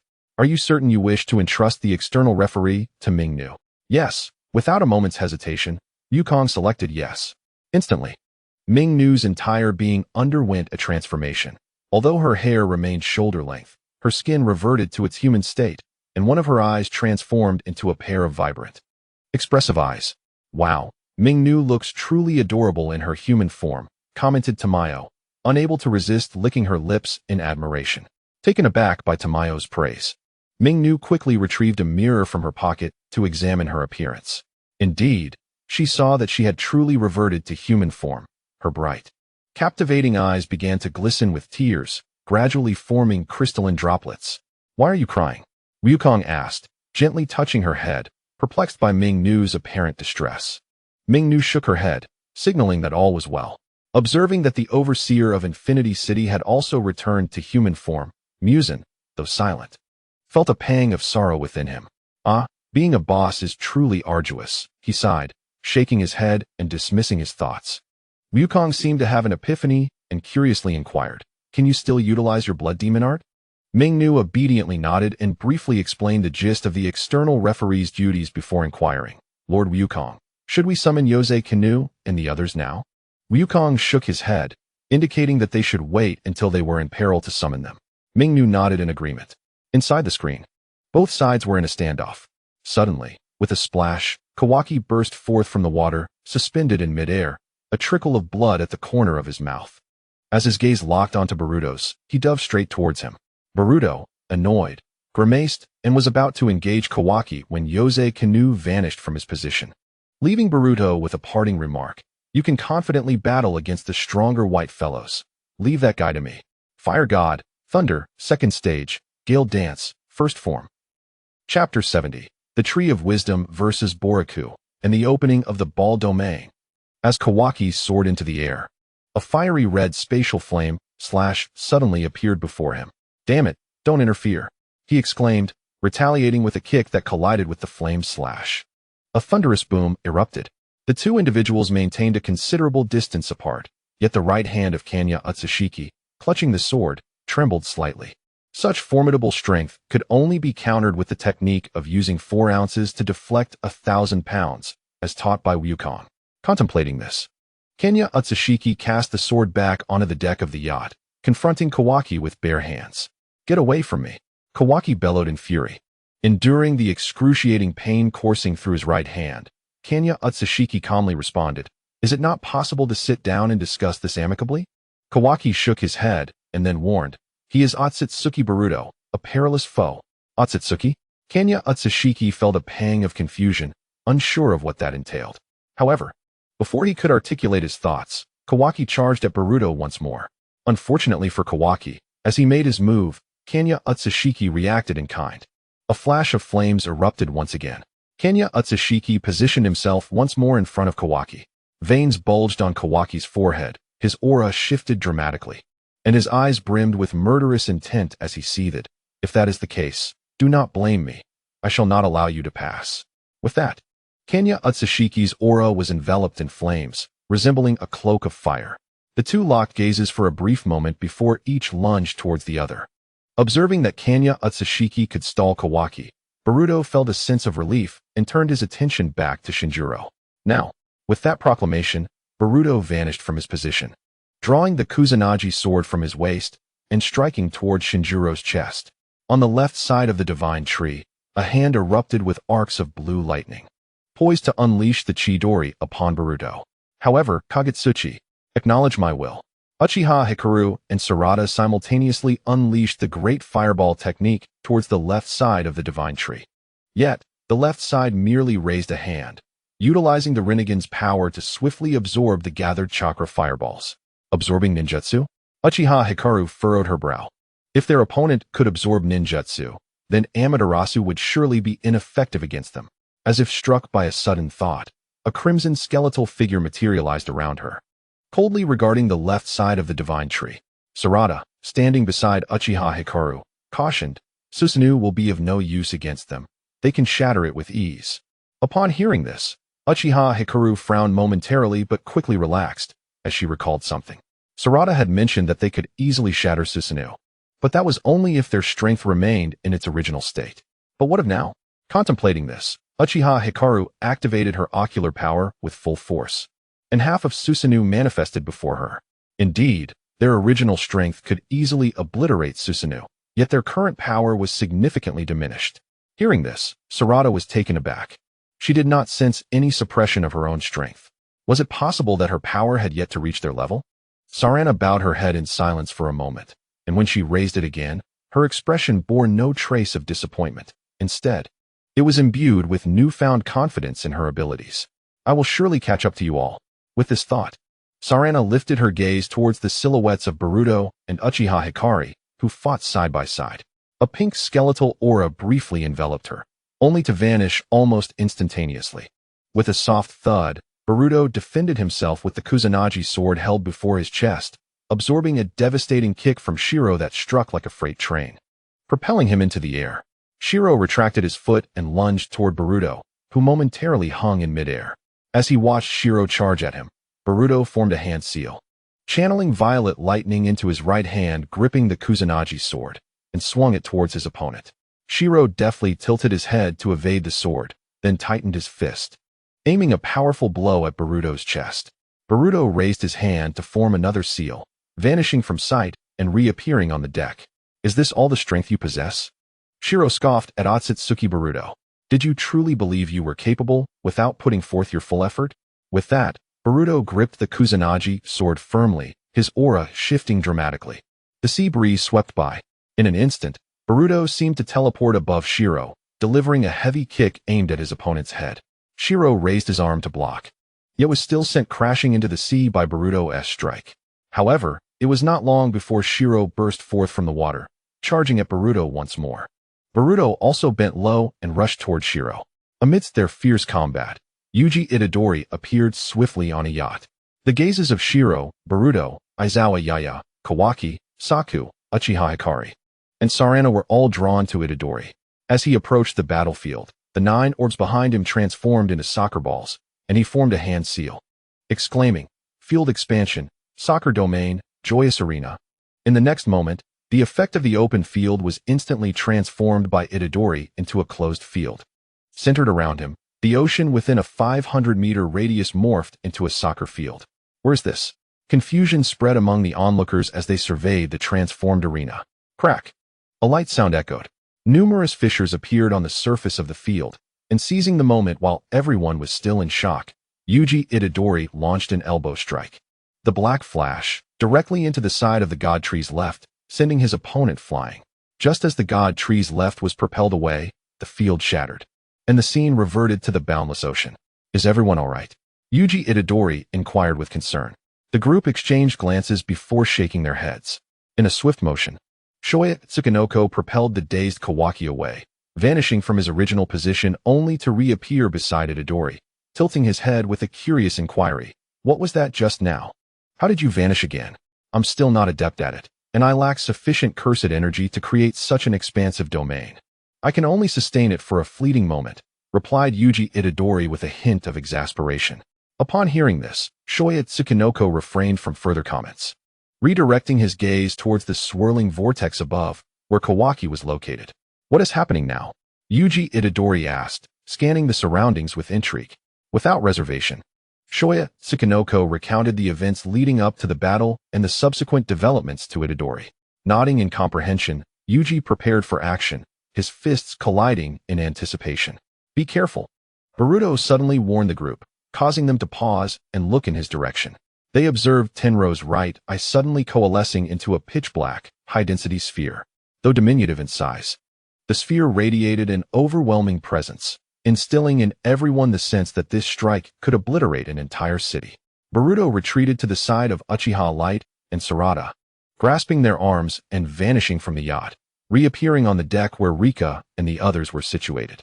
As the terrifying attack loomed, Shoya Tsukinoko glanced at a soccer ball behind Yuji and asked, "May I borrow your soccer ball?" Yuji nodded and levitated the soccer ball into Shoya's hand. After infusing it with a trace of energy, Shoya returned the ball to Yuji, instructing, "Kick it with all your might. The farther, the better." Without hesitation, Yuji gathered all his cursed energy into his right foot, enhanced by Black Flash, and unleashed a powerful kick towards the distance. Simultaneously, the formidable tailed beast bomb launched toward Boruto and the others. Is it coming for me? Boruto frowned upon realizing the attack was directed at him. While he could easily fend off or evade such a tailed beast bomb, he felt drastically different compared to earlier, unless he summoned the power of the seal. Ensuring his own safety while protecting Uchiha Light and the others behind him, he risked sustaining significant injuries if he attempted to block it. Just as Boruto was deep in thought, the tailed beast bomb was about to descend upon their yacht. Shoya Tsukinoko suddenly appeared before Boruto and the others. Gathering energy in his hand, he raised it to envelop the tailed beast bomb, turning to Boruto and declaring, "That guy can only be confronted by you. So I won't let anything happen to you." With that, Shoya closed his eyes, using his free hand to form a hand seal while silently reciting, "Flying Thunder God Technique, Object Exchange." As the tailed beast bomb neared its target, everyone braced themselves for the impending impact. To everyone's astonishment, the tailed beast ball vanished in the blink of an eye, and in its place, a black and white soccer ball descended upon the yacht. With the impending crisis averted, Arikitsuki Yose felt utterly drained, his complexion ashen, and he began to topple backwards. Boruto stepped forward, catching the nearly collapsing Arikitsuki Yose. and was about to inquire about the whereabouts of the tailed beast ball when a thunderous roar erupted from the distant sea. The tailed beast ball detonated upon the tranquil surface of the water, sending shockwaves that surged into colossal waves reaching heights of over 1,000 meters, reminiscent of a tsunami, striking terror into all who beheld it. "Has it been relocated?" murmured Juro, his gaze fixed upon the pale-faced Arakatsuki Yosei, whose lips bore traces of crimson, supported by Boruto. "Thank you." Boruto expressed heartfelt gratitude, bowing his head toward Arakatsuki Yosei. The latter simply shook his head and offered a gentle smile, saying nothing in response. "Leave the rest to me." With that, Boruto set Arakatsuki Yosei down and gripped the Kusanagi sword tightly, casting a steely gaze at Juro. Juro regarded Boruto, enveloped by the howling winds, his cloak billowing dramatically, and remarked, "Have you finally decided to take this seriously, Otsutsuki Boruto?" Boruto remained silent. As he stepped forward, his form abruptly vanished from sight. A powerful punch landed squarely on Juro's abdomen, sending him hurtling backwards. Without granting his adversary a moment's respite, Boruto unleashed a flurry of violet energy from the Kusanagi sword, accelerating with newfound ferocity as he charged once more at the airborne Juro. On the deck of the yacht, Arakatsuki Yosei intended to reach for a senzu bean at his waist, yet found himself too weak to do so. He had just expended all his energy to swap the positions of the tailed beast ball and the soccer ball that had been previously kicked away by Itadori.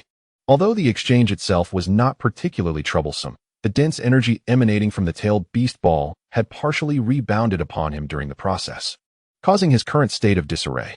Lord Akane, filled with panic, rushed to her lord's side, hastily producing a senzu bean from her skirt and placing it into his mouth. Kanahu and Nezuko quickly followed suit, coming forward to assess their lord's injuries. After consuming the senzu bean, Arakatsuki Yosei instantly regained his vigor, his wounds healed completely, and the pallor on his face transformed back to a healthy hue. "Are you all right, my lord?" Akane and Kanahu inquired anxiously, feeling the resurgence of his peak condition. Arakatsuki Yosei smiled warmly and replied, "Thank you, Akane. I am nearly fully recovered and am fine. Please, my lord, rest here for a while longer." Kanahu, still concerned about his injuries, suggested. Arakatsuki Yosei shook his head in refusal, preparing to assist Boruto when a sharp sound akin to a pipa echoed through the air. Everyone vanished into the boundless sea. Tanjiro, along with Kaneo and Kaneki, also disappeared within it. Inside the cinema, a soft sound echoed, 3 distinct thuds. Boruto, Xiaoju, and Kawaki found themselves abruptly on the ground. What transpired here? Space-time ninjutsu. Rising to his feet, Boruto shook his head in confusion. He had been engaged in a fierce battle with Xiaoju, yet suddenly, he was transported to this bewildering location. My lord, the members of the Demon Slayer Corps, led by the sorrowful figure of Himejima Jiomii, gathered around their esteemed leader, their anxious gazes scanning one another. Kanu Tsuyuri rushed forward, embracing her brother, Kaneo, her eyes shimmering with unshed tears. The children of the Tsuyuri family, Kaneo, Hinaki, Chihiro, Kanata, and Akira, approached their father, enveloping him in a warm embrace, their hearts swelling with relief at his safe return. "Are you all right, Boruto?" Uchiha Kagami and Sarada approached him with genuine concern. "I'm fine, but where is this place?" Boruto shook his head, his expression a mix of wariness and curiosity directed toward Uchiha Kagami. Sarada mirrored his inquisitive gaze. Kagami, stroking his chin, pondered for a moment, uncertain of how to elucidate, as he too had only heard the explanation from Goku. This is... Goku cheerfully approached Boruto and Sarada, ready to elucidate their circumstances. Xiaoju, Zwa, and Kawaki listened intently from the sidelines. "Tanjiro," Kamadu Nezuko called out, her voice trembling as she spotted Tanjiro, who appeared bewildered. Hearing his name, Tanjiro froze, his body shaking as tears streamed down his cheeks like a spring. Turning toward the source of the voice, he lifted his gaze and was met with the sight of his father, accompanied by his mother and siblings, approaching him. In that moment, Tanjiro's emotional barriers crumbled, and he dashed into his parents' embrace, weeping uncontrollably. In the meantime, Kaneo engaged in light conversation with the newly arrived Mitsuri Kanroji. Kaneki, still in a state of confusion, snapped back to reality when Tuka gently patted his shoulder. The Kanroji sisters, Shinobu, Kane, and Kanehiko, also embraced one another, tears flowing freely. Time seemed to slip away.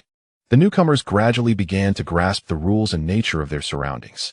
Boruto sighed in relief, finally able to ease the tension that had gripped him.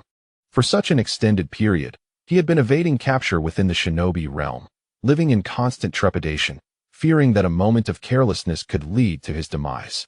Despite his formidable prowess, placing him among the top 3 of the ninja elite, he was acutely aware that countless adversaries of equal strength, like Ten Tails, could emerge. Currently, only the God Tree F4 existed, but the uncertainty of whether new, even more powerful foes from the Otsutsuki clan or the God Tree would arise loomed over him. Thus, upon absorbing all that Goku had conveyed, Boruto felt a wave of relaxation wash over him. However, just as he exhaled in relief, a radiant white light enveloped him. He was not alone in this phenomenon. Himawari, Kawaki, and others were similarly engulfed by the luminous glow. Chapter 72. The Arrival of Momoshiki, Kaguya, Naruto, Sasuke, and Hinata. Boruto. Uchiha Light exclaimed in concern. Goku placated him with a reassuring pat on the shoulder, saying, "You've witnessed this white light before. It poses no danger. Rest easy." Light felt a sense of relief at Goku's words, though worry for Boruto still lingered in his heart. Sarada, standing nearby, was about to approach Boruto when Uchiha Light intercepted her. She opened her mouth to inquire about his intentions, but was interrupted as a figure appeared beside Boruto. Kawaki's gaze was fixated on the pale-haired silhouette beside Boruto. Disbelief etched across his features as he gasped, "Momoshiki."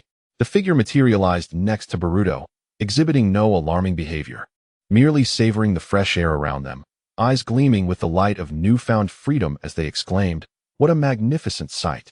Momoshiki, is that you?" Boruto expressed his astonishment, unable to fathom that Momoshiki had returned to life.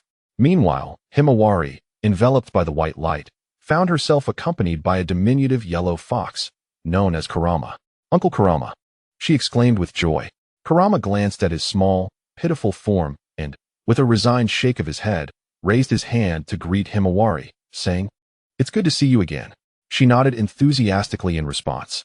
As Boruto observed Kurama emerging from Himawari, he initially harbored concerns for his sister's safety. However, upon noticing her well-being, he felt a sense of relief wash over him. Yet, the moment his gaze shifted to Kawaki, he froze in disbelief. His voice trembling as he whispered, "Is that soy milk?" Uchiha Light, astonished by the appearance of 2 individuals beside Kawaki, was equally taken aback, never anticipating to encounter Boruto's parents in this context. "Seventh Hokage, and Aunt Hinata," Sarada remarked, her expression mirroring the astonishment of those around her as she gazed at the 2 figures standing beside Kawaki. Naruto and Hinata furrowed their brows, sensing the throngs of people gathering around them. Slowly, they opened their somewhat dazed eyes. As they surveyed the cinema, they spotted the now-adult Kawaki, along with Boruto and Himawari. Naruto and Hinata were momentarily taken aback, gazing in disbelief at the grown-up Boruto and Himawari. "Kawaki," he called softly, his head bowed, too timid to meet Naruto's gaze. Upon seeing Kawaki, Naruto had initially intended to confront him, but ultimately refrained, his expression reflecting a complex mix of emotions. Hinata, ignoring Kawaki, immediately approached her children, enveloping them in a warm embrace. The sudden affection left Boruto and Himawari momentarily stunned, their eyes glistening as they savored the long-awaited comfort of family. Boruto had grown accustomed to solitude, yet Himawari, overwhelmed by her mother's embrace, couldn't contain her emotions, tears cascading down her cheeks like an unceasing stream. Neither Boruto nor Naruto knew how to console her in that moment. "It's been such a long time," Kurama remarked lazily from his perch on the cinema seat. Glancing at Naruto's eyes widened in disbelief. He could hardly fathom that Kurama was alive and casually playing on his phone. With a chuckle, Kurama chose not to reminisce immediately, instead pointing with his tail towards a certain direction, urging Naruto to look. Though puzzled, Naruto followed Kurama's indication. As he turned to the specified direction, he froze for a few seconds, then joyfully exclaimed, "Oi, Sasuke." Sasuke appeared beside the god tree, his eyes shut and breathing steady.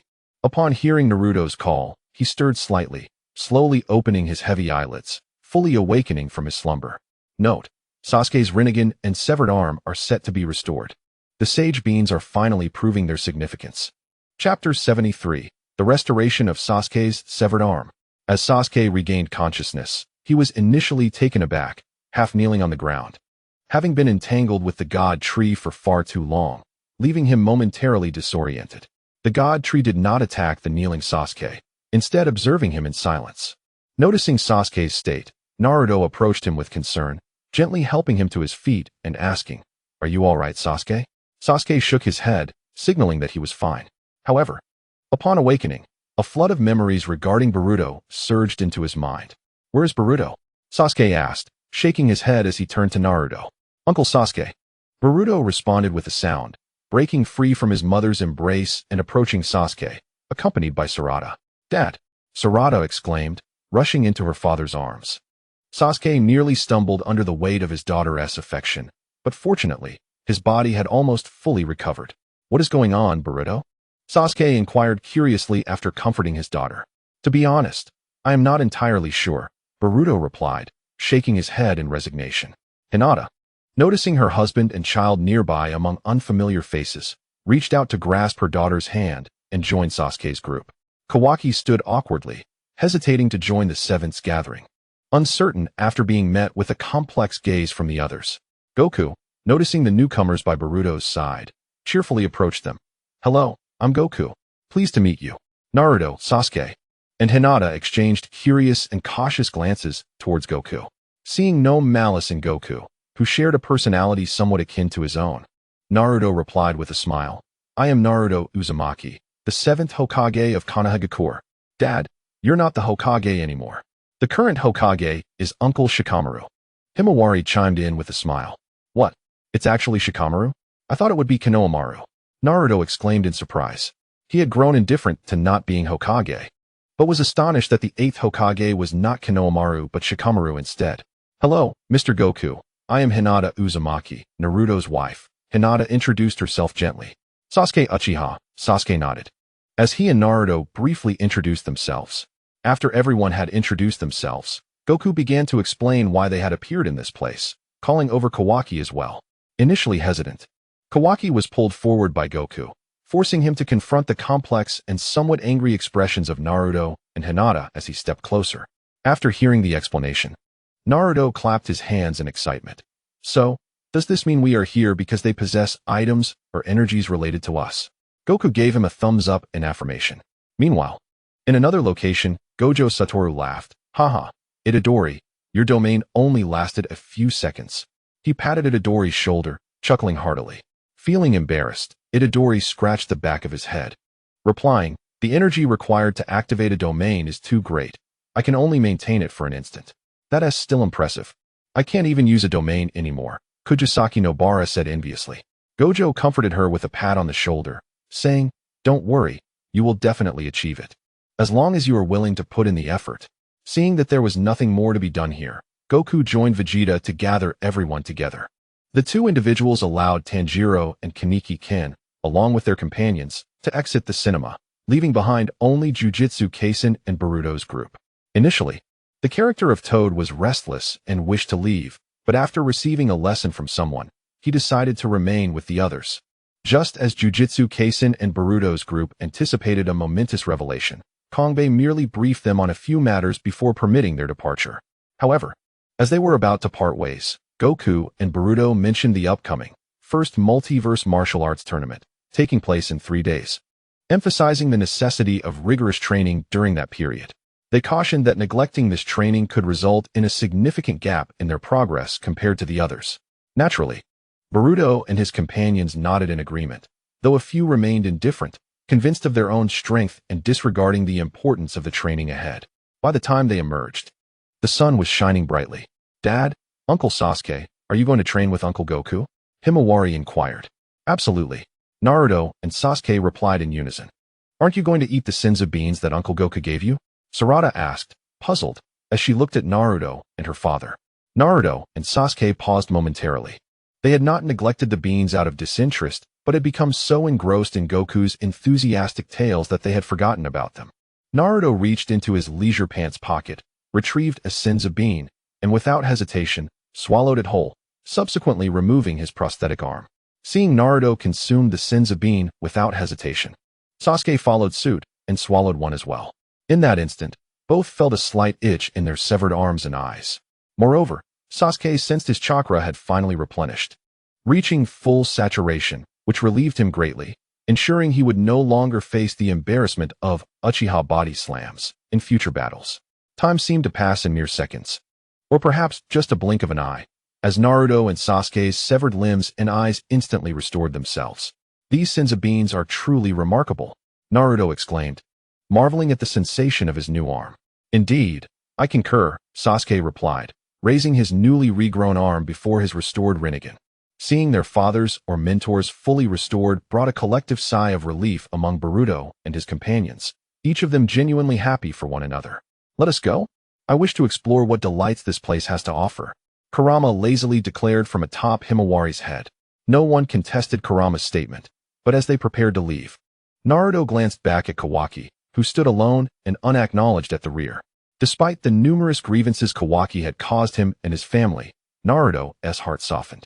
Although Kawaki had committed many egregious acts, he had not harmed the villagers. He merely harbored disdain for the Otsutsuki clan.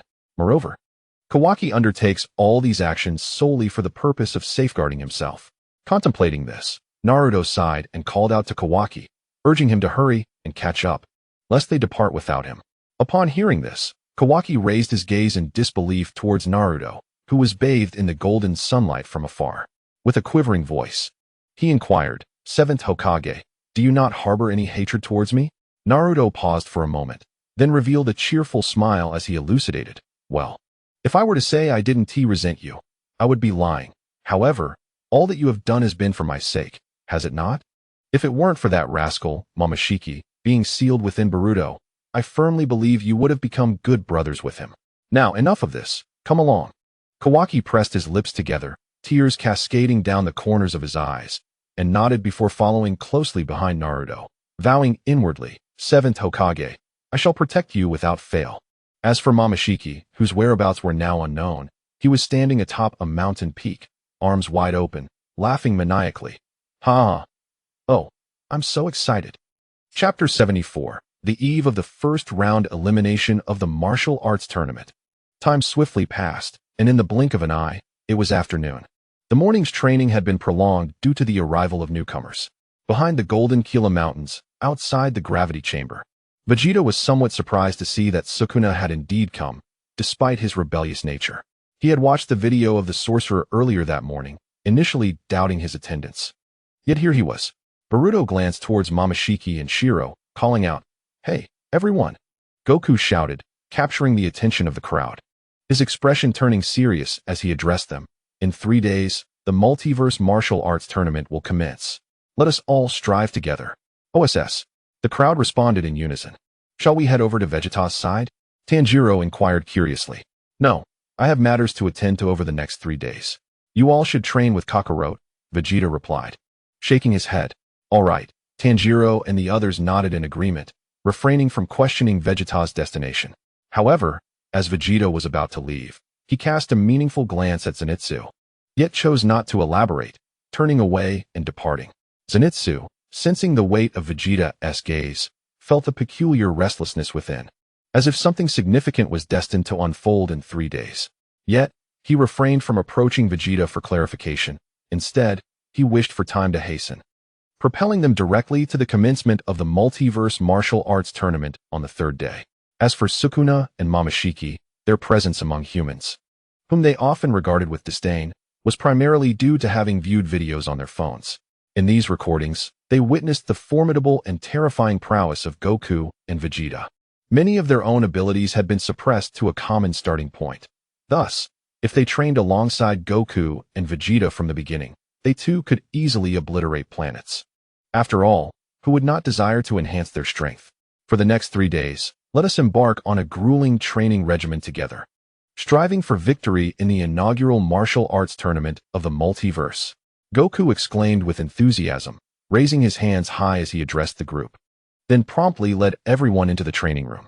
"All right." The crowd responded in unison, trailing behind Goku as they entered the gravity chamber. Meanwhile, in an unknown location before the gravity chamber, Vegeta observed the large gathering of individuals, a smirk gracing his lips as he spoke with a knowing glint in his eyes. "You all arrived this morning and have grasped the fundamentals over the past few hours. Now, prepare yourselves for 3 days of intense training. Give it your all. Among the crowd, a young man with a metal rod and a hairstyle reminiscent of Neza suddenly inquired, "If we train with you, will we be able to defeat Sukuna?" At this remark, Vegeta flashed a wicked smile and replied, "Who can say? I will teach you to harness your ki. The rest depends on your own determination." The Neza-haired youth nodded in understanding and refrained from further questioning. "Let us proceed," Vegeta announced to the assembly, leading them into the gravity chamber. The 3 days of training swiftly passed. The intensity of the regimen nearly overwhelmed everyone, primarily due to the frighteningly rigorous training methods employed by Goku and Vegeta. Each time the group acclimated to the imposed gravity, Goku and Vegeta would double the intensity. As a result, all of Goku's trainees could now endure 50 times the normal gravity, while those under Vegeta's tutelage were capable of withstanding 40 times. Although just 3 days had elapsed, Vegeta had utilized a training approach far more demanding than Kakarot's, achieving remarkable progress. It is worth noting that this 3-day period occurred within the gravity chamber, which functioned similarly to the hyperbolic time chamber.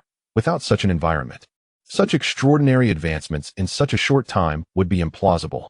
Consequently, the newcomers could rapidly match the training pace of Kakarot and his companions. Each individual effectively trained for a day, with the final day's session led by Vegeta, who also guided the children in their training to establish a solid foundation of strength, albeit under less extreme gravity. On a bright morning, in an open space behind the Gene Kalai, outside the gravity chamber, Goku turned to the charming and delightful Naruto beside him, inquiring with curiosity, "When does the competition commence?" Naruto closed her eyes, seemingly searching for something. After a brief moment, she opened them and replied, "Lord Goku, the judges have informed us that the competition will begin in 30 minutes. I will be responsible for teleporting you to the newly transformed Infinite City for the first round, where you will engage in randomized elimination matches. Once the first round victor is determined, we shall proceed to the second round." Ace sat nearby, munching on a vegetable bun while sipping soy milk. Suddenly, a curious thought struck him, prompting him to inquire with Ming Nu, "Surely, you wouldn't match individuals with unresolved grievances, would you?" Ming Nu appeared to have recalled the same matter, hastily shaking her head in denial. No. Although I am currently overseeing the matchmaking mechanism for the martial arts tournament, how could I possibly engage in such a thing?" Ace took a bite of his bun, eyeing Ming Nu with a hint of suspicion. Her face flushed under his scrutinizing gaze, and she felt a twinge of guilt, unable to meet his gaze. Wukong pondered for a moment before retrieving his phone from his pocket. He opened a messaging app and sent notifications to both the family group and the backup group for upcoming fusion. After 30 minutes, the competition will proceed with multiple matchups, excluding those like Kenzaki Aoi, who cannot participate, or those lacking confidence in their abilities. This time, Tsumura Yose will also take part. There are no specific rules. Those who fall will be eliminated and transported to the spectator area within the Infinite City. No one will truly perish. At a certain breakfast establishment, Satoru Gojo was enjoying breakfast with his students and close friends while glancing at the messages on his phone. He quickly urged, "Hurry up and eat. If the competition starts and you're hungry, you won't have the energy to fight." Upon hearing this, Itadori, Fushiguro, and Kuchisaki paused their elegant eating and began to devour their food with fervor. Suguru Geto chuckled at the scene, turning his gaze to Gojo and inquired, "What if you end up matched against Sukuna? What else can I do? With my limitless technique easily breached by anger, if I do face him, I'll just fight. Moreover, I've learned many new things. If I truly encounter Sukuna, I can show him the might of my new techniques." Gojo replied nonchalantly. Geto nodded, finally asking, "Do you think you'll win?" At this, Gojo paused for a moment. Then a confident smile spread across his face as he responded, "I'll win." Chapter 75, The Ultimate Strike, The Great Flame Ring Dual Flame Dragon Emperor. In a certain park, Zenitsu and Nezuko embraced each other, their bond having blossomed into that of a couple over these past 3 days. Naturally, their parents, Tanjiro Kamado and Kaneo Tsuyuri, had no objections. Zenitsu and Nezuko were now officially together. "Be careful." Nezuko softly expressed her concern for Zenitsu. He affectionately ruffled her hair and gently replied, "Mem." Zenitsu planted a soft kiss on Nezuko's forehead just as a peepa's sound resonated from an unknown source. Suddenly, 2 doors appeared beneath them. Having already reviewed Wukong's previous warnings, they felt no fear of the Infinite City below and descended in 2 different directions. Not only did this scene occur with Zenitsu, but essentially everyone was teleported. Albeit some were not sent to the arena, but rather to the audience seats. Nezuko, upon spotting her mother, brother, and sister, as well as the presence of small Aoi and others, greeted them before her gaze shifted to the massive screen before her. Within the Infinite City arena, Zenitsu plummeted rapidly from midair, aware that he was about to face an opponent. Curiosity piqued. He wondered who his adversary would be. At this moment, his heart raced with tension, not out of fear, but due to the multitude of spectators watching him. However, what Zenitsu did not know was that his first match would present an unexpected opponent. In a chamber within the Infinite City, Ace had just landed and curiously surveyed his surroundings. The room was vast, reminiscent of a football field, but before he could scrutinize this infinite city further, a chilling aura suddenly surged toward him. Sensing the frigid presence, Ace remained cautious, igniting his body in a blaze of crimson flames, his gaze fixated on the approaching Doma. The bone-chilling cold surrounding Doma seemed capable of freezing the very air around him, as snowflakes danced in the air, crystallizing into ice upon contact with the ground. Some even forming ice shards mid-flight. "Ah, it's actually you, Ace. I thought my first opponent would be a girl, but here you are," Doma remarked with a mocking glint in his eyes as he observed Ace enveloped in searing flames. "Let us get started, Fire Fist." Without any desire for idle chatter, Ace's engulfed fist surged forward with determination. "Oh, you don't wish to converse? Then let us finish this swiftly," Doma declared, sweeping his iron fan towards Ace's fiery punch, unleashing a torrent of ice crystals that swirled like mist from the fan. As the fire fist collided with the icy mist, the latter swiftly enveloped the massive flame until it extinguished completely. Ace frowned. Even with just one strike, he could discern the disparity in strength between himself and Doma, and it was evident that Doma had not yet exerted himself. "I'm going to get serious now." Doma smiled, warning Ace before a colossal figure, towering over 100 meters and composed of ice and blood demon arts, appeared behind him. The area within 100 meters around Doma was shrouded in ice mist. Upon witnessing this, Ace felt no fear. Instead, his flames blazed more intensely. He raised his hand to the sky, conjuring a fiery ring that spanned thousands of meters. Great Flame Ring, Demon Fire Dragon. The ceiling of the room was immediately engulfed by the expansive fire cloud, which began to incinerate the ice mist surrounding Doma into vapor. Amidst the ferocious fire cloud, two massive dragons, each similarly enveloped in flames and measuring thousands of meters, began to materialize. "Is this real?" Doma gazed at the colossal dragons encircling Ace, astonished. He never anticipated that Ace would possess such a terrifying technique. For a moment, he felt that the 100-meter statue behind him lost its allure. The colossal dragon looming behind Ace was the true embodiment of majesty and power.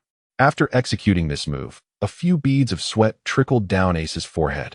Yet the consumption of the Great Flame Ring was manageable, not excessively taxing. Observing the astonished expression on Tong Mao's face, Ace chuckled. "This technique was originally designed specifically to counter Goku, but encountering you has made me realize that ordinary moves would surely be ineffective against you. So, prepare to savor the taste of being torn apart and shattered by a fiery dragon. You truly overestimate me." At this moment, Tong Mao's gaze grew serious and vigilant. If he did not treat this with utmost seriousness, he would undoubtedly become the first to be eliminated. Regrettably, during these 3 days, he had failed to awaken his frozen fruit. The very thought of awakening made Tong Mao's eyes dart toward Ace with increased wariness. The fact that Ace had already proven so formidable without awakening his fruit left him anxious about how he might respond should Ace unleash its full potential. "Mr. Tong Mao, I am coming," Ace called out to Tong Mao, gathering fierce flames in his hands and launching them towards his opponent.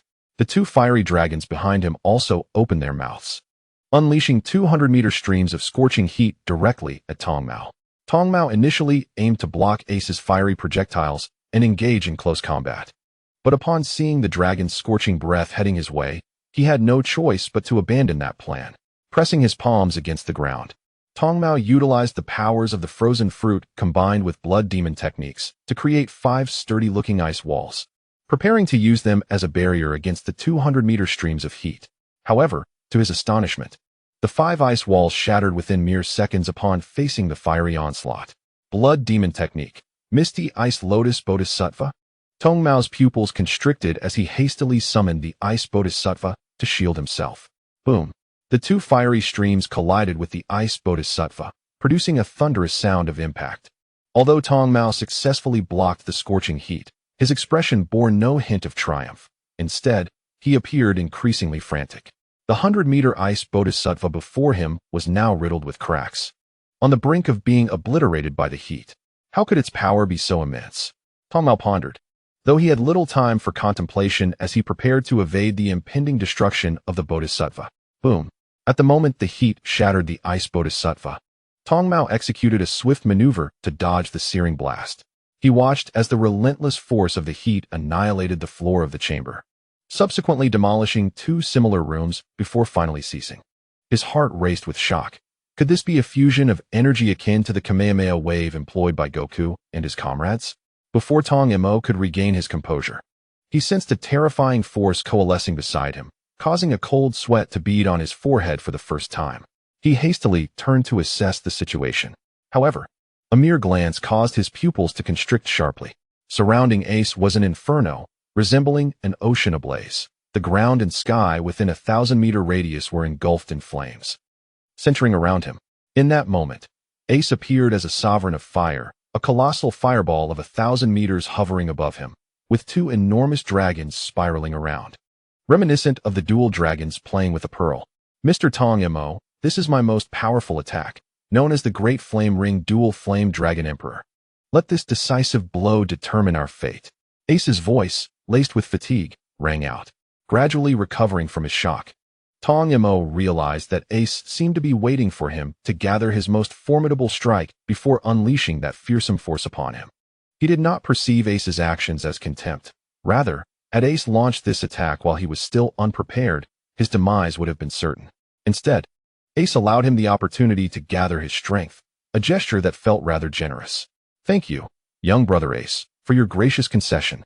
Tong Mo expressed his gratitude, as an icy aura emanated from him, enveloping the ceiling and floor in a blanket of frost, contrasting starkly with Ace's fiery ocean. From a distance, anyone witnessing this magnificent scene of half flames and half ice would undoubtedly be captivated. Tong Mo harnessed the energy within him, alongside his blood techniques and the powers of the ice fruit, to conjure 3 ice sculptures resembling himself, each standing 100 meters tall. The central sculpture raised its arm the moment it materialized, gathering fierce winds and chilling air in its palm to form a shuriken that sparkled with a crystalline cold light. The 2 adjacent ice sculptures began infusing chilling energy into the shuriken as well. In no time, the ice shuriken was fully formed in the hands of the sculpture. Tong Mo locked eyes with Ace, who met his gaze in return. At that instant, the 2 dragons above Ace propelled the massive fireball towards Tong Mo. With a swift motion of his iron fan, Tong Mo thrust the ice sculpture wielding the 100-meter shuriken, capable of tearing through the air and freezing all, directly into the path of the dragons. The colossal fireball and the 100-meter ice sculpture collided at an astonishing speed, establishing a fierce stalemate, neither yielding an inch. Chapter 76. Brother, news has arrived from your farm. The dragon's tail shattered half of the ice sculpture, yet, simultaneously, the shuriken sliced through the tail in an instant. The 2 most potent attacks clashed relentlessly. Ace and Tong Mo, recognizing that their strongest strikes were in a prolonged deadlock, wasted no time and, in unison, declared, burn to ashes, freeze, and obliterate everything. Boom. The deafening sound of an explosion reverberated throughout the room. In an instant, the entire chamber was ravaged by 2 immensely powerful waves of energy, reducing dozens of surrounding rooms to mere ruins. Ace and Doma were propelled backward at an astonishing speed, unaware of how many rooms they had traversed before finally halting. At this moment, Ace was drenched in blood, his left side completely encased in frost. His left arm severed in the explosion, his body marred with numerous lacerations resembling fragments of snowflakes. Yet, he clung to life, though gravely injured and unconscious. Doma fared even worse, reduced to merely his lower half, which was charred beyond recognition. In the audience of Infinity City, disbelief washed over Nezuko as she covered her mouth, staring at the screen displaying the unfolding carnage. She understood that death did not equate to true demise, yet the agony was palpable, and the brutality of the battle instilled a sense of dread in all who beheld it. Shinjuro, Nakahara, Takeda, and Kawakami shared in the shock of this harrowing confrontation. As the screen froze on Doma, a voice suddenly echoed within Infinity City. Doma out. Doma out. Doma out. With the third announcement, Doma's lower half vanished from sight. A blinding white light illuminated the seating area, and Doma's form materialized among the audience. Have I truly lost? He mused, glancing around at the onlookers before his gaze fell upon the screen proclaiming Ace's advancement, a sense of resignation flooding his heart. Following the announcement of Ace's victory, the scene shifted to another chamber. Doma observed that Ace remained in a state of unconsciousness, unresponsive, and pondered, could it be that injuries are not healed between rounds? It seems Ace will struggle to endure through the second match. Within the screen's frame, Zenitsu descended from the heavens, landing in an unfamiliar room. He surveyed the eerily quiet surroundings, devoid of any human presence, and was about to venture elsewhere when a flash of lightning streaked past. Reacting swiftly, he raised his Nichiren blade to defend against the onslaught. However, due to the surprise attack, despite his quick reflexes, he was sent flying by the bolt of lightning. As he spun through the air, he managed to adjust his position and land somewhat gracefully, only to find the swift electric strike aimed at him yet again. This time, he was prepared, narrowly evading the assault by sidestepping a short distance. Gazing at the source of the lightning in the distance, Zenitsu furrowed his brow and inquired solemnly, "Who are you? How can you wield the breathing of thunder?" The figure cloaked in lightning, turning arrogantly to face Zenitsu, laughed heartily. "Ha! It's me, Zenitsu." Upon recognizing the approaching figure, Zenitsu's gaze turned frigid, and with an icy tone, he inquired, "What brings you here, Kawakatsu?" Unfazed by Zenitsu's murderous glare, Kawakatsu arrogantly retorted, "If a worthless fool like you can show up, why shouldn't I?" Gripping his Nichiren blade tightly, Zenitsu's forehead throbbed with fury, before Kawakatsu could utter another word. In the blink of an eye, Zenitsu struck with an elbow to Kawakatsu's neck, pinning him against the wall, and bellowed, "You actually caused Master S death. Why? Was it merely an encounter with an upper-ranked demon? And you chose to surrender and become a demon yourself?" Upon hearing this, Kawakatsu exhibited no remorse. Instead, he kicked Zenitsu away, scoffing, "Huh? What do you know? As long as I survive, the lives of others are of no concern to me, even that old man's." Unbeknownst to him, he had already been defeated by Zenitsu. In response to Kawakatsu's callousness, Zenitsu suddenly found tranquility. He locked eyes with Kawakatsu, whose expression was brimming with arrogance, and calmly remarked, "Brother, there's news from your farm." "What did you say?" Kawakatsu, perplexed by Zenitsu's words, was about to question their meaning when Zenitsu had already stealthily maneuvered behind him, taunting, "Even with Mr. Vegeta's guidance, you still remain so weak, truly pathetic. Garbage." Chapter 77, Deliberate Strike. Kawakatsu, snapping out of his confusion, was astonished by Zenitsu's speed but could not endure the mockery. Just as he turned to retort, his vision abruptly blurred, a wave of dizziness overwhelming his senses. "What is happening to me?" Kawakatsu thought desperately, wishing for Zenitsu to explain. However, he could utter not a word as his surroundings grew increasingly indistinct, swallowed by encroaching darkness. Just as his consciousness began to fade, he caught a glimpse of his own motionless figure, yet it was devoid of a head. "Is that my body? I can't believe that worthless fool." Before he could finish his thought, his final awareness dissipated completely. Time passed, and when Kawakatsu finally opened his eyes, he found himself seated in the audience. "Where am I?" Bewildered, he scanned his surroundings and questioned the others seated nearby. Yet, none responded to Kawakatsu's inquiries. Only Doma regarded him with the gaze of a jester and a mocking smile. "What are you laughing at?" Kawakatsu shot an irritable glance at Doma, waving his iron fan. Doma teased, "Do you know who I am?" Kuyu cast a disdainful glance up and down at Tong Mu, who obscured the characters for Upper Moon with his sunglasses, and retorted, "Do you really believe yourself to be one of the Upper Moon demons? How dare you inquire about my identity?" Upon hearing this, Tong Mu's smile radiated even brighter as he approached Kuyu, playfully draping an arm around his shoulder while cheerfully explaining, "As for me, my name is Tong Mu, the second in command under the illustrious boss of the lower ranks, and indeed one of the Upper Moon demons, specifically Upper Moon 2. Now you comprehend who I am, don't you?" At this revelation, a stream of cold sweat trickled down Kuyu's forehead, rendering him paralyzed with fear, and he could only nod vigorously in acknowledgement. He dared not entertain any rebellious thoughts, for even with Vegeta's teachings, He felt utterly outmatched by the presence of Upper Moon 2, who might also possess the guidance of either Vegeta or Son Goku. You truly are as pathetic as your disciple described, Tongmu remarked, giving Kuyu's haughty face a light pat. In response, Kuyu dared not utter a sound, merely continuing to nod in agreement.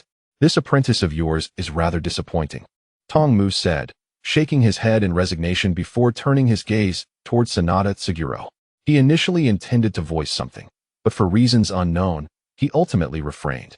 Feeling that Kuyu was simply dull, Sanada Tsuguro observed Kuyu's retreating figure, choosing not to offer any words of consolation, merely shaking his head, his aged face etched with a mixture of helplessness and disappointment.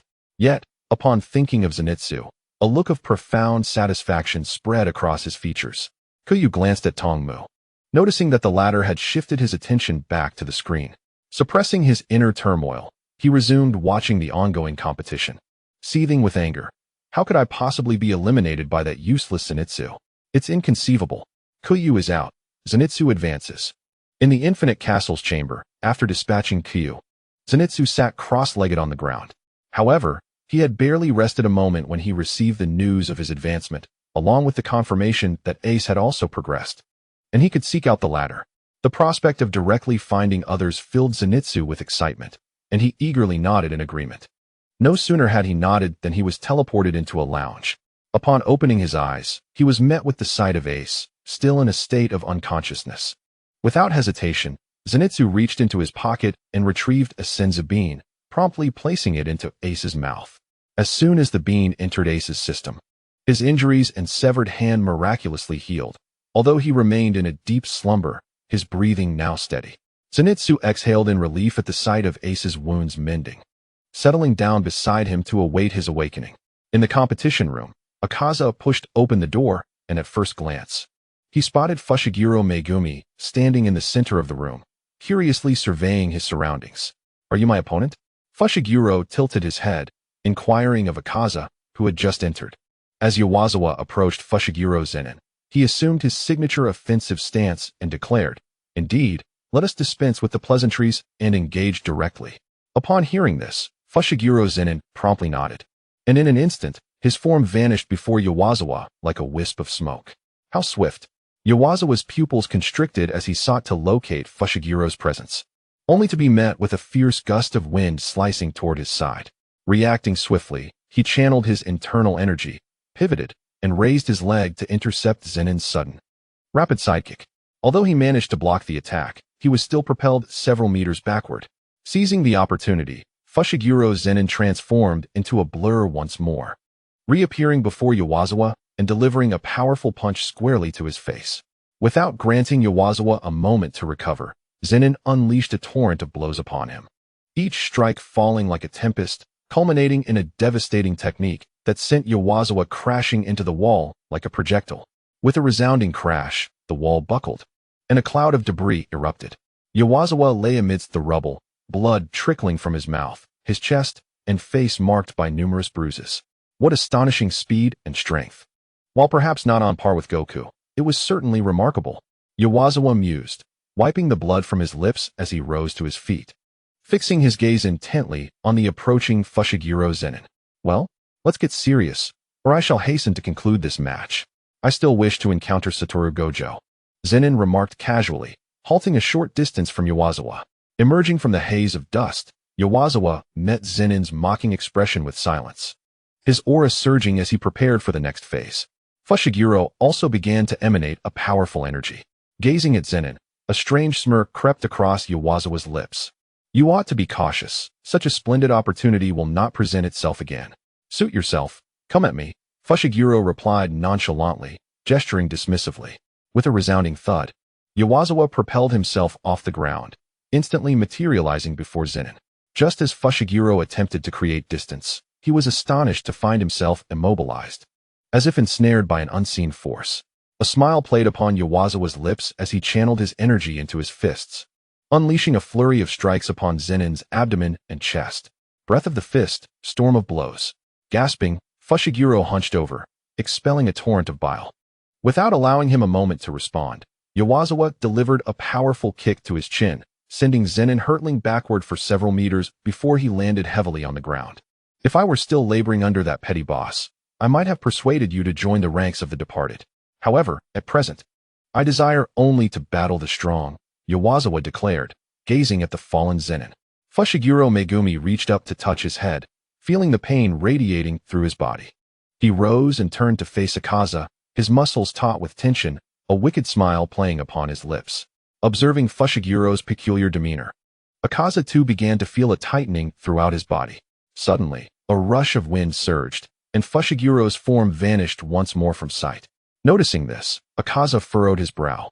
Fushiguro's speed was already astonishing, and with the added momentum of his energy, coupled with the fact that his opponent was now fully engaged, the situation became increasingly dire. His own speed paled in comparison, and even with the boost, he found himself at a significant disadvantage.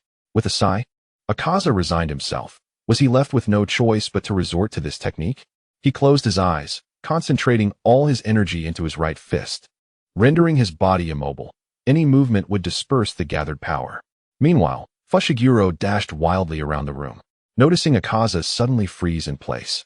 He felt a twinge of confusion at his opponent's stillness, but concluded that he could capitalize on Akaza's inability to keep pace and catch him off guard. With that thought, Fushiguro lunged and appeared behind Akaza, executing a whip-like kick aimed at his waist. Initially, he anticipated sending Akaza flying, yet to his astonishment, Akaza remained steadfast, only trembling slightly. Witnessing this, an ominous premonition surged within Fushiguro. At that moment, as Akaza endured the impact, the energy coalescing in his right fist intensified, becoming swifter and more ferocious. What was this sudden sense of peril? Fushiguro pondered, watching Akaza with closed eyes, a white, ominous aura shimmering upon his fist. With each passing second, Fushiguro's sense of danger escalated. Was Akaza gathering energy for a technique? He had to interrupt him. With this resolve, Fushiguro unleashed his energy. 2 orbs of golden power manifesting in his hands, employing the prince's technique against Akaza. Thanks to Fushiguro's unparalleled precision, each strike found its mark upon Akaza. As he felt the searing pain coursing through him, Akaza gritted his teeth, fighting the urge to flee. This was his singular opportunity to triumph over his foe. And the energy in his right fist had reached its zenith, still accumulating. Boom, boom, boom. Fushiguro ceased his assault. Gazing into the cloud of dust and debris stirred by the energy blasts, his vigilance unwavering. Was it over? Fushiguro mused. But just as he contemplated creating distance, he was startled to discover that he was once again immobilized. Simultaneously, a familiar tune began to play in the background. Upon hearing the ominous background music, Fushiguro Megumi was suddenly overwhelmed by a sense of foreboding. He could only struggle to lift his gaze towards the shadowy figure emerging from the swirling smoke. As the haze cleared, the sight of Jogo was indeed pitiful. His upper body was stripped bare, and he was left with only tattered shorts below. His body was riddled with various wounds, blood oozing profusely. Yet, despite his tragic appearance, an aura emanated from his right fist and entire being, reminiscent of a primordial beast stirring from slumber. With his left hand, Jogo exerted a force that immobilized Fushiguro Megumi, while his right fist slowly ascended, proclaiming, the breath of fist's ultimate technique, intentional roaring fist. Fushiguro Megumi found himself momentarily halted, having just freed himself from Jogo's grasp, but it was too late. In an instant, Jogo unleashed his right fist, the force of his blow obliterating everything in its path, whether it be Fushiguro Megumi or the entirety of the room around them. Chapter 78. The battlefield of various competitions, a resounding boom echoed as the fist's wind annihilated countless rooms, leaving behind a massive imprint spanning hundreds of meters. Jogo's right hand fell limply to his side, waves of excruciating pain coursing through his body as he murmured to himself, "Did I win?" Yet, no one was present to answer him. After a moment of contemplation, Jogo, enduring the agony, resolved to search for Fushiguro Megumi to ascertain whether he had indeed been slain by that strike. Amidst the colossal ruins, after an indeterminate amount of searching, just as Jogo was on the verge of giving up on locating Fushiguro Megumi, his gaze was drawn to a large stone nearby. More precisely, it was not the stone itself, but rather a tattered fragment of a black bodysuit pinned beneath it. Approaching the torn garment, Jogo picked it up and examined it. Speculating, given its condition, he must be dead, right? The mere thought that such a formidable opponent as Fushiguro Megumi could have fallen to his hand brought an involuntary smile of triumph to Jogo's face. However, that smile was short-lived, as he soon noticed the energy sphere slicing through the air towards him. Jogo understood the significance of this sight all too well. But before he could react further, he was abruptly knocked to the ground, his upper body crashing heavily while his lower half remained standing. Blood gushed from the severed wounds between his upper and lower body. With great difficulty, he managed to inquire, "Why? You're not dead?" From beneath a massive stone. Fushiguro Megumi emerged, struggling to rise, offering an explanation. "Who knows? Perhaps it's due to my unique physique, coupled with my full exertion of energy that spared me from your lethal blow." Cough, is that so? Jogo's vision blurred as he coughed up copious amounts of blood, a bitter sense of defeat settling within him. Fushiguro Megumi stretched his body and slowly approached Akaza, observing that the latter's lower half remained rooted in place. He couldn't help but commend, "You truly are remarkable. Among all the adversaries I have encountered, you rank as the most formidable foe, surpassed only by Satoru Gojo, Son Goku and Vegeta." Upon hearing these words, Akaza smiled faintly at the last moment of his fading consciousness, feeling a sense of relief. In the audience of the Infinite Castle, a flash of white light occurred, and Akaza's figure materialized beside Koyuki. Seeing Akaza emerge, Koyuki rushed forward and embraced him tightly, tears streaming down her face. "I can't believe it. You actually lost, Akaza," she exclaimed. From a distance, Doma, wielding an iron fan, taunted, "Well, what do you expect when I'm matched against Ace, the fire wielder?" Akaza patted Koyuki's shoulder in comfort, then turned his gaze back to Doma, retorting, "But you lost as well." Doma waved his iron fan dismissively, responding, "Huh? Who could have predicted that?" Akaza chose not to reply any further, instead focusing on the screen before him, which displayed, "Akaza out. Fushiguro Megumi advances." Just as the audience anticipated a switch back to the competition arena, the image abruptly changed. New notification. All matches successfully paired. Please select which battlefield you wish to view. Which of these battles is the most intense? Akaza inquired. Please select one of the following live matches. 1. Uchiha Light vs Kokushibo. 2. Otsutsuki Boruto vs Kagaya Otsutsuki. 3. Sukuna vs Uzumaki Kawaki. 4. Kinjaku vs Takatsuki Izumi. 5. Muzan Kabutsuji vs Satoru Gojo. 6. Fushiguro Megumi vs 1. 7. Tanjiro Kamado vs Kanji Utsumi. 8. Ubuyashiki Yoya vs Yuta Okatsu. 9. Takedo Mwichiru vs Kashiomi Ichiryu. 10. Rengoku Kyujiru vs Kurama. 11. Yuzui Tenjin vs Son Goku. 12. Arima Kajiki vs Iguro Abanai. Chapter 79. The Secret of Moon Breathing. Thousand Moon Broken Tooth. Akaza gazed at the various battles displayed on the screen, feeling perplexed by the selection. After pondering for a considerable time, just as he was about to say any match will do, a sudden realization struck him. He recalled that Kagaya, Fushiguro Megumi, and others, who were announced in the videos, seemed to have only appeared today, having been absent for the past 3 days. Contemplating this matter, Akaza questioned the screen. I remember that Fushiguro Megumi and these individuals had not yet arrived here, correct?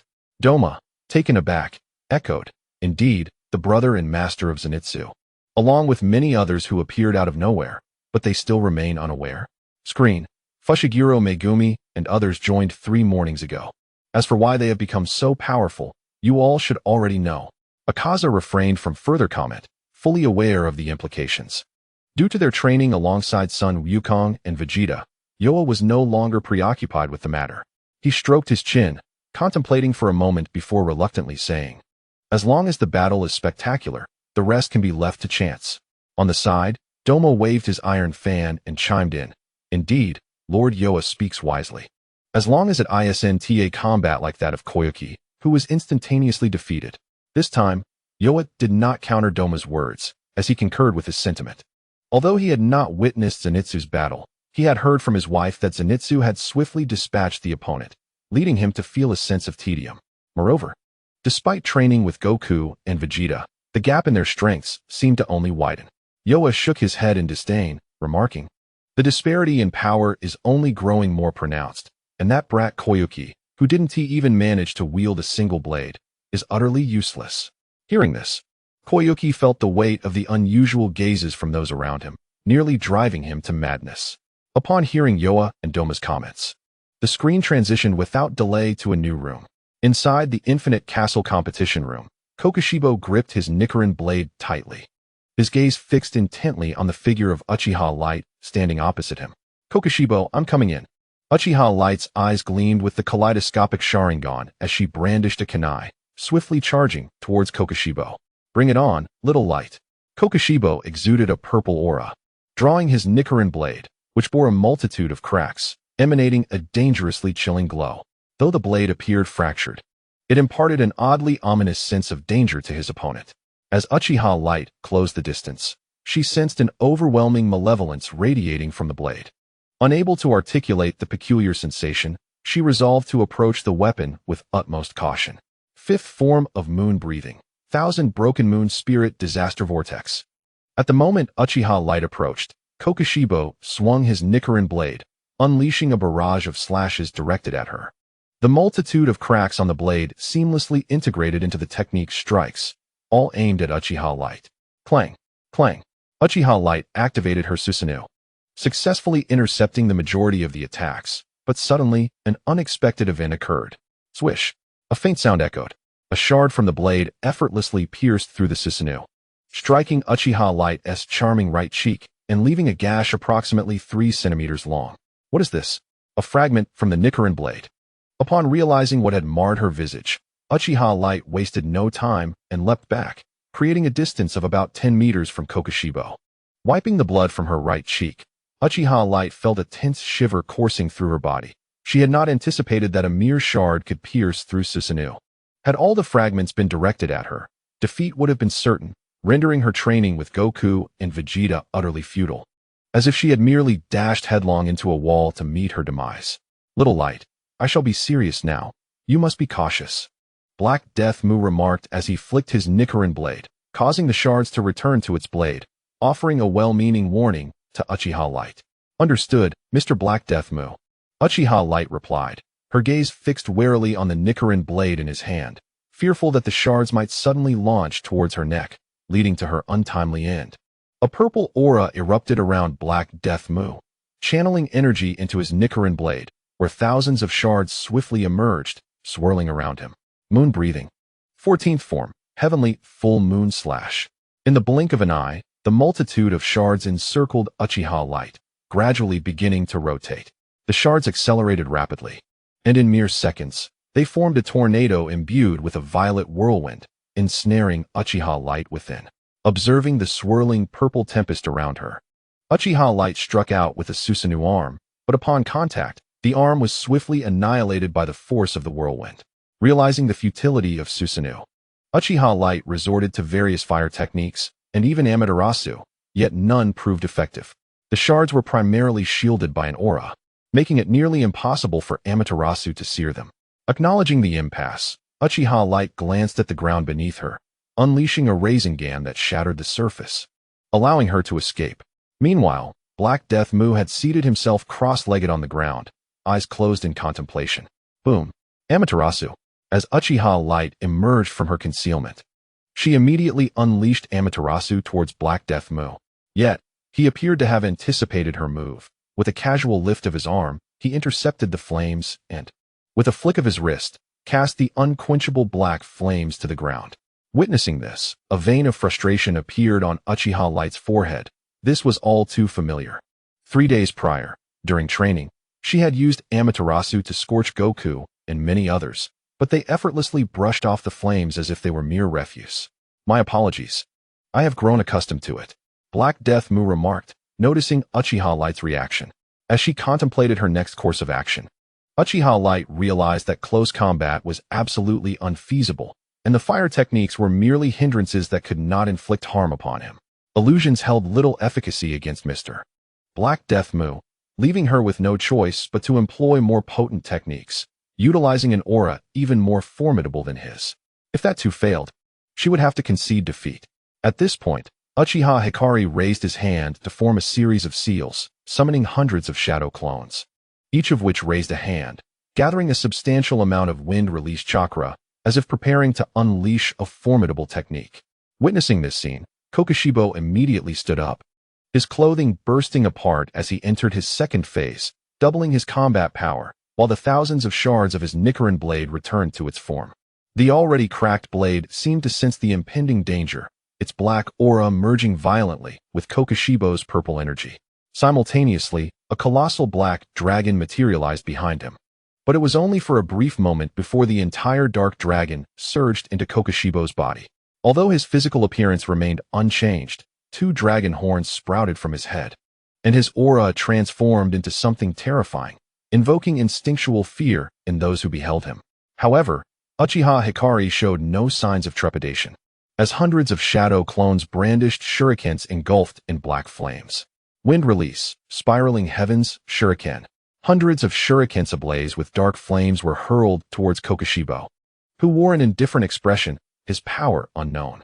Meanwhile, Uchiha Hikari's true form summoned the skeletal structure once more, this time entering the second phase of Susanoo, directing it to launch a shuriken imbued with dark crimson energy at Kokushibo. An overwhelming aura radiated from Kokushibo, causing the entire room to tremble violently.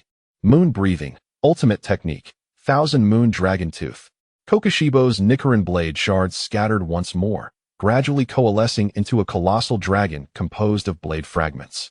Its eyes resembling crescent moons, and its body shimmering with a dark hue akin to the bright full moon in the night sky.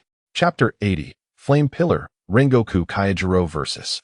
Kurama. In the audience of Infinity Castle, a sense of anticipation filled the air.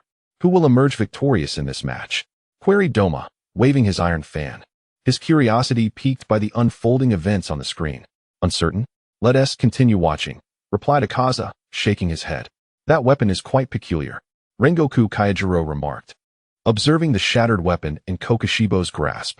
Indeed, that weapon is extraordinarily sharp, and combined with the wielder's aura alongside the Nichiren blade's energy, it offers both offense and defense.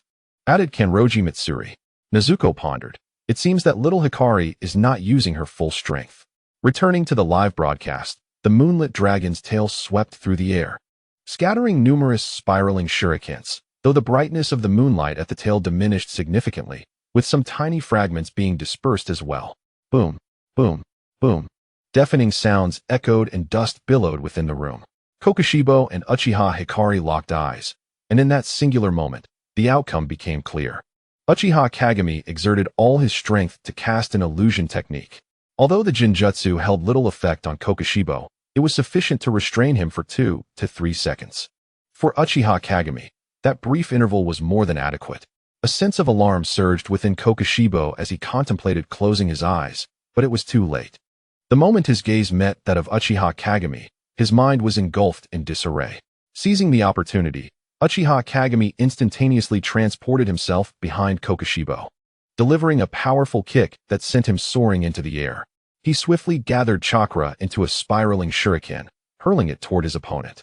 As Kokushibo regained his senses midair, he turned just in time to see the spiraling shuriken hurtling towards him, leaving him with no means of evasion. However, he felt no fear towards the shuriken. Rather, he was astonished that Uchiha Kagami had mastered the art of teleportation.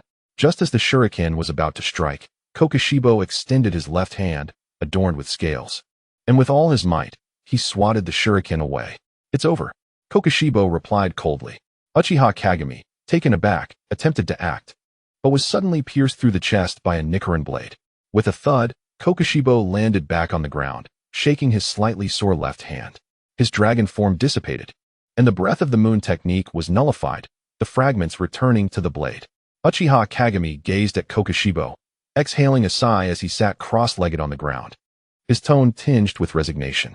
It seems I have lost. No, in truth, it should be I who has lost, Kokushibo countered, shaking his head. Noticing Uchiha Kagami's puzzled expression, Kokushibo offered a resigned smile and elucidated. It's quite simple. You arrived late. I still have my reward, like this Nichiren blade. He waved the blade before continuing. Had I not possessed this blade, I would have been the one to lose this match. Moreover, your innate strength must be considerable. Even if it doesn't rival that of Goku or Vegeta, it certainly must not fall short. Uchiha Kagami chuckled, and in the midst of Kokushibo's astonished gaze, his entire form transformed into a wooden clone. Kokushibo, witnessing this, reacted with indifference, merely sighing and conceding. So it is true. I have lost. Uchiha Kagami, puzzled by Kokushibo's genuine admission of defeat, inquired, why not continue fighting? You surely had a chance to win. Kokushibo sheathed his blade, reverting to his second state. Shaking his head without further explanation, the white light enveloped him, and soon, his figure vanished completely. In the infinite castle, among the audience, really? Kokushibo conceded just like that? Doma mocked, directing a teasing glance at the newly emerged Kokushibo. Kokushibo cast a cold glance at Doma, but offered no explanation in response. As Akaza gazed at Kokushibo, he too felt perplexed. It was evident that with the aid of the Nichiren blade, there was a chance of victory. Yet, why had he abruptly relinquished that opportunity? Before Akaza could voice his inquiries to Kokushibo, a multitude of white lights suddenly appeared once more. Inosuke, Shinobu Kocho, Kaname, Doka, Nishio Nishiki, Agatsuma Zenitsu, and several others were teleported back to the audience seats. Why is my first opponent Vegeta? Inosuke shouted indignantly while sitting beside Aoi. The Kocho sisters sighed. But upon noticing that Doma was also present, their spirits lifted. However, before the gathering could engage in idle chatter or complaints, the screen abruptly announced the elimination list of those now seated in the audience. Once the list was displayed, the screen transitioned back to the match footage. In the Infinite Castle, within the competition room, Kaijiro Rengoku stood firm, wielding his already activated Nikkari Kiba, facing the colossal form of Kurama. Chapter 81. The Fiery Hellfire Burns Kurama. Why, kid? Do you require me to grant you 3 moves? Kurama inquired, staring at Kaijiro Rengoku with a hint of mockery. No, I do not. Kaijiro Rengoku replied resolutely. Kurama's fox-like mouth curled into a wicked grin as he nodded, then unleashed a furious roar, wild energy surging forth. Roar.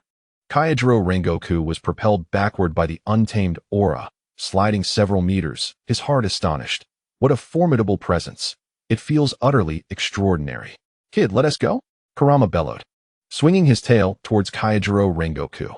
With calm composure, Kaijiro Rengoku unsheathed his blade, the weapon radiating intense heat as he executed a sweeping strike, sending forth a flame slash measuring 100 meters in length towards the incoming tail. Kurama enveloped his tail in energy, showing no intention of retreat, instead accelerating his speed. At the moment of collision between the tail and the fire slash, Kurama let out a pained howl. Ah, you've burned me. A substantial portion of his tail's fur was singed away.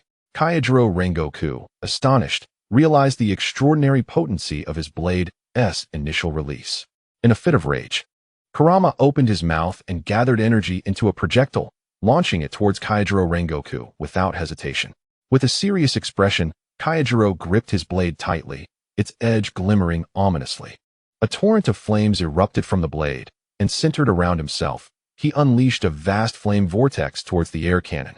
Breath of Flame, 4th form, Flame Vortex.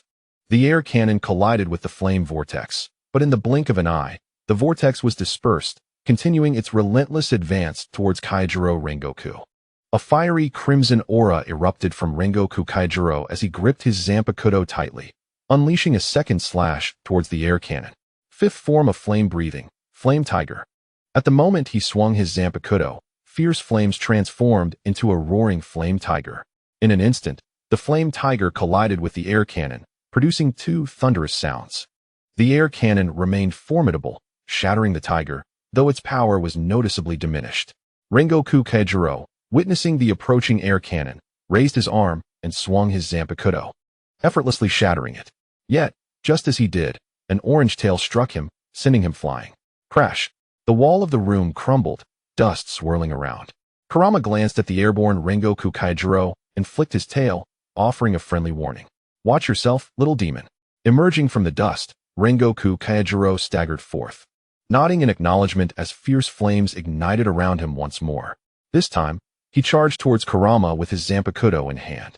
Kurama retaliated by swinging his 9 tails towards Kaijiro. Rengoku narrowly evaded the relentless strikes of the tails.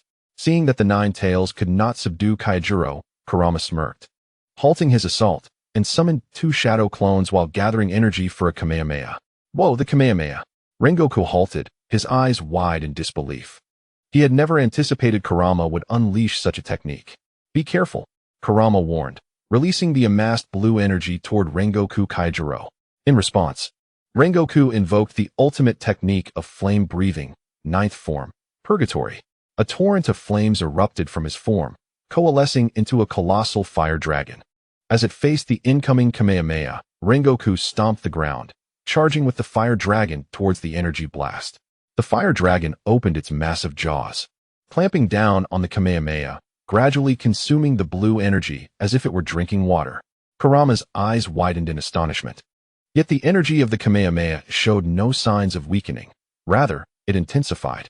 Meanwhile, the two shadow clones of Kurama formed Rasengan-like orbs composed of energy rather than chakra, launching them towards Kaijiro. Let the myriad phenomena turn to ash. Flowing blade of fire. Rengoku roared, and the fire dragon, initially dimmed from consuming the Kamehameha, reignited fiercely after he recited the incantation of his Zanpakuto, becoming even more powerful. As the two shadow clones of Kurama were about to strike Rengoku Kaijiro, the ground suddenly erupted with towering columns of fire, reaching a height of 1,000 meters and spanning a radius of 500 meters. In an instant, the two shadow clones were engulfed by the colossal flames, dissipating the moment they were attacked.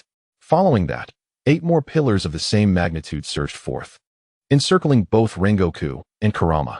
Kurama furrowed his brow, sensing the deadly threat emanating from the 10 flames.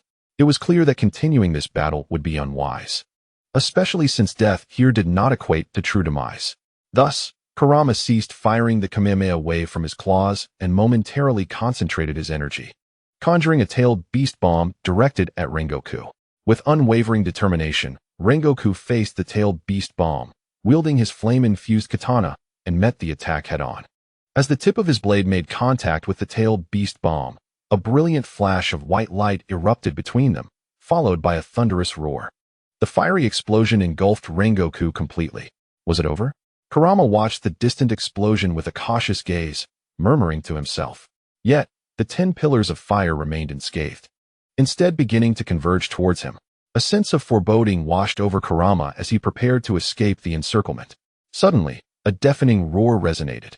Rengoku, bloodied and battered, charged forth from the dissipating flames, wielding his katana with fierce resolve. One of his eyes was completely obscured by blood, rendering it unseeing. What? Kurama's pupils contracted as he swiftly tried to evade the impending attack, but Rengoku's katana left a deep gash across his chest, blood gushing from the wound. The entire fox-like figure was caught in the jaws of the flame dragon, searing him. A howl escaped Kurama as the fiery dragon vanished, causing him to crash heavily to the ground, shaking the entire room with his fall. You little brat, how ruthless! Kurama cursed, just as the 10 pillars of fire enveloped him once more. After striking Kurama, Rengoku rolled through the air, quickly utilizing his flight technique to hover above. A smile creeping across his lips as he beheld the 10 flames encircling him and Kurama. The outcome was clear. Chapter 82. The transformation of the Twilight Shadow. In an instant, the flames soared to the heavens within the room. A pained howl of a fox echoed from the inferno.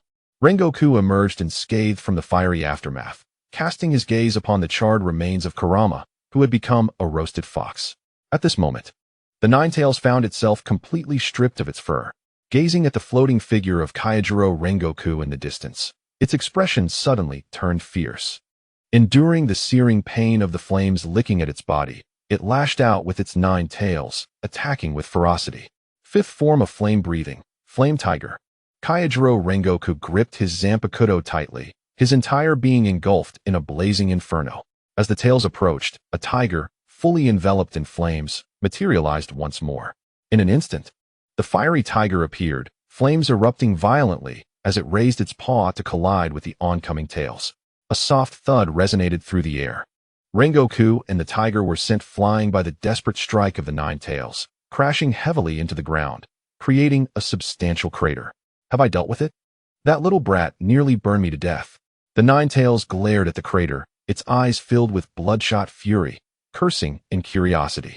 Coughing, Rengoku cleared the dust from his throat, propping himself up with his Zanpakuto, pain coursing through his body, his vision somewhat blurred. Damn it! I can only use my final strike. Taking a deep breath, he suppressed the agony, tightening his grip on the Zanpakuto. Flames of approximately 2,500 degrees erupted from him. an unknown light flickering in his gaze as he steadied the sword against himself. With a powerful stomp, he surged forward like a red halo of scorching heat, racing towards the heart of the Ninetales. Roar! The Ninetales bellowed in anger, shock evident in its eyes as it swung its bare tails in an attempt to block Rengoku's terrifying strike. However, just as the Ninetales coalesced, a flash of fire pierced through, creating a gaping wound. What? The Ninetales' pupils dilated as it registered the excruciating pain from its tail. Before it could emit a cry of anguish, a blaze swept past its neck. With widened eyes, the Ninetales staggered before crashing heavily to the ground. Its gaze filled with disbelief and shock. The flames ceased once they had completely penetrated its neck. Rengoku exuded an aura of terrifying heat. His gaze fixated on the distant Ninetales. Sensing its life force dwindling to a mere whisper, he finally exhaled in relief. It seems this truly has come to an end. The Ninetales cast one last glance at Kaijiro Rengoku, a hint of a smile gracing its lips, before succumbing to its fate without further struggle.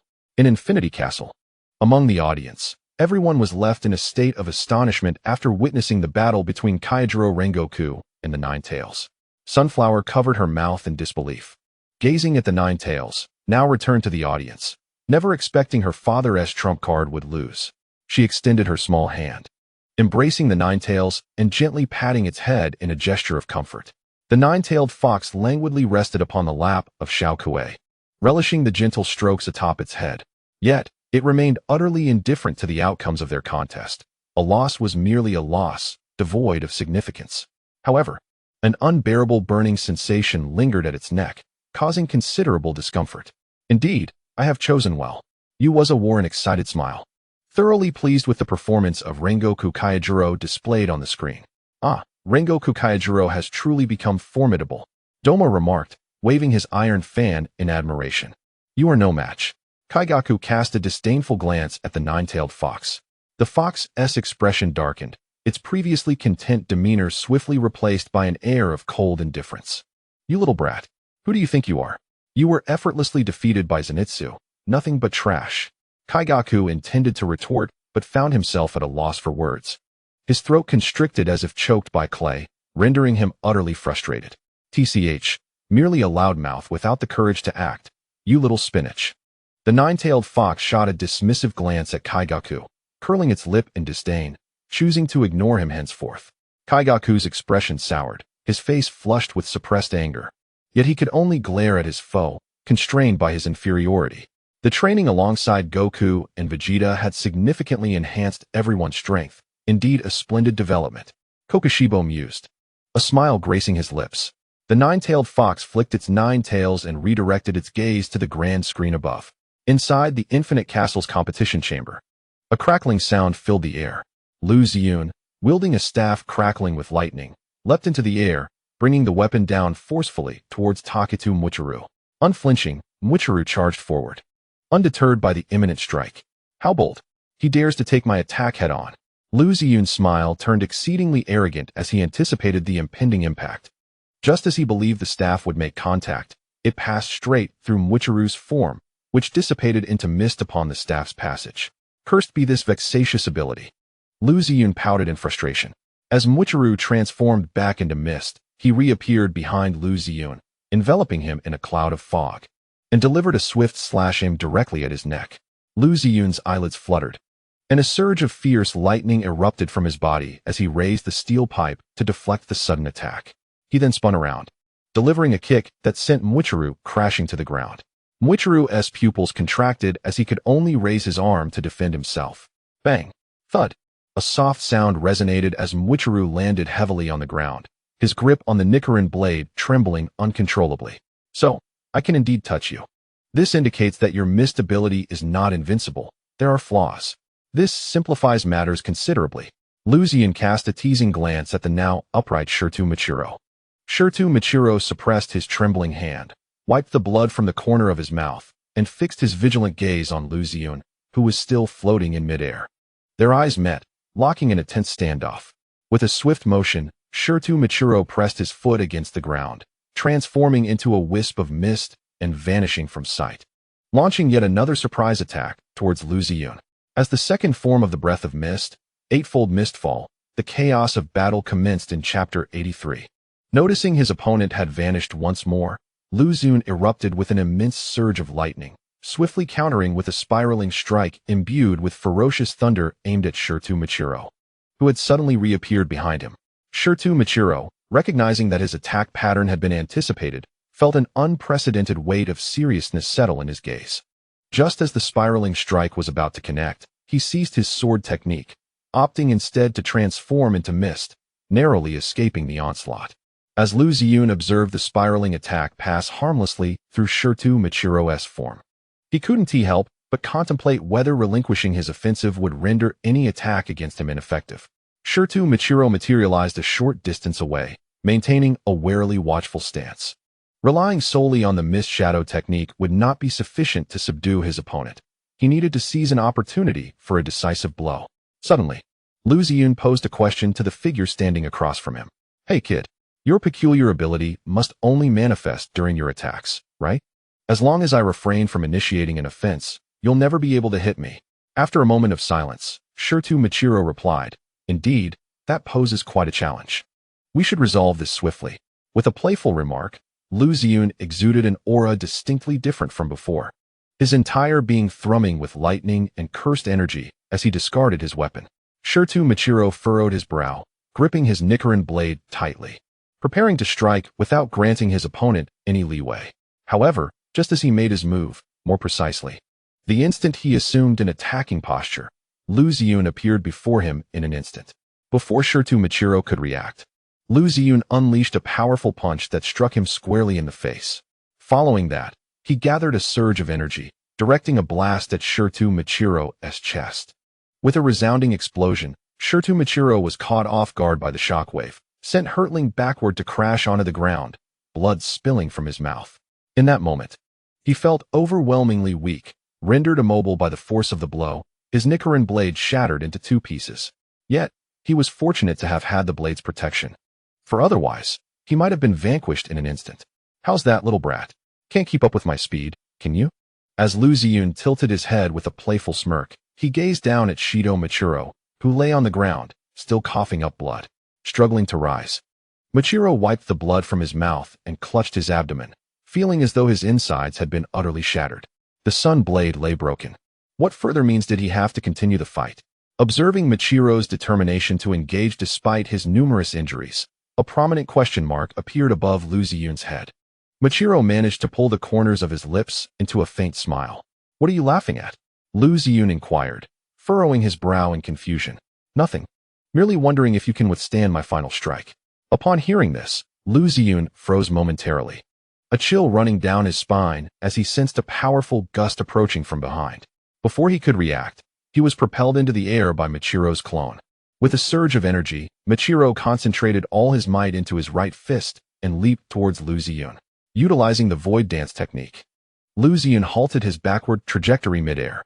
Just as he turned, he witnessed Michiro unleashing his most formidable attack, prompting him to prepare to liberate his own technique. Release technique, Phantasmal Beast. Bang! Yet, before Lu Xun could fully unleash his technique, he suffered a devastating blow to his abdomen. Michiro's right fist struck him fiercely, not sending him flying, but instead revealing a smile as he channeled all his energy into his left arm, employing a combination of mist breathing and mist shadow. Regaining his senses, Lu Xun attempted to kick Michiro away, but as he glanced at the energy coalescing on Michiro's left arm, a foreboding feeling surged within him. Cold sweat streamed down his forehead, and his expression grew increasingly frantic. "Damn it, stay away from me," Lu Xun shouted in anger, summoning a massive sphere of energy in his mouth. This time, he intended to unleash his most powerful energy cannon, aiming to obliterate the Michiro that dared to rise before him. "I will not let you succeed." Michiro's gaze sharpened as he withdrew his right arm, swiftly following with his left fist. A colossal dragon formed from the mist at the moment of his strike. The dragon, exuding an aura of supremacy, charged directly at Lu Xun. Bang! Just as Lu Xun's energy reached its midpoint, he coughed up a mouthful of blood, his pupils constricting from the intense pain as his body was hurled away by the mist-formed dragon. Roar! The dragon let out a furious roar, its massive head launching Lu Xun into the air, ready to devour him whole. Yet, at the last moment, a soft sound echoed through the room. The mist dragon dissipated in midair, sparing Lu Ziyun from certain death. Notification: the boundless realms of Infinite City have converged, and everyone's wounds are fully healed. The grand battle of the multiverse has commenced. Go seek your desired opponents. Bang! You are formidable, yet I prefer to challenge Sukuna. Gonna. As Lu Ziyun landed, he cast a fleeting glance at Michiro, uttering a brief remark before dashing out of the room. Wait. Just as Michiro intended to pursue Lu Ziyun, the left wall of the room was suddenly shattered, causing him to pause and gaze in that direction. Emerging from the dust was Shiro, clutching his abdomen. Blood spilling from his mouth, his eyes fiercely fixed ahead. You are no match either, Shiro. Boruto, accompanied by Uchiha Kagami, materialized at the broken wall. Regarding Shiro with an indifferent expression. TCH, you damned Otsutsuki. Bang. Before Shiro could finish his sentence, his left cheek was abruptly struck by Uchiha Sasuke, sending him hurtling toward Michiro. Smack. As Michiro raised the Nichiren blade to strike at Shiro, a sudden sound reverberated, and he found himself transported to another room. Beside him stood a tall, robust young man. In the adjacent room, after Michiro vanished, Naruto appeared, having activated an enhanced Sage mode, wielding a massive Rasengan that collided forcefully with Shiro's chest. Cough. Damned insect. Shiro spat out another mouthful of blood, crashing heavily toward Boruto. Chapter 84. The Terrifying Advanced Domain. Demon Suppression Chef. Damn it. As Shiro flew backward, he stared apprehensively at Boruto, who stood ready to attack, sweat trickling down his forehead. At this moment, he was drenched in perspiration. Boruto, with one hand gathering the Rasengan, was enveloped in an eerie aura, delivering an unremarkable yet powerful strike towards Shiro's chest. Shiro extended his hand to defend, but in an instant, the Rasengan transformed into a massive whirlwind that struck his chest, propelling him into the air. Uft. Is this new? Shiro again expelled a copious amount of blood, drenched in cold sweat as he beheld Boruto's recently unleashed Rasengan. Before he could react, a sound of slicing air resonated from above. Looking up, Shiro saw Kawaki gathering a deep red spiral in his left hand, rushing toward him. Damn it! Both of you dare to attack me. Shiro's face contorted in rage as he reached out to absorb the deep red spiral, only to be met with a sudden excruciating pain in his abdomen, crashing directly into the ground. Bang! Tenro, having fallen heavily to the ground, fixated his gaze upon Uchiha Sasuke, who had just exchanged positions with Kawaki. Was it the power of the Rinnegan? Rising to his feet and brushing off the dust from his attire, Tenro was engulfed in a wave of frustration. From the very moment the grand melee commenced, he had been relentlessly pursued and assaulted by Boruto, Hikari, Kawaki, Naruto, and Sasuke. As for the Divine Tree, it was swiftly vanquished at the onset of the fray by Wu Tiao Wu's technique. Tenro, I may not be able to kill you here, but I can certainly make your existence miserable, Kawaki taunted, his gaze laced with mockery. Tenro wiped the blood from the corner of his mouth, his expression regaining its composure. Do you truly believe you can slay me? Do not boast in vain. Boruto, with a sudden burst of speed, delivered a kick to Tenro's chest, sending him soaring. With a disdainful smirk, Tenro spun in the air before landing steadily on his feet. His demeanor turned frigid as an overwhelming aura erupted from him, causing Boruto and his companions to stagger backward, and the entire room trembled under the force of his unleashed energy. As Boruto sensed Tenro's shift towards seriousness, he furrowed his brow, just as he intended to warn his companions. A crimson laser pierced through his chest. What? Boruto's pupils constricted sharply as he coughed up a mouthful of blood, collapsing heavily to the floor, momentarily incapacitated. Boruto! Naruto exclaimed with concern, ready to check on his son's injuries. But as he moved, Tenro's foot struck his abdomen, forcing him to expel a large volume of blood as he was sent sprawling backward. Tengaku! Hikari, with blood tears streaming from his right eye, unleashed a torrent of black-red flames towards Tenro. Too weak. Tenro scoffed, effortlessly sidestepping the attack. In an instant, he appeared before Hikari, delivering a merciless kick that sent him flying. Sasuke, enveloped in a purple skeletal armor, summoned a colossal Susanoo that loomed over 100 meters high, striking down towards Tenro's head with a sword. Huh. Tenro chuckled lightly, vanishing from sight. When he reappeared, he kicked Sasuke out of the Susanoo's crystal shell. Kawaki, beads of cold sweat forming on his forehead, gazed in shock at Tenro, who had returned to the ground, hands nonchalantly tucked into his pockets. He never anticipated that in the blink of an eye, the seventh Hokage, Uchiha Sasuke, Hikari, and Boruto would all be laid low. Tenro surveyed the fallen figures of Boruto's group with a satisfied smile before turning his attention back to Kawaki, his eyes gleaming with amusement. Kawaki, what was that you just said to me? Kawaki took a few steps back, nervously swallowing, sweat trickling down his brow.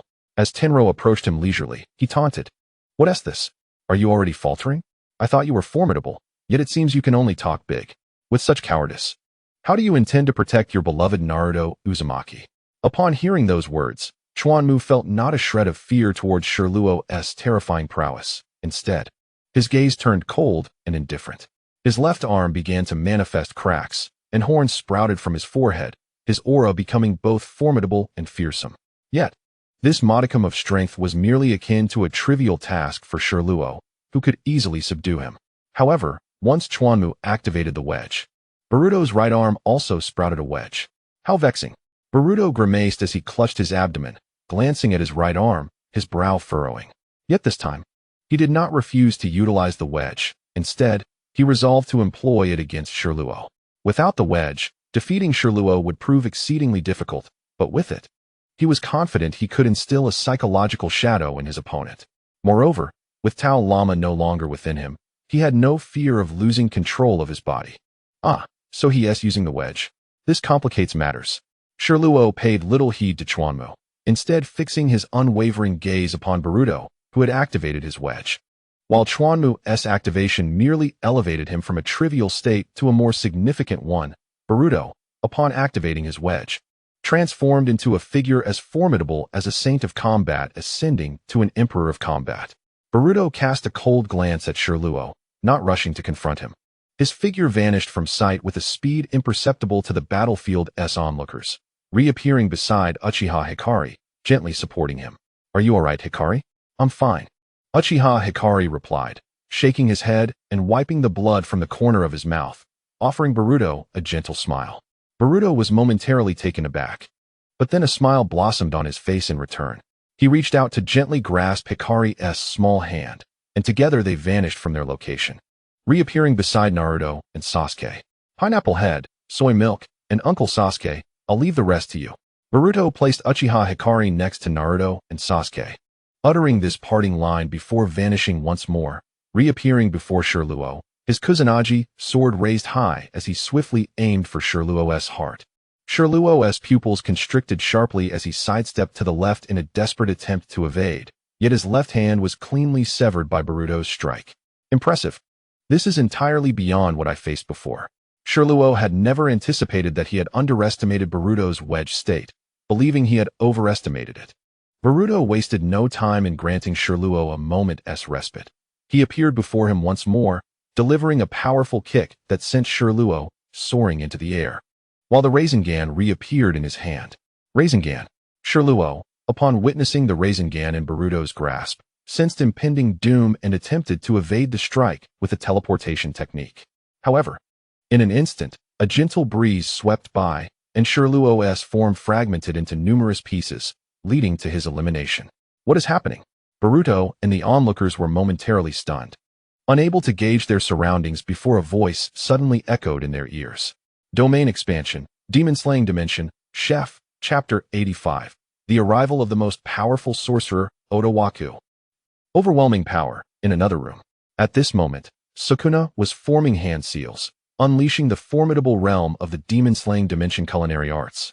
A concept borrowed from the dimensional black hole of the malevolent thought wave. The scope of this realm was no longer the previously feeble 200 meters. It now extended an impressive 1,200 meters, with every slash delivering a dimensionally infused cut.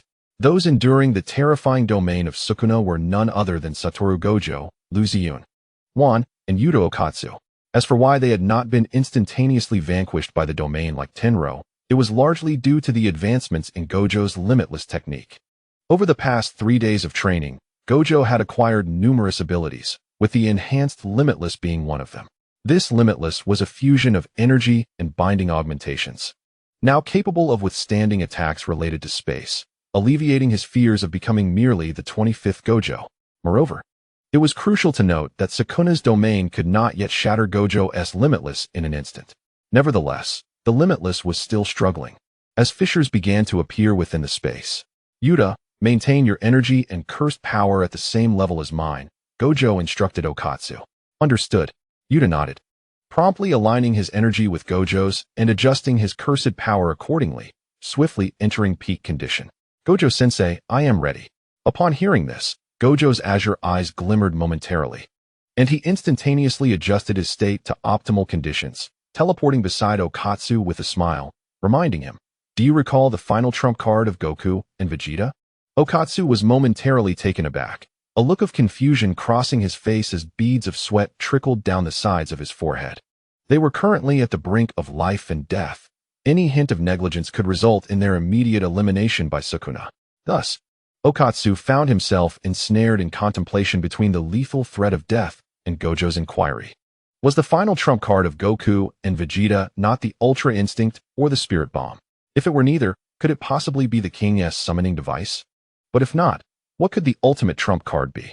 Gojo, acutely aware of the precarious situation, refrained from engaging Okatsu in idle chatter, urgently advising, fusion is fusion.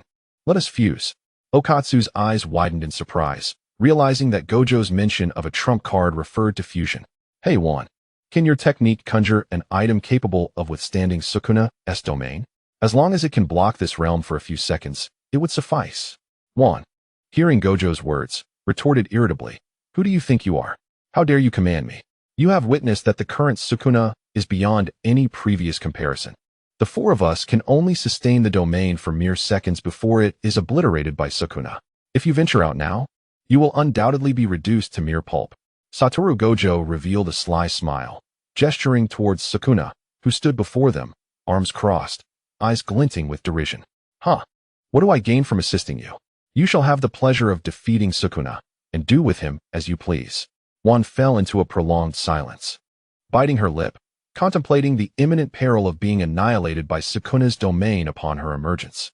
As Gojo had stated, should they manage to subdue Sukuna and subsequently hand him over to her, she would expend minimal effort. Yet, a flicker of concern crossed her gaze as she looked at Gojo. Are you serious? Absolutely. As long as the fusion is successful, Sukuna will be easily dispatched. Gojo replied, giving a thumbs up. Juan nodded in acknowledgement, refraining from further comment, and employed her technique to construct a pitch-black sphere enveloping the group within. Gojo, upon witnessing this, retracted his limitless technique and approached Yuta Okatsu, adopting an awkward stance as he commenced the fusion process. The surface of the dark sphere reverberated with cracks and shattering sounds, teetering on the brink of destruction multiple times.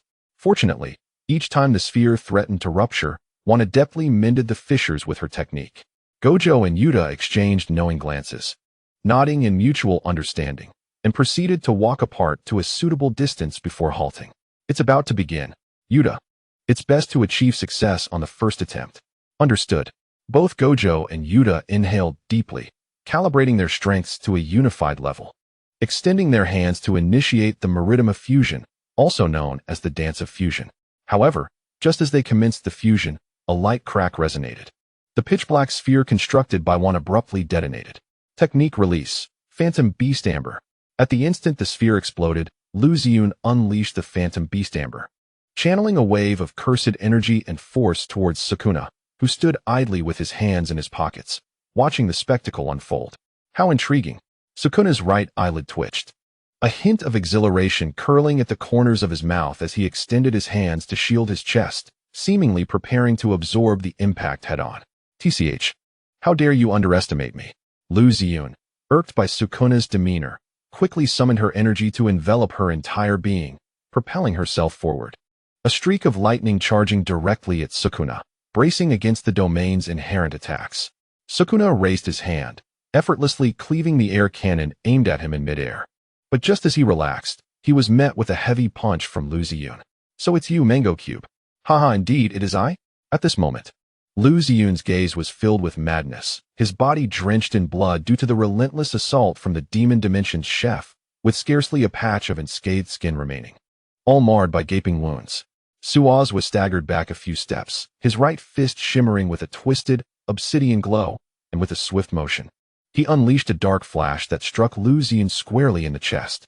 A spurt of blood erupted from Lu Xiyun's mouth, his forehead beaded with cold sweat, his entire form hurtling backwards with tremendous force. You must be cautious.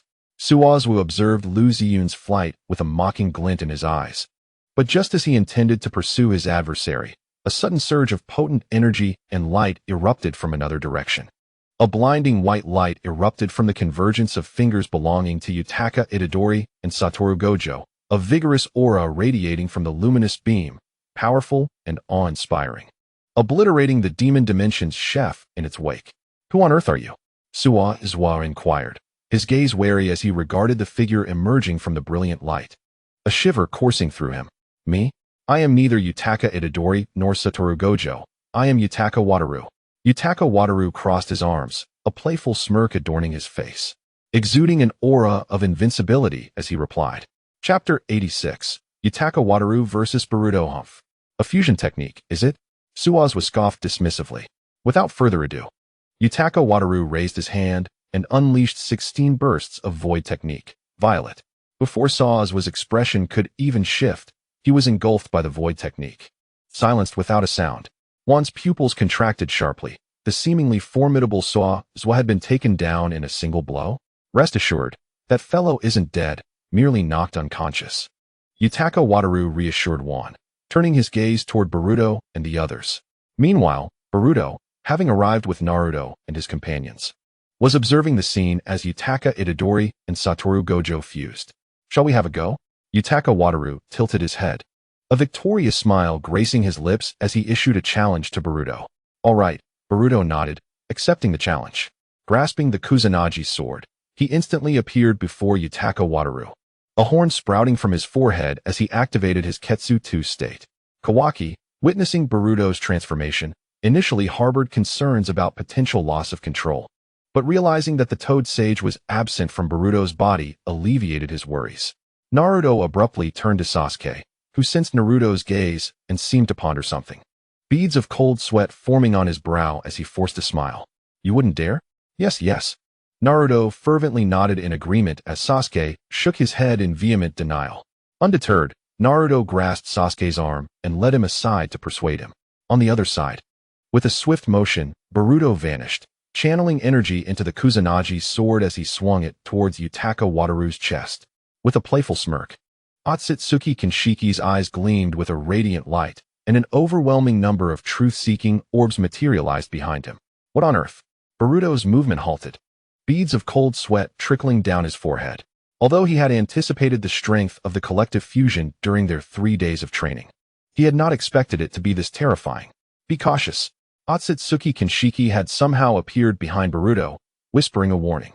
Boruto's hair bristled in alarm as he turned and swung his Kusanagi sword, only to find nothing to strike. His brows knitted tightly, sweat dripping from his forehead. He glanced at the countless truth-seeking orbs hurtling towards him, bracing himself to withstand the onslaught of these formidable attacks, far surpassing anything he had encountered before. Boom! A thunderous explosion reverberated throughout the infinite city. Thick clouds of dust erupted, shrouding the battlefield, leaving everyone oblivious to Boruto's fate, uncertain of whether he was alive or dead. Boruto! Uchiha Hikari called out anxiously. She rose, intending to rush towards him, but a voice emerged from the smoke. I'm fine. As the dust settled, Boruto stood with a few drops of blood trickling from his lips, his upper garments tattered from the blast, yet miraculously unscathed. He smiled reassuringly at Uchiha Hikari. Is that so? Otsutsuki Kinshiki appeared before Boruto, a Rasengan forming in his hand, aimed directly at his chest. This is bad.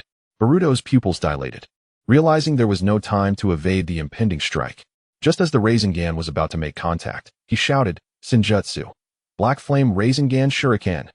Otsutsuki Kinshiki smirked, raising his hand to twist space and consume the attack, then glanced aside. Boruto swiftly distanced himself from Kinshiki, his gaze shifting towards the source of the aiding attack.